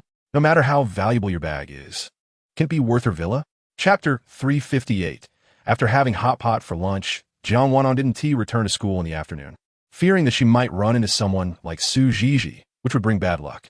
She studied at home until after 5 o'clock, when delicious food from a private restaurant was delivered, including her favorite chicken feet. At 7 p.m., Jiang Wantong started her live stream on time. Today was the first day of the regional competition, and apart from the slight annoyance of having a live stream every day, Jiang Wanong didn't feel much else. "Good evening, babies. We meet again in the new year." Jiang Wantong specially wore a red sweater paired with a rainbow plaid skirt, her hair tied in twin ponytails, giving off a vibrant vibe. Little dog light West. After a New Year my wife's singing skills have improved again. Did she secretly take classes? Indecisive, still stable performance. Our little Haidang is truly impressive. Debut already, with that great voice? It would be a shame not to debut. Tangbao, go participate in a talent show. I'll rally all the villagers to vote for you. You vote, I vote. Haidang will debut tomorrow. If you don't vote, I want to vote. When will Haidang rise? Laughing to death, you fans without idols. Who says we don't have idols? From now on, little Haidang is my idol. I've already decided. Our fans will be called Tang fans. It sounds so sweet. Little Dog Light West. Not seeing my sister. Let us hurry and set up a support club for little Haidang. Just like that. In the span of one song, Jiang Wantong was forced to become an idol, gaining her own support club and fan name, which was quite sweet. Chapter 360. Really? Indecisive brother. If you say that, I'll really believe you. Jiang Wantong was afraid she would forget later, so she immediately transferred 9,999 yuan to Ji Yuanzhou. The more nines, the more reassured she felt. If it had been before, Ji Yuanzhou would definitely not have accepted such a large amount from Jiang Wantong. But this time he seemed to understand her intentions and actually accepted it. Indecisive. Thank you for the tip, Teacher Haidang. You're really generous. Ji Yuanzhou specifically put on the live stream screen to thank her, not mentioning the amount, just wanted to make the other big brothers jealous. Hee. When it comes to Jiang Wantong transferring money, he is truly one of a kind. All right, who let others not have a Taoist certificate, nor the ability to calculate? He earns this money, feeling justified. Although Jiang Wantong received quite a few gifts today, chatting like this is meaningless. There needs to be interaction, which means PK battles to count as activity. With morale so high today, let's go. I'll take the babies out to battle. Jiang Wantong just clicked to accept the connection and hadn't even chosen a friend from the list when a connection request popped up, as if it had arrived right on time. Jiang Wantong took a look and saw it was an old acquaintance, but not a very friendly one, Yang Qihua. Chapter 361. Being able to make Jiang Wantong so angry that she used the word roll. Yang Qihua is indeed the first. For Yang Qihua, being told to roll by another streamer during a live connection is also a first, especially since he is the #1 in his guild, with so many others waiting for him to seek justice for Gigi. Yang Qihua wanted to say something more, but Jiang Wantong decisively disconnected the line. She was too lazy to waste words with such a person. It was really annoying. But obviously, Yang Qihua, who had lost face, was still not giving up. Not only did he fail to resolve the issue with Su Ji, but he also embarrassed himself in front of so many people. Wow, this girl is pretty bold, even daring to hang up on Brother Chihua's connection. Don't be angry, Chihua. Gather some people to regain your face. They've already told Chihua to roll. What else is there to fear? But to be fair, this girl is really spicy. She looks spicy and has a spicy temper. If Chihua doesn't challenge her to a PK, he should at least make her do some squats to show off her figure to the guys. I want to see too. But that girl seems to be the first in the provincial competition. Did you see the row of big brothers on the leaderboard? Can Chihuahua win? She looks good. Of course, there are more big brothers. Who doesn't T know that there are very few clean female streamers? Don't be fooled by her innocent looks. She might have already been played out. Chapter 362. Oh, are you saying your brother or sister, the billionaire CEO, doesn't he even have an assistant? When my brother and sister are busy, it's the assistant who takes care of the account, and they never miss a beat when it comes to supporting me. Without comparison, Jiang Wantong hadn't realized that her older siblings spoiled her so much, rarely missing her live streams, while she owed them her live streaming in return. Yang Chihua hadn't noticed before that Jiang Wanong was such a sharp-tongued person. No, I didn't say that. Don't spread rumors. What I meant was that my siblings have serious business to attend to, so they wouldn't be sitting in the live streaming room all day. Yang Chihua was so anxious that his tongue almost slipped. Isn't that the same thing? My brother and sister are busy, but they still think of me because I'm important. That's why they have an assistant watching over me, unlike Brother Chihua, whose siblings probably don't give him that treatment, right? Yang Chihua. All right, he really doesn't but isn't that normal? Let us ask in the entire live streaming circle, besides her, Yinyu Haitang, who else has such treatment? To say he might have had this once or twice is possible.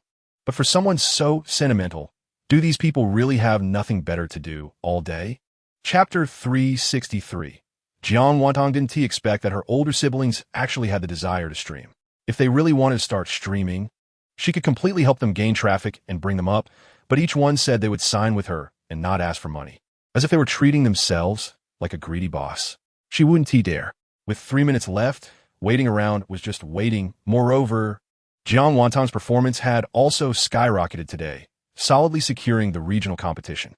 All right, if any brother or sister really wants to play around with streaming, they can connect with me and join in, just like before with Bujuga, and they can help me stream for a while.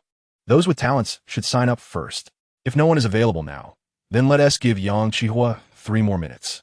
I'll perform a little magic trick for the babies, and make sure not to blink. After saying that, Jiang Wanong directly left the camera, crouching under the table to prepare props. Babies, wait for me a moment. I'm preparing a prop. In a live streaming room. Only her voice could be heard, but she wasn't visible.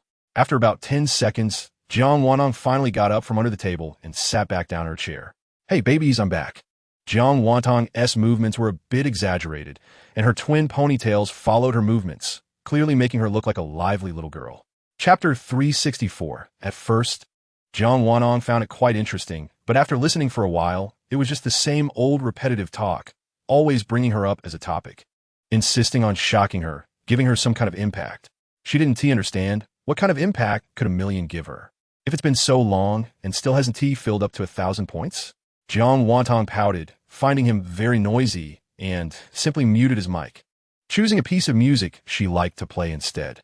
Laughing to death, Yang Chihua always tries to belittle Tang Bao. Tang Bao is not happy now. Tang's pouty face is so cute. Baby, don't be angry. Let your big brothers and sisters take care of you. Don't take it to heart. They all use this trick to pull votes. To put it mildly, Tang Bao, you're really beautiful. Even if it's tiring to take a step back. I don't mind. Baby, don't be angry. I'll help you scold him. Jiang Wantong stared at her phone for a while, and then noticed that the comment section was full of people comforting her. She felt warm inside and quickly adjusted her sitting posture, smiling as she explained. Babies, I'm not angry. Just think he is a bit pitiful. Going back and forth with those repetitive phrases and still can't pull him any votes, unlike my brothers and sisters. Comparing them, they really spoil me so much. Chapter 365. Yang Chihua was still amazed that Jiang Wantong had really instantaneously gained 10 million, completely unaware that his only support, Brother Kaishin, had already been driven away by the comment section, and there was still a gap of more than 1 million votes to pull up, making it even harder. How about it? Yang Chihua, does this count as the 10 million you mentioned? Not only did I gain that, but I also have an extra 200,000 on top. Having strength means being able to do as one pleases. The feeling of slapping someone in the face right there is so good. However, she still needed to ask who that user was later. Yang Chihua was choked in his speechlessness, and if he were to go back to pulling votes like before, he wouldn't have the face to do it anymore. He simply lowered his head and recharged gold coins for his alternate account, directly boosting the score to 5 million. Then messaged the guild to quickly arrange for the remaining 5 million. In 5 minutes, he pulled in over 3 million votes, and in the remaining 3 minutes, the missing 600,000 votes were pulled in almost without effort, easily secured. 1 million was complete. Why don't you come over and count? Yang Chiwa finally straightened his back, although this newfound confidence had a lot of water. Let us not do that. You should work hard tonight and tomorrow. Just don't make it so difficult during the PK like today, squeezing out votes like toothpaste. The more votes you can pull in, the better. If you want to fight tomorrow night, come find me at 7:45. Don't expect me to help if you come too early. Chapter 366. Jiang Wantong chatted casually in the group for a while, then put down her phone and started studying seriously. She was determined to win a scholarship. How could she let live streaming delay her studies? Many of her high school fans look up to her as a role model. If this role model fails a subject, it will be quite laughable. When focused on something, time passes particularly quickly. At 10:30, Angel still hadn't seen her come out. So she brought a cup of water and knocked on the door, and that's when Jiang Wantong realized it was already so late. Xiao Tang, it's time to sleep. Let's study again tomorrow, Angel reminded her, worried she was too tired. I know, Sister Angel. I'm getting ready to sleep now. Before bed, Jiang Wantong made sure to send He Hanxiao a voice message, which was his special reward. According to the usual practice in the army, He Hanxiao would turn off the lights and go to bed at 10 p.m. when he wasn't on a mission. Today, because Jiang Wantong had specifically emphasized waiting for her before sleeping, he stayed up until 10:30 without turning off the lights. His little Haidang hadn't slept yet, so it was fine for him to stay up a little longer. Finally, the phone dinged, and a voice message of over 50 seconds came in. Chapter 367. Jiang Wantong saw Su Jiji's post. Although she didn't go to school, Chun Jingjing shared a link in their dormitory group chat, which also included a photo, and Jiang Wantong clicked on it. The photo was taken to the school gate, with Su Jiji intimately linked to a man wearing a black down jacket. When zoomed in, the man's appearance was clear. He looked to be around 40 to 50 years old, with a short and stout build, and there was a bit of lipstick on his lips, along with some white powder on the collar of his jacket, clearly indicating he had been close to someone who wore makeup. It was hard to guess where these traces came from. This generation of internet users loves to watch the drama. They can find out everything except for the relationship status. The photo of Su Jiji not only spread across the campus network, but also made its way into Jiang Wantong's fan group, where someone quickly uncovered the identity of the man she was close to. Thank you to my brothers and sisters for sending the carnival to help me gain followers. And also thank you to the senior sister for coming to see me and spending so much. Senior sister, how about I treat you to hot pot tomorrow afternoon? The senior sister, who was obviously interested in the younger sister, agreed immediately. After all, they had a chance to get to know each other due to the incident in the study room yesterday, and it was the first time the younger sister had actively invited her to dinner. Chapter 368. It's really good. The hitting hand has a lot of strength and is quite vigorous. After Chun Bai said this, he turned to look at Pei Yuanan, who had raised his hand again, his palm hovering high. That's good then. Jiang Wantong knew the two had a great relationship, and playful bickering was normal. It would be inappropriate for him to intervene, so he simply remained silent. Hey Dad, listen, Xiao Haidang cares about you so much. I'm also a fan of Xiao Haidang, so we are a family. You don't need to cut ties with me, right, Xiao Haidang? This roundabout way was still about what she had said earlier. Chun Bai kept his gaze to the right, presumably towards Pei Yuanan.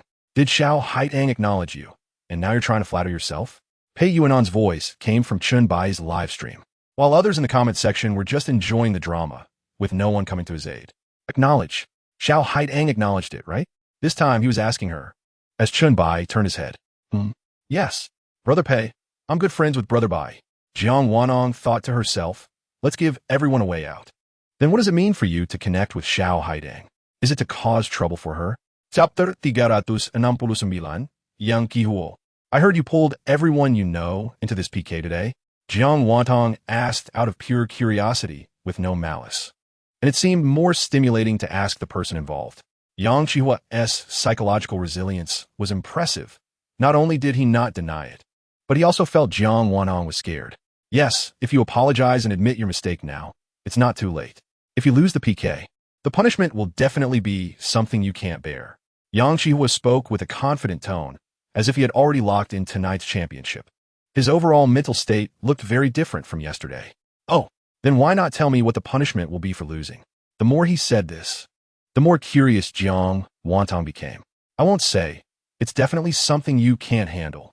Yang Chihua wasn't falling for it. He thought Jiang Wantong was just showing signs of giving up, which was why he asked what the punishment would be in advance, so he could plan his escape. He wanted her to regret it, to make it impossible for her to continue in this live streaming circle. So he absolutely wouldn't give her the chance to give up on the PK. TCH, if you won't say, then I won't tell you what my punishment will be either. As long as it doesn't violate the law, it'll be something big, right? Chapter 370. The originally tense and thrilling competition was thrown off course the moment Fu Chujing appeared. The comment section shifted from intense discussions about the battle to a collection of local delicacies, with the older brothers and sisters expressing their willingness to contribute, helping Xiao Haidang by exchanging addresses to send local specialties. Meanwhile, Jiang Wanong was still immersed in the world of canon, completely unaware of what was happening in the comment section. The battle was fierce, and the health bars on both sides looked almost even, with the numbers rolling above the health bars, jumping rapidly. If one observed closely, they would notice that Jiang Wanong had a slight advantage. I mean, with the older brothers and sisters chatting so happily, won't that affect the streamer SPK? Streamer, open your mouth. Look at Yang Chihua, cheering and crying for help while you just sit there silent, only playing that powder guitar. Oh, I'm going to die of anxiety. Older brothers and sisters, can you please focus on the PK first? Stop chatting about food. It's affecting my diet. Huh? It's obvious the new fans don't know, right? The older brothers and sisters have technology. The carnival and chatting don't interfere with each other. Didn't you see that Tongbao's score is even a bit higher than Yang Chihua's? Chapter 371. Yang Chihua did not respond immediately. He knew that if he agreed to this straightforward question, it would mean something significant. He didn't want to gamble his career just yet. Yang Chihua turned off his phone screen and took a moment to clear his mind, adjusting his mindset before standing up again to energize the live stream. Meanwhile, Jiang Wanong was indeed pondering where her rhythm had gone. What should I do? Complimenting the sisters has already drained all my brain cells, and now my mind is blank. I can't think of a single compliment for the brothers. Maybe because they're all so handsome that the only word I can think of is handsome. She said this with a sense of grievance. When in doubt, just say they're handsome. Xiao Haidang knows I'm very handsome too, so I want to make it hard for you. ISNT at just picking and choosing? Xiao Haidang, are you trying to scare us on purpose? Do you think we're easy to bully? Doesn't your conscience hurt? ASDF Pei Shun, have you been possessed by something dirty? Evil spirits, quickly leave. The baby quickly showed him. As long as little Haidang is willing to raise the galaxy, we can treat it however we want. Chapter 372. Hey, brothers and sisters. Listen to me. It seems that Yang Chihua is not getting many votes anymore. Let's pause the votes in our hands and do some hand exercises together. In the little garden, we dig. Jiang Wanong acted like a kindergarten teacher, genuinely leading those watching the live broadcast to do finger exercises, singing nursery rhymes while moving her hands in front of the camera. Wow, I can't believe it. A rapper is singing nursery rhymes. Come on, bro. Can't we let this rapper meme go? Why move on from such a fresh meme? I want to play the meme until the end of time. Haidang is so cute. I want to sneak her home in a sack. That's not possible. Haidang belongs to everyone. Sneaking her to the exhibition hall to display her would be more reasonable. Stop it. I can already feel the horror movie vibes in my head. The comment section was bustling, and Jiang Wanong only paused after finishing a short session of finger exercises. The number of online viewers in her live broadcast room kept increasing, and they stayed for a long time, mainly because the atmosphere was relaxed and enjoyable. She was in the same PK match as Yang Chihua, but they created completely different vibes. Chapter 373. After asking in the group chat, Jiang Wanong quickly turned her phone screen down on the table. No kidding. The big brothers and sisters contributed over 900 million votes tonight. She couldn't guarantee that every vote was clean. It wasn't that she didn't trust them. It was just that what if they were deceived? What if, when tracing the source of the money, there were 1 or 2 votes that weren't clean? Why do I feel like the host seems a bit guilty? Is Yang Chihua the one she reported? Don't talk nonsense. Haidang has been in front of the camera the whole time. We see everything she does. How could she report anyone? Is Haidang scared? Don't worry, everything will be fine. I think the host is guilty. Her votes are even higher than Yang Chihua's. It's only a matter of time before a winner is decided. It's a pity the PK suddenly got interrupted. What's the pity? Isn't it obvious that Haidang will win? Not necessarily. I saw Yang Chihua's last few moves were fierce too. If the live broadcast hadn't suddenly cut off, he might have won. Shi Pian Jahan Lantern, little Haidang. Looking at my phone, no problem. Jiao Sanjian. Is little Haidang not trusting us? Big Brother's going to be sad. Chapter 374. At 3 p.m., Jiang Wantong received a message from He Huanxiao on time. He was already waiting for her in front of the tech building. JWD Lander brother, I just got out of class, heading over right away. After quickly packing her things, Jiang Wantong hurried out, but just as she left the classroom, she ran into someone annoying. Su Zhizhi was in next class, and because she had skipped too many classes this semester, the teacher had warned her that if she continued, she wouldn't need to take the exams this semester. She'd just fail. After all, they were still college students, and attending classes was their duty. Although Su Zhizhi's family was proud that their daughter could make money through live streaming, if they found out she was failing, they wouldn't hesitate to lecture her about how hard they worked to support her through college, especially in front of her younger brother. Oh, isn't this the school's big internet celebrity? So eager. Are you going to secretly meet some big brother? Su Zhizhi exaggeratedly shouted, successfully attracting the attention of many students. What? Is there going to be more excitement to watch? Is there a juicy scoop to eat? Last time, they missed the first scoop in the study room and could only learn about it from campus forum posts, which some felt was quite a pity. But today, they were lucky to catch the first scene live. Chapter 375. Thanks to Yang Qihua, the official announcement from Tudo was that the finals were postponed. And they specifically called each host who entered the finals to inform them that the annual carnival finals would be postponed for 10 days, now taking place from January 15th to January 17th. This timing was perfect right after Jiang Wantong's final exams. She no longer needed to worry about the finals affecting her exams. Jiang Wantong immediately notified the Tudo group and the Socialist Successors group chat, stating that she wouldn't be live streaming again until after her exams. She needed to focus on studying. To supervise each other, Jiang Wantong moved back to the dormitory for these few days and gave Anshi a few days off, letting her come back to school to pick her up after the exams on the 10th. Wow. Haidang, you're going to stay in the dormitory for these few days? And I want to stay too. You guys better not think about studying secretly and leaving me behind. I want to score 100 points too, with Jiang Wantong leading.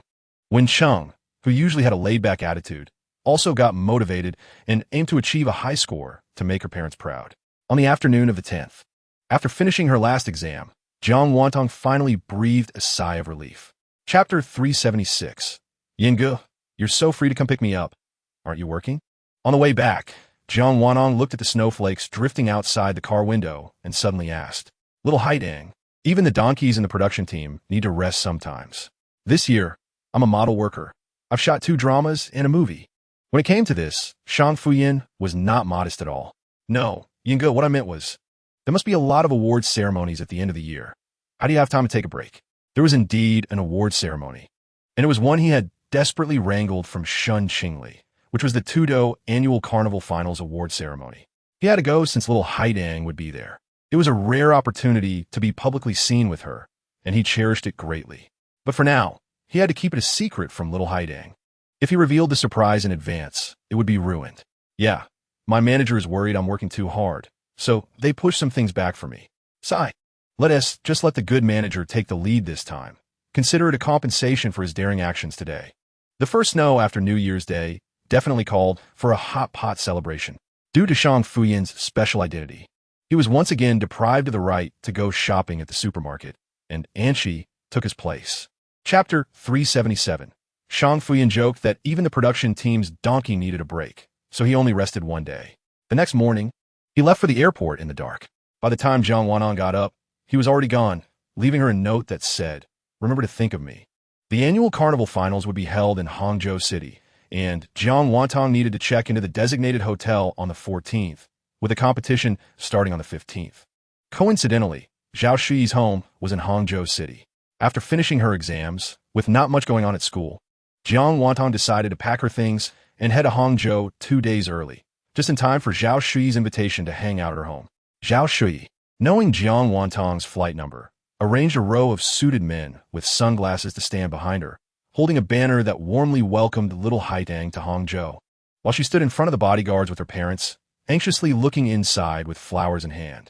Finally, Zhao Shi was the first to spot Jiang Wantong. Little Haidang. Over here, Zhao Shi exclaimed excitedly. Zhao Dad and Zhao Mom exchanged glances, and seeing their daughter's animated expression made them excited as well. It had been so many years since they had seen such a lively and spirited daughter. Zhao Mom shed tears on the spot, while Zhao Dad hurriedly held his wife's hand and gently patted her back to comfort her, fully understanding the bittersweet emotions involved. Chapter 378. Jiang Wantong wasn't left wondering for too long. She had just been resting in her room for a while when a knock came at the door.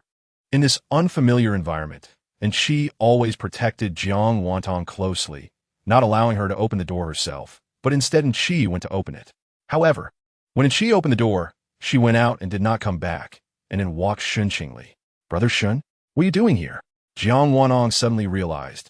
Did you arrange this room? Seeing the little girl's surprised expression, Shun Qingli reached out to pat her head and nodded. Did you have fun at Zhao Shui's these past couple of days? Shun Qingli casually sat down on the nearby sofa, looking at her with a gentle expression. Yes, I had a great time. Sister Shui took me to many places, and her parents like me a lot too, Jiang Wantong said with a grin. She wasn't lying. After all, who would stuff so much money into your hands if they didn't like you? Jiang Wantong was a bit nervous facing Shun Qingli alone, recalling the memory of drunkenly leaning on him before. However, Shun Qingli, usually a cold and aloof figure, was now wearing a gentle smile as he listened to her talk about these trivial matters, showing no signs of impatience. Jiang Wantong gradually relaxed. Chapter 379. The restaurant Shun Qingli mentioned wasn't the public dining area downstairs, but a separate dining area on the 32nd floor. Wouldn't Chi go? I'll call her to come back and eat with us. Jiang Wantong suddenly remembered that Chi hadn't appeared since Shun Qingli came in. You don't need to look for her. She went out to eat. Shun Qingli raised his hand to stop her. He had arranged everything for Chi at the door, and someone would naturally take her to where she needed to go, with food and entertainment all provided. Oh, since Brother Shun has taken care of Sister and Chi, then I have no worries and can happily go eat the feast you ordered. As soon as they sat down, vibrant dishes were served one after another, and the air was filled with tempting aromas that made Jiang Wantong swallow her saliva. Every move Jiang Wantong made was noticed by Shun Qingli, and his heart softened. How could his little girl be so cute? Shun Qingli let Jiang Wantong eat something else first while he put on gloves and helped her peel crayfish, knowing to dip them in the soup afterward for more flavor. Chapter 380. The finals of the annual carnival, like the regional competitions and group stages, ultimately depended on the number of votes to determine rankings. Whoever had the most votes would be the champion, regardless of the category. The finals would take place from the 15th to the 17th, lasting 3 days. The first day was divided by categories, with 10 hosts from each category entering the finals. And ultimately only 3 from the 6 major categories: talent host category, beauty host category, emotional host category, game host category, PK host category, virtual host category, would enter the semifinals. On the second day, the top 3 from these 6 categories would enter a free-for-all, and the top 5 among the 18 would receive prizes and accolades. As for the third day, it would feature a red carpet and an award ceremony, along with an official celebration. Among these 6 categories, the talent host category had the most participants and the fiercest competition, encompassing various types such as outdoor hosts, funny hosts, singers, dancers, and cosplayers, all counted within the talent category, making it a brutal contest from the start. Jiang Wantong was also part of the talent category and entered the finals with the first place result. Chapter 381. Lunch didn't take long. Jiang Wantong only ate a few bites before putting down her chopsticks, as she still felt that being a bit thinner would look better on camera. So she couldn't eat too much and appear bloated, which would affect her image. After all, she was going to show off in the afternoon. Brothers and sisters, you all keep eating. I'm going to change my clothes and put on some makeup to get ready. I'll see you on stage later. Remember how I look now, because in a little while, I'll look even cooler. The official event provided makeup artists for the hosts, but most hosts still chose to bring their own. And Jiang Wantong had brought hers as well. She was quite confident in her makeup skills and matched her makeup style to the outfit she planned to wear. The outfit she had prepared was a dark wasteland style. Jiang Wantong's performance time was at 2:30 p.m., and changing clothes and doing makeup would take about 40 minutes. So estimating the time, she figured she would be done around 2 p.m. With a heavy drumbeat echoing, the big screen suddenly went dark. And then the 4 characters Smoke and Rain Begonia slowly slid out. Jiang Wantong changed her usual style, turning her big wavy hair into straight black hair. And dressed in dark wasteland attire, she walked to the center of the stage to the rhythm of the drums, pulled out a toy gun from behind her, aimed at the center, and struck a pose as if to shoot, freezing in a dramatic gesture. Chapter 382 Steady, very steady, extremely steady. From the time Jiang Wantong's voting channel opened until the end of her performance when the voting channel closed, the gifts from the older brothers and sisters never stopped. High consumption was definitely high consumption, but whether they spent everything they earned today was of no concern. What they cared about was whether Jiang Wantong's score would be first. With a mechanical voice announcing the closure of the voting channel, the host was invited on stage. A female host in a strapless red gown came up, and upon seeing Jiang Wantong, she immediately gave her a warm hug. The host wore high heels, and Jiang Wantong worried that it might be inconvenient for her. As the host moved to hug her, Jiang Wantong quickly set her electric guitar aside and went to meet her. Even after the hug, Jiang Wantong's attention remained on the host's feet, and while the host spoke, her hand hovered in the air, ready to assist the host if needed. Although the host didn't say anything, she noticed all of Jiang Wantong's small gestures. She truly is my favorite host. Even watching her from behind the screen, I thought she was beautiful. Seeing her in person for the first time, it feels like standing next to a fairy. Chapter 383 Smoke and Rain Begonia. A total of 177, 785, 247, 957 votes, currently in first place. Let's give the warmest applause to congratulate Ms. Smoke and Rain Begonia. Over 100 billion votes. Jiang Wantong was stunned. She thought that 100 billion would be a lot, but she didn't expect the older brothers and sisters to be so determined. Racking up over 100 billion votes. Even converted to RMB, that's over 10 billion, and it's all been credited to the official account.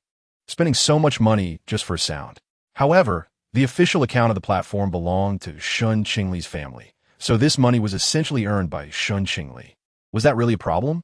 Jiang Wantong quickly formed a closed loop for her logical thinking. But she couldn't help but feel a little pain for her elder brothers and sisters' wallets. A little sprinkle of water is fine, but pouring so much at once might delay important matters. The host's microphone was handed over again, and Jiang Wantong regained her focus, quickly organizing her words of gratitude in her mind. Hello everyone, I'm the talent streamer Yinyu Haitang. First of all, I want to thank the Potato Group 1,000 times for providing a platform for countless ordinary people like me to create our own value, allowing us to shine in the fields we love. Secondly, I want to thank my harem and all my supportive, encouraging, and loving fans, friends, and family. I couldn't have come this far without your sincerity and companionship, which have helped me grow a lot on this live streaming journey. And I'm grateful to all of you. Chapter 384, because there was another competition tomorrow, Jiang Wantong still needed to prepare for the program. So her elder brothers and sisters only made a fuss for a while. After dinner around 7, they each returned to their rooms, agreeing not to disturb Jiang Wantong anymore. Still in the same audiovisual room as yesterday, Jiang Wantong was singing the song she would perform tomorrow, completely unaware that the door had quietly been pushed open a crack, and a thermos cup had been slipped inside before the door was quietly closed again. After a while, a second and then a third thermos cup followed. Bro, why aren't you staying in your room and are out wandering around? Ji Yuanzhou had just slipped a thermos cup and was on his way back when he ran into Pei Yuan, who had just opened the door. Oh, I'm a bit bored, so I came out for a stroll, Ji Yuanzhou said perfunctorily, suddenly remembering that as a fellow elder brother, Pei Yuan had no reason to control him, nor did he have to be polite to Pei Yuan. And you? Why did you come out? Not playing your game anymore? Ji Yuanzhou tried to regain some confidence through a retort. I'm bored too, Pei Yuan replied, looking down at the thermos cup in his hand, shaking his head in disbelief. Chapter 385, Jiang Wantong and Chun Bai were temporarily referred to as the black team because they drew the black ball. Mou was the backbone of the white team, being the highest scorer from the white team yesterday, followed by Meng Shiqi.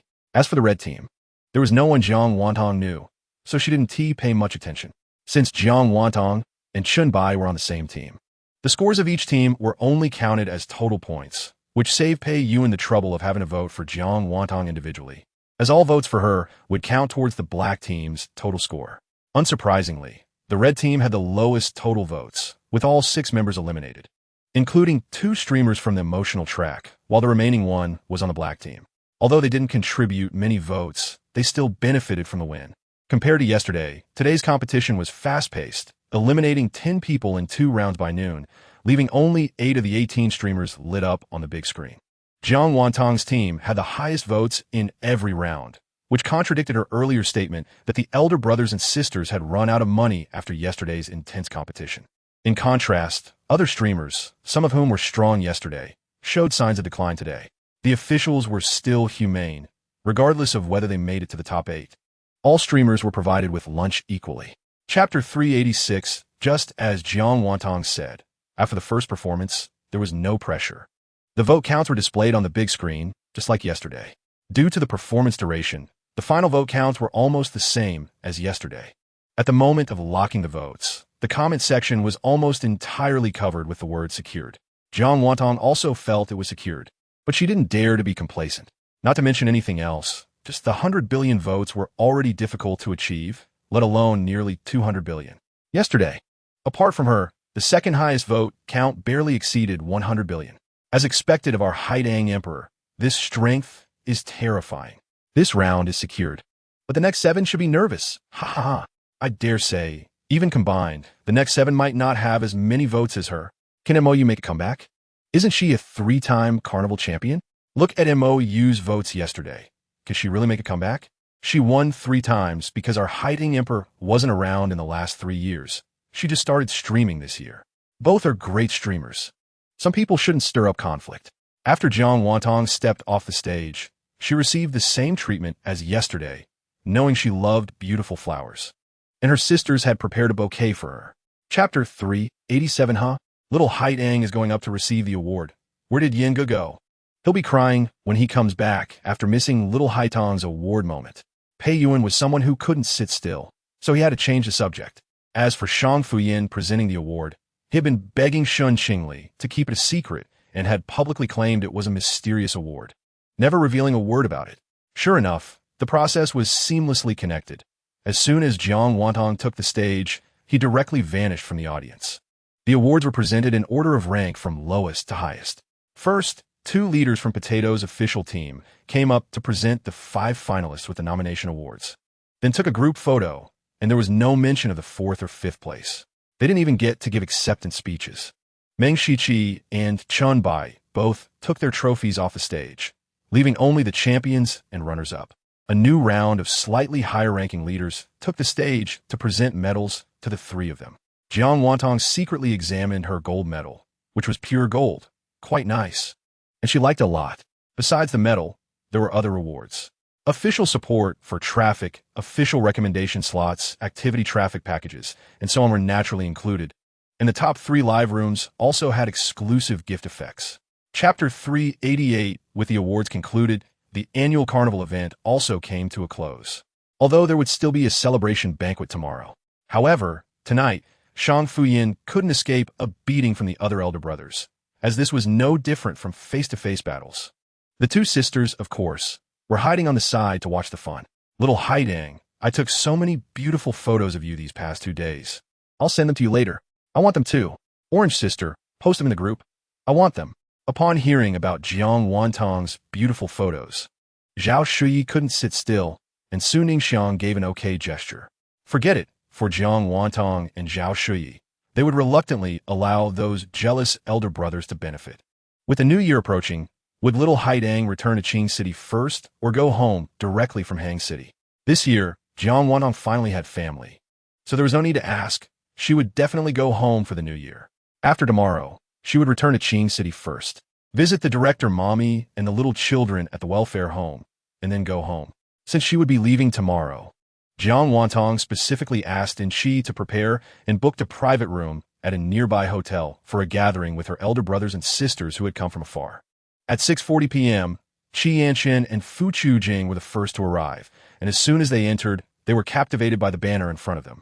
Chapter 389 Yinge. Haven't you had enough of getting beaten tonight? Pei Yuan threatened. During the award ceremony in the afternoon, they were on stage hugging and taking photos, making all the older brothers envious. Although they didn't really get beaten up when they returned, they definitely got a scolding. After Pei Yuan threatened him, Shang Fuyin, though unwilling, closed his mouth and sat back down. Oof. They just didn't get to stand on stage with Xiao Haidang as openly as I did. They're jealous. Jiang Wantong couldn't help but chuckle at his angry expression. Sometimes these older brothers act so childish, just like those teenage boys. All right, each of them is her treasure, and she has to coax them well. Okay, Okay, everyone be good. I'm going to start cutting the cake now. Disobedient kids, 1 tea get cake. Jiang Wantong spoke cutely and deliberately used a soft tone, successfully calming this group of jealous older brothers. With such heartfelt banners, I can't bear to eat them. How about we not cut it and just buy another cake? Just as she managed to suppress the older brothers, Su Ningxiang started again, and Zhao Shui was also chiming in. Jiang Wantong rubbed her forehead. These two older sisters were truly like her real sisters. Chapter 390. All right. Xiao Haidang has money in her card now. Let her eat first. She has been tired all day. Yihan Xiao turned the phone back to Xiao Haidang. After she took the phone away, he then turned the cake back to himself and began to cut it piece by piece onto a small plate. Of course, the first piece went to Jiang Wantong. His little girl deserved to be pampered. After giving Jiang Wantong her piece, he proceeded to give 1 piece each to Su Ningxiang and Zhao Shui in a clockwise order, and then to the older brothers. Jiang Wantong, after getting her phone, opened the messages and then the banking app, only to realize that this was not a scam message, but money transferred to her by Han Xiao. Brother Han, you don't have to transfer money to me. I have enough to spend. As soon as Jiang Wantong spoke, everyone understood what was going on. They regretted only worrying about Xiao Haidang being scammed because of Su Ningxiang's questions, and apart from Han Xiao, no one thought to transfer money to her, so she could eat first. For a moment, the private room was silent until the waiter came in and asked if they could serve the dishes. Yes, Han Xiao made the decision for everyone and directly instructed the waiter to serve the dishes. During this time, apart from the sounds of clattering plates and bowls, no one spoke another word. Chapter 391. This meal was particularly harmonious, and with such a big decision made, Jiang Wantong felt that her life had regained some hope. She also wanted to learn from her older brothers and sisters, work harder in the future, and earn more money with her own hands to create more value, so she could help more people like the young Jiang Wantong. The 17th, which was the last day of the carnival event, was the legendary celebration banquet. The hosts who had no achievements to celebrate had naturally left early, but those who made it into the top 5 and even the top 18 were all present. This was a rare opportunity to interact with the higher-ups from the official side, if they were fortunate enough to gain favor from the higher-ups. Their future days would lack traffic and other exposure opportunities. I heard that Potato is going to launch a variety show this year. Are they trying to reach into the entertainment industry? As soon as Jiang Wantong entered the venue, she overheard 2 hosts whispering together. Their voices were low, but just loud enough for her to hear. Chen Bai, who came with her, obviously heard it too. Jiang Wantong turned to look at her. Although she didn't say anything, her eyes clearly asked, "What variety show? Is it true?" Chen Bai shook her head. "Your star emperor didn't tell you." "How would I know?" Chapter 392. Finally, it was quiet. Jiang Wantong let out a long breath. "Brother Han, did you smell that?" She sprayed too much perfume. "It's making me struggle to breathe." Han Xiao was sitting right next to her on her left, and when the gentle breeze came, it passed through the empty space between them, so of course he could smell it too. Han Xiao responded. "Xiao Haidang." Those managers said they wanted to come over for a photo for promotion. "If it's not a bother, I'll let them come over." Shen Qingli put down her phone and sought Jiang Wantong's opinion. "Sure, this is all normal procedure and work." After Jiang Wantong agreed, Shen Qingli replied to a message. And soon after, a few higher-ups who had just taken a group photo on stage came over with their cups. No, one after another. The higher-ups came over to toast her, and all the other hosts turned their gazes over. How hateful is this? Jiang Wantong wanted to refuse, but it was already too late. Not only did she have to drink several cups of orange juice, but she also had to stand in a row with the higher-ups for a separate photo. "All right, the photo is done. You can go back now. Don't disturb her while she eats." With a look from Shen Qingli, the higher-ups quickly said goodbye to Jiang Wantong and hurried back, with one wanting to say a few more words, but being pulled away before finishing. Chapter 393. On a snowy night, the 6 of them started a hot pot gathering at home again. This time, Yin-yang pot was enough, a spicy pot and a mushroom soup pot. Just the fragrant smell of the boiling broth made Jiang Wantong swallow hard. So delicious. Jiang Wantong picked up her phone to take a photo of the boiling hot pot, planning to send it to the group to report to the older brothers and sisters. The 4 older brothers simultaneously made peace signs above the hot pot, posing for Ye. Jiang Wantong found it both amusing and infuriating. So she just took the photo and had Anshi help them take a group picture in front of the hot pot, sending it to the Socialist Successor group chat. "Eating again, how excessive. You guys are having hot pot again. It looks so delicious. Fu Chujing's first reaction was always focused on food, living up to his ID. Energetic orange, Mr. Shun, I wondered why I didn't see you on the way back. Turns out you were following Xiao Haidang to eat and drink. Why didn't you call me? Shun, what doesn't T know this is Xiao Haidang's home, right? I've seen the hot pot photo several times already. But I've never been to Xiao Haidang's home. Eating again. I haven't eaten hot pot at Xiao Haidang's home either. Putting down her phone, Jiang Wantong ignored them as the hot pot players happily started eating. Chapter 394. Shun Qingli and the others not only helped transport the supplies they bought from the supermarket, but also brought the new clothes they bought for the teachers and children to the office. As soon as they entered, they saw Director Jiang wearing the new outfit Jiang Wantong bought for her. And the director herself seemed to smile even more with deeper wrinkles after being praised by Jiang Wantong. How did you become so talkative after going to college? Like you've been liberated? The little old lady praised for being fashionable. Director Jiang finally couldn't help but poke Jiang Wantong's forehead. Seeing her child, whom she raised single-handedly, living so well now, having found her relatives, and often coming to visit her, not forgetting to donate money and supplies to the orphanage. Director Jiang was extremely satisfied with Jiang Wantong. It's not that I can talk. I'm just speaking the truth. Brother Shun, isn't that right? Jiang Wantong directly pointed to Shun Qingli to ask. Yes. Shun Qingli naturally followed Jiang Wantong's lead, and the two who weren't asked also scrambled to help Jiang Wantong speak, praising Dean Jiang for looking more energetic in that outfit. Dean Jiang was delighted by the flattery, but still went to change out of the new clothes and then brought over the food to invite everyone to eat together. Chapter 395. Because they spent a whole day at the welfare home, Shun Qingli and the others successfully stayed by Jiang Wantong's side for another day, which made the other big brothers in the group very angry, regretting why they had things to do that day and why they weren't able to keep up. If anyone in the group was the happiest, it would be Jiang Wantong's older brother, Gu Junxian. He rarely spoke in the group, but today he couldn't help but post several photos from the airport. Even before Jiang Wantong boarded the plane, he had already arrived at the airport to pick her up. Jiang Wantong facepalmed, thinking that her brother was way too early. They would have to wait for several hours. However, Jiang Wantong wasn't the type to dampen the mood. So she took a photo of her suitcase to let Gu Junxian know she was getting ready to leave. Be careful tonight, little sister. Don't talk to strangers on the way. Your brother is waiting for you at the airport. Got it, big brother. Don't worry. The sibling affection was evident. And the other big brothers were quite emotionally intelligent, not interrupting.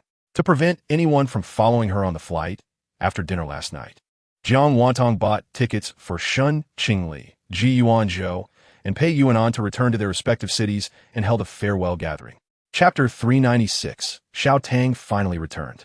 Grandma and her parents have been waiting at home for a long time. She was worried that Grandma would get anxious and her blood pressure would rise, which is why she didn't let them come to the airport. Concerned that Jiang Wantong might misunderstand, Gu Junxian quickly explained. It's fine. Having my brother pick me up is enough. You came so early. You must be anxious waiting. Gu Junxian handed the flowers he was holding to Jiang Wantong and noticed Enchi coming over alone with 3 suitcases, so he quickly helped carry 2 of them. He knew Enchi was his sister's assistant and bodyguard, someone recommended by Shang Fuyan, and she was quite reliable, taking good care of his sister. Jiang Wantong took a photo of her brother's back with her phone and sent it to the Socialist Successor group chat, reporting that she had landed and was picked up by her brother before putting her phone away and obediently following him. This was Jiang Wantong's first time in Green Province. Sitting in the car, she curiously looked outside, feeling that it was quite different from many places she had visited before. Gu Junxian felt a bit pained. This was supposed to be the place where his sister grew up, yet it felt so unfamiliar to her, all because of that damned human trafficker. Xiao Tang, let's go home and rest today. Tomorrow, your brother will take you out to explore. Chapter 397. After waking up, Jiang Wantong was once again a lively young girl. Since she had already discussed sending Enchi off with her brother yesterday, when her mother told her that Enchi had left, she didn't worry. She just sent a message to Enchi and transferred 200,000 yuan to her as a year-end bonus for her employee. Jiang Wantong looked at her balance. It had decreased from over 600,000 to over 300,000, but it was fine. She probably wouldn't spend much money at home. After washing up and changing into a pretty little dress, she was ready to go out and have fun with her family. Grandma stayed at home to wait for them since she was older and couldn't walk too far. Gu Junxian drove, taking their parents and Jiang Wantong out together. After a while on the road, Jiang Wantong finally realized that her home also had a villa. She had envied Zhao Shui before, but it seemed she had envied too early. It was also because she was too tired last night. She didn't even know how she got back, only waking up when they had already stopped at the door, and she could just get out of the car to enter the house. On the way, Jiang Wantong couldn't help but take many selfies with her phone, and her parents cooperated and took photos with her. Gu Junxian, driving, couldn't participate, but he couldn't help but smile as he watched them making silly faces and taking endless photos. Chapter 398. Brother, did the cafeteria turn on the air conditioning? I feel a chill on my back, Jiang Wantong suddenly said while eating. It's our cafeteria, Gu Junxian corrected her. Are we really debating whose cafeteria it is now? Jiang Wantong replied. But in this cold weather, with the new year approaching, how could they turn on the air conditioning? It must be your sensory system malfunctioning. Oh. Jiang Wantong didn't say anything further, but turned around and happened to meet Director Lu's gaze, who was staring at her. Gu Junxian was sitting opposite her, and when he saw Jiang Wantong turn around, he followed her gaze. It was just his employees, nothing unusual. What is Xiao Tang looking at? Guma couldn't help but ask. Oh, nothing, just looking around. Let's eat. This fried pancake is quite good. After eating, Gu Junxian took her back to his lounge. The family was worried that she was too thin and might get tired, so they let her lie down and rest for a while. They could continue to have fun in the afternoon after she woke up. Since everyone was back, there was no rush in their schedule. As long as Jiang Wantong wanted to go out and play, they could accompany her every day. The lounge was next to Gu Junxian's office. After sending Jiang Wantong in, they didn't disturb her and all went off to do their own things. Chapter 399. Jiang Wantong was wide awake, and the first thing she did upon waking up was to find her mother. Mom, I discovered something amazing. As soon as she saw Gu Ma, Jiang Wantong rushed over, leaving Gu Ba aside, and the mother and daughter went off to whisper together. Mom, let me tell you a secret. I found out something incredible. There's a sister at the company who has a crush on my brother. She seems to be a director and is quite good looking. If we could match them up, maybe my brother could finally find someone. Gu Ma's eyes lit up upon hearing this. What? My son is finally going to find someone? That's great. Really great. I told you. Daughters are the blessings of the family. Now that my daughter is back, the eldest son might finally bloom. Which director is it? Should we go take a look? Gu Ma couldn't contain her excitement, eager to find the girl immediately and settle her son's marriage. Completely unconcerned about her daughter's previous comment about the girl having a crush on her brother. I don't know which department she's from. She's just a pretty sister, but she looks like a workaholic, quite serious. Jiang Wantong recalled Director Lu's appearance and added, Right. I just came out of my brother's lounge and ran into her at the door. She was really nice. When I asked her where the restroom was, she led me there and even waited at the door to make sure I wouldn't get lost coming back. Chapter 400. After chatting in the group for a while, when Jiang Wantong looked up again, the scene before her had changed entirely. On the vast desert, a line of camels was walking by, each tied with a bell that rang out with a clear sound. Wow, it's beautiful. In her 2 lifetimes combined. This was the first time Jiang Wantong had come to the desert. Unable to resist, she raised her phone and snapped several photos, casually sharing them in the Socialist Successor group chat. Reporting back and sharing had become a habit. Jiang Wantong was just that kind of obedient child. However, her older brother, who was a bit more protective, was still unaware that he had been kicked out of the group chat by his sister. At this moment, he was slowing down his pace, allowing his sister to fully experience the awe that the desert brought her. I had asked my assistant to arrange for a photographer. Soon, they would go ahead and dress the desert princess and take some photos. The assistant mentioned that young girls nowadays love these things. Hearing Gu Junxian say this, Jiang Wantong felt a hint of anticipation. Hey, Desert Princess, this is great. She liked it. Thank you, brother. You really are the best brother in the world. After saying this, Jiang Wantong turned around and found her parents looking at her eagerly, seemingly waiting for her to say something. Chapter 401. I am Tang Tang's brother. And you guessed right again, but if you think I will show my face, forget it. It's absolutely impossible. Gu Junxian was not like Jiang Wantong in that he indulged his fans. He was someone who would only respond to requests if he felt like it, and he wouldn't hold back when refusing. Nevertheless, Jiang Wantong started to comfort her fans after hearing their voices. Babies, don't worry. Soon I'll sneak a photo of my brother for you. By the way, if anyone is interested in my brother, you can contact me. He is still single, and Mom is very anxious about it. After saying this, Jiang Wantong looked up and happened to meet Gu Junxian's speechless yet helpless expression. Gu Ma was also scheduled to change her makeup, while Gu Ba accompanied her next door. Soon, the mother-daughter duo could take a photo together. The Desert Queen and the Desert Princess. Little Dog Lantern West is still the best wife. Wife spoils us so much. Hee, brother must be furious. Sister is defying him for us. Ha ha, brother can't do anything about sister, who let her be the group favorite. Exactly, back in the livestream. He was the big brother, and now he is just a stand-in for sister's livestream. Sister, remember to train your brother. His hands need to be steady and not too shaky to look professional. Chapter 402. Babies, is there anyone with good writing skills?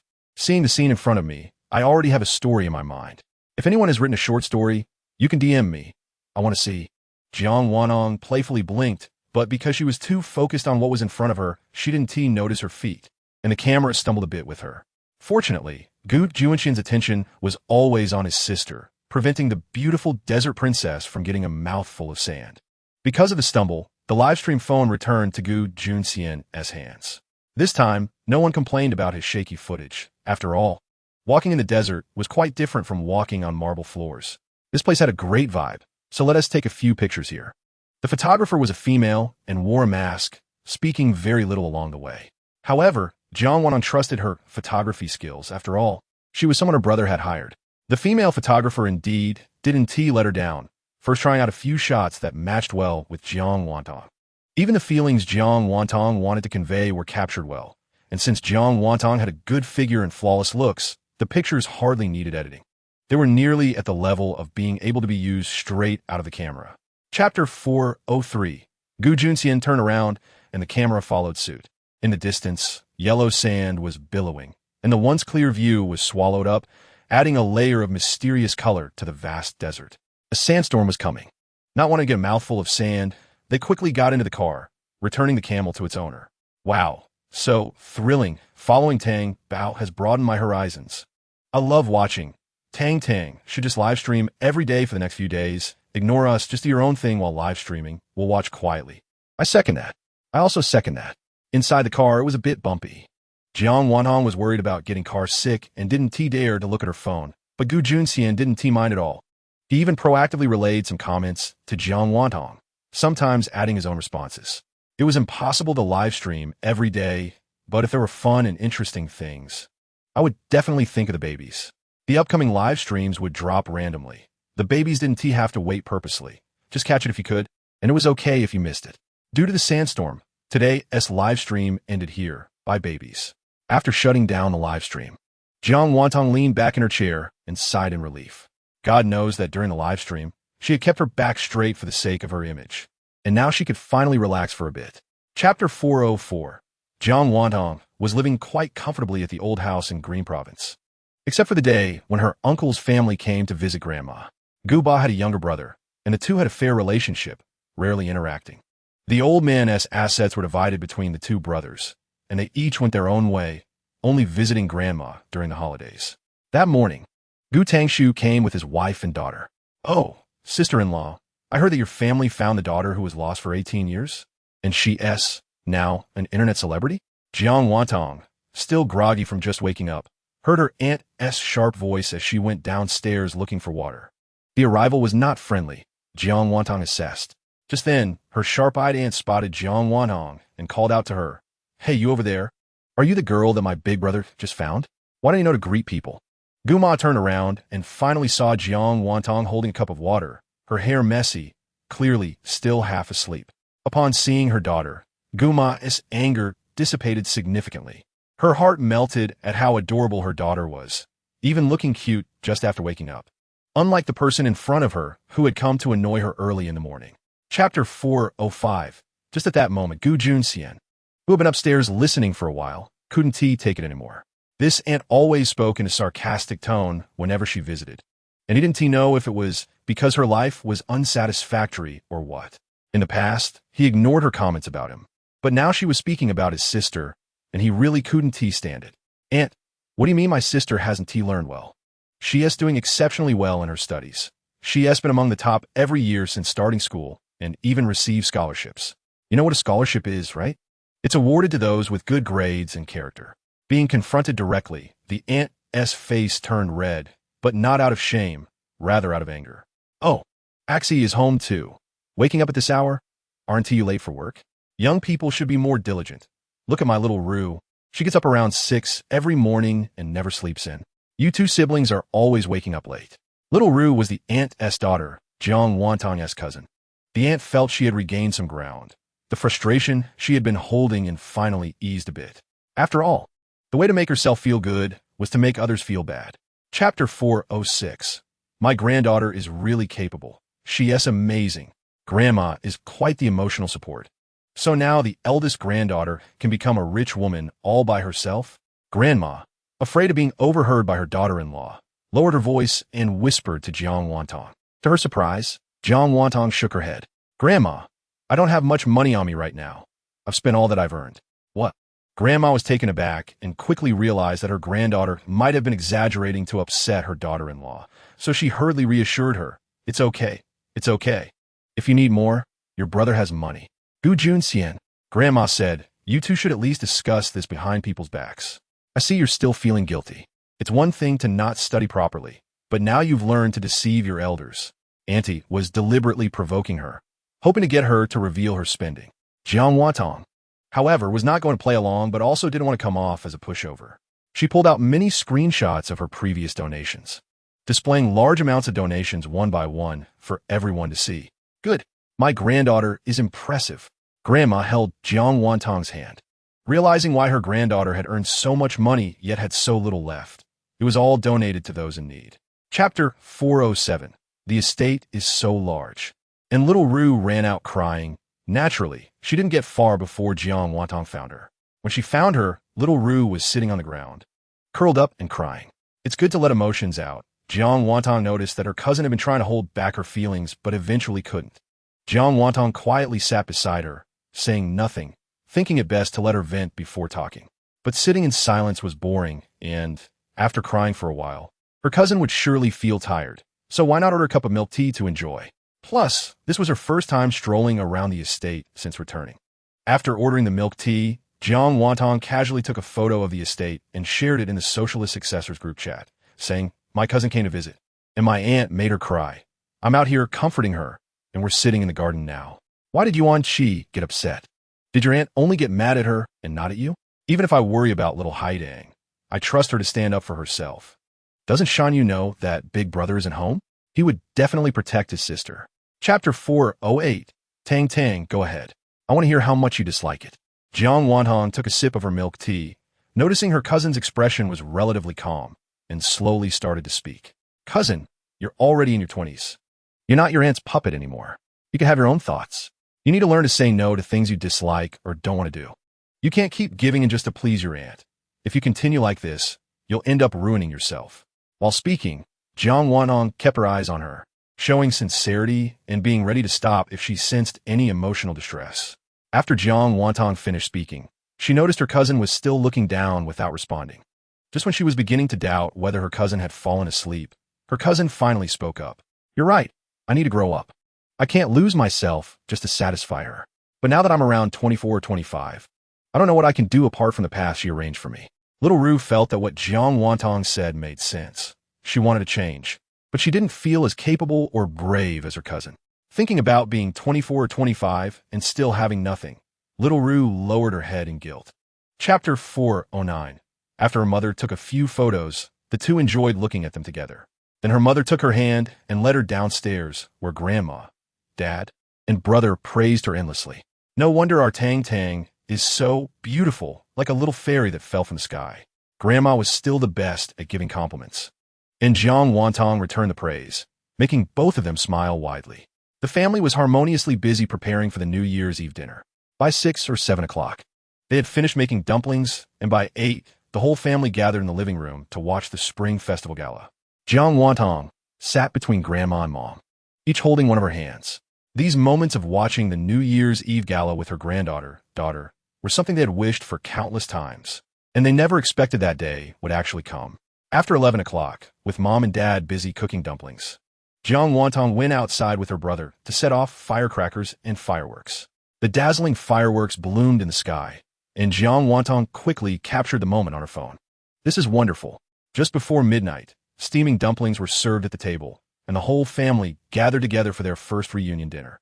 The sound of messages on their phones was completely drowned out by the firecrackers outside, and the family raised their glasses together, all looking forward to a better tomorrow.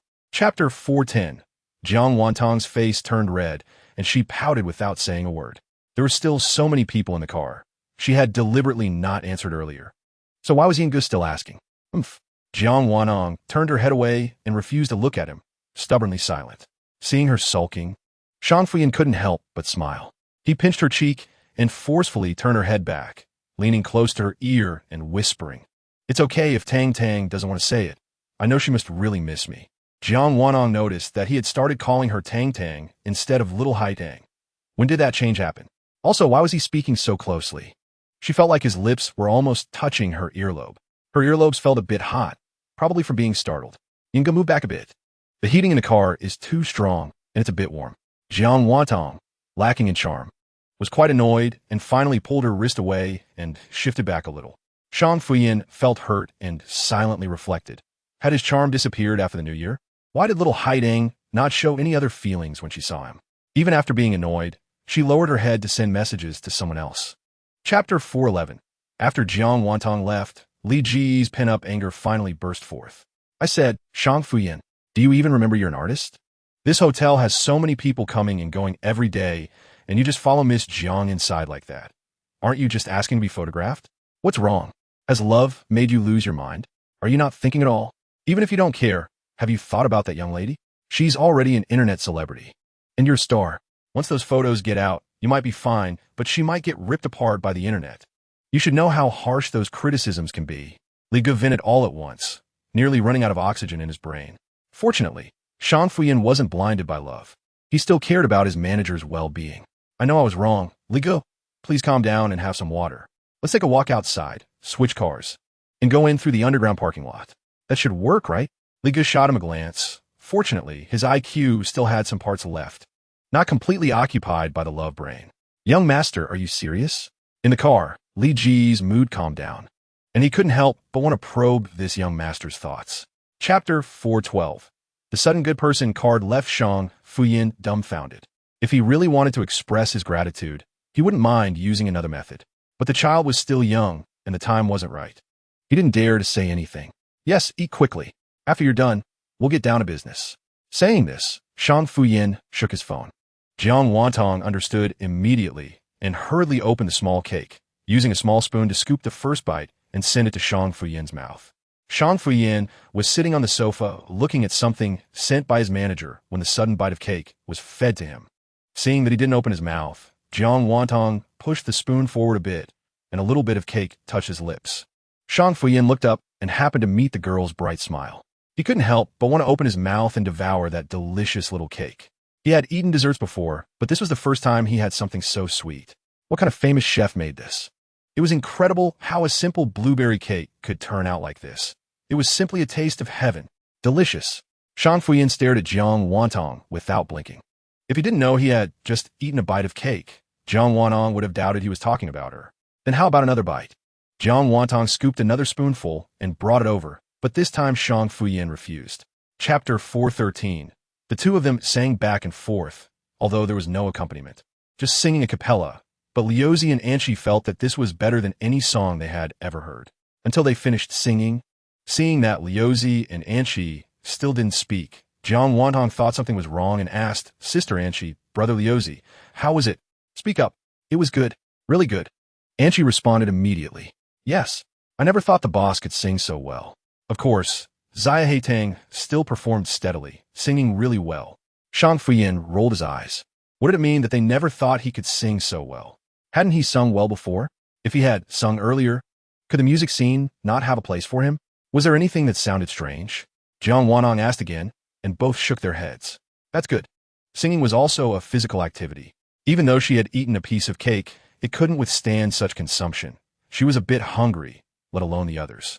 Since the official recording would be tomorrow, and she was afraid that continuing to practice would wear out her voice, and besides, they were already familiar enough today. So they ended the practice here. Chapter 414. Jiang Wantong shook her head. It was clearly Yinggu who was distracted, yet he turned around and asked her, Zaya Heitang, do you want to enter the entertainment industry? Whether as an actor or a singer, I can help pave the way for you. Don't have any concerns. We will support any decision you make. Shang Fuyin hesitated for a moment and still asked. Li Gu and the others were silent, all waiting to hear Jiang Wantong's answer. Yinggu, what I said in the recording studio earlier was serious. I think being a streamer is good for now. My current focus is still on school. After all, I just started college this year. Even if I want to work, I need to wait until after graduation to consider it. Work. Shang Fuyin silently repeated this word in his heart.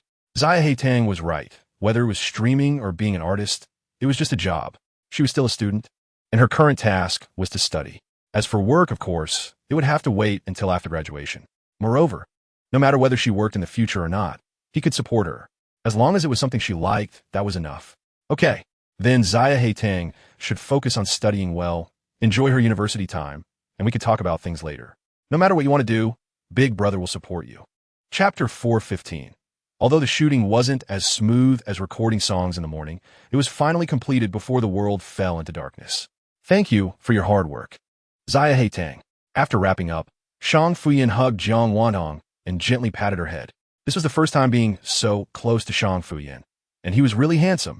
I wonder if it's too late to get into this fandom now. I need to go back tonight and catch up on all his shows. The girl excitedly snapped photos of Shang Fuyin with her phone while sharing her feelings with her friend around her. Don't you think it's a bit strange? Shang Fuyin is holding another beautiful woman in his arms.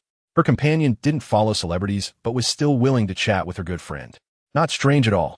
That's Zaya Heitang. I'm a fan of Zaya Heitang's, and she's also a fan of Shang Fuyin. What's wrong with hugging her idol after collaborating? The girl didn't even spare a glance at her companion and continued. Does this count as double happiness for a fan? Her companion shook her head speechlessly. If you say so, then it is. Although she found it strange, it was probably as her friend said. After all, one was a hot star, and the other was a female streamer. Generally speaking, besides this collaboration, they wouldn't have another opportunity to meet. Chapter 4:16. Jiang Wantong was quick, in no time. She directly forwarded her Weibo homepage to the group. The ID was Cold Sour Lemon Tricks, Wang Yinyu Haidang. JWT Hehe. How does this name sound? Cool, right? Super cool. Following. Zaya Heitang, follow me back. I also followed. I just opened my account. ID you recognize? Big brothers and sisters gradually followed Jiang Wantong's Weibo to hype her up. Pei Yuan even directly used his Weibo, which had over 1 million followers, to announce the upcoming cosplay collaboration, not just with Jiang Wantong, but also with the game's official account. The liaison said it would be officially announced tomorrow. Why was it advanced? Could it be that Pei Shun and the others are being untrustworthy and changing their minds last minute? He's not that kind of person. Really not. The liaison had no choice but to quickly notify the official blog operators, urging them to repost the two parties involved. It was then noticed that one of the parties was currently trending, and it was with the movie Emperor Shang Fuyin. Wow, this overwhelming traffic just dropped. They won't need to spend money on promotion anymore. They directly save a wave on publicity costs. Didn't they just ride the wave? Chapter 4:17.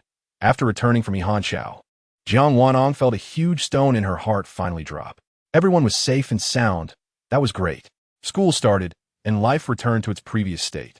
Jiang Wantong attended classes from Monday to Friday, and her streaming schedule remained stable on Wednesdays, Saturdays, and Sundays. The difference was that due to the addition of a charity foundation project, her days became busier than before, and she not only worked as her assistant, but also had many more tasks to handle daily, busy to the point of being overwhelmed. It was worth mentioning that her cousin, who was far away in Green Province, finally stood up for herself, had a deep discussion after rebelling against her aunt, and decided to leave Green Province to escape her parents' control and explore on her own. The first person she thought of was this cousin she had only met once.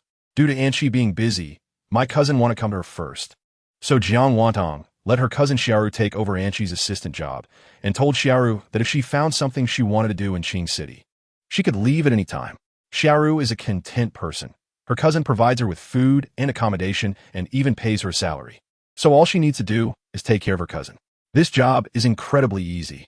Chapter 4:18. It was Xiaoru's first time watching Jiang Wantong's live stream from a first-person perspective. In the past, she wouldn't even have dared to think that this beautiful, emotionally intelligent, and great singing little streamer was actually her cousin who had been missing for many years. She couldn't even imagine how she could become as outstanding as her. After singing this song, Jiang Wantong still felt it wasn't enough and called Xiaoru to help her get the guitar. After calling 3 times, Xiaoru finally turned around. Okay, I'll go get it. Little Doglight. I just heard the wife call Xiaoru's sister. It really is a change of assistant, right? What about Anchi's sister? Is she quitting after the new year? Does Tang Bao still need an assistant? I can work for free. Just let me see Tang Bao every day. Pick me. Pick me. I don't need food or accommodation. Just meeting every day is fine. Prohibit low-price market disruption. You all have been caught up in this. Taking advantage of Xiaoru's time to get the guitar, Jiang Wantong chatted a bit with the comment section. Anchi didn't quit. However, there were other more important things for her to handle, so she was busy with something else for now. Xiaoru is my uncle's cousin, and she happened to be free recently, so she came to temporarily act as my assistant. Chapter 419. Sister Haitang. Lao Chun. Lao Meng, what is going on here? Lao Chun, don't harm others. Hu Keilei greeted normally at first, but suddenly mixed in a teasing remark and even threw a flirtatious glance at Chun Bai. Chun Bai thought, great, the small barbecue in my hand doesn't taste good anymore. What'd it do if I feel like throwing up? If I had known, I wouldn't have pulled this thing. It affects my appetite. Wow, long time no see. Keilei, you look even prettier. Jiang Wantong's compliment was completely sincere. Hu Keilei was wearing a magical girl Sakura overalls today. The dress was a lovely pink, and there was a cute bow hanging on her chest. Today's wig was golden yellow, styled in twin ponytails, and she even had a pink hairpin on her head. Jiang Wantong couldn't see Hu Keilei's legs, but guessed they must also be equally pink. Thank you, Sister Haidang. I knew you had the best taste. Can Shen Geizhai and Meng Geizhai learn more from Sister Haidang? Shen Bai, Meng Shiqi. Does Zai Haitang like this outfit? I can get you one too. ASDF, to be honest, I'm a bit looking forward to it. Chapter 420. The 3 quickly decided on the order. Hu Keilei first, Meng Shiqi second, and Chun Bai third. Okay, now I'm going to ask a question. Hu Keilei will say the first word, then Teacher Meng will add one, and then Brother Bai will continue. Jiang Wantong was worried they wouldn't understand, so she reiterated the game rules before starting. What are you? Jiang Wantong posed a question. Person, Hu Keilei blurted out. Bitch, Meng Shiqi followed without thinking, and the comments section erupted. 666. Teacher Meng really dares to say it. Ha ha. Going all out for extra points. LOL. Is this the first time Tang Bao has played this game in the live stream? It's quite interesting. Little bitch. Chun Bai was speechless and could only continue. Little bitch. Hu Keilei was momentarily confused and only added a question word. Okay, Teacher Meng gets 1 point. Starting the second round, it begins with Teacher Meng. Jiang Wantong controlled the pace of the whole game. What kind of life do you yearn for? Money, Meng Shiqi answered without hesitation. Wealth, Chun Bai added.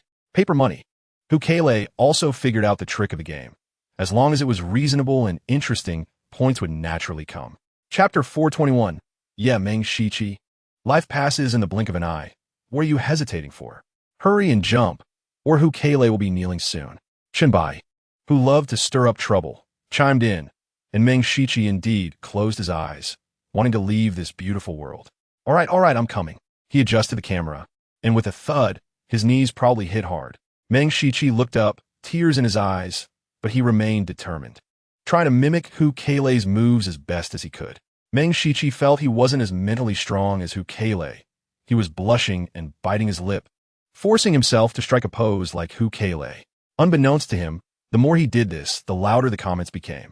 Wow, this for sexy look is even more stimulating. I admit I'm a pervert. I feel Meng Shiqi like this is more exciting. I screenshot.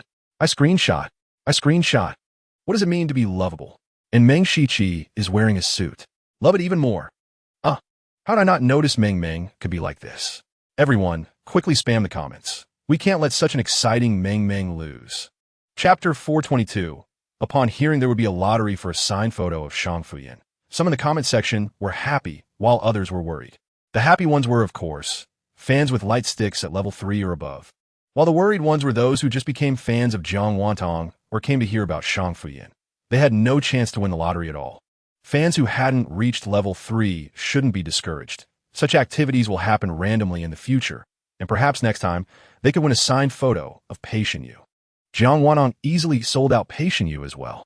Shang Fuyan's identity was not convenient to disclose, But Pei Xinyu was completely transparent, and everyone knew how much Pei Xinyu dotes on Jiang Wantong, even surpassing the legitimate Sun Chunbai. ASDF, really? I don't believe it unless Xia Heitang gets Pei Xinyu to sign 500 copies first. Xia Heitang, Pei Xinyu isn't as famous as Shang Yingdi.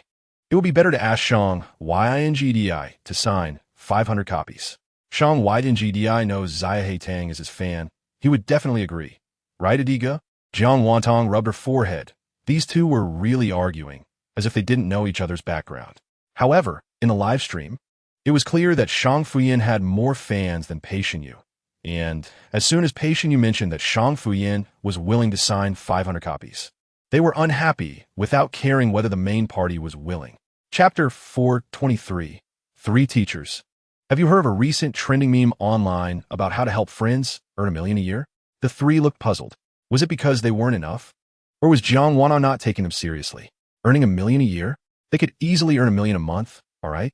Of course, except for Hu Keilei, whose current traffic might still be a bit lacking. He couldn't earn $1 million a month, but he could in 2 months. 3 people sat quietly, waiting for Jiang Wantong to continue. Hee, I'll create a one-day wealth plan for you. You just have to follow my plan for a day and record the whole process. Post on your main page within a week, and I'll check it. Is it a get-rich-quick plan or a revenge plan? I didn't quite catch that. Chunbai doubted whether he was fully awake and wanted to confirm with his 2 fellow sufferers. It's Bao Fu for sure, but which kind of Bao Fu I don't know.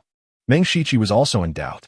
Only Hu Keilei, who was now an unthinking supporter of Jiang Wantong, thought whatever Jiang Wantong said was good. What is the plan? It sounds exciting. Hu Keilei was very supportive. At 4 a.m., wake up to deliver milk. From 6 a.m. to 8 a.m., sell breakfast downstairs at the office building. From 8:30 a.m. to 11:30 a.m., go to work. From 11:30 a.m. to 1:30 p.m., deliver takeout. From 1:30 p.m. to 5:30 p.m., go back to the office. From 5:30 p.m. to 8 p.m., distribute flyers at the mall. From 8 p.m. to 11 p.m., set up a stall at the night market. From 11 p.m. to 3 a.m., work as a waiter at a bar. And from 3 a.m. to 4 a.m., take a break. Chapter 424. Given that Brother Bai's previous answer was so excellent, let's have Brother Bai start asking questions this round. And the 3 of us will answer in turn. How about that? Jiang Wantong clearly had a tone, as if coaxing a child. Yet Chunbai found it hard to suppress a smile. See, such a unique answer of mine. How could it not deserve a little praise? ASDF truly has the kind of parent that breeds such a rebellious child. I see Chunbai is just like patient, vital orange man, all single-celled organisms. Ha ha! Picking on rebellious children. Truly disappointing. For someone who, when faced with uncertainty, wants a birthday gift of an urn, what do you expect him to fight for? Shanyu, are you facing reality now? Pei Shun. Jiang Wantong didn't care what the comment said. Since the right to ask questions was given to Chunbai, let him ask, and the game continued. Who is your favorite singer? Chunbai asked cheerfully, humming the background music. Pavarotti. This time, it was Meng Shiqi who answered first. Maserati was for the rhyme. Hu Keilei tried his best. Your dad Jiang Wantong also tried his best. Chapter 425. Our Haodong Emperor's prestige has also risen, calling upon us, the founding heroes, at will. How sad. Chunbai suddenly blurted out such a sentence, followed by a scream. It turned out that Pei Yuan was coming over tomorrow to explain something to him. And just as he entered, he heard Chunbai's words and casually swung a hammer. Ha ha ha. Is Brother Bai even sadder now? After taking a bite of chicken feet, Jiang Wantong was in a great mood and smiled even more happily. Don't forget our wealth plan. You all have a week to do it, right? They had originally forgotten about the game, but as soon as Jiang Wantong mentioned it, the 3 of them slipped away without a word. Too much. What an interesting punishment. I even want to try it out, but it needs someone to lead the way, so I'll trouble them 3. After explaining, Jiang Wantong stopped discussing anything else, played some upbeat music, and began to focus on eating chicken feet. Raising the Galaxy is really hungry watching little Haodong eat. I'm getting hungry too, Vital Orange Shun. What appetite do you have, little Haodong? Chapter 426. Saturday, sunny and bright. A perfect day for photography. However, since it had just turned spring, Pei Yuan was still worried about the cosplay outfit prepared for Jiang Wantong being too revealing for the legs and making her cold. Aren't there flesh-colored fleece pants? Wouldn't it work if she wore those? Anyway, with filters and beautification, it wouldn't be too noticeable. Pei Yuan asked, I'll buy a pair later and see how it looks. If it's not too obvious, it should be fine, the coordinator cautiously replied, glancing at the photographer. This person was Pei Shun, who had been trying for a long time to get a cosplay done. And this time he actively sought out the coordinator for a couple's cosplay. If he couldn't figure this out after so many years, it would be a waste. Moreover, Pei Shun didn't even want his payment and had it all included in the girl's contract, to be paid together with her. If this girl was Pei Shun's crush, he would directly take his head off and eat it. Pei Yuan and the staff picked up Jiang Wantong and Xiao Ru at the entrance of the villa area, and then they set off for the shooting location. Brother Pei, this is my cousin Xiao Ru. After Sister Anqi went off to handle foundation matters, Xiao Ru is temporarily helping me as an assistant. Chapter 427. Jiang Wantong groggily opened her eyes and was stunned for a moment when she first saw Pei Yuan, taking a while to realize that she had fallen asleep on the way to the shoot. She rubbed her eyes and spoke with a slightly hoarse voice. Brother Pei, how did I fall asleep? Pei Yuan gently patted her head, finding the sleepy little Haotong adorably silly. Drink some water to wake up. We'll be getting out of the car soon. Pei Yuan pulled out a purple thermos, opened the lid, and handed it to her. The water was at just the right temperature, and the first sip had a faint sweetness, likely from red dates. After she finished drinking, Pei Yuan helped her fix her hair and collar before letting the coordinator open the car door for them to get out. They chose a seaside park as the shooting location. The spring wind was still a bit chilly. The coordinator handed Jiang Wantong the flesh-colored fleece pants that Pei Yuan had asked to buy, telling her to change in the car and check the effect later. Jiang Wantong nodded and gave Xiao Ru a look. Xiao Ru understood immediately, grabbed her bag, and the two of them sat back in the car, while everyone else who got out turned their backs to wait. Tang Tang, your emotional intelligence is really high. If it were me, I would just say I brought the bear leg artifact. Chapter 428. Suddenly being so close. Jiang Wantong couldn't help but remember the dream she had in the car and felt a bit embarrassed. Was she crazy? Or was she coveting Pei Yuan's good looks? How could she dream of such things? Jiang Wantong quickly shook her head, trying to dispel the absurd thoughts in her mind, and then patted Pei Yuan's hand, asking him to let her go. Although the last step went a bit awry, the effect was unexpectedly good, and everyone unanimously decided to use this version. After reshooting a few shots, today's filming was considered complete. Originally planned to shoot all day, it surprisingly finished so smoothly, but now it was already past 2 o'clock. And they hadn't noticed lunchtime had passed because they were too focused on filming. Is little Haodong hungry? Pei Yuan felt a bit guilty for making little Haodong go hungry. Jiang Wantong shook her head, saying that she really didn't feel it because they had been too focused on filming.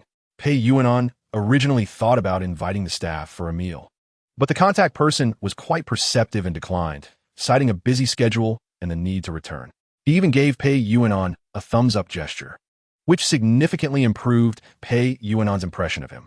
Without anyone getting in the way, Pei Yuan no longer had to worry about Jiang Wantong feeling uncomfortable, and their conversation became more casual. Chapter 429.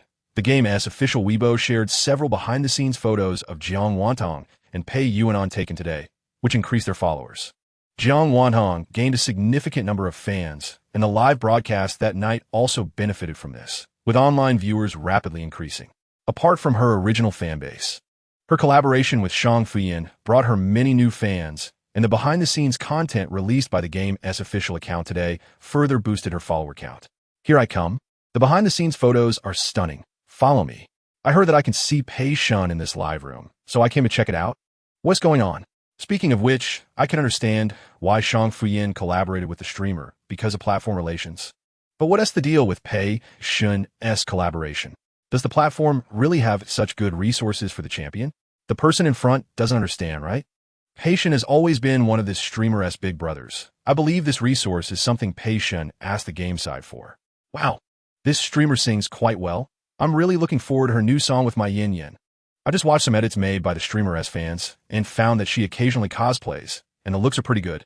She is beautiful and has traffic, so it's not surprising she was chosen. Chapter 430. Jiang Wantong didn't expect that while she was sipping her milk tea, her brothers had already arranged the subsequent processes for her. Well, since the brothers took the initiative, let us go for it. Opening the connection request, Jiang Wantong started searching through the list to see who was available to connect. Before she could scroll down a few lines, MOU's connection request came through directly.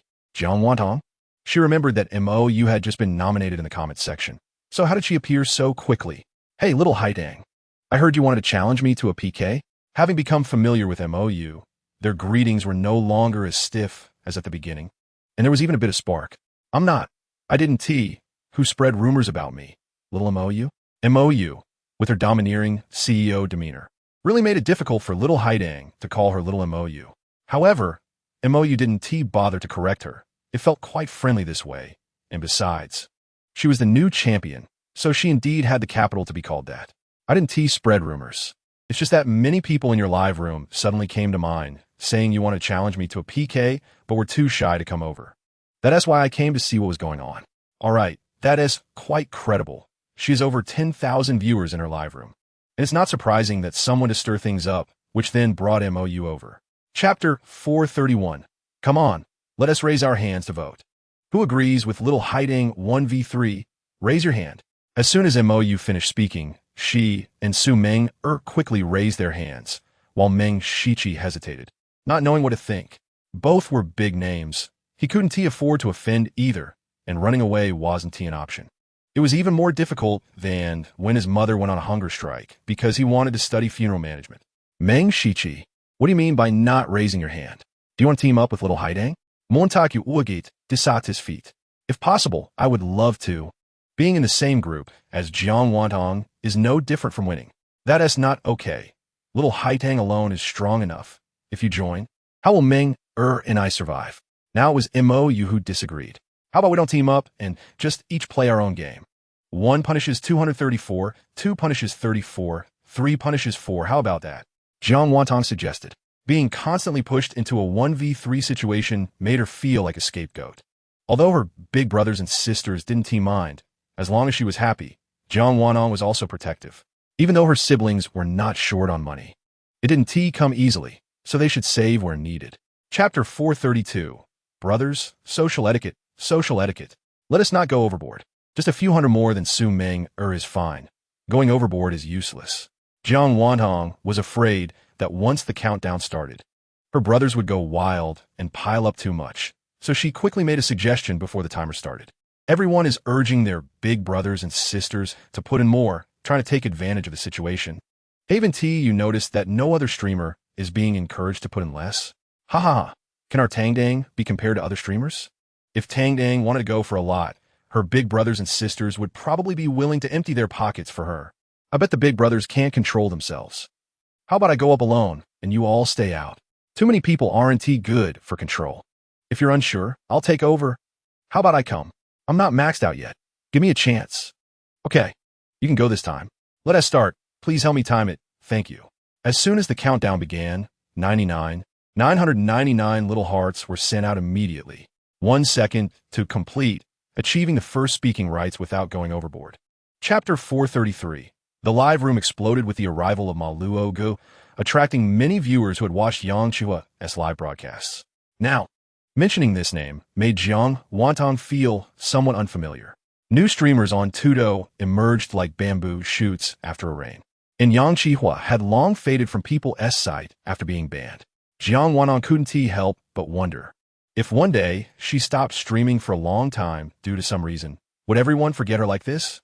Many streamers imitated her lifestyle on Tudo, and once she left, they might be drawn to her replacements, forgetting her in no time. She didn't notice that she was subconsciously influenced by them, and thinking they might forget her in the future made her feel quite upset. The more Jiang Wantong thought about it, the angrier she became, unable to hold back a huff. Everyone, what is going on? Why did she suddenly get mad? Jiang Wantong didn't care about that. She played a piece of Erquiningwe and then rested her elbow on her head, staring blankly at the camera, ignoring the comments. Did I miss something just now? Why does it feel like my wife is angry? Is it my fault for the divorce with 2 kids? Little Haidang, what is wrong? Chapter 434. Adi Gie. Are you being too much? Cutting from 1 million to 10? Why don't you just say don't punish at all? Jiang Wantong crossed her arms and looked fierce. Shang Fuyin panicked, thinking would I dare? ASDF, it's not that I'm afraid writing such a long reflection would take you a lot of time. And I'm worried it would tire you out, right? He placed his fingers on the keyboard, regardless of whether what he said made sense, and closed his eyes to coax Jiang Wantong. He didn't mean to make things difficult. He didn't want to see what outrageous excuses Yengu would come up with. And to his surprise, He really had some, and they were the kind that came off the top of his head without any drafts. You can just read it to me after you finish writing, right? If you can't finish it in 1 day, then take 2 days. If not 2 days, then 3 days. Sooner or later, you'll finish it.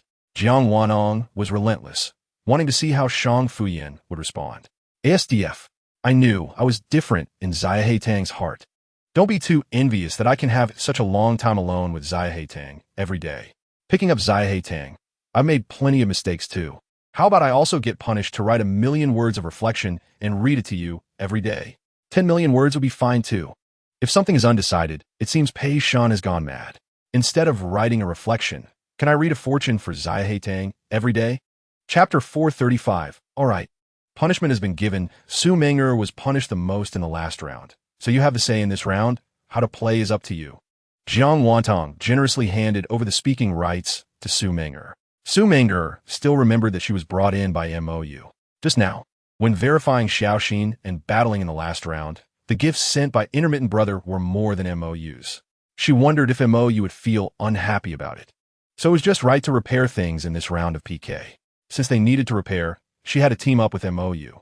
So, teacher Haidang 1v3. Is that okay? Su Meng'er's voice was a bit timid. After all, she was a novice in PK. Jiang Wantong. All right, I'll give in to you. You were trying to set me up, right? She remembered having played with Su Meng'er before, and back then, Su Meng'er didn't act like this. What is up today? Did she take the wrong medicine? Why does she insist on making her 1v3? Jiang Wantong had a rebellious spirit. The more you wanted her to do something, the less she wanted to comply. No, that Meng'er, we're talking about the speaking rights in terms of gameplay. Like you can request to play total rankings, rank 10, or something like a no-light sign. 1v3 goes against personal willingness. I don't want to play. Chapter 436. Well, Meng'er, being beautiful also means you should read more. Jiang Wantong said it subtly, but those who understood got it. Su Meng'er felt embarrassed and wanted to explain that she had just moved here. But when she thought about how she usually didn't read much, she couldn't bring herself to say it. Moreover, Jiang Wantong's tone was clearly joking, and if she over-explained, it would be worse. All right, now it's a quick QA session. I have a few questions here, and the first one to give the answer wins. Raise your hand to answer. If both answer at the same time, we'll see who raises their hand first. After speaking, Jiang Wantong put her hands behind her back, looking like a principal. First question, do you know how to get rid of the enemy's spies? Meng Shiqi knew this was definitely not a serious question. Jiang Wantong liked puns, cold jokes, or riddles, and this might be one of those types. Seeing Meng Shiqi about to move, MOU didn't care if she knew the answer and raised her hand first. Jiang Wantong nodded and gestured for her to speak. First, spread false information. Whoever gets tricked, take them out. Well, clearly a ruthless person. She wants to take someone out at the slightest disagreement. Chapter 437. Afraid of dust. Hard to clean? Again, it was MOU who raised her hand first. Jiang Wantong pursed her lips and shook her head. This question shouldn't be hard. Someone must know it, so she decided not to give hints. Sure enough, Su Meng'er raised her hand again. Because of the blue neck accumulating mud, Lamborghini. Afraid MOU wouldn't understand, Su Meng'er explained, Doryman blue neck, short neck accumulates grime. Lamborghini is a pun.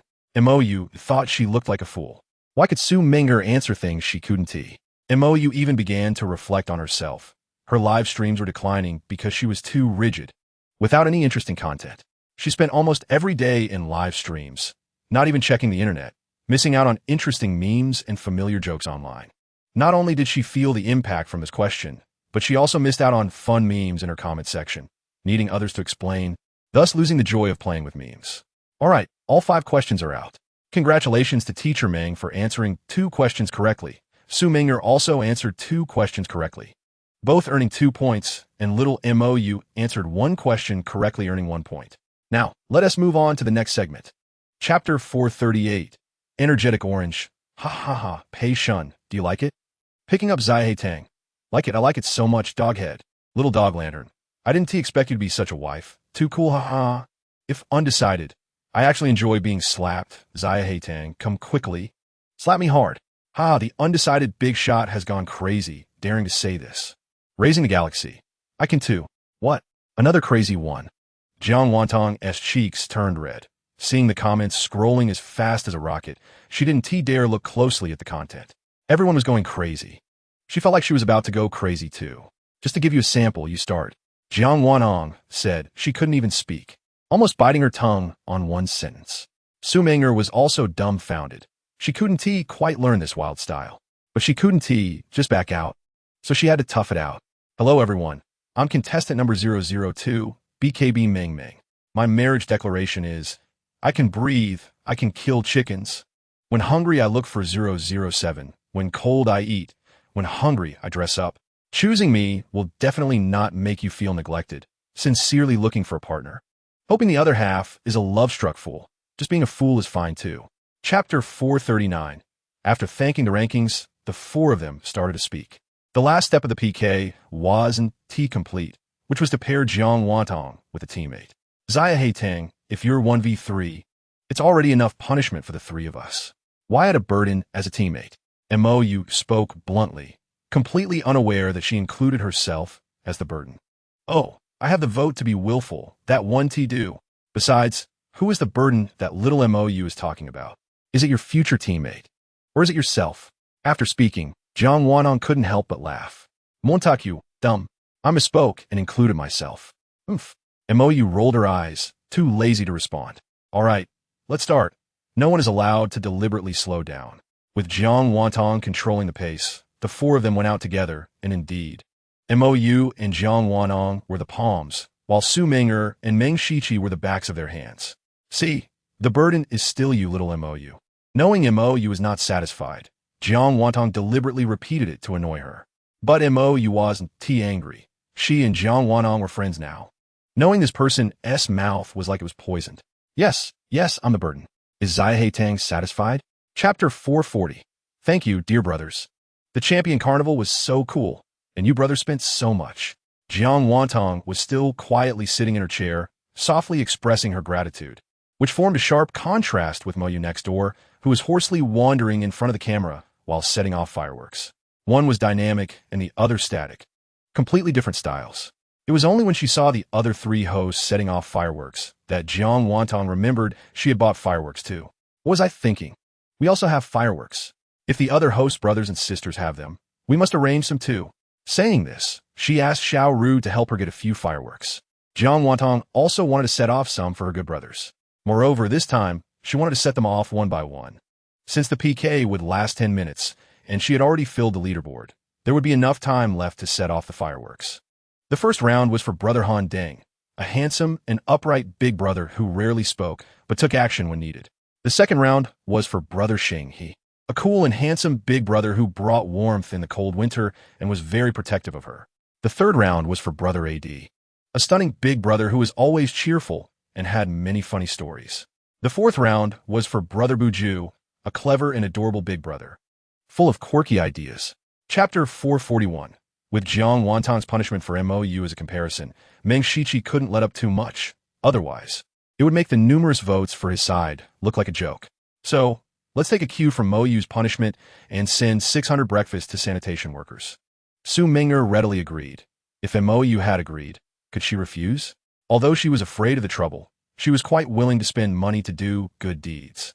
It was just that it was hard for her, a night owl, to get up early. Delivering milk could be done in the afternoon or evening, but breakfast had to be delivered in the morning. Wiping her tears, getting up was hard for her. After the promised 3 rounds of PK ended, Jiang Wantong no longer lingered and directly cut off the connection after saying goodbye. Jiang Wantong stretched lazily, and those who understood. She had been busy all day and was truly tired. Babies, let me tell you a little story. The spoon and the bowl are good friends. One day, the bowl died. Can you guess what the spoon said? Jiang Wantong propped her chin on her hands, blinking her eyes at the camera. Tao San Jan Thu. I guess it's another homophone pun. ASDF. I guess it has something to do with ending the stream. Or Shrubuda. Do you even need to guess? Isn't it obvious? Rolls eyes. Chapter 442. The game officials also took the opportunity to ride the wave of popularity, releasing a video edit of Jiang Wantong and Pei Yuan cosplaying, which added fuel to the fire for Jiang Wantong. In an instant, there was a 3-way interaction, and even a situation where fans of the two pairs were competing for the sister-in-law. However, the fans of the accompanying pair clearly overshadowed those of the Yin-Tang pair. Hey, isn't the gaming circle the most noble? Tang Bao is just an internet celebrity. What are you fighting over? In front of sister-in-law. What does it matter if you're from different circles? Getting it means you're gaining something. Yin Zong and our Tang Tang are just in a cooperative relationship. But our Pei Shun is genuinely there for every live broadcast, rain or shine, giving gifts to Tang Bao. Who says our Yin Zong doesn't have one? Maybe his little-known account is also there every day. You said it's not known?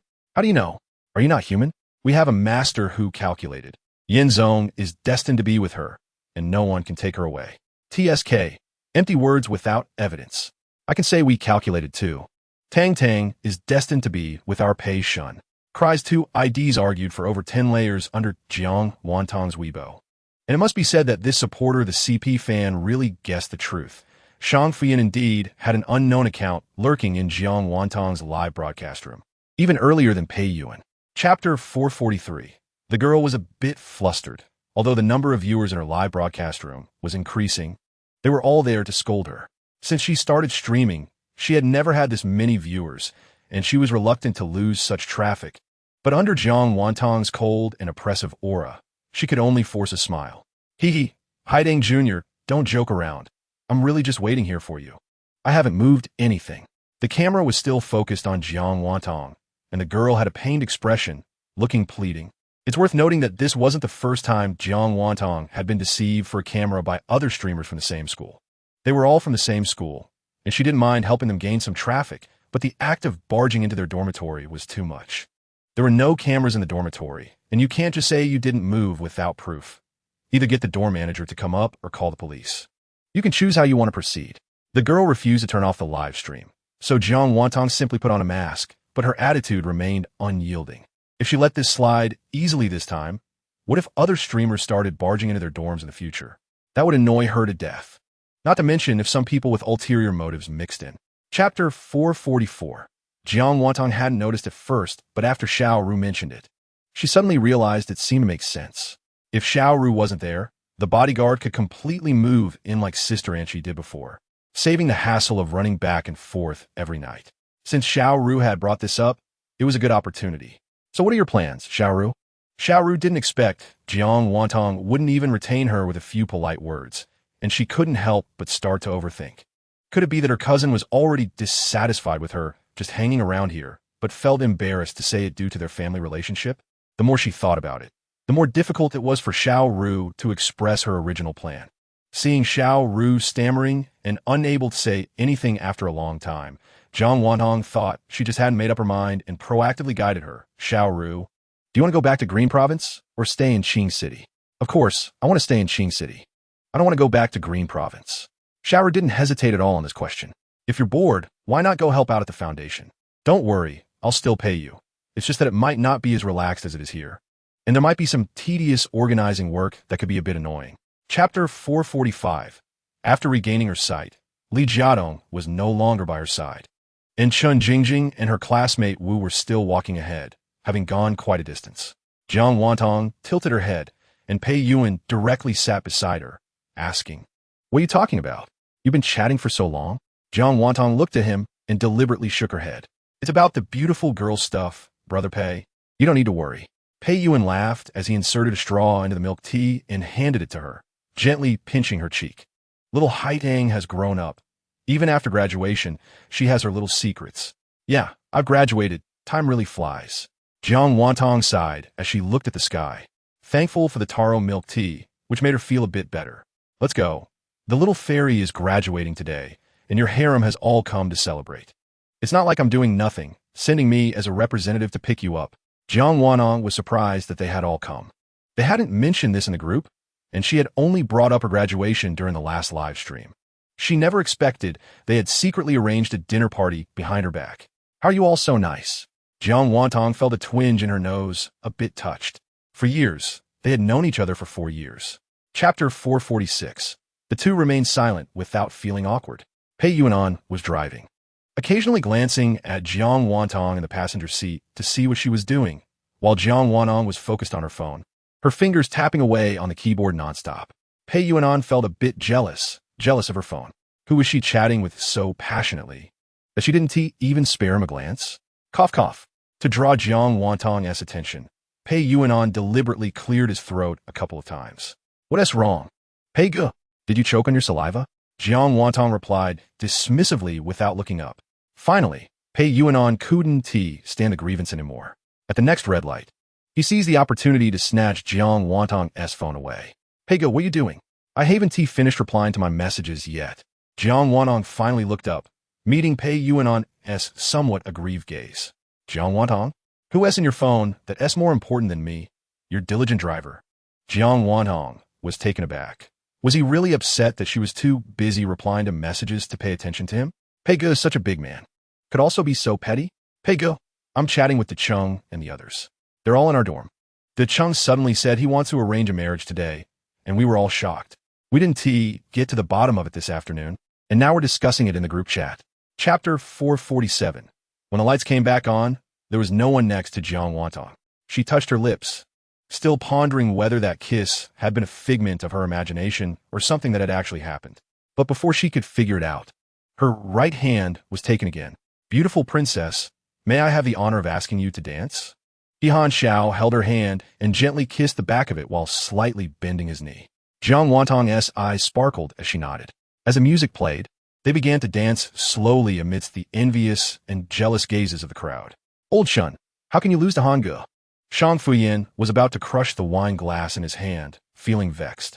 Earlier, when deciding the order for dancing with little Haidang, he and been so lucky against these people.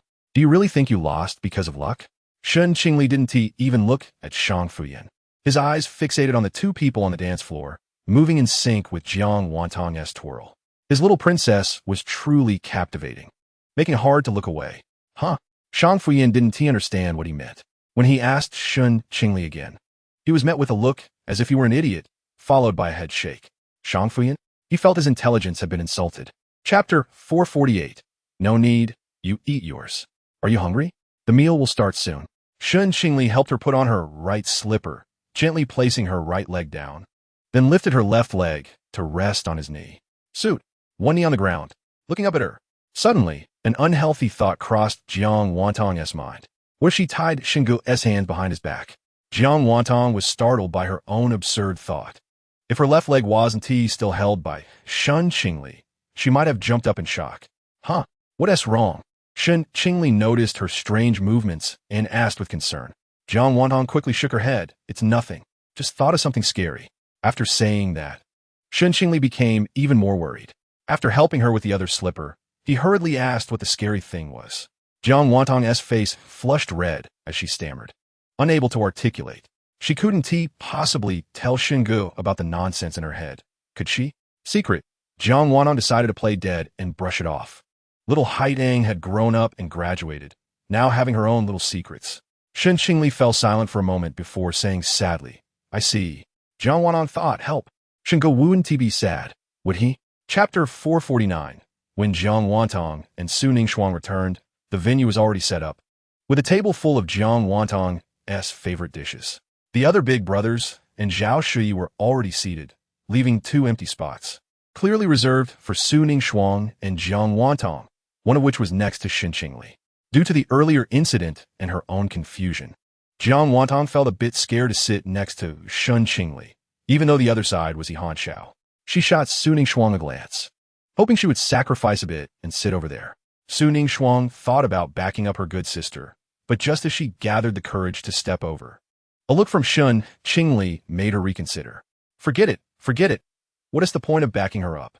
My little Haidang must grow up and not be a turtle hiding its head. I have to give this opportunity to little Haidang. She must seize it and face the challenge to succeed. Yes, that must be it. It's not because I'm afraid of Shun Qingli.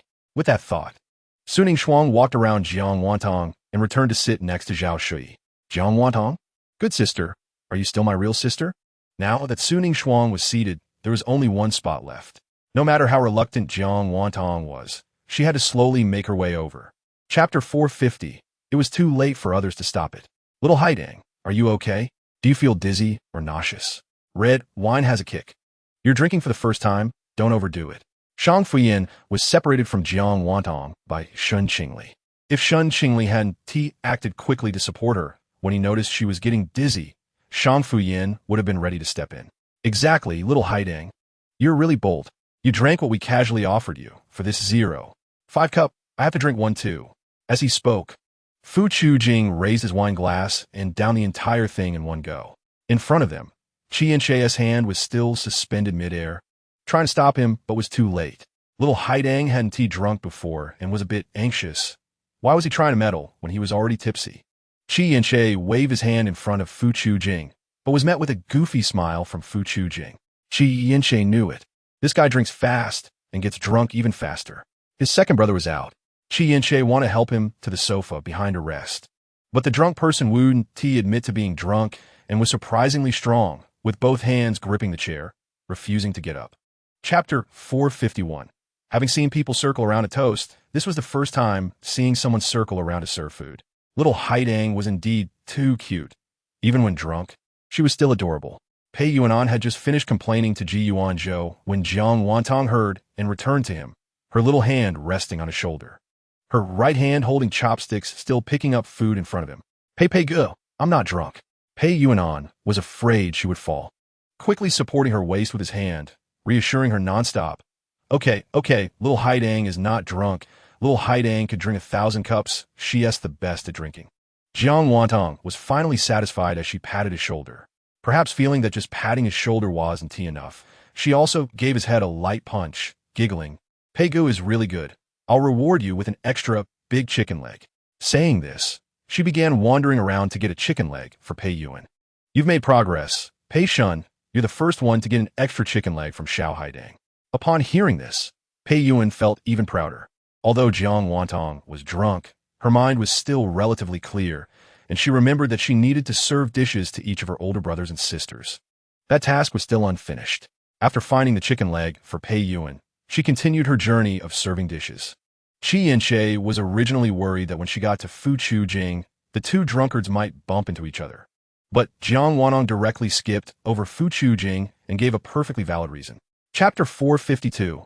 After being granted permission to sing, Jiang Wantong really didn't find any accompaniment and just started singing a cappella. I'm sorry, I'm not a bad boy. I'm sorry, I won't coax girls. Jiang Wantong's room had a small night light that wasn't too bright, and she was wearing red plaid pajamas that Chuina thought were cute and had specially helped her change into. At that moment, Jiang Wantong had her long hair casually draped over her shoulders, and Chuina had completely removed her makeup, leaving her in a pure no-makeup state. She was holding her phone up to herself, leaning slightly against the backrest while singing, her eyes slightly squinted, completely in a relaxed and enjoyable state. Wow, is this the benefit of staying up late? Although the host sister is drunk, she looks good and sings well. Wow, her no-makeup look is too stunning. And her singing is amazing. Even a cappella sounds so good. I won't see AAA Lotus Powder wholesale anymore. I won't see myself suddenly waking up from a dream, just knowing there would be a surprise. Sure enough, little dog light, I won't see you anymore. Sister, is my wife drunk? Wencheng also drank tonight, as there was a dinner arranged at home celebrating her graduation, and her fiancé's family was also invited.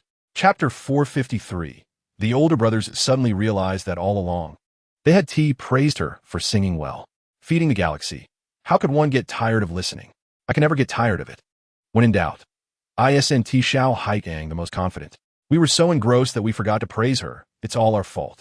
Just remember, as long as you sing, you will always be the best in our hearts. The mountain moon doesn't know. A heavenly voice like a kiss from an angel. Xiao Haidang is the best singer in the world.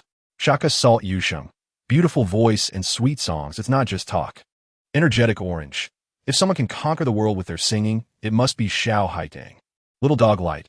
I'm dying of laughter. What kind of large-scale, child-appeasing scene have I stumbled into? Right, older brothers and sisters. Do you have to spoil her this much? The host is just a drunk. What does she understand? You don't get it, this is charm. However, even so, Jiang Wantong still felt wronged, pouting her little mouth. Clearly intending to act up today. I only asked you to praise me after I sang. It's obvious you're not being sincere. The older brothers and sisters slapped their foreheads, vowing to never let this little one drink again. Chapter 454. I'm a scumbag, a sea king, and I have many people living in my heart. Jiang Wantong didn't beat around the bush and went straight for the jugular. For 4 years, my older brothers and sisters have protected me. In my heart, you have long existed like family, an inseparable part of my life. I love you all and am grateful to you. You're the noble ones in my life. Without you, There would be no me today. After saying this, Jiang Wantong bowed again. Isn't this supposed to be a gossip moment? How did it turn into a gratitude meeting? So having many people living in your heart means having many older brothers and sisters. Dying of laughter, Xiao Haidang is great at titling. Why not directly join some C company, just graduated, and can enjoy the benefits of a fresh graduate? Something S off. There must be more to say. Probably still related to the older brothers and sisters. Because 4 years have passed, I can't keep pretending. I can't deceive you nor myself. I've seen and felt the affection you have for me, but I've been deliberately avoiding it because I couldn't understand it myself. But now, I feel it's time to give you an answer. Chao Sanjian has finished. My heart is racing, so nervous. What if Xiao Haidang says she doesn't like me? Chapter 455. Chao Sanjian, there's me. I've always been openly online. My affection for Xiao Haidang is well known. I applied to join the harem, and I will get along well with everyone. When in doubt, who isn't openly online? Ji Yuanzhou was unconvinced and couldn't help but retort. Chao Sanjian, I was respectful just now. It's your turn to be quiet now about Ge. When in doubt, alright, considering that Pei Yuan let him speak first just now, let us forgive him. Dying of laughter. Didn't we say we would get along well? We're already clashing before we even start. So-called getting along well, it's not going to be love-hate. Is it? Where's the love-hate? It's clearly a clash with a sneaky smile. Chao Sanjian, it's just polite communication, there's no clash. And definitely no killing. We're still getting along quite happily, right, Brother Doubt? When in doubt, right? Jiang Wantong rubbed her forehead, feeling that it wasn't her who was drunk, but the older brothers. Did the older brothers drink tonight too? Jiang Wantong seriously doubted whether they would remember what they had done tonight when they woke up tomorrow. Were they sure they were sober when they said that?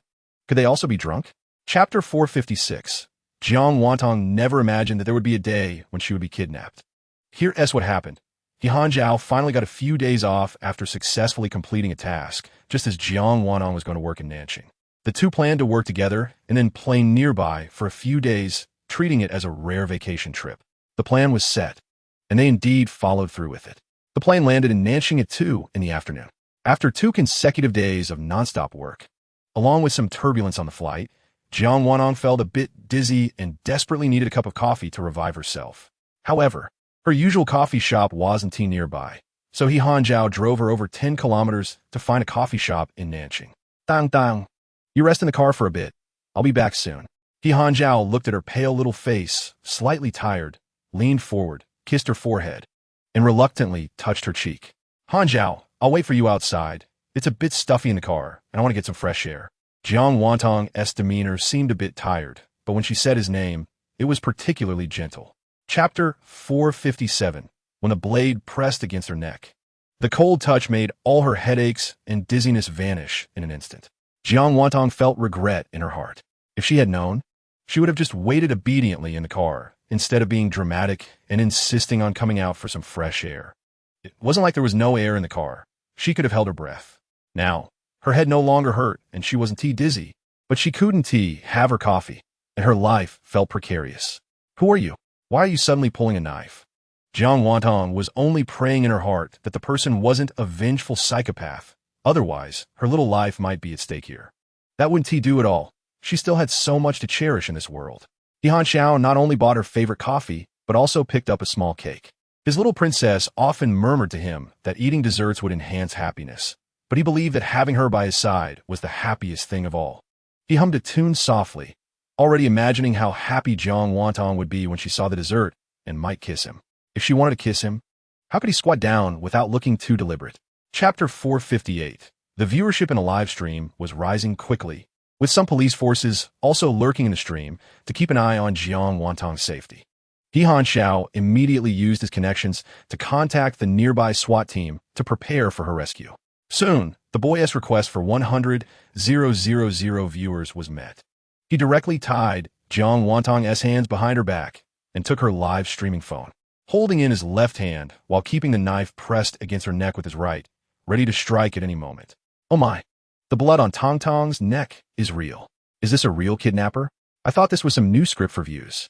Don't hurt my Tang Bao. She is such a cute person. Damn it, it's a real kidnapper. Everyone, call the police. We can't let Zaya He Tang get hurt. Kidnapper, do you want money? How much do you want? Just give me an account. I'll transfer it to you. Please let the host go. She is so young. Don't hurt her. The boy glanced at the comments, fell silent for a moment, then explained, I don't want money, and I want to hurt her. I just want to seek the truth. Saying this, he genuinely released the hand that was pressing against Jiang Wantong's neck, took out his ID from his pocket, showed it to the camera, then put it away, with the knife once again hovering at her neck. Chapter 459. He Hanxiao picked up a knife that Yu Wenli had used to threaten Jiang Wanong and cut the ropes binding her hands. Her delicate wrists were already marked with red lines from the tight binding, and He Hanxiao fell heartache as he gently touched them, afraid to apply too much pressure. Her skin was so tender that even a light kiss would leave a mark. After being bound by such a rough rope for so long, he felt pain just looking at those red marks.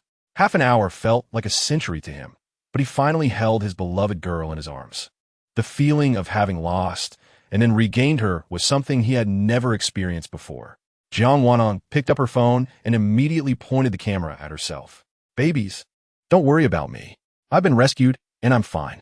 If what he said earlier is true, I believe that with so many online witnesses, he'll get the answer he wants. That's it for today's live stream. Jiang Wantong waved her hand and ended the live broadcast. Phew. The comforting words she just spoke took all her strength. As soon as she left the camera, she felt like a soft shrimp, unable to walk independently and needing to lean on He Hanxiao to barely keep herself upright. It was so terrifying, really too terrifying. Chapter 460. After having breakfast, He Hanxiao took Jiang Wantong to the event venue. As soon as she appeared, everyone surrounded her, asking about her kidnapping incident and expressing concern for her well-being. Whether out of genuine concern or gossip, Jiang Wantong responded politely with a smile, showing no signs of arrogance. Today's recording was for a talk show, and besides her, there were guests from the sports world, dancers, singers, and actors, with her representing the internet celebrity group. The recording went quite smoothly and lasted for 2.5 hours, finishing just in time for lunch.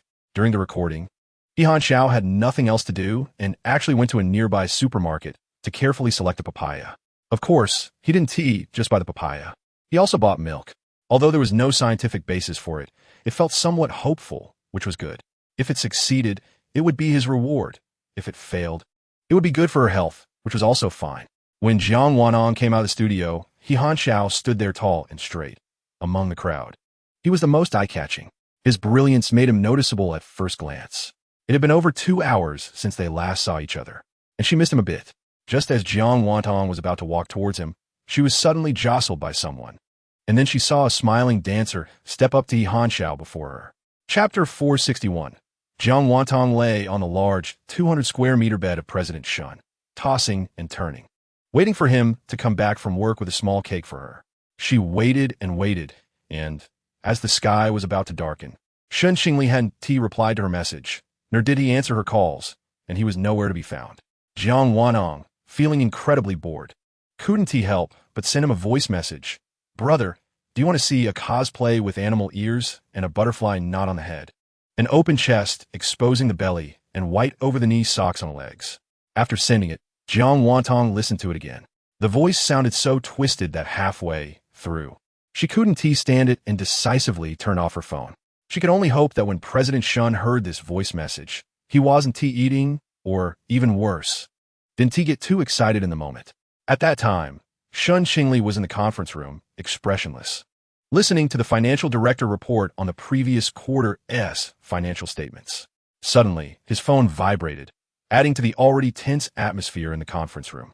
The financial director even secretly checked his own phone, and after confirming it wasn't his phone making the noise, he secretly wiped the sweat from his forehead. Thankfully, it was President Shun's phone, not someone else's. Chapter 462. Jiang Wantong was just about to walk towards the dining table with a small cake when Shun Xingli suddenly hugged her from behind. The bouquet of flowers was placed on the ground, and his hands tightly wrapped around Jiang Wantong's waist. He rested his head on her shoulder blade, kissed her neck, and then asked, Didn't you say you were going to wear that for me to see? Why aren't you wearing it? The final had a slightly flirtatious tone. Jiang Wantong had completely forgotten about the voice message she sent him, but with Shun Xingli mentioning it, she remembered. She struggled slightly, but Shun Xingli held her too tightly for her to escape. I took a picture. I'll show it to you later. Just thinking about the photo she was going to show him, and his expression upon seeing it made a smile spread across Jiang Wantong's face. Clearly, Shen Qingli also noticed the good mood of the person in his arms. Just showing him the photos she took made her so happy. It must be that his Tang baby loved him too much, so just thinking of him would make her happy, even if she was right there in his embrace. Shen Qingli felt incredibly happy that the person he loved him so much in return. Brother, let go. I'll go get my phone to show you the photos. Chapter 463. Who said that spring nights are short and the sun rises high, making the emperor not attend morning court? For a domineering CEO, that's simply impossible. Shen Qingli had worked hard until midnight the night before. And the next day, he could still get up early to move the originally scheduled 8:30 meeting to 6:30, which scared those who needed to participate in the report, especially those who saw the message just before bed. They had nightmares all night about being scolded by President Shun during the report, and some even got up in the middle of the night to revise their PPT, fearing they hadn't done well enough and would incur Shun's wrath. In short, at 6:30, Shen Qingli was the only one in the meeting room who was full of energy. After a good meal, he could spend the whole day with his precious darling instead of facing those annoying faces. How could his mood not be good? The meeting went relatively smoothly, though there were parts he wasn't satisfied with. However, considering the meeting was moved forward, he didn't say anything too harsh, just asked them to adjust it on their own. And the meeting was dismissed. Just as everyone breathed a sigh of relief and hadn't left the meeting room, they heard President Shun's voice again. Thank you all for coming in 2 hours early today. Let's all leave early tonight to make up for those 2 hours. Chapter 464. The domineering CEO truly lived up to his title. Things that could be easily accomplished with a golden finger were hardly worth mentioning. Jiang Wantong thought she would have to wait in line for a long time since she arrived late, but unexpectedly, Shen Qingli had already booked the entire amusement park. I want everyone to know that this amusement park has been contracted by you. In response to Jiang Wantong's question, Shen Qingli said calmly. Jiang Wantong exclaimed. When old cliché, she didn't even want to comment. But since it was contracted, they had to have fun and not let Shen's money go to waste. After all, this clingy gentleman beside her was seen as a multi-millionaire in the business world, and he willingly put down his business empire just to accompany her in reclaiming a complete childhood. Let's go ride the carousel first. I want the kind that spins and sings with colorful lights. I used to envy the other kids on TV riding it when I was little, and now that I'm grown up, I've been too busy to ride it. The carousel wasn't high. Jiang Wantong could easily sit on it, but Shen Qingli couldn't bear to let her get up by herself. He insisted on carrying her onto the horse, and even found a few grand reasons, claiming that since they were trying to reclaim a lost childhood, she should be treated like a child, and children are always carried by their parents onto the ride. Chapter 465. After coming out of the haunted house, Shen Qingli finally relaxed. Although he held Jiang Wantong's hand throughout, the fear of being in the dark and the possibility of something jumping out was suffocating, especially since, although everything inside was fake, there could still be something real mixed in. What if? He decided that for the sake of their health, they should stay away from haunted houses in the future. It wasn't that he was superstitious or believed in ghosts. It was just that the world was so big, and allowing for the existence of diverse species seemed reasonable. After all, aren't ghosts considered a branch of humanity? Brother, do I look pretty? Jiang Wantong suddenly asked while lifting her skirt. Although Shen Qingli didn't understand what she meant, he immediately responded, pretty? In my heart, there's no one more beautiful than Wantong. Jiang Wantong pointed to a vendor selling colorful cotton candy, which happened to match the color scheme of her dress, making her feel good. Then can you treat your beautiful sister to a pretty cotton candy? Wow. So you're waiting for this. His requests, aside from those made in bed, he had never refused her in other situations. Chapter 466. Ninth Concubine. The young marshal is back. The general wants me to call you over. Outside the door, a servant girl respectfully knocked. Got it, I'll go now. Jiang Wantong's emotionless voice came from inside the room. The servant girl responded and sighed as she left. The ninth concubine was the concubine that the general had just taken into the household yesterday. It was said that the ninth concubine's father had gambling debts, and when the creditors came to collect, they were taken by the ninth concubine's appearance. Just then, the general happened to pass by that alley and conveniently paid off her father's debts, after which her father sold the ninth concubine to the general. The ninth concubine had just turned 18, while the general was already over 50. Jiang Wantong appeared in the front hall wearing a plain blue qipao without any adornments. Poor wine for the young marshal. There was no title, but the ninth concubine knew this was directed at her. Yes, general. The ninth concubine filled the cup and walked towards the young marshal, finally daring to lift her head to look at him.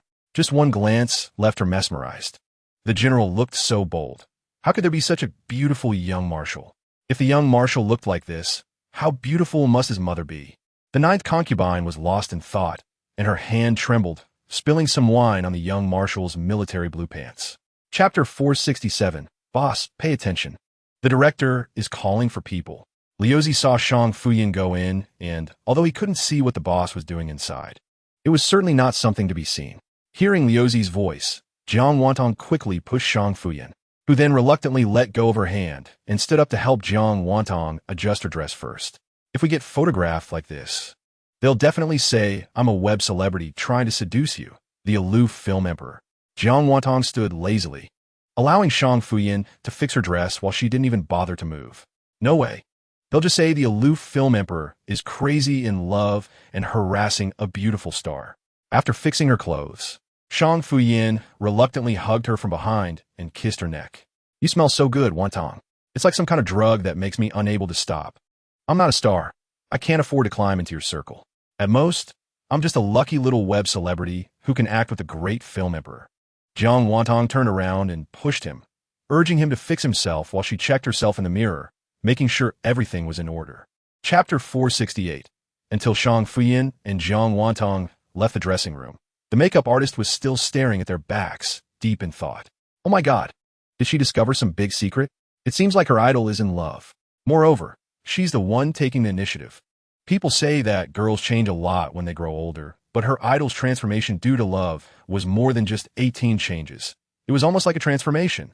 Once so aloof and quiet, now for love, she couldn't help but chatter away, seeming much more vibrant than he remembered. This is a good thing. Her idol wasn't young anymore. It was time for her to get married and have kids. Although she is a fan of idols, she is not a girlfriend fan. And she also makes a living in this circle. Having seen many insincere things, she naturally understands the preciousness in the way her idol looks at Jiang Wantong. She couldn't help but speculate whether her idol was experiencing love for the first time, completely focused on one person, unable to contain it.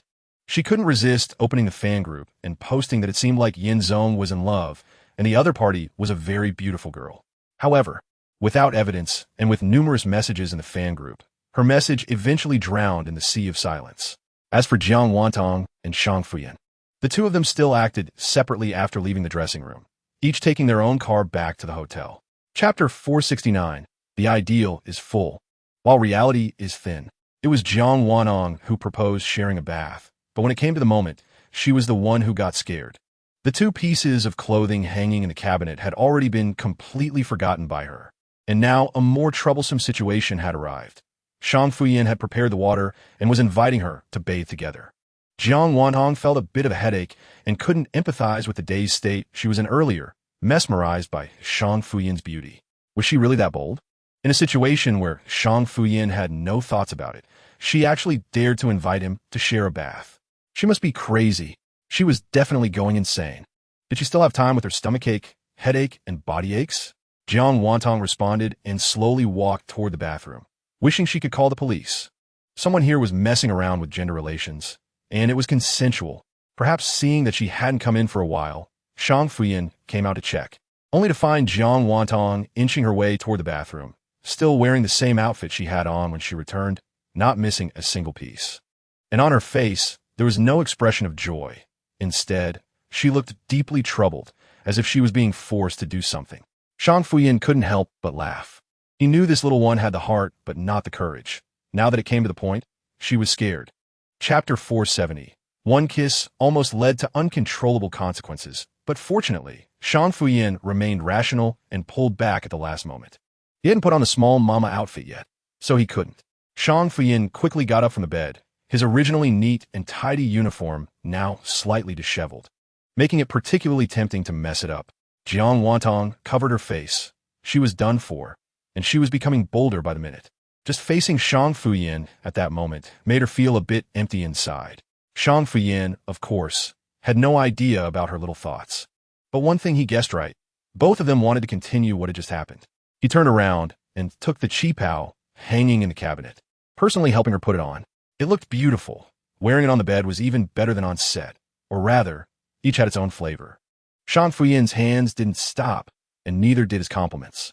Just from his touch, Jiang Wantong felt a bit lightheaded, and at that moment his little mouth kept chattering away. She could no longer hear what he was saying, only feeling her body getting soft. She leaned forward, using her hands to grasp his neck, and kissed his chattering little mouth. Chapter 471. Commanding the Storm. I storm in while all gaze up in awe commanding the storm. I never need to look back stepping to the energetic BGM. The big shot arrived with his woman. The heavy wooden door was pulled open, and a red carpet stretching dozens of meters was laid out, spreading forward. Ji Yuanzhou was still wearing his favorite studded leather jacket, while Jiang Wantong, in a fiery red dress, linked her arm with his. The 7 or 8 centimeter stiletto heels were painful on the red carpet, but since they were already here, she had to tough it out for the sake of face, putting half of her strength on her arm, supported by Ji Yuanzhou.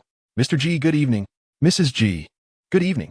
On both sides of the door, 2 neat rows of bodyguards in black suits bowed simultaneously and called out loudly, Jiang Wantong, don't call me Mrs., call me Miss Jiang.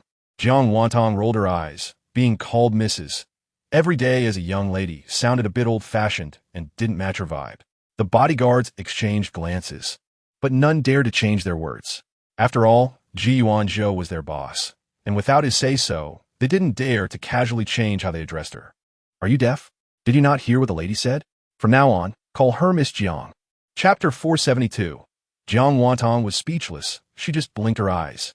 When did she flirt with him? Could this be the legendary skill of breathing? Are we playing or not? Jiang Wantong really felt a bit restless. It was hard to come to the casino once, and if she didn't play, she would regret it for life. Play, if the little ancestor wants to play. Of course, I have to accompany her, Ji Yuanzhou quickly said, but in his heart, he was thinking about whether he could coax her to play the kind of game where they took off their clothes when they got home tonight. It must be very stimulating. Can you give me a set of your dealer's outfit? I want to try it. After Jiang Wantong said this, Ji Yuanzhou's smile instantly faded. Jiang Wantong didn't let him off easily, directly helping him lift the corners of his mouth, as if to say, you better smile, or else. Just give her a set to play with. Clearly, Jiang Wantong knew he was someone who preferred a soft approach over hard tactics. Ji Yuanzhou couldn't resist. But to prevent her from being disappointed, he suggested she take a look at what the dealers looked like first before deciding whether to wear it. We're the sexy and glamorous dealers. Is it all fake? Jiang Wantong saw that although the dealers here were all girls, they looked very professional, wearing white shirts, small vests, and little black skirts, not much different from hotel staff. Their dealing skills were clean and neat, completely lacking the sexy mood she had seen in movies. All they had in their eyes was professionalism. Chapter 473. Jiang Wantong pouted, knowing that no ivory would come from a dog's mouth. Oomph. Without hesitation, she got off him. I'm not playing anymore. It's boring. Let's go out and take a look. We only wandered around the first floor.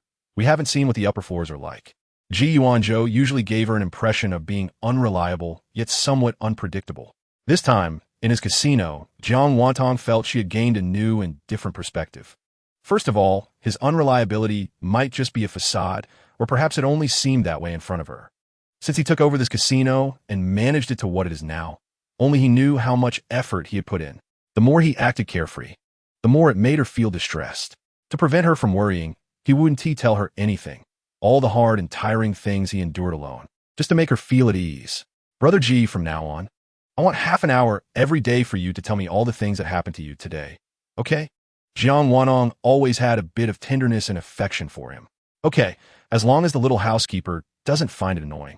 Chapter 474. Knowing that she was comforting him, her kindness made him feel much better. His little Tang Tang was indeed the kindest, steadfastly standing by his side as always. Perhaps he should learn to open his heart and try to share those long-standing memories with her. Tang Tang, I love you. Ji Yuanzhou turned back and hugged her in return. Although Jiang Wantong was over 7 meters tall, being held in his arms still made her seem so small. She was too thin, and he felt uncomfortable even with a little force. She usually seemed to enjoy eating, so why couldn't she gain weight? Nestled in her neck, he could smell the fragrance he had specially chosen for her, which made him feel satisfied, and his heart gradually relaxed. Having her around was truly wonderful. Without saying anything more, the two embraced for a few minutes. Ji Yuanzhou felt like a robot whose battery had run out, and Jiang Wantong was his power supply station. After holding her for a while, he felt much better. Let's go. I said I would take you upstairs to have a look, and now we won't be disturbed. Ji Yuan-jo took her hand, and the two finally stepped out of the private room.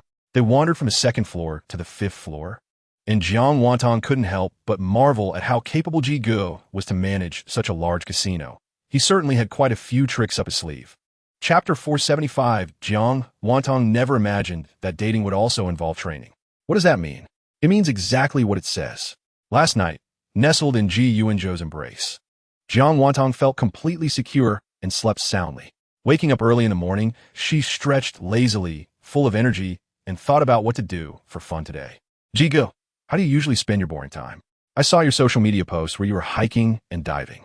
Can you take me to experience a day of that? Jiang Wantong, fearing Ji Yuan-jo might refuse, jumped onto him, ready to lock his throat if he disagreed. Are you sure? Ji Yuan-jo didn't want to take her out of concern that she couldn't handle it. Sure, I'm sure. Jiang Wantong clung to him, hands on his head, ready to exert force at any moment. All right, just don't regret it. You can't complain about being tired halfway through. I won't go easy on you. Ji Yuan-jo was afraid she wouldn't be able to take it, so he laid out the harsh words in advance. But Jiang Wantong didn't think much of it, believing it would just be a bit tiring, completely unaware that fatigue was just the basic level. Don't worry, I definitely won't hold you back today. Just keep it at your usual intensity. Just don't go easy on me. Chapter 476. Baby, I went to see a traditional Chinese medicine doctor today, and the doctor said my pulse is quite strange. Pei Yuhan rushed home and immediately nestled into Jiang Wantong's arms, pushing her out of her cozy spot with her phone. Huh? What's wrong? Why did you suddenly go see a traditional medicine doctor? It wasn't her fault for thinking too much. She immediately thought of kidney deficiency, especially since a few days ago he was so energetic, greedily holding her time and again. Didn't ancient people say that too much of a good thing is not good? Not at all. I'm strong. Pei Yuhan felt provoked by the suspicion of his vitality and needed to prove it through action. He was not weak at all. All right, Little Inen is the strongest. Little Inen is not weak at all. Jiang Wantong realized that as long as she went along with him, Pei Yuhan was easy to coax. So why did you go see a traditional medicine doctor today? Jiang Wantong quickly redirected the topic to prevent him from thinking of more absurd things. The doctor said my pulse is very strange. Guess what? He actually linked it to my feelings for you. Jiang Wantong found his sudden cheesy line almost rivaled her own. What was he trying to do, compete with her? Chapter 477. Jiang Wantong guessed correctly. Chun Bai was indeed live streaming. As a sign streamer, with Pei Yuhan and Jiang Wantong both being popular figures, he had to seize this wave of traffic. Sure enough, when the live stream audience realized that Pei Shun and Yinyu Haidang were playing with him, they suddenly got excited. Not only did the number of viewers skyrocket, but even the speed of comments increased. Many of Jiang Wantong's fans complained, urging the main character to start streaming soon. Pei Yuhan's fans also showed up in numbers, but they were quite satisfied. Just hearing his voice from another stream was enough. Wild Area Mushroom Picker, Chun Zong, keep it down. I think I heard Lil Haidang and Pei Shun whispering. 91-year-old, beautiful old lady mushroom, what's your hobby? Eavesdropping? What did you hear? Did Pei Shun apologize to Little Haidang again? Wild Area Mushroom Picker, if I heard it, would I let Shinzong be quiet? Chun Bai was already speaking very softly. Aside from the slight sound of his fingers on the screen, he was almost holding his breath. Yet there were still people in the comments complaining that he was too loud. Chun Bai felt wronged, but had no way to express it. Chapter 478. Jiang Wantong listened as Pei Yuhan earnestly taught the online viewers how to date, and she couldn't help but smile. This side of Pei Yuhan was too cute. When did he become so enlightened? After being killed by the opposing mage, Jiang Wantong no longer felt irritated. She even leaned closer to him to see if he was feeling guilty or lying. With her face so close, of course, he had to give her a kiss. Without thinking, Pei Yuhan leaned in and kissed her, simultaneously taking out the opposing mage in the middle lane, sending her back to the fountain to reunite with the jungle. What are you doing? Jiang Wantong covered her small face and moved back a bit. It was embarrassing if she got killed because he suddenly kissed her. What do you mean, what am I doing? Pei Yuhan smirked and leaned closer again. His baby looked so good even when shy. Unfortunately, Pei Yuhan's plan to kiss her again failed as Jiang Wantong had already revived at the fountain. She pushed against Pei Yuhan's chest with her foot, maintaining a distance of one leg, while her hands began to control the hero on the screen to charge into the middle lane. With both Pei Yuhan and Chun Bai, two former professional players, Even if Jiang Wantong played poorly, her teammates wouldn't dare to criticize. It was evident that the middle lane was being led by two experts. Not to mention that this match was a sure win. Chapter 479. Baby, it's rare for us both to have free time today, so I made a date plan. How about we follow this? Early in the morning, Jiang Wantong, still half asleep, felt Pei Yuhan fiddling with paper and pen by her bedside. She thought he was dealing with something related to his new team and turned over, ignoring him. She suddenly remembered her sore back and noticed that Pei Yuhan hadn't noticed her discomfort, so she pouted and rubbed her lower back, silently adding a note to herself. Oomph. This dog man always says one thing and does another in bed. Before she could fall back asleep, Pei Yuhan woke her up again, pressing down on her and excitedly flaunting a piece of paper in front of her eyes. Jiang Wantong carefully looked at the contents on his paper, feeling that not kicking him off the bed was already her mercy. People can be outrageous, but can't they be this outrageous? Waking up at 8 a.m., and now it's already 7:59, from 8:30 to 11:30 kissing, from 12 to 2 having lunch, from 2:30 to 5:30 kissing, from 6 to 8 having dinner, and from 8:30 to 11:30 kissing and doing exercises in bed. By the end of the day, their mouths must be sore from all the kissing. Chapter 480. There are countless ways to tempt people in this world, but Qi Yinshe did not expect that. For Jiang Wantong, the most effective method was actually uniform temptation. That day, due to bad weather, the flight was delayed, causing him and Jiang Wantong to be late for their date. He was worried that Jiang Wantong would be anxious from waiting too long, and didn't even have time to change clothes. He just took a taxi straight from the airport to the destination. On the way, he kept urging the driver to go faster, but surprisingly, the driver was quite talkative and was very interested in his outfit, asking a lot of questions. Qi Yinshe patiently answered, but every couple of sentences, he urged the driver to speed up. Finally, when the driver mentioned that he had a daughter at home who was still single and just the right age, he finally figured out what was going on. Driver, my wife is out dating another man. Please hurry. I need to find out who that scoundrel is. The driver finally learned to keep quiet, pressing the accelerator hard, and was no longer as enthusiastic as before. It turned from enthusiasm to gossip. Now the driver was more curious about how such a handsome young man could have a wife who was cheating on him behind his back. Could it be that there was some hidden illness? They finally arrived at the destination, and Qi Yinshe got out of the car without looking back and ran off, leaving the driver to stay in place for a while. If it weren't for the worry of being fined for lingering too long, he would have loved to go in and see this young man catch his cheating partner in the act, wondering if he would succeed. Chapter 481. Che must have rushed back right after getting off the plane. He didn't even have time to change his clothes. And he probably hasn't eaten either. What do you want to eat? I'll treat you, okay? Jiang Wantong deliberately wiggled her ankle that had just been massaged by Fu Chu Jing, trying to catch his attention. Sure enough, the way her foot swayed was hard not to notice.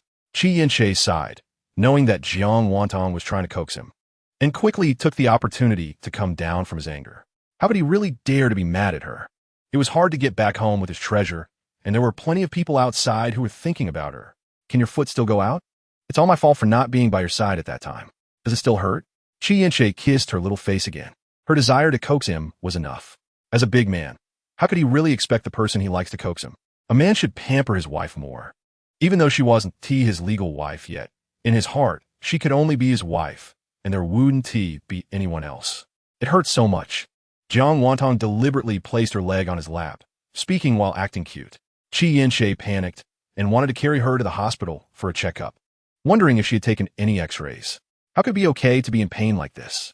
Chapter 482. The result of the broken mirror being made whole, pseudo, was an entire night of passionate entanglement that Jiang Wantong couldn't resist. Fortunately, the next day, both Qi Yinshe and Jiang Wantong had nothing to do. Even if they got out of bed after 2 p.m., it didn't matter. Jiang Wantong turned over, and Qi Yinshe pulled her into his arms again, propping his head up with one hand while playing with her hair with the other. Aki, when did you wake up? Did you rest well? Jiang Wantong remembered the bruise under his eye from yesterday, and couldn't help but ask again. Just woke up. With Tang Tang accompanying me, of course, I rested well. Qi Yinshe maintained the same position as before, and when he looked at her, his gaze was exceedingly gentle. His Tang Tang cared about him as soon as she woke up. She must have a place for him in her heart. Are you hungry? Shall I get up and eat? Qi Yinshe touched her hair and couldn't help but lean forward and kiss her. Before Jiang Wantong could speak, there was a knock on the door from outside. as if it was timed. Without guessing, they both knew who it was. Surprisingly, Chi Inche didn't get angry, but leisurely put on his robe, leaving the collar intentionally wide open, making one wonder what intense battle had occurred last night. Chapter 483. As the lights began to shine, the usually imposing Forbidden City was ablaze with lights. Tonight happened to be the Mid-Autumn Festival, making the entire palace feel like an immortal realm. Inside the Purple Palace, Empress Haitang, dressed in a bright yellow dragon robe, sat high on the main seat, exuding an air of majesty that made people dare not look directly at her. Sitting beside the Empress was the dignified and wise Empress He. She wore a red palace dress embroidered with golden phoenix patterns, which was said to have been personally chosen by Empress Haitang. A golden brocade belt cinched her waist, and a piece of white jade pendant dangled below, showcasing royal splendor.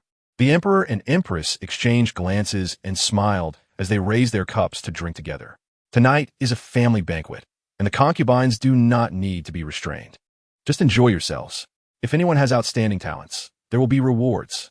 Empress Haitang waved her hand generously, leaning lazily against the crimson gold throne, her long legs casually resting on Empress He's lap. Empress He was not angry at all, gently massaging her. Her eyes filled with affection as she looked at the Empress.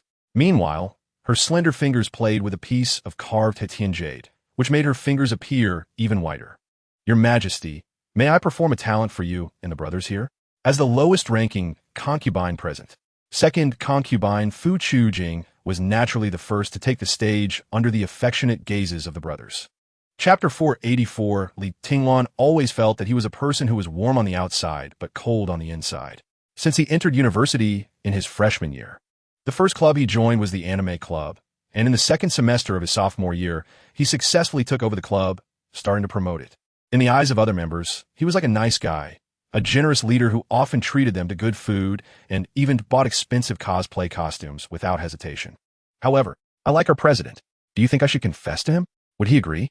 A girl with twin tails, dressed in Lolita fashion, quietly pulled her companion aside to ask in a low voice. The companion stared at Li Tinglan's gradually disappearing back and shook her head. I don't know either. Our president seems very nice and is friendly to everyone, but there is always a sense of distance about him that is hard to explain. Oh, right. Last time I saw senior sister Lynn confessing to him, and she came back crying. I don't know what they said in those short 3 or 4 minutes. But since then, senior sister Lynn has completely given up on the president, and doesn't he even come to our club anymore. The girl with twin tails nodded. That is great. It means the president doesn't have someone he likes yet. I still have a chance.